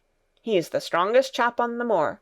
He's the champion wrestler, and he can jump higher than any other chap, and throw the hammer farther. He's gone all the way to Scotland for the sports, some years. He's knowed me ever since I was a little un, and he's a friendly sort, and I axed him some questions. The gentry calls him a athlete, and I thought o' thee, Mr. Colin, and I says, 'How did they make the muscles stick out that way, Bob? Did they do anything extra to make thyself so strong?' And he says, 'Well, yes, lad, I did. A strong man in a show that came to Thwaite once showed me how to exercise my arms and legs and every muscle in my body.' And I says, 'Could a delicate chap make himself stronger with 'em, Bob?' And he laughed and says, 'Art thou the delicate chap?' And I says, 'No, but I knows a young gentleman that's getting well of a long illness, and I wish I knowed some of them tricks to tell him about.' I didn't say no names, and he didn't ask none. He's friendly, same as I said, and he stood up and showed me good-natured like, and I imitated what he did till I knowed it by heart." Colin had been listening excitedly. "Can you show me?" he cried. "Will you?" "Aye, to be sure," Dickon answered, getting up. "But he says thou mun do 'em gentle at first, and be careful not to tire thysel. Rest in between times, and take deep breaths, and don't overdo." "I'll be careful," said Colin. "Show me, show me. Dickon, you are the most magic boy in the world." Dickon stood up on the grass and slowly went through a carefully practical but simple series of muscle exercises. Colin watched them with widening eyes. He could do a few while he was sitting down. Presently he did a few gently while he stood upon his already steadied feet. Mary began to do them also. Soot, who was watching the performance, became much disturbed, and left his branch and hopped about restlessly, because he could not do them too. From that time the exercises were part of the day's duties as much as the magic was. It became possible for both Colin and Mary to do more of them each time they tried, and such appetites were the results that, but for the basket Dickon put down behind the bush each morning, when he arrived, they would have been lost. But the little oven in the hollow, and Mrs. Sowerby's bounties were so satisfying that Mrs. Medlock and the nurse and Dr. Craven became mystified again. You can trifle with your breakfast, and seem to disdain your dinner, if you are full to the brim with roasted eggs and potatoes, and richly frothed new milk, and oatcakes and buns, and heather honey and clotted cream. "They are eating next to nothing," said the nurse. "They'll die of starvation if they can't be persuaded to take some nourishment. And yet see how they look." "Look!" exclaimed Mrs. Medlock indignantly. I'm moithered to death with them. They're a pair of young Satans, bursting their jackets one day, and the next turning up their noses at the best meals cook can tempt them with. Not a mouthful of that lovely young fowl and bread sauce did they set a fork into yesterday, and the poor woman fair invented a pudding for them, and back it sent. She almost cried. She's afraid she'll be blamed if they starve themselves into their graves. Dr. Craven came and looked at Colin long and carefully. He wore an extremely worried expression when the nurse talked with him, and showed him the almost untouched tray of breakfast she had saved for him to look at, but it was even more worried when he sat down by Colin's sofa and examined him. He had been called to London on business, and had not seen the boy for nearly 2 weeks. When young things begin to gain health, they gain it rapidly. The waxen tinge had left Colin's skin, and a warm rose showed through it. His beautiful eyes were clear, and the hollows under them and in his cheeks and temples had filled out. His once dark, heavy locks had begun to look as if they sprang healthily from his forehead, and were soft and warm with life. His lips were fuller and of a normal colour. In fact, as an imitation of a boy who was a confirmed invalid, he was a disgraceful sight. Dr. Craven held his chin in his hand and thought him over. "I am sorry to hear that you do not eat anything," he said. "That will not do. You will lose all you have gained, and you have gained amazingly. You ate so well a short time ago." "I told you it was an unnatural appetite," answered Colin. Mary was sitting on her stool near by, and she suddenly made a very queer sound, which she tried so violently to repress that she ended by almost choking. "What is the matter?" said Dr. Craven, turning to look at her. Mary became quite severe in her manner. "It was something between a sneeze and a cough," she replied with reproachful dignity. "And it got into my throat." "But," she said afterward to Colin, "I couldn't stop myself. It just burst out because all at once I couldn't help remembering that last big potato you ate, and the way your mouth stretched when you bit through that thick, lovely crust with jam and clotted cream on it." "Is there any way in which those children can get food secretly?" Dr. Craven inquired of Mrs. Medlock. "There's no way unless they dig it out of the earth or pick it off the trees," Mrs. Medlock answered. "They stay out in the grounds all day and see no one but each other, and if they want anything different to eat from what's sent up to them, they need only ask for it." "Well," said Dr. Craven, "so long as going without food agrees with them, we need not disturb ourselves. The boy is a new creature." "So is the girl," said Mrs. Medlock. "She's begun to be downright pretty since she's filled out and lost her ugly little sour look. Her hair's grown thick and healthy-looking, and she's got a bright colour. The glummest, ill-natured little thing she used to be, and now her and Master Colin laugh together like a pair of crazy young ones. Perhaps they're growing fat on that."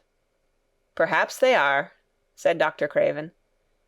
"Let them laugh." Chapter 25. The Curtain. And the secret garden bloomed and bloomed, and every morning revealed new miracles. In the robin's nest there were eggs, and the robin's mate sat upon them, keeping them warm with her feathery little breast and careful wings. At first she was very nervous, and the robin himself was indignantly watchful. Even Dickon did not go near the close-grown corner in those days, but waited until by the quiet working of some mysterious spell he seemed to have conveyed to the soul of the little pair that in the garden there was nothing which was not quite like themselves, nothing which did not understand the wonderfulness of what was happening to them, the immense, tender, terrible, heart-breaking beauty and solemnity of eggs. If there had been one person in that garden who had not known, through all his or her innermost being, that if an egg were taken away or hurt, the whole world would whirl round and crash through space and come to an end. If there had been even one who did not feel it and act accordingly, there could have been no happiness, even in that golden springtime air. But they all knew it, and felt it, and the robin and his mate knew they knew it. At first the robin watched Mary and Colin with sharp anxiety. For some mysterious reason he knew he need not watch Dickon. The first moment he set his dew-bright black eye on Dickon, he knew he was not a stranger, but a sort of robin without beak or feathers. He could speak robin, which is a quite distinct language, not to be mistaken for any other. To speak robin to a robin is like speaking French to a Frenchman. Dickon always spoke it to the robin himself, so the queer gibberish he used when he spoke to humans did not matter in the least. The robin thought he spoke this gibberish to them because they were not intelligent enough to understand feathered speech. His movements were also robin. They never startled one by being sudden enough to seem dangerous or threatening. Any robin could understand Dickon, so his presence was not even disturbing. But at the outset it seemed necessary to be on guard against the other two. In the first place, the boy creature did not come into the garden on his legs. He was pushed in on a thing with wheels, and the skins of wild animals were thrown over him. That in itself was doubtful. Then, when he began to stand up and move about, he did it in a queer, unaccustomed way, and the others seemed to have to help him. The robin used to secret himself in a bush and watch this anxiously, his head tilted first on one side and then on the other. He thought that the slow movements might mean that he was preparing to pounce, as cats do. When cats are preparing to pounce, they creep over the ground very slowly.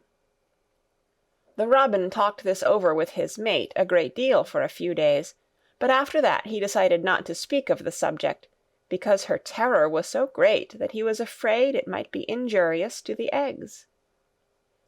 When the boy began to walk by himself, and even to move more quickly, it was an immense relief. But for a long time, or it seemed a long time to the robin, he was a source of some anxiety. He did not act as the other humans did. He seemed very fond of walking, but he had a way of sitting or lying down for a while, and then getting up, in a disconcerting manner, to begin again. One day the robin remembered that when he himself had been made to learn to fly by his parents, he had done much the same sort of thing. He had taken short flights of a few yards, and then had been obliged to rest.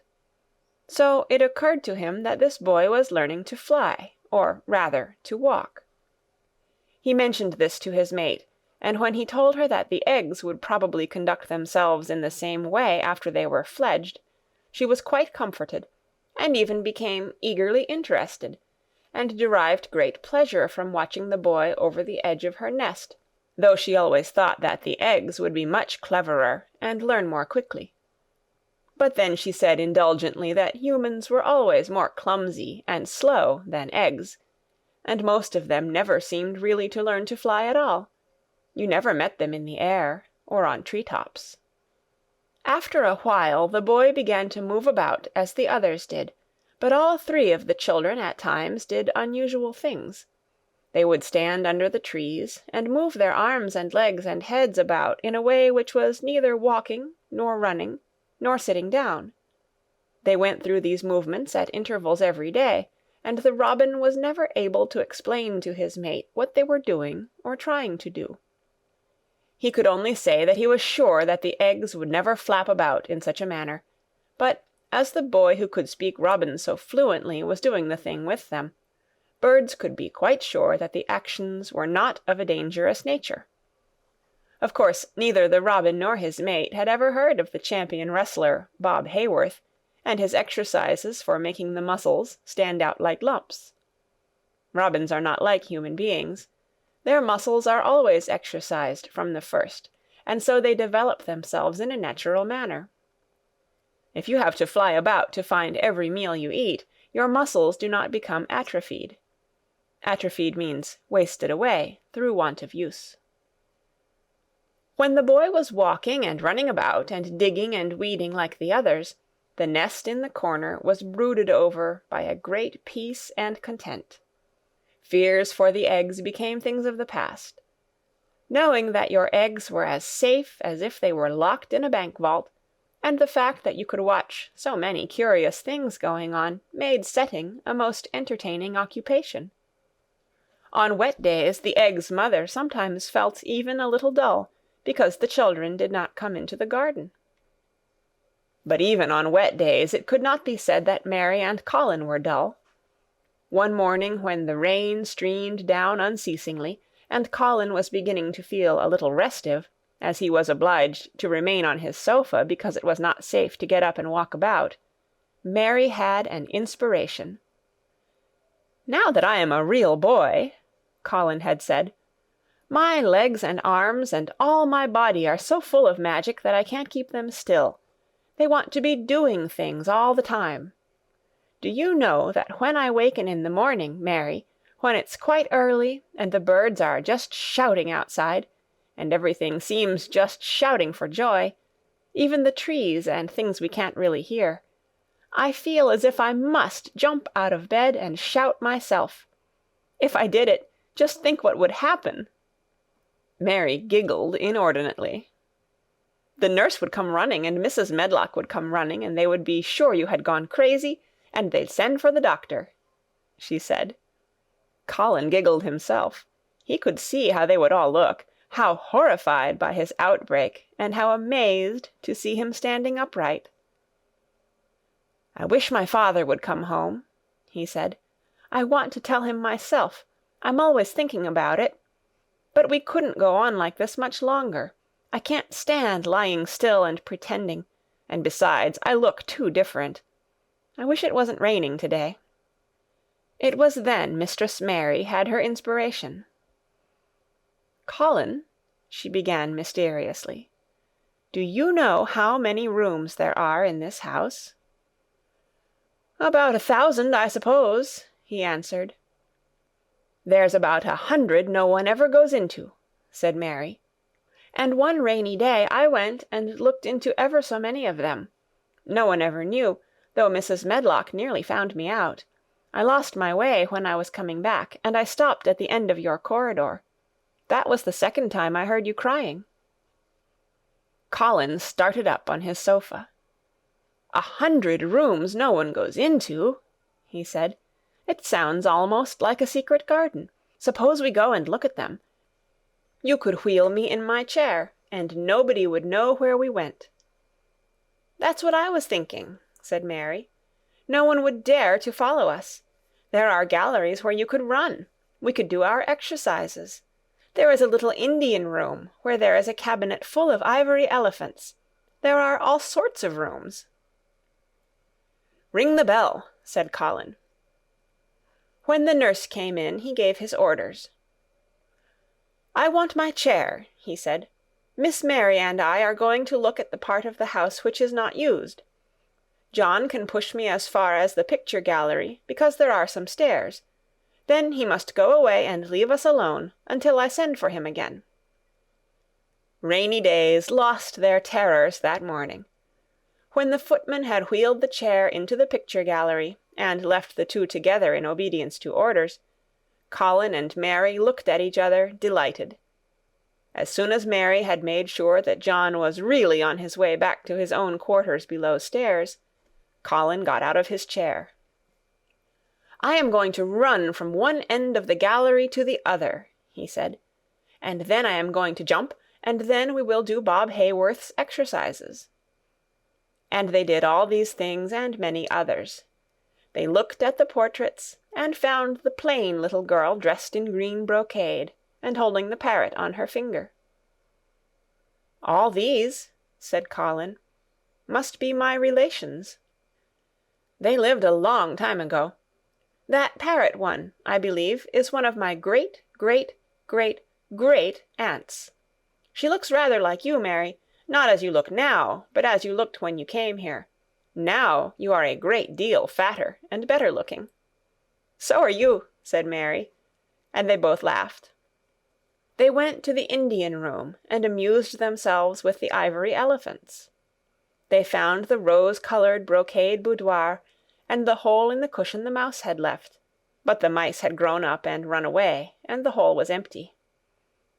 They saw more rooms and made more discoveries than Mary had made on her first pilgrimage. They found new corridors and corners and flights of steps, and new old pictures they liked, and weird old things they did not know the use of. It was a curiously entertaining morning, and the feeling of wandering about in the same house with other people, but at the same time feeling as if one were miles away from them, was a fascinating thing. "I'm glad we came," Colin said. "I never knew I lived in such a big, queer old place. I like it. We will ramble about every rainy day. We shall always be finding new, queer corners and things." That morning they had found, among other things, such good appetites that, when they returned to Colin's room, it was not possible to send the luncheon away untouched. When the nurse carried the tray downstairs, she slapped it down on the kitchen dresser so that Mrs. Loomis, the cook, could see the highly polished dishes and plates. "Look at that," she said. "This is a house of mystery, and those 2 children are the greatest mysteries in it." "If they keep that up every day," said the strong young footman John, "there'd be small wonder that he weighs twice as much to-day as he did a month ago. I should have to give up my place in time for fear of doing my muscles an injury." That afternoon Mary noticed that something new had happened in Colin's room. She had noticed it the day before, but had said nothing, because she thought the change might have been made by chance. She said nothing to-day, but she sat and looked fixedly at the picture over the mantel. She could look at it because the curtain had been drawn aside. That was the change she noticed. "I know what you want me to tell you," said Colin, after she had stared a few minutes. "I always know when you want me to tell you something. You are wondering why the curtain is drawn back. I am going to keep it like that." "Why?" asked Mary. "Because it doesn't make me angry any more to see her laughing. I wakened when it was bright moonlight 2 nights ago, and felt as if the magic was filling the room and making everything so splendid that I couldn't lie still. I got up and looked out of the window. The room was quite light, and there was a patch of moonlight on the curtain, and somehow that made me go and pull the cord. She looked right down at me as if she were laughing because she was glad I was standing there. It made me like to look at her. I want to see her laughing like that all the time. I think she must have been a sort of magic person, perhaps." "You are so like her now," said Mary, "that sometimes I think perhaps you are her ghost made into a boy." That idea seemed to impress Colin. He thought it over, and then answered her slowly. "If I were her ghost, my father would be fond of me." "Do you want him to be fond of you?" inquired Mary. "I used to hate it because he was not fond of me. If he grew fond of me, I think I should tell him about the magic. It might make him more cheerful." Chapter 26. Its Mother. Their belief in the magic was an abiding thing. After the morning's incantations, Colin sometimes gave them magic lectures. "I like to do it," he explained, "because when I grow up and make great scientific discoveries, I shall be obliged to lecture about them, and so this is practice. I can only give short lectures now because I am very young, and besides, Ben Weatherstaff would feel as if he were in church, and he would go to sleep." "The best thing about lecturing," said Ben, "is that a chap can get up and say aught he pleases, and no other chap can answer him back. I wouldn't be again lecturing a bit mysel' sometimes." But when Colin held forth under his tree, old Ben fixed devouring eyes on him, and kept them there. He looked him over with critical affection. It was not so much the lecture which interested him as the legs which looked straighter and stronger each day, the boyish head which held itself up so well, the once sharp chin and hollow cheeks which had filled and rounded out, and the eyes which had begun to hold the light he remembered in another pair. Sometimes, when Colin felt Ben's earnest gaze meant that he was much impressed, he wondered what he was reflecting on, and once, when he had seemed quite entranced, he questioned him. "What are you thinking about, Ben Weatherstaff?" he asked. "I was thinking," answered Ben, "as I'd warrant tha's gone up 3 or 4 pound this week. I was looking at the calves and the shoulders. I'd like to get thee on a pair of scales." "It's the magic, and Mrs. Sowerby's buns and milk and things," said Colin. "You see, the scientific experiment has succeeded." That morning Dickon was too late to hear the lecture. When he came he was ruddy with running, and his funny face looked more twinkling than usual. As they had a good deal of weeding to do after the rains, they fell to work. They always had plenty to do after a warm, deep, sinking rain. The moisture which was good for the flowers was also good for the weeds which thrust up tiny blades of grass and points of leaves which must be pulled up before their roots took too firm hold. Colin was as good at weeding as anyone in these days, and he could lecture while he was doing it. "The magic works best when you work yourself," he said this morning. "You can feel it in your bones and muscles. I am going to read books about bones and muscles, but I am going to write a book about magic. I am making it up now. I keep finding out things." It was not very long after he had said this that he laid down his trowel and stood up on his feet. He had been silent for several minutes, and they had seen that he was thinking out lectures, as he often did. When he dropped his trowel and stood upright, it seemed to Mary and Dickon as if a sudden strong thought had made him do it. He stretched himself out to his tallest height, and he threw out his arms exultantly. Color glowed in his face, and his strange eyes widened with joyfulness. All at once he had realized something to the full. "Mary! Dickon!" he cried. "Just look at me!" They stopped their weeding and looked at him. "Do you remember that first morning you brought me in here?" he demanded. Dickon was looking at him very hard. Being an animal charmer, he could see more things than most people could, and many of them were things he never talked about. He saw some of them now in this boy. "Aye, that we do," he answered. Mary looked hard too, but she said nothing. "Just this minute," said Colin, "all at once, I remembered it myself, when I looked at my hand digging with the trowel, and I had to stand up on my feet to see if it was real. And it is real. I'm well. I'm well." "Aye, that thou art," said Dickon. "I'm well. I'm well," said Colin again, and his face went quite red all over. He had known it before in a way. He had hoped it and felt it and thought about it, but just at that minute something had rushed all through him, a sort of rapturous belief and realization, and it had been so strong that he could not help calling out, "I shall live for ever and ever and ever," he cried grandly. "I shall find out thousands and thousands of things.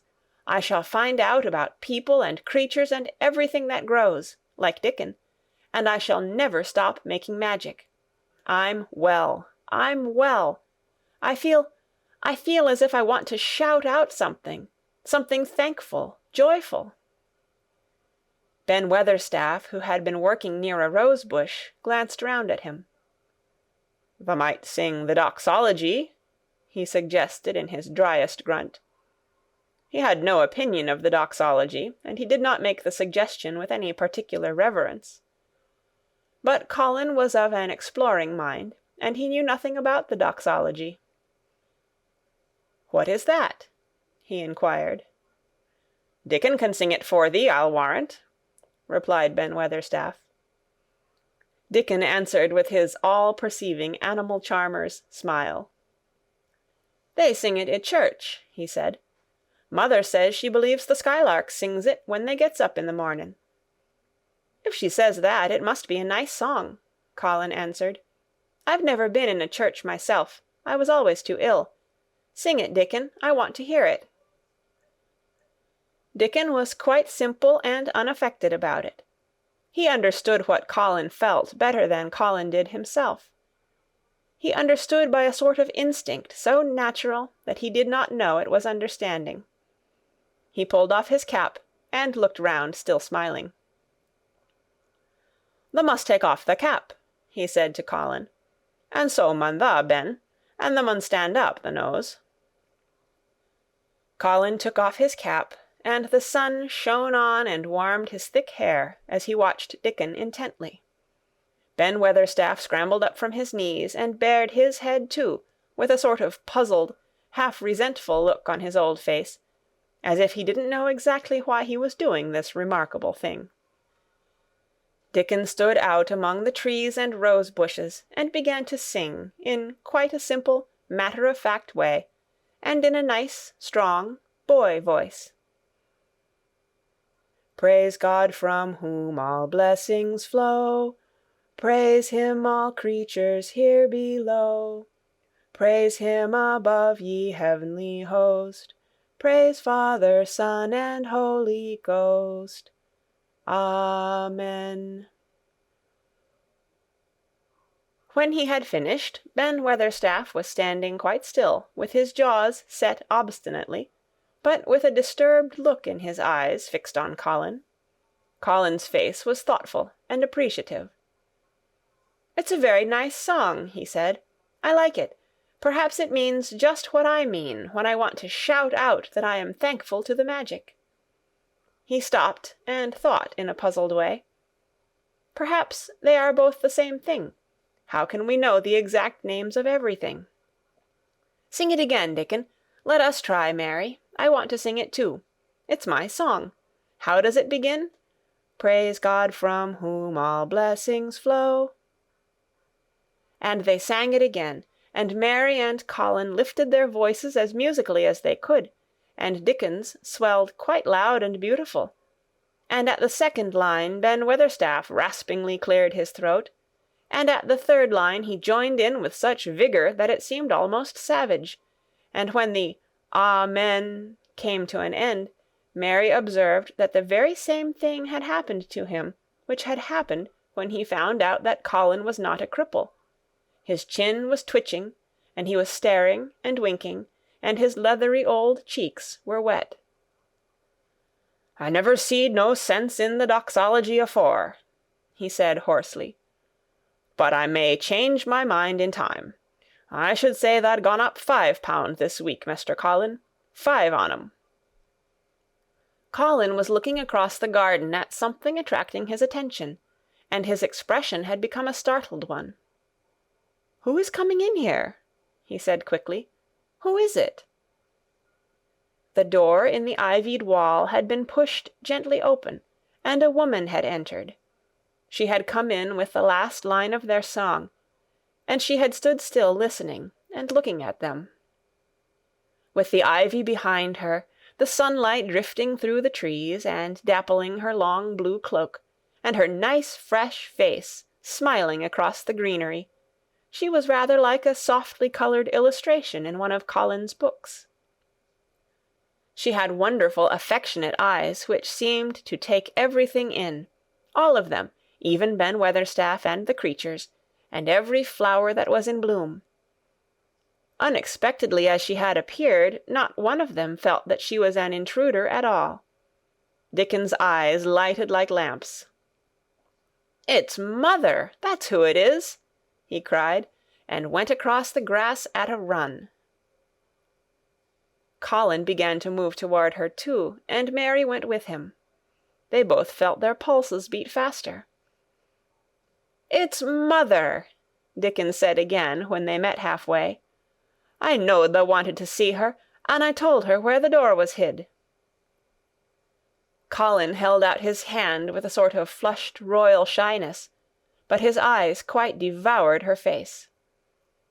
"Even when I was ill I wanted to see you," he said. You and Dickon and the secret garden. I'd never wanted to see anyone or anything before." The sight of his uplifted face brought about a sudden change in her own. She flushed, and the corners of her mouth shook, and a mist seemed to sweep over her eyes. Dear lad," she broke out tremulously. Dear lad," as if she had not known she were going to say it. She did not say Master Colin, but just "dear lad," quite suddenly.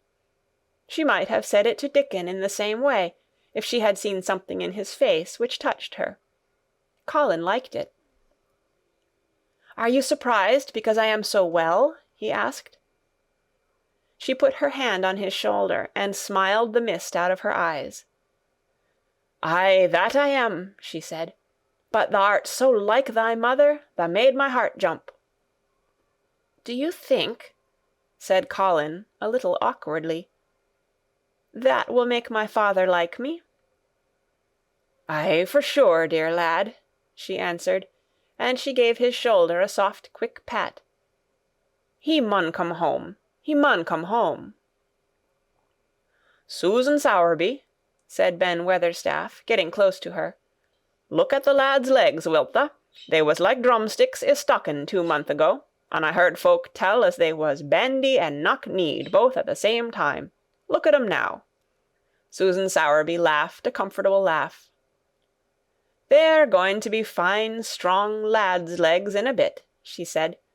"Let him go on playin' and workin' in the garden, and eatin' hearty, and drinkin' plenty o' good sweet milk, and there'll not be a finer pair i' Yorkshire, thank God for it." She put both hands on Mistress Mary's shoulders, and looked her little face over in a motherly fashion. "And thee too," she said. "Thou'rt grown near as hearty as our Elizabeth Ellen. I'll warrant thou'rt like thy mother too. Our Martha told me as Mrs. Medlock heard she was a pretty woman. Thou'lt be like a blush rose when thou grows up, my little lass, bless thee." She did not mention that when Martha came home on her day out, and described the plain, sallow child, she had said that she had no confidence whatever in what Mrs. Medlock had heard. "It doesn't stand to reason that a pretty woman could be the mother o' such a foul little lass," she had added obstinately. Mary had not had time to pay much attention to her changing face. She had only known that she looked different, and seemed to have a great deal more hair, and that it was growing very fast. But, remembering her pleasure in looking at the Mem Sahib in the past, she was glad to hear that she might some day look like her. Susan Sowerby went round their garden with them, and was told the whole story of it, and shown every bush and tree which had come alive. Colin walked on one side of her, and Mary on the other. Each of them kept looking up at her comfortable rosy face, secretly curious about the delightful feeling she gave them, a sort of warm, supported feeling. It seemed as if she understood them as Dickon understood his creatures. She stooped over the flowers and talked about them as if they were children. Soot followed her, and once or twice cawed at her, and flew upon her shoulder as if it were Dickon's. When they told her about the robin and the first flight of the young ones, she laughed a motherly little mellow laugh in her throat. "I suppose learning 'em to fly is like learning children to walk, but I'm feared I should be all in a worrit if mine had wings instead o' legs," she said. It was because she seemed such a wonderful woman in her nice moorland cottage way, that at last she was told about the magic. "Do you believe in magic?" asked Colin, after he had explained about Indian fakirs. "I hope you do." "That I do, lad," she answered. "I never knowed it by that name, but what does the name matter? I warrant they call it a different name i' France, and a different one in Germany. The same thing as set the seeds swellin', and the sun shinin', made thee a well lad, and it's the good thing. It isn't like us poor fools as think it matters if us is called out of our names. The big good thing doesn't stop to worrit, bless thee. It goes on making worlds by the million, worlds like us. Never thee stop believin' in the big good thing, and knowin' the world's full of it, and call it what thou likes.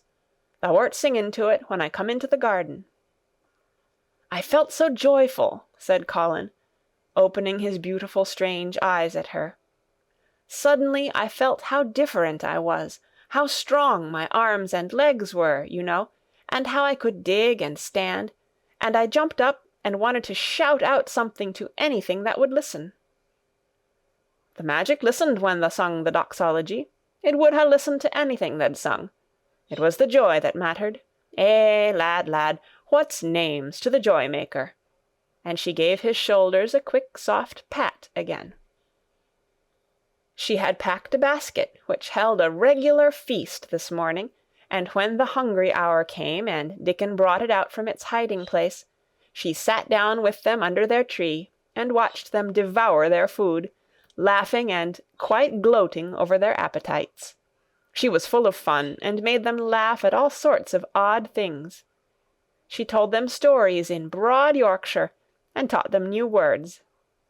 She laughed as if she could not help it when they told her of the increasing difficulty there was in pretending that Colin was still a fretful invalid. "You see, we can't help laughing nearly all the time when we are together," explained Colin, "and it doesn't sound ill at all. We try to choke it back, but it will burst out, and that sounds worse than ever." "There's one thing that comes into my mind so often," said Mary, "and I can scarcely ever hold in when I think of it suddenly. I keep thinking, suppose Colin's face should get to look like a full moon. It isn't like one yet, but he gets a tiny bit fatter every day, and suppose some morning it should look like one. What should we do?" "Bless us all, I can see tha has a good bit of play-acting to do," said Susan Sowerby. "But tha won't have to keep it up much longer. Mr. Craven'll come home." "Do you think he will?" asked Colin. "Why?" Susan Sowerby chuckled softly. "I suppose it 'ud nigh break thy heart if he found out before tha told him in thy own way," she said. "Tha's laid awake nights planning it." "I couldn't bear anyone else to tell him," said Colin. "I think about different ways every day. I think now I just want to run into his room." "That'd be a fine start for him," said Susan Sowerby. "I'd like to see his face, lad. I would that. He mun come back. That he mun." One of the things they talked of was the visit they were to make to her cottage. They planned it all. They were to drive over the moor and lunch out of doors among the heather. They would see all the 12 children and Dickon's garden, and would not come back until they were tired. Susan Sowerby got up at last to return to the house and Mrs. Medlock. It was time for Colin to be wheeled back also, but before he got into his chair he stood quite close to Susan, and fixed his eyes on her with a kind of bewildered adoration, and he suddenly caught hold of the fold of her blue cloak and held it fast. "You are just what I wanted," he said. "I wish you were my mother as well as Dickon's."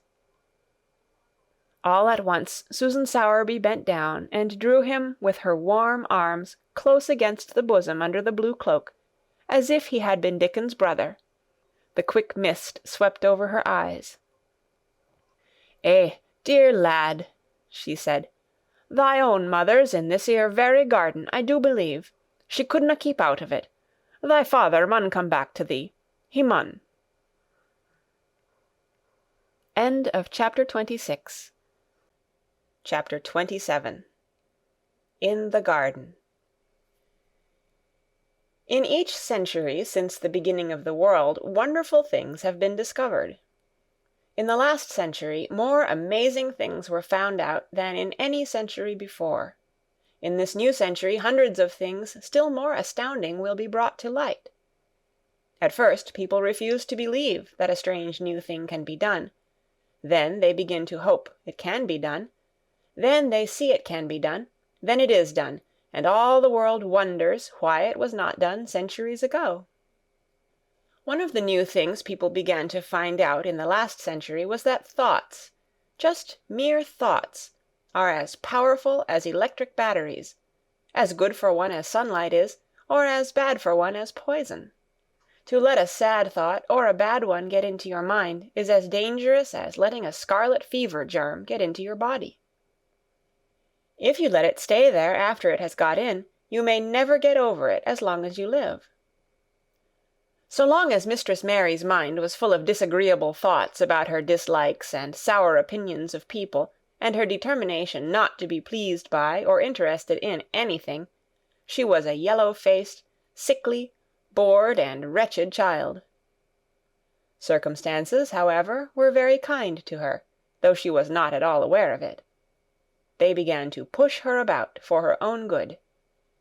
When her mind gradually filled itself with robins, and moorland cottages crowded with children, with queer crabbed old gardeners and common little Yorkshire housemaids, with springtime and with secret gardens coming alive day by day, and also with a Moor boy and his creatures, there was no room left for the disagreeable thoughts which affected her liver and her digestion, and made her yellow and tired. So long as Colin shut himself up in his room and thought only of his fears and weakness, and his detestation of people who looked at him, and reflected hourly on humps and early death, he was a hysterical, half-crazy little hypochondriac, who knew nothing of the sunshine and the spring, and also did not know that he could get well and could stand upon his feet if he tried to do it. When new, beautiful thoughts began to push out the old hideous ones, life began to come back to him, his blood ran healthily through his veins, and strength poured into him like a flood. His scientific experiment was quite practical and simple, and there was nothing weird about it at all. Much more surprising things can happen to anyone who, when a disagreeable or discouraged thought comes into his mind, just has the sense to remember in time and push it out by putting in an agreeable, determinedly courageous one. Two things cannot be in one place. Where you tend a rose, my lad, a thistle cannot grow. While the secret garden was coming alive, and two children were coming alive with it, there was a man wandering about certain far-away, beautiful places in the Norwegian fjords, and the valleys and mountains of Switzerland, and he was a man who, for 10 years, had kept his mind filled with dark and heart-broken thinking. He had not been courageous. He had never tried to put any other thoughts in the place of the dark ones. He had wandered by blue lakes and thought them. He had lain on mountain-sides with sheets of deep blue gentians blooming all about him, and flower-breaths filling all the air, and he had thought them. A terrible sorrow had fallen upon him when he had been happy, and he had let his soul fill itself with blackness, and had refused obstinately to allow any rift of light to pierce through. He had forgotten and deserted his home and his duties. When he travelled about, darkness so brooded over him that the sight of him was a wrong done to other people, because it was as if he poisoned the air about him with gloom. Most strangers thought he must be either half mad or a man with some hidden crime on his soul. He was a tall man with a drawn face and crooked shoulders, and the name he always entered on hotel registers was Archibald Craven, Misselthwaite Manor, Yorkshire, England. He had travelled far and wide since the day he saw Mistress Mary in his study, and told her she might have her bit of earth. He had been in the most beautiful places in Europe, though he had remained nowhere more than a few days. He had chosen the quietest and remotest spots. He had been on the tops of mountains whose heads were in the clouds, and had looked down on other mountains when the sun rose, and touched them with such light as made it seem as if the world were just being born. But the light had never seemed to touch himself until one day when he realized that for the first time in 10 years a strange thing had happened. He was in a wonderful valley in the Austrian Tyrol, and he had been walking alone through such beauty as might have lifted any man's soul out of shadow. He had walked a long way, and it had not lifted his. But at last he had felt tired, and had thrown himself down to rest on a carpet of moss by a stream. It was a clear little stream which ran quite merrily along on its narrow way through the luscious damp greenness. Sometimes it made a sound rather like very low laughter as it bubbled over and round stones. He saw birds come and dip their heads to drink in it, and then flick their wings and fly away. It seemed like a thing alive, and yet its tiny voice made the stillness seem deeper. The valley was very, very still.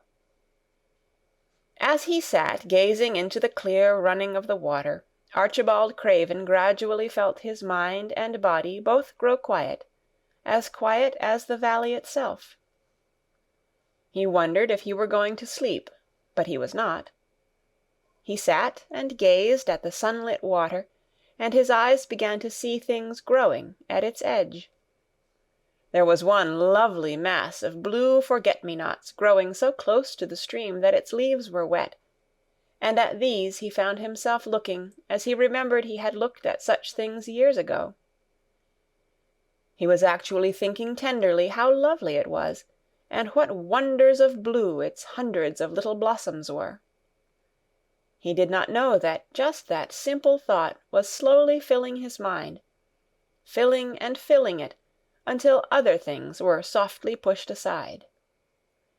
It was as if a sweet clear spring had begun to rise in a stagnant pool, and had risen and risen until at last it swept the dark water away. But of course he did not think of this himself. He only knew that the valley seemed to grow quieter and quieter as he sat and stared at the bright, delicate blueness. He did not know how long he sat there, or what was happening to him, but at last he moved as if he were awakening, and he got up slowly and stood on the moss carpet, drawing a long, deep, soft breath and wondering at himself. Something seemed to have been unbound and released in him, very quietly. "What is it?" he said, almost in a whisper, and he passed his hand over his forehead. "I almost feel as if I were alive." I do not know enough about the wonderfulness of undiscovered things to be able to explain how this had happened to him. Neither does anyone else yet. He did not understand at all himself, but he remembered this strange hour months afterward when he was at Misselthwaite again, and he found out quite by accident that on this very day Colin had cried out as he went into the secret garden, "I am going to live for ever and ever and ever." The singular calmness remained with him the rest of the evening, and he slept a new, reposeful sleep, but it was not with him very long. He did not know that it could be kept. By the next night he had opened the doors wide to his dark thoughts, and they had come trooping and rushing back. He left the valley, and went on his wandering way again. But, strange as it seemed to him, there were minutes, sometimes half-hours, when, without his knowing why, the black burden seemed to lift itself again, and he knew he was a living man, and not a dead one. Slowly, slowly, for no reason that he knew of, he was coming alive with the garden. As the golden summer changed into the deep golden autumn, he went to the lake of Como. There he found the loveliness of a dream. He spent his days upon the crystal blueness of the lake, or he walked back into the soft, thick verdure of the hills and tramped until he was tired so that he might sleep. But by this time he had begun to sleep better, he knew, and his dreams had ceased to be a terror to him. "Perhaps," he thought, "my body is growing stronger." It was growing stronger, but because of the rare peaceful hours when his thoughts were changed, his soul was slowly growing stronger too. He began to think of Misselthwaite, and wonder if he should not go home. Now and then he wondered vaguely about his boy, and asked himself what he should feel when he went and stood by the carved, four-posted bed again, and looked down at the sharply chiselled, ivory-white face while it slept, and the black lashes rimmed so startlingly the close-shut eyes. He shrank from it. One marvel of a day he had walked so far that when he returned the moon was high and full, and all the world was purple shadow and silver. The stillness of lake and shore and wood was so wonderful that he did not go into the villa he lived in. He walked down to a little bowered terrace at the water's edge, and sat upon a seat, and breathed in all the heavenly scents of the night. He felt the strange calmness stealing over him, and it grew deeper and deeper until he fell asleep. He did not know when he fell asleep, and when he began to dream. His dream was so real that he did not feel as if he were dreaming. He remembered afterward how intensely wide awake and alert he had thought he was. He thought that as he sat and breathed in the scent of the late roses, and listened to the lapping of the water at his feet, he heard a voice calling. It was sweet and clear and happy and far away. It seemed very far, but he heard it as distinctly as if it had been at his very side. "Archie! Archie! Archie!" it said, and then again, sweeter and clearer than before. "Archie! Archie!" He thought he sprang to his feet, not even startled. It was such a real voice, and it seemed so natural that he should hear it. "Lilias! Lilias!" he answered. "Lilias, where are you?" "In the garden," it came back like a sound from a golden flute. "In the garden." And then the dream ended, but he did not awaken. He slept soundly and sweetly all through the lovely night. When he did awake at last, it was brilliant morning, and a servant was standing staring at him. He was an Italian servant, and was accustomed, as all the servants of the villa were, to accepting without question any strange thing his foreign master might do. No one ever knew when he would go out or come in, or where he would choose to sleep, or if he would roam about the garden, or lie in the boat on the lake all night. The man held a salver with some letters on it, and he waited quietly until Mr. Craven took them. When he had gone away, Mr. Craven sat a few moments holding them in his hand and looking at the lake. His strange calm was still upon him, and something more, a lightness, as if the cruel thing which had been done had not happened as he thought, as if something had changed. He was remembering the dream, the real, real dream. "In the garden," he said, wondering at himself. "In the garden. But the door is locked, and the key is buried deep." When he glanced at the letters a few minutes later, he saw that the one lying at the top of the rest was an English letter, and came from Yorkshire.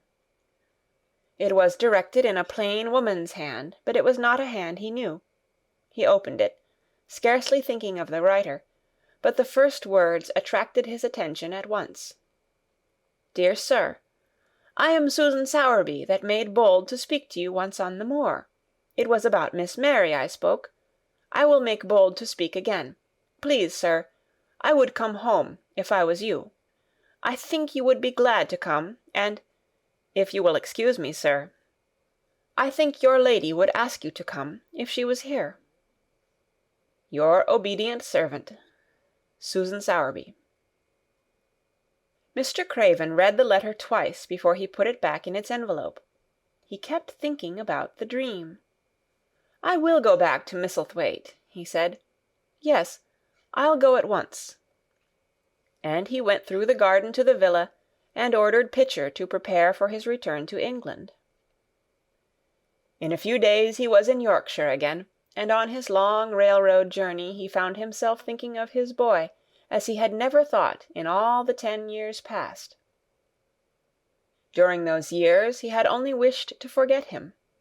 Now, though he did not intend to think about him, memories of him constantly drifted into his mind. He remembered the black days when he had raved like a madman because the child was alive and the mother was dead. He had refused to see it, and when he had gone to look at it at last, it had been such a weak, wretched thing that everyone had been sure it would die in a few days. But, to the surprise of those who took care of it, the days passed, and it lived, and then everyone believed it would be a deformed and crippled creature. He had not meant to be a bad father, but he had not felt like a father at all. He had supplied doctors and nurses and luxuries, but he had shrunk from the mere thought of the boy, and had buried himself in his own misery. The first time after a year's absence he returned to Misselthwaite, and the small, miserable-looking thing languidly and indifferently lifted to his face the great grey eyes with black lashes round them, so like, and yet so horribly unlike the happy eyes he had adored, he could not bear the sight of them, and turned away pale as death. After that he scarcely ever saw him except when he was asleep, and all he knew of him was that he was a confirmed invalid, with a vicious, hysterical, half-insane temper. He could only be kept from furies dangerous to himself by being given his own way in every detail. All this was not an uplifting thing to recall, but as the train whirled him through mountain passes and golden plains, the man who was coming alive began to think in a new way, and he thought long and steadily and deeply. "Perhaps I have been all wrong for 10 years," he said to himself. 10 years is a long time. It may be too late to do anything, quite too late. What have I been thinking of? Of course, this was the wrong magic, to begin by saying too late. Even Colin could have told him that. But he knew nothing of magic, either black or white. This he had yet to learn. He wondered if Susan Sowerby had taken courage and written to him only because the motherly creature had realized that the boy was much worse, was fatally ill. If he had not been under the spell of the curious calmness which had taken possession of him, he would have been more wretched than ever. But the calm had brought a sort of courage and hope with it. Instead of giving way to thoughts of the worst, he actually found he was trying to believe in better things. Could it be possible that she sees that I may be able to do him good and control him? He thought. I will go and see her on my way to Misselthwaite.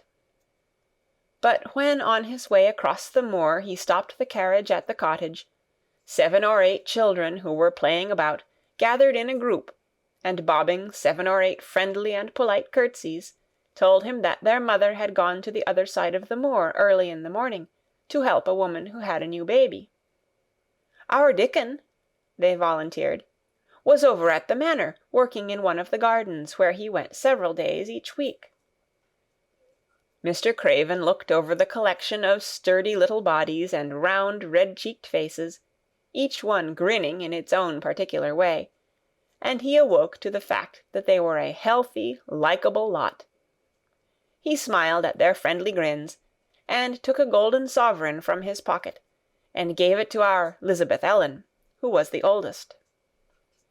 If you divide that into 8 parts, there will be half a crown for each of you, he said. Then, amid grins and chuckles and bobbing of curtsies, he drove away, leaving ecstasy and nudging elbows and little jumps of joy behind. The drive across the wonderfulness of the moor was a soothing thing. Why did it seem to give him a sense of home-coming, which he had been sure he could never feel again, that sense of the beauty of land and sky and purple bloom of distance, and a warming of the heart at drawing nearer to the great old house, which had held those of his blood for 600 years. How he had driven away from it the last time, shuddering to think of its closed rooms, and the boy lying in the 4-posted bed with the brocaded hangings. Was it possible that perhaps he might find him changed a little for the better, and that he might overcome his shrinking from him? How real that dream had been! How wonderful and clear the voice which called back to him, "In the garden! In the garden!"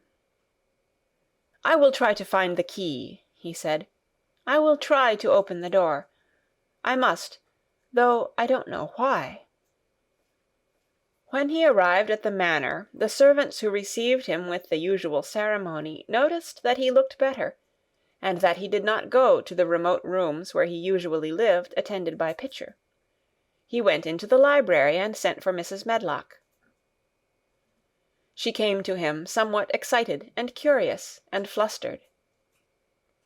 "How is Master Colin, Medlock?" he inquired. "Well, sir," Mrs. Medlock answered. He's different, in a manner of speaking." "Worse?" he suggested. Mrs. Medlock really was flushed. "Well, you see, sir," she tried to explain, "neither Dr. Craven, nor the nurse, nor me can exactly make him out." "Why is that?" "To tell the truth, sir, Master Colin might be better, and he might be changing for the worse. His appetite, sir, is past understanding, and his ways—" "Has he become more peculiar?" her master asked, knitting his brows anxiously. "That's it, sir. He's growing very peculiar, when you compare him with what he used to be. He used to eat nothing, and then suddenly he began to eat something enormous, and then he stopped again all at once, and the meals were sent back just as they used to be. You never knew, sir, perhaps, that out of doors he would never let himself be taken. The things we've gone through to get him to go out in his chair would leave a body trembling like a leaf. He'd throw himself into such a state that Dr. Craven said he couldn't be responsible for forcing him.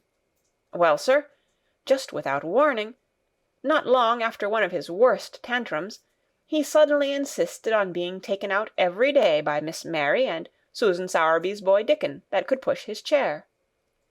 He took a fancy to both Miss Mary and Dickon brought his tame animals, and, if you'll credit it, sir, out of doors he will stay from morning until night." "How does he look?" was the next question. "If he took his food natural, sir, you'd think he was putting on flesh, but we're afraid it may be a sort of bloat. He laughs sometimes in a queer way when he's alone with Miss Mary. He never used to laugh at all. Dr. Craven is coming to see you at once, if you'll allow him. He never was as puzzled in his life." "Where is Master Colin now?" Mr. Craven asked. "In the garden, sir. He's always in the garden, though not a human creature is allowed to go near, for fear they'll look at him." Mr. Craven scarcely heard her last words. "In the garden," he said, and after he had sent Mrs. Medlock away, he stood and repeated it again and again. "In the garden." He had to make an effort to bring himself back to the place he was standing in, and when he felt he was on earth again, he turned and went out of the room. He took his way, as Mary had done, through the door in the shrubbery, and among the laurels and the fountain beds. The fountain was playing now, and was encircled by beds of brilliant autumn flowers. He crossed the lawn, and turned into the long walk by the ivied walls. He did not walk quickly, but slowly, and his eyes were on the path. He felt as if he were being drawn back to the place he had so long forsaken, and he did not know why. As he drew near to it, his step became still more slow. He knew where the door was, even though the ivy hung thick over it, but he did not know exactly where it lay, that buried key. So he stopped, and stood still, looking about him, and almost the moment after he had paused, he started and listened, asking himself if he were walking in a dream. The ivy hung thick over the door, the key was buried under the shrubs. No human being had passed that portal for 10 lonely years. And yet inside the garden there were sounds. There were the sounds of running, scuffling feet seeming to chase round and round under the trees. There were strange sounds of lowered, suppressed voices, exclamations, and smothered joyous cries.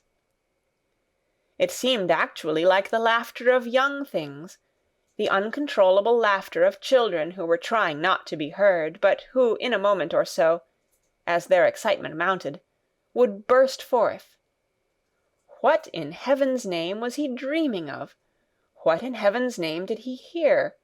Was he losing his reason, and thinking he heard things which were not for human ears?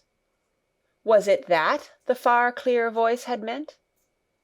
And then the moment came, the uncontrollable moment when the sounds forgot to hush themselves. The feet ran faster and faster. They were nearing the garden door. There was quick, strong, young breathing, and a wild outbreak of laughing which could not be contained. And the door in the wall was flung wide open, the sheet of ivy swinging back, and a boy burst through it at full speed and, without seeing the outsider, dashed almost into his arms. Mr. Craven had extended them just in time to save him from falling as a result of his unseeing dash against him, and when he held him away to look at him in amazement at his being there, he truly gasped for breath. He was a tall boy, and a handsome one. He was glowing with life, and his running had sent splendid colour leaping to his face. He threw the thick hair back from his forehead, and lifted a pair of strange grey eyes full of boyish laughter, and rimmed with black lashes like a fringe. It was the eyes which made Mr. Craven gasp for breath. "Who? What? Who?" he stammered. This was not what Colin had expected. This was not what he had planned. He had never thought of such a meeting. And yet, to come dashing out, winning a race, perhaps it was even better. He drew himself up to his very tallest. Mary, who had been running with him and had dashed through the door too, believed that he managed to make himself look taller than he had ever looked before, inches taller. "Father," he said, "I'm Colin. You can't believe it. I scarcely can myself. I'm Colin." Like Mrs. Medlock, he did not understand what his father meant when he said hurriedly, "In the garden, in the garden." "Yes," hurried on Colin, "it was the garden that did it, and Mary and Dickon and the creatures, and the magic. No one knows. We kept it to tell you when you came. I'm well. I can beat Mary in a race. I'm going to be an athlete."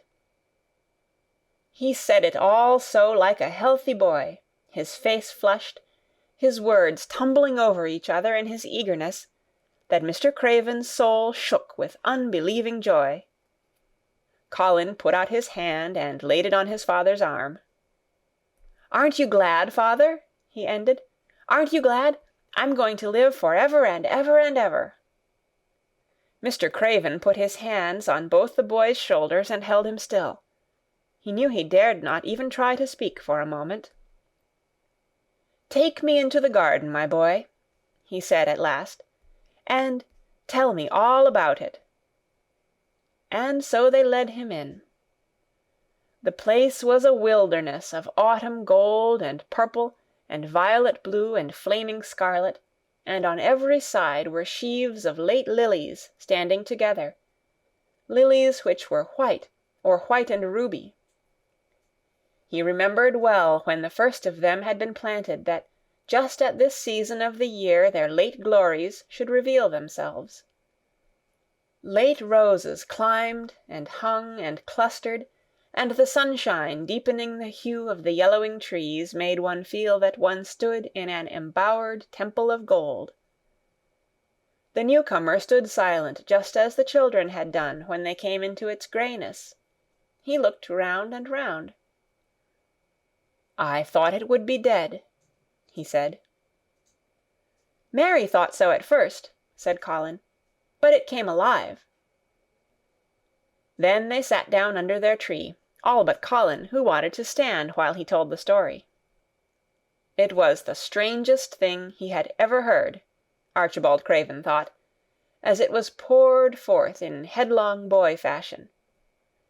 Mystery and magic and wild creatures, the weird midnight meeting, the coming of the spring, the passion of insulted pride which had dragged the young Rajah to his feet to defy old Ben Weatherstaff to his face.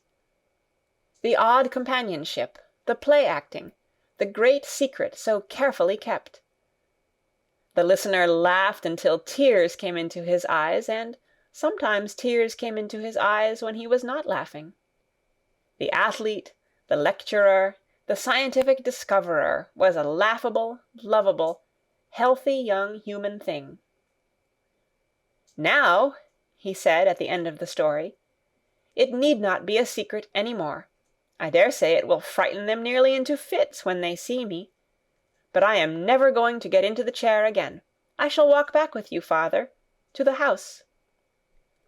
Ben Weatherstaff's duties rarely took him away from the gardens, but on this occasion he made an excuse to carry some vegetables to the kitchen, and being invited into the servants' hall by Mrs. Medlock to drink a glass of beer, he was on the spot, as he had hoped to be, when the most dramatic event Misselthwaite Manor had seen during the present generation actually took place. One of the windows looking upon the courtyard gave also a glimpse of the lawn. Mrs. Medlock, knowing Ben had come from the gardens, hoped that he might have caught sight of his master, and even by chance of his meeting with Master Colin. "Did you see either of them, Weatherstaff?" she asked. Ben took his beer-mug from his mouth and wiped his lips with the back of his hand. "Aye, that I did," he answered with a shrewdly significant air. "Both of them?" suggested Mrs. Medlock. "Both of 'em," returned Ben Weatherstaff. "Thank you kindly, ma'am, I could sup up another mug of it." "Together?" said Mrs. Medlock, hastily overfilling his beer-mug in her excitement. "Together, ma'am," and Ben gulped down half of his new mug at one gulp. "Where was Master Colin? How did he look? What did they say to each other?" "I didna hear that," said Ben, "along o' only being on the step-ladder looking over the wall. But I'll tell thee this, there's been things going on outside as you house-people knows nowt about, and what thou'll find out soon." And it was not 2 minutes before he swallowed the last of his beer, and waved his mug solemnly toward the window which took in through the shrubbery a piece of the lawn. "Look there," he said, "if thou's curious. Look what's comin' across the grass." When Mrs. Medlock looked, she threw up her hands and gave a little shriek, and every man and woman servant within hearing bolted across the servants' hall, and stood looking through the window with their eyes almost starting out of their heads. Across the lawn came the master of Misselthwaite, and he looked as many of them had never seen him, and by his side, with his head up in the air, and his eyes full of laughter, walked as strongly and steadily as any boy in Yorkshire, Master Colin. End of chapter 27, and the end of The Secret Garden by Frances Hodgson Burnett.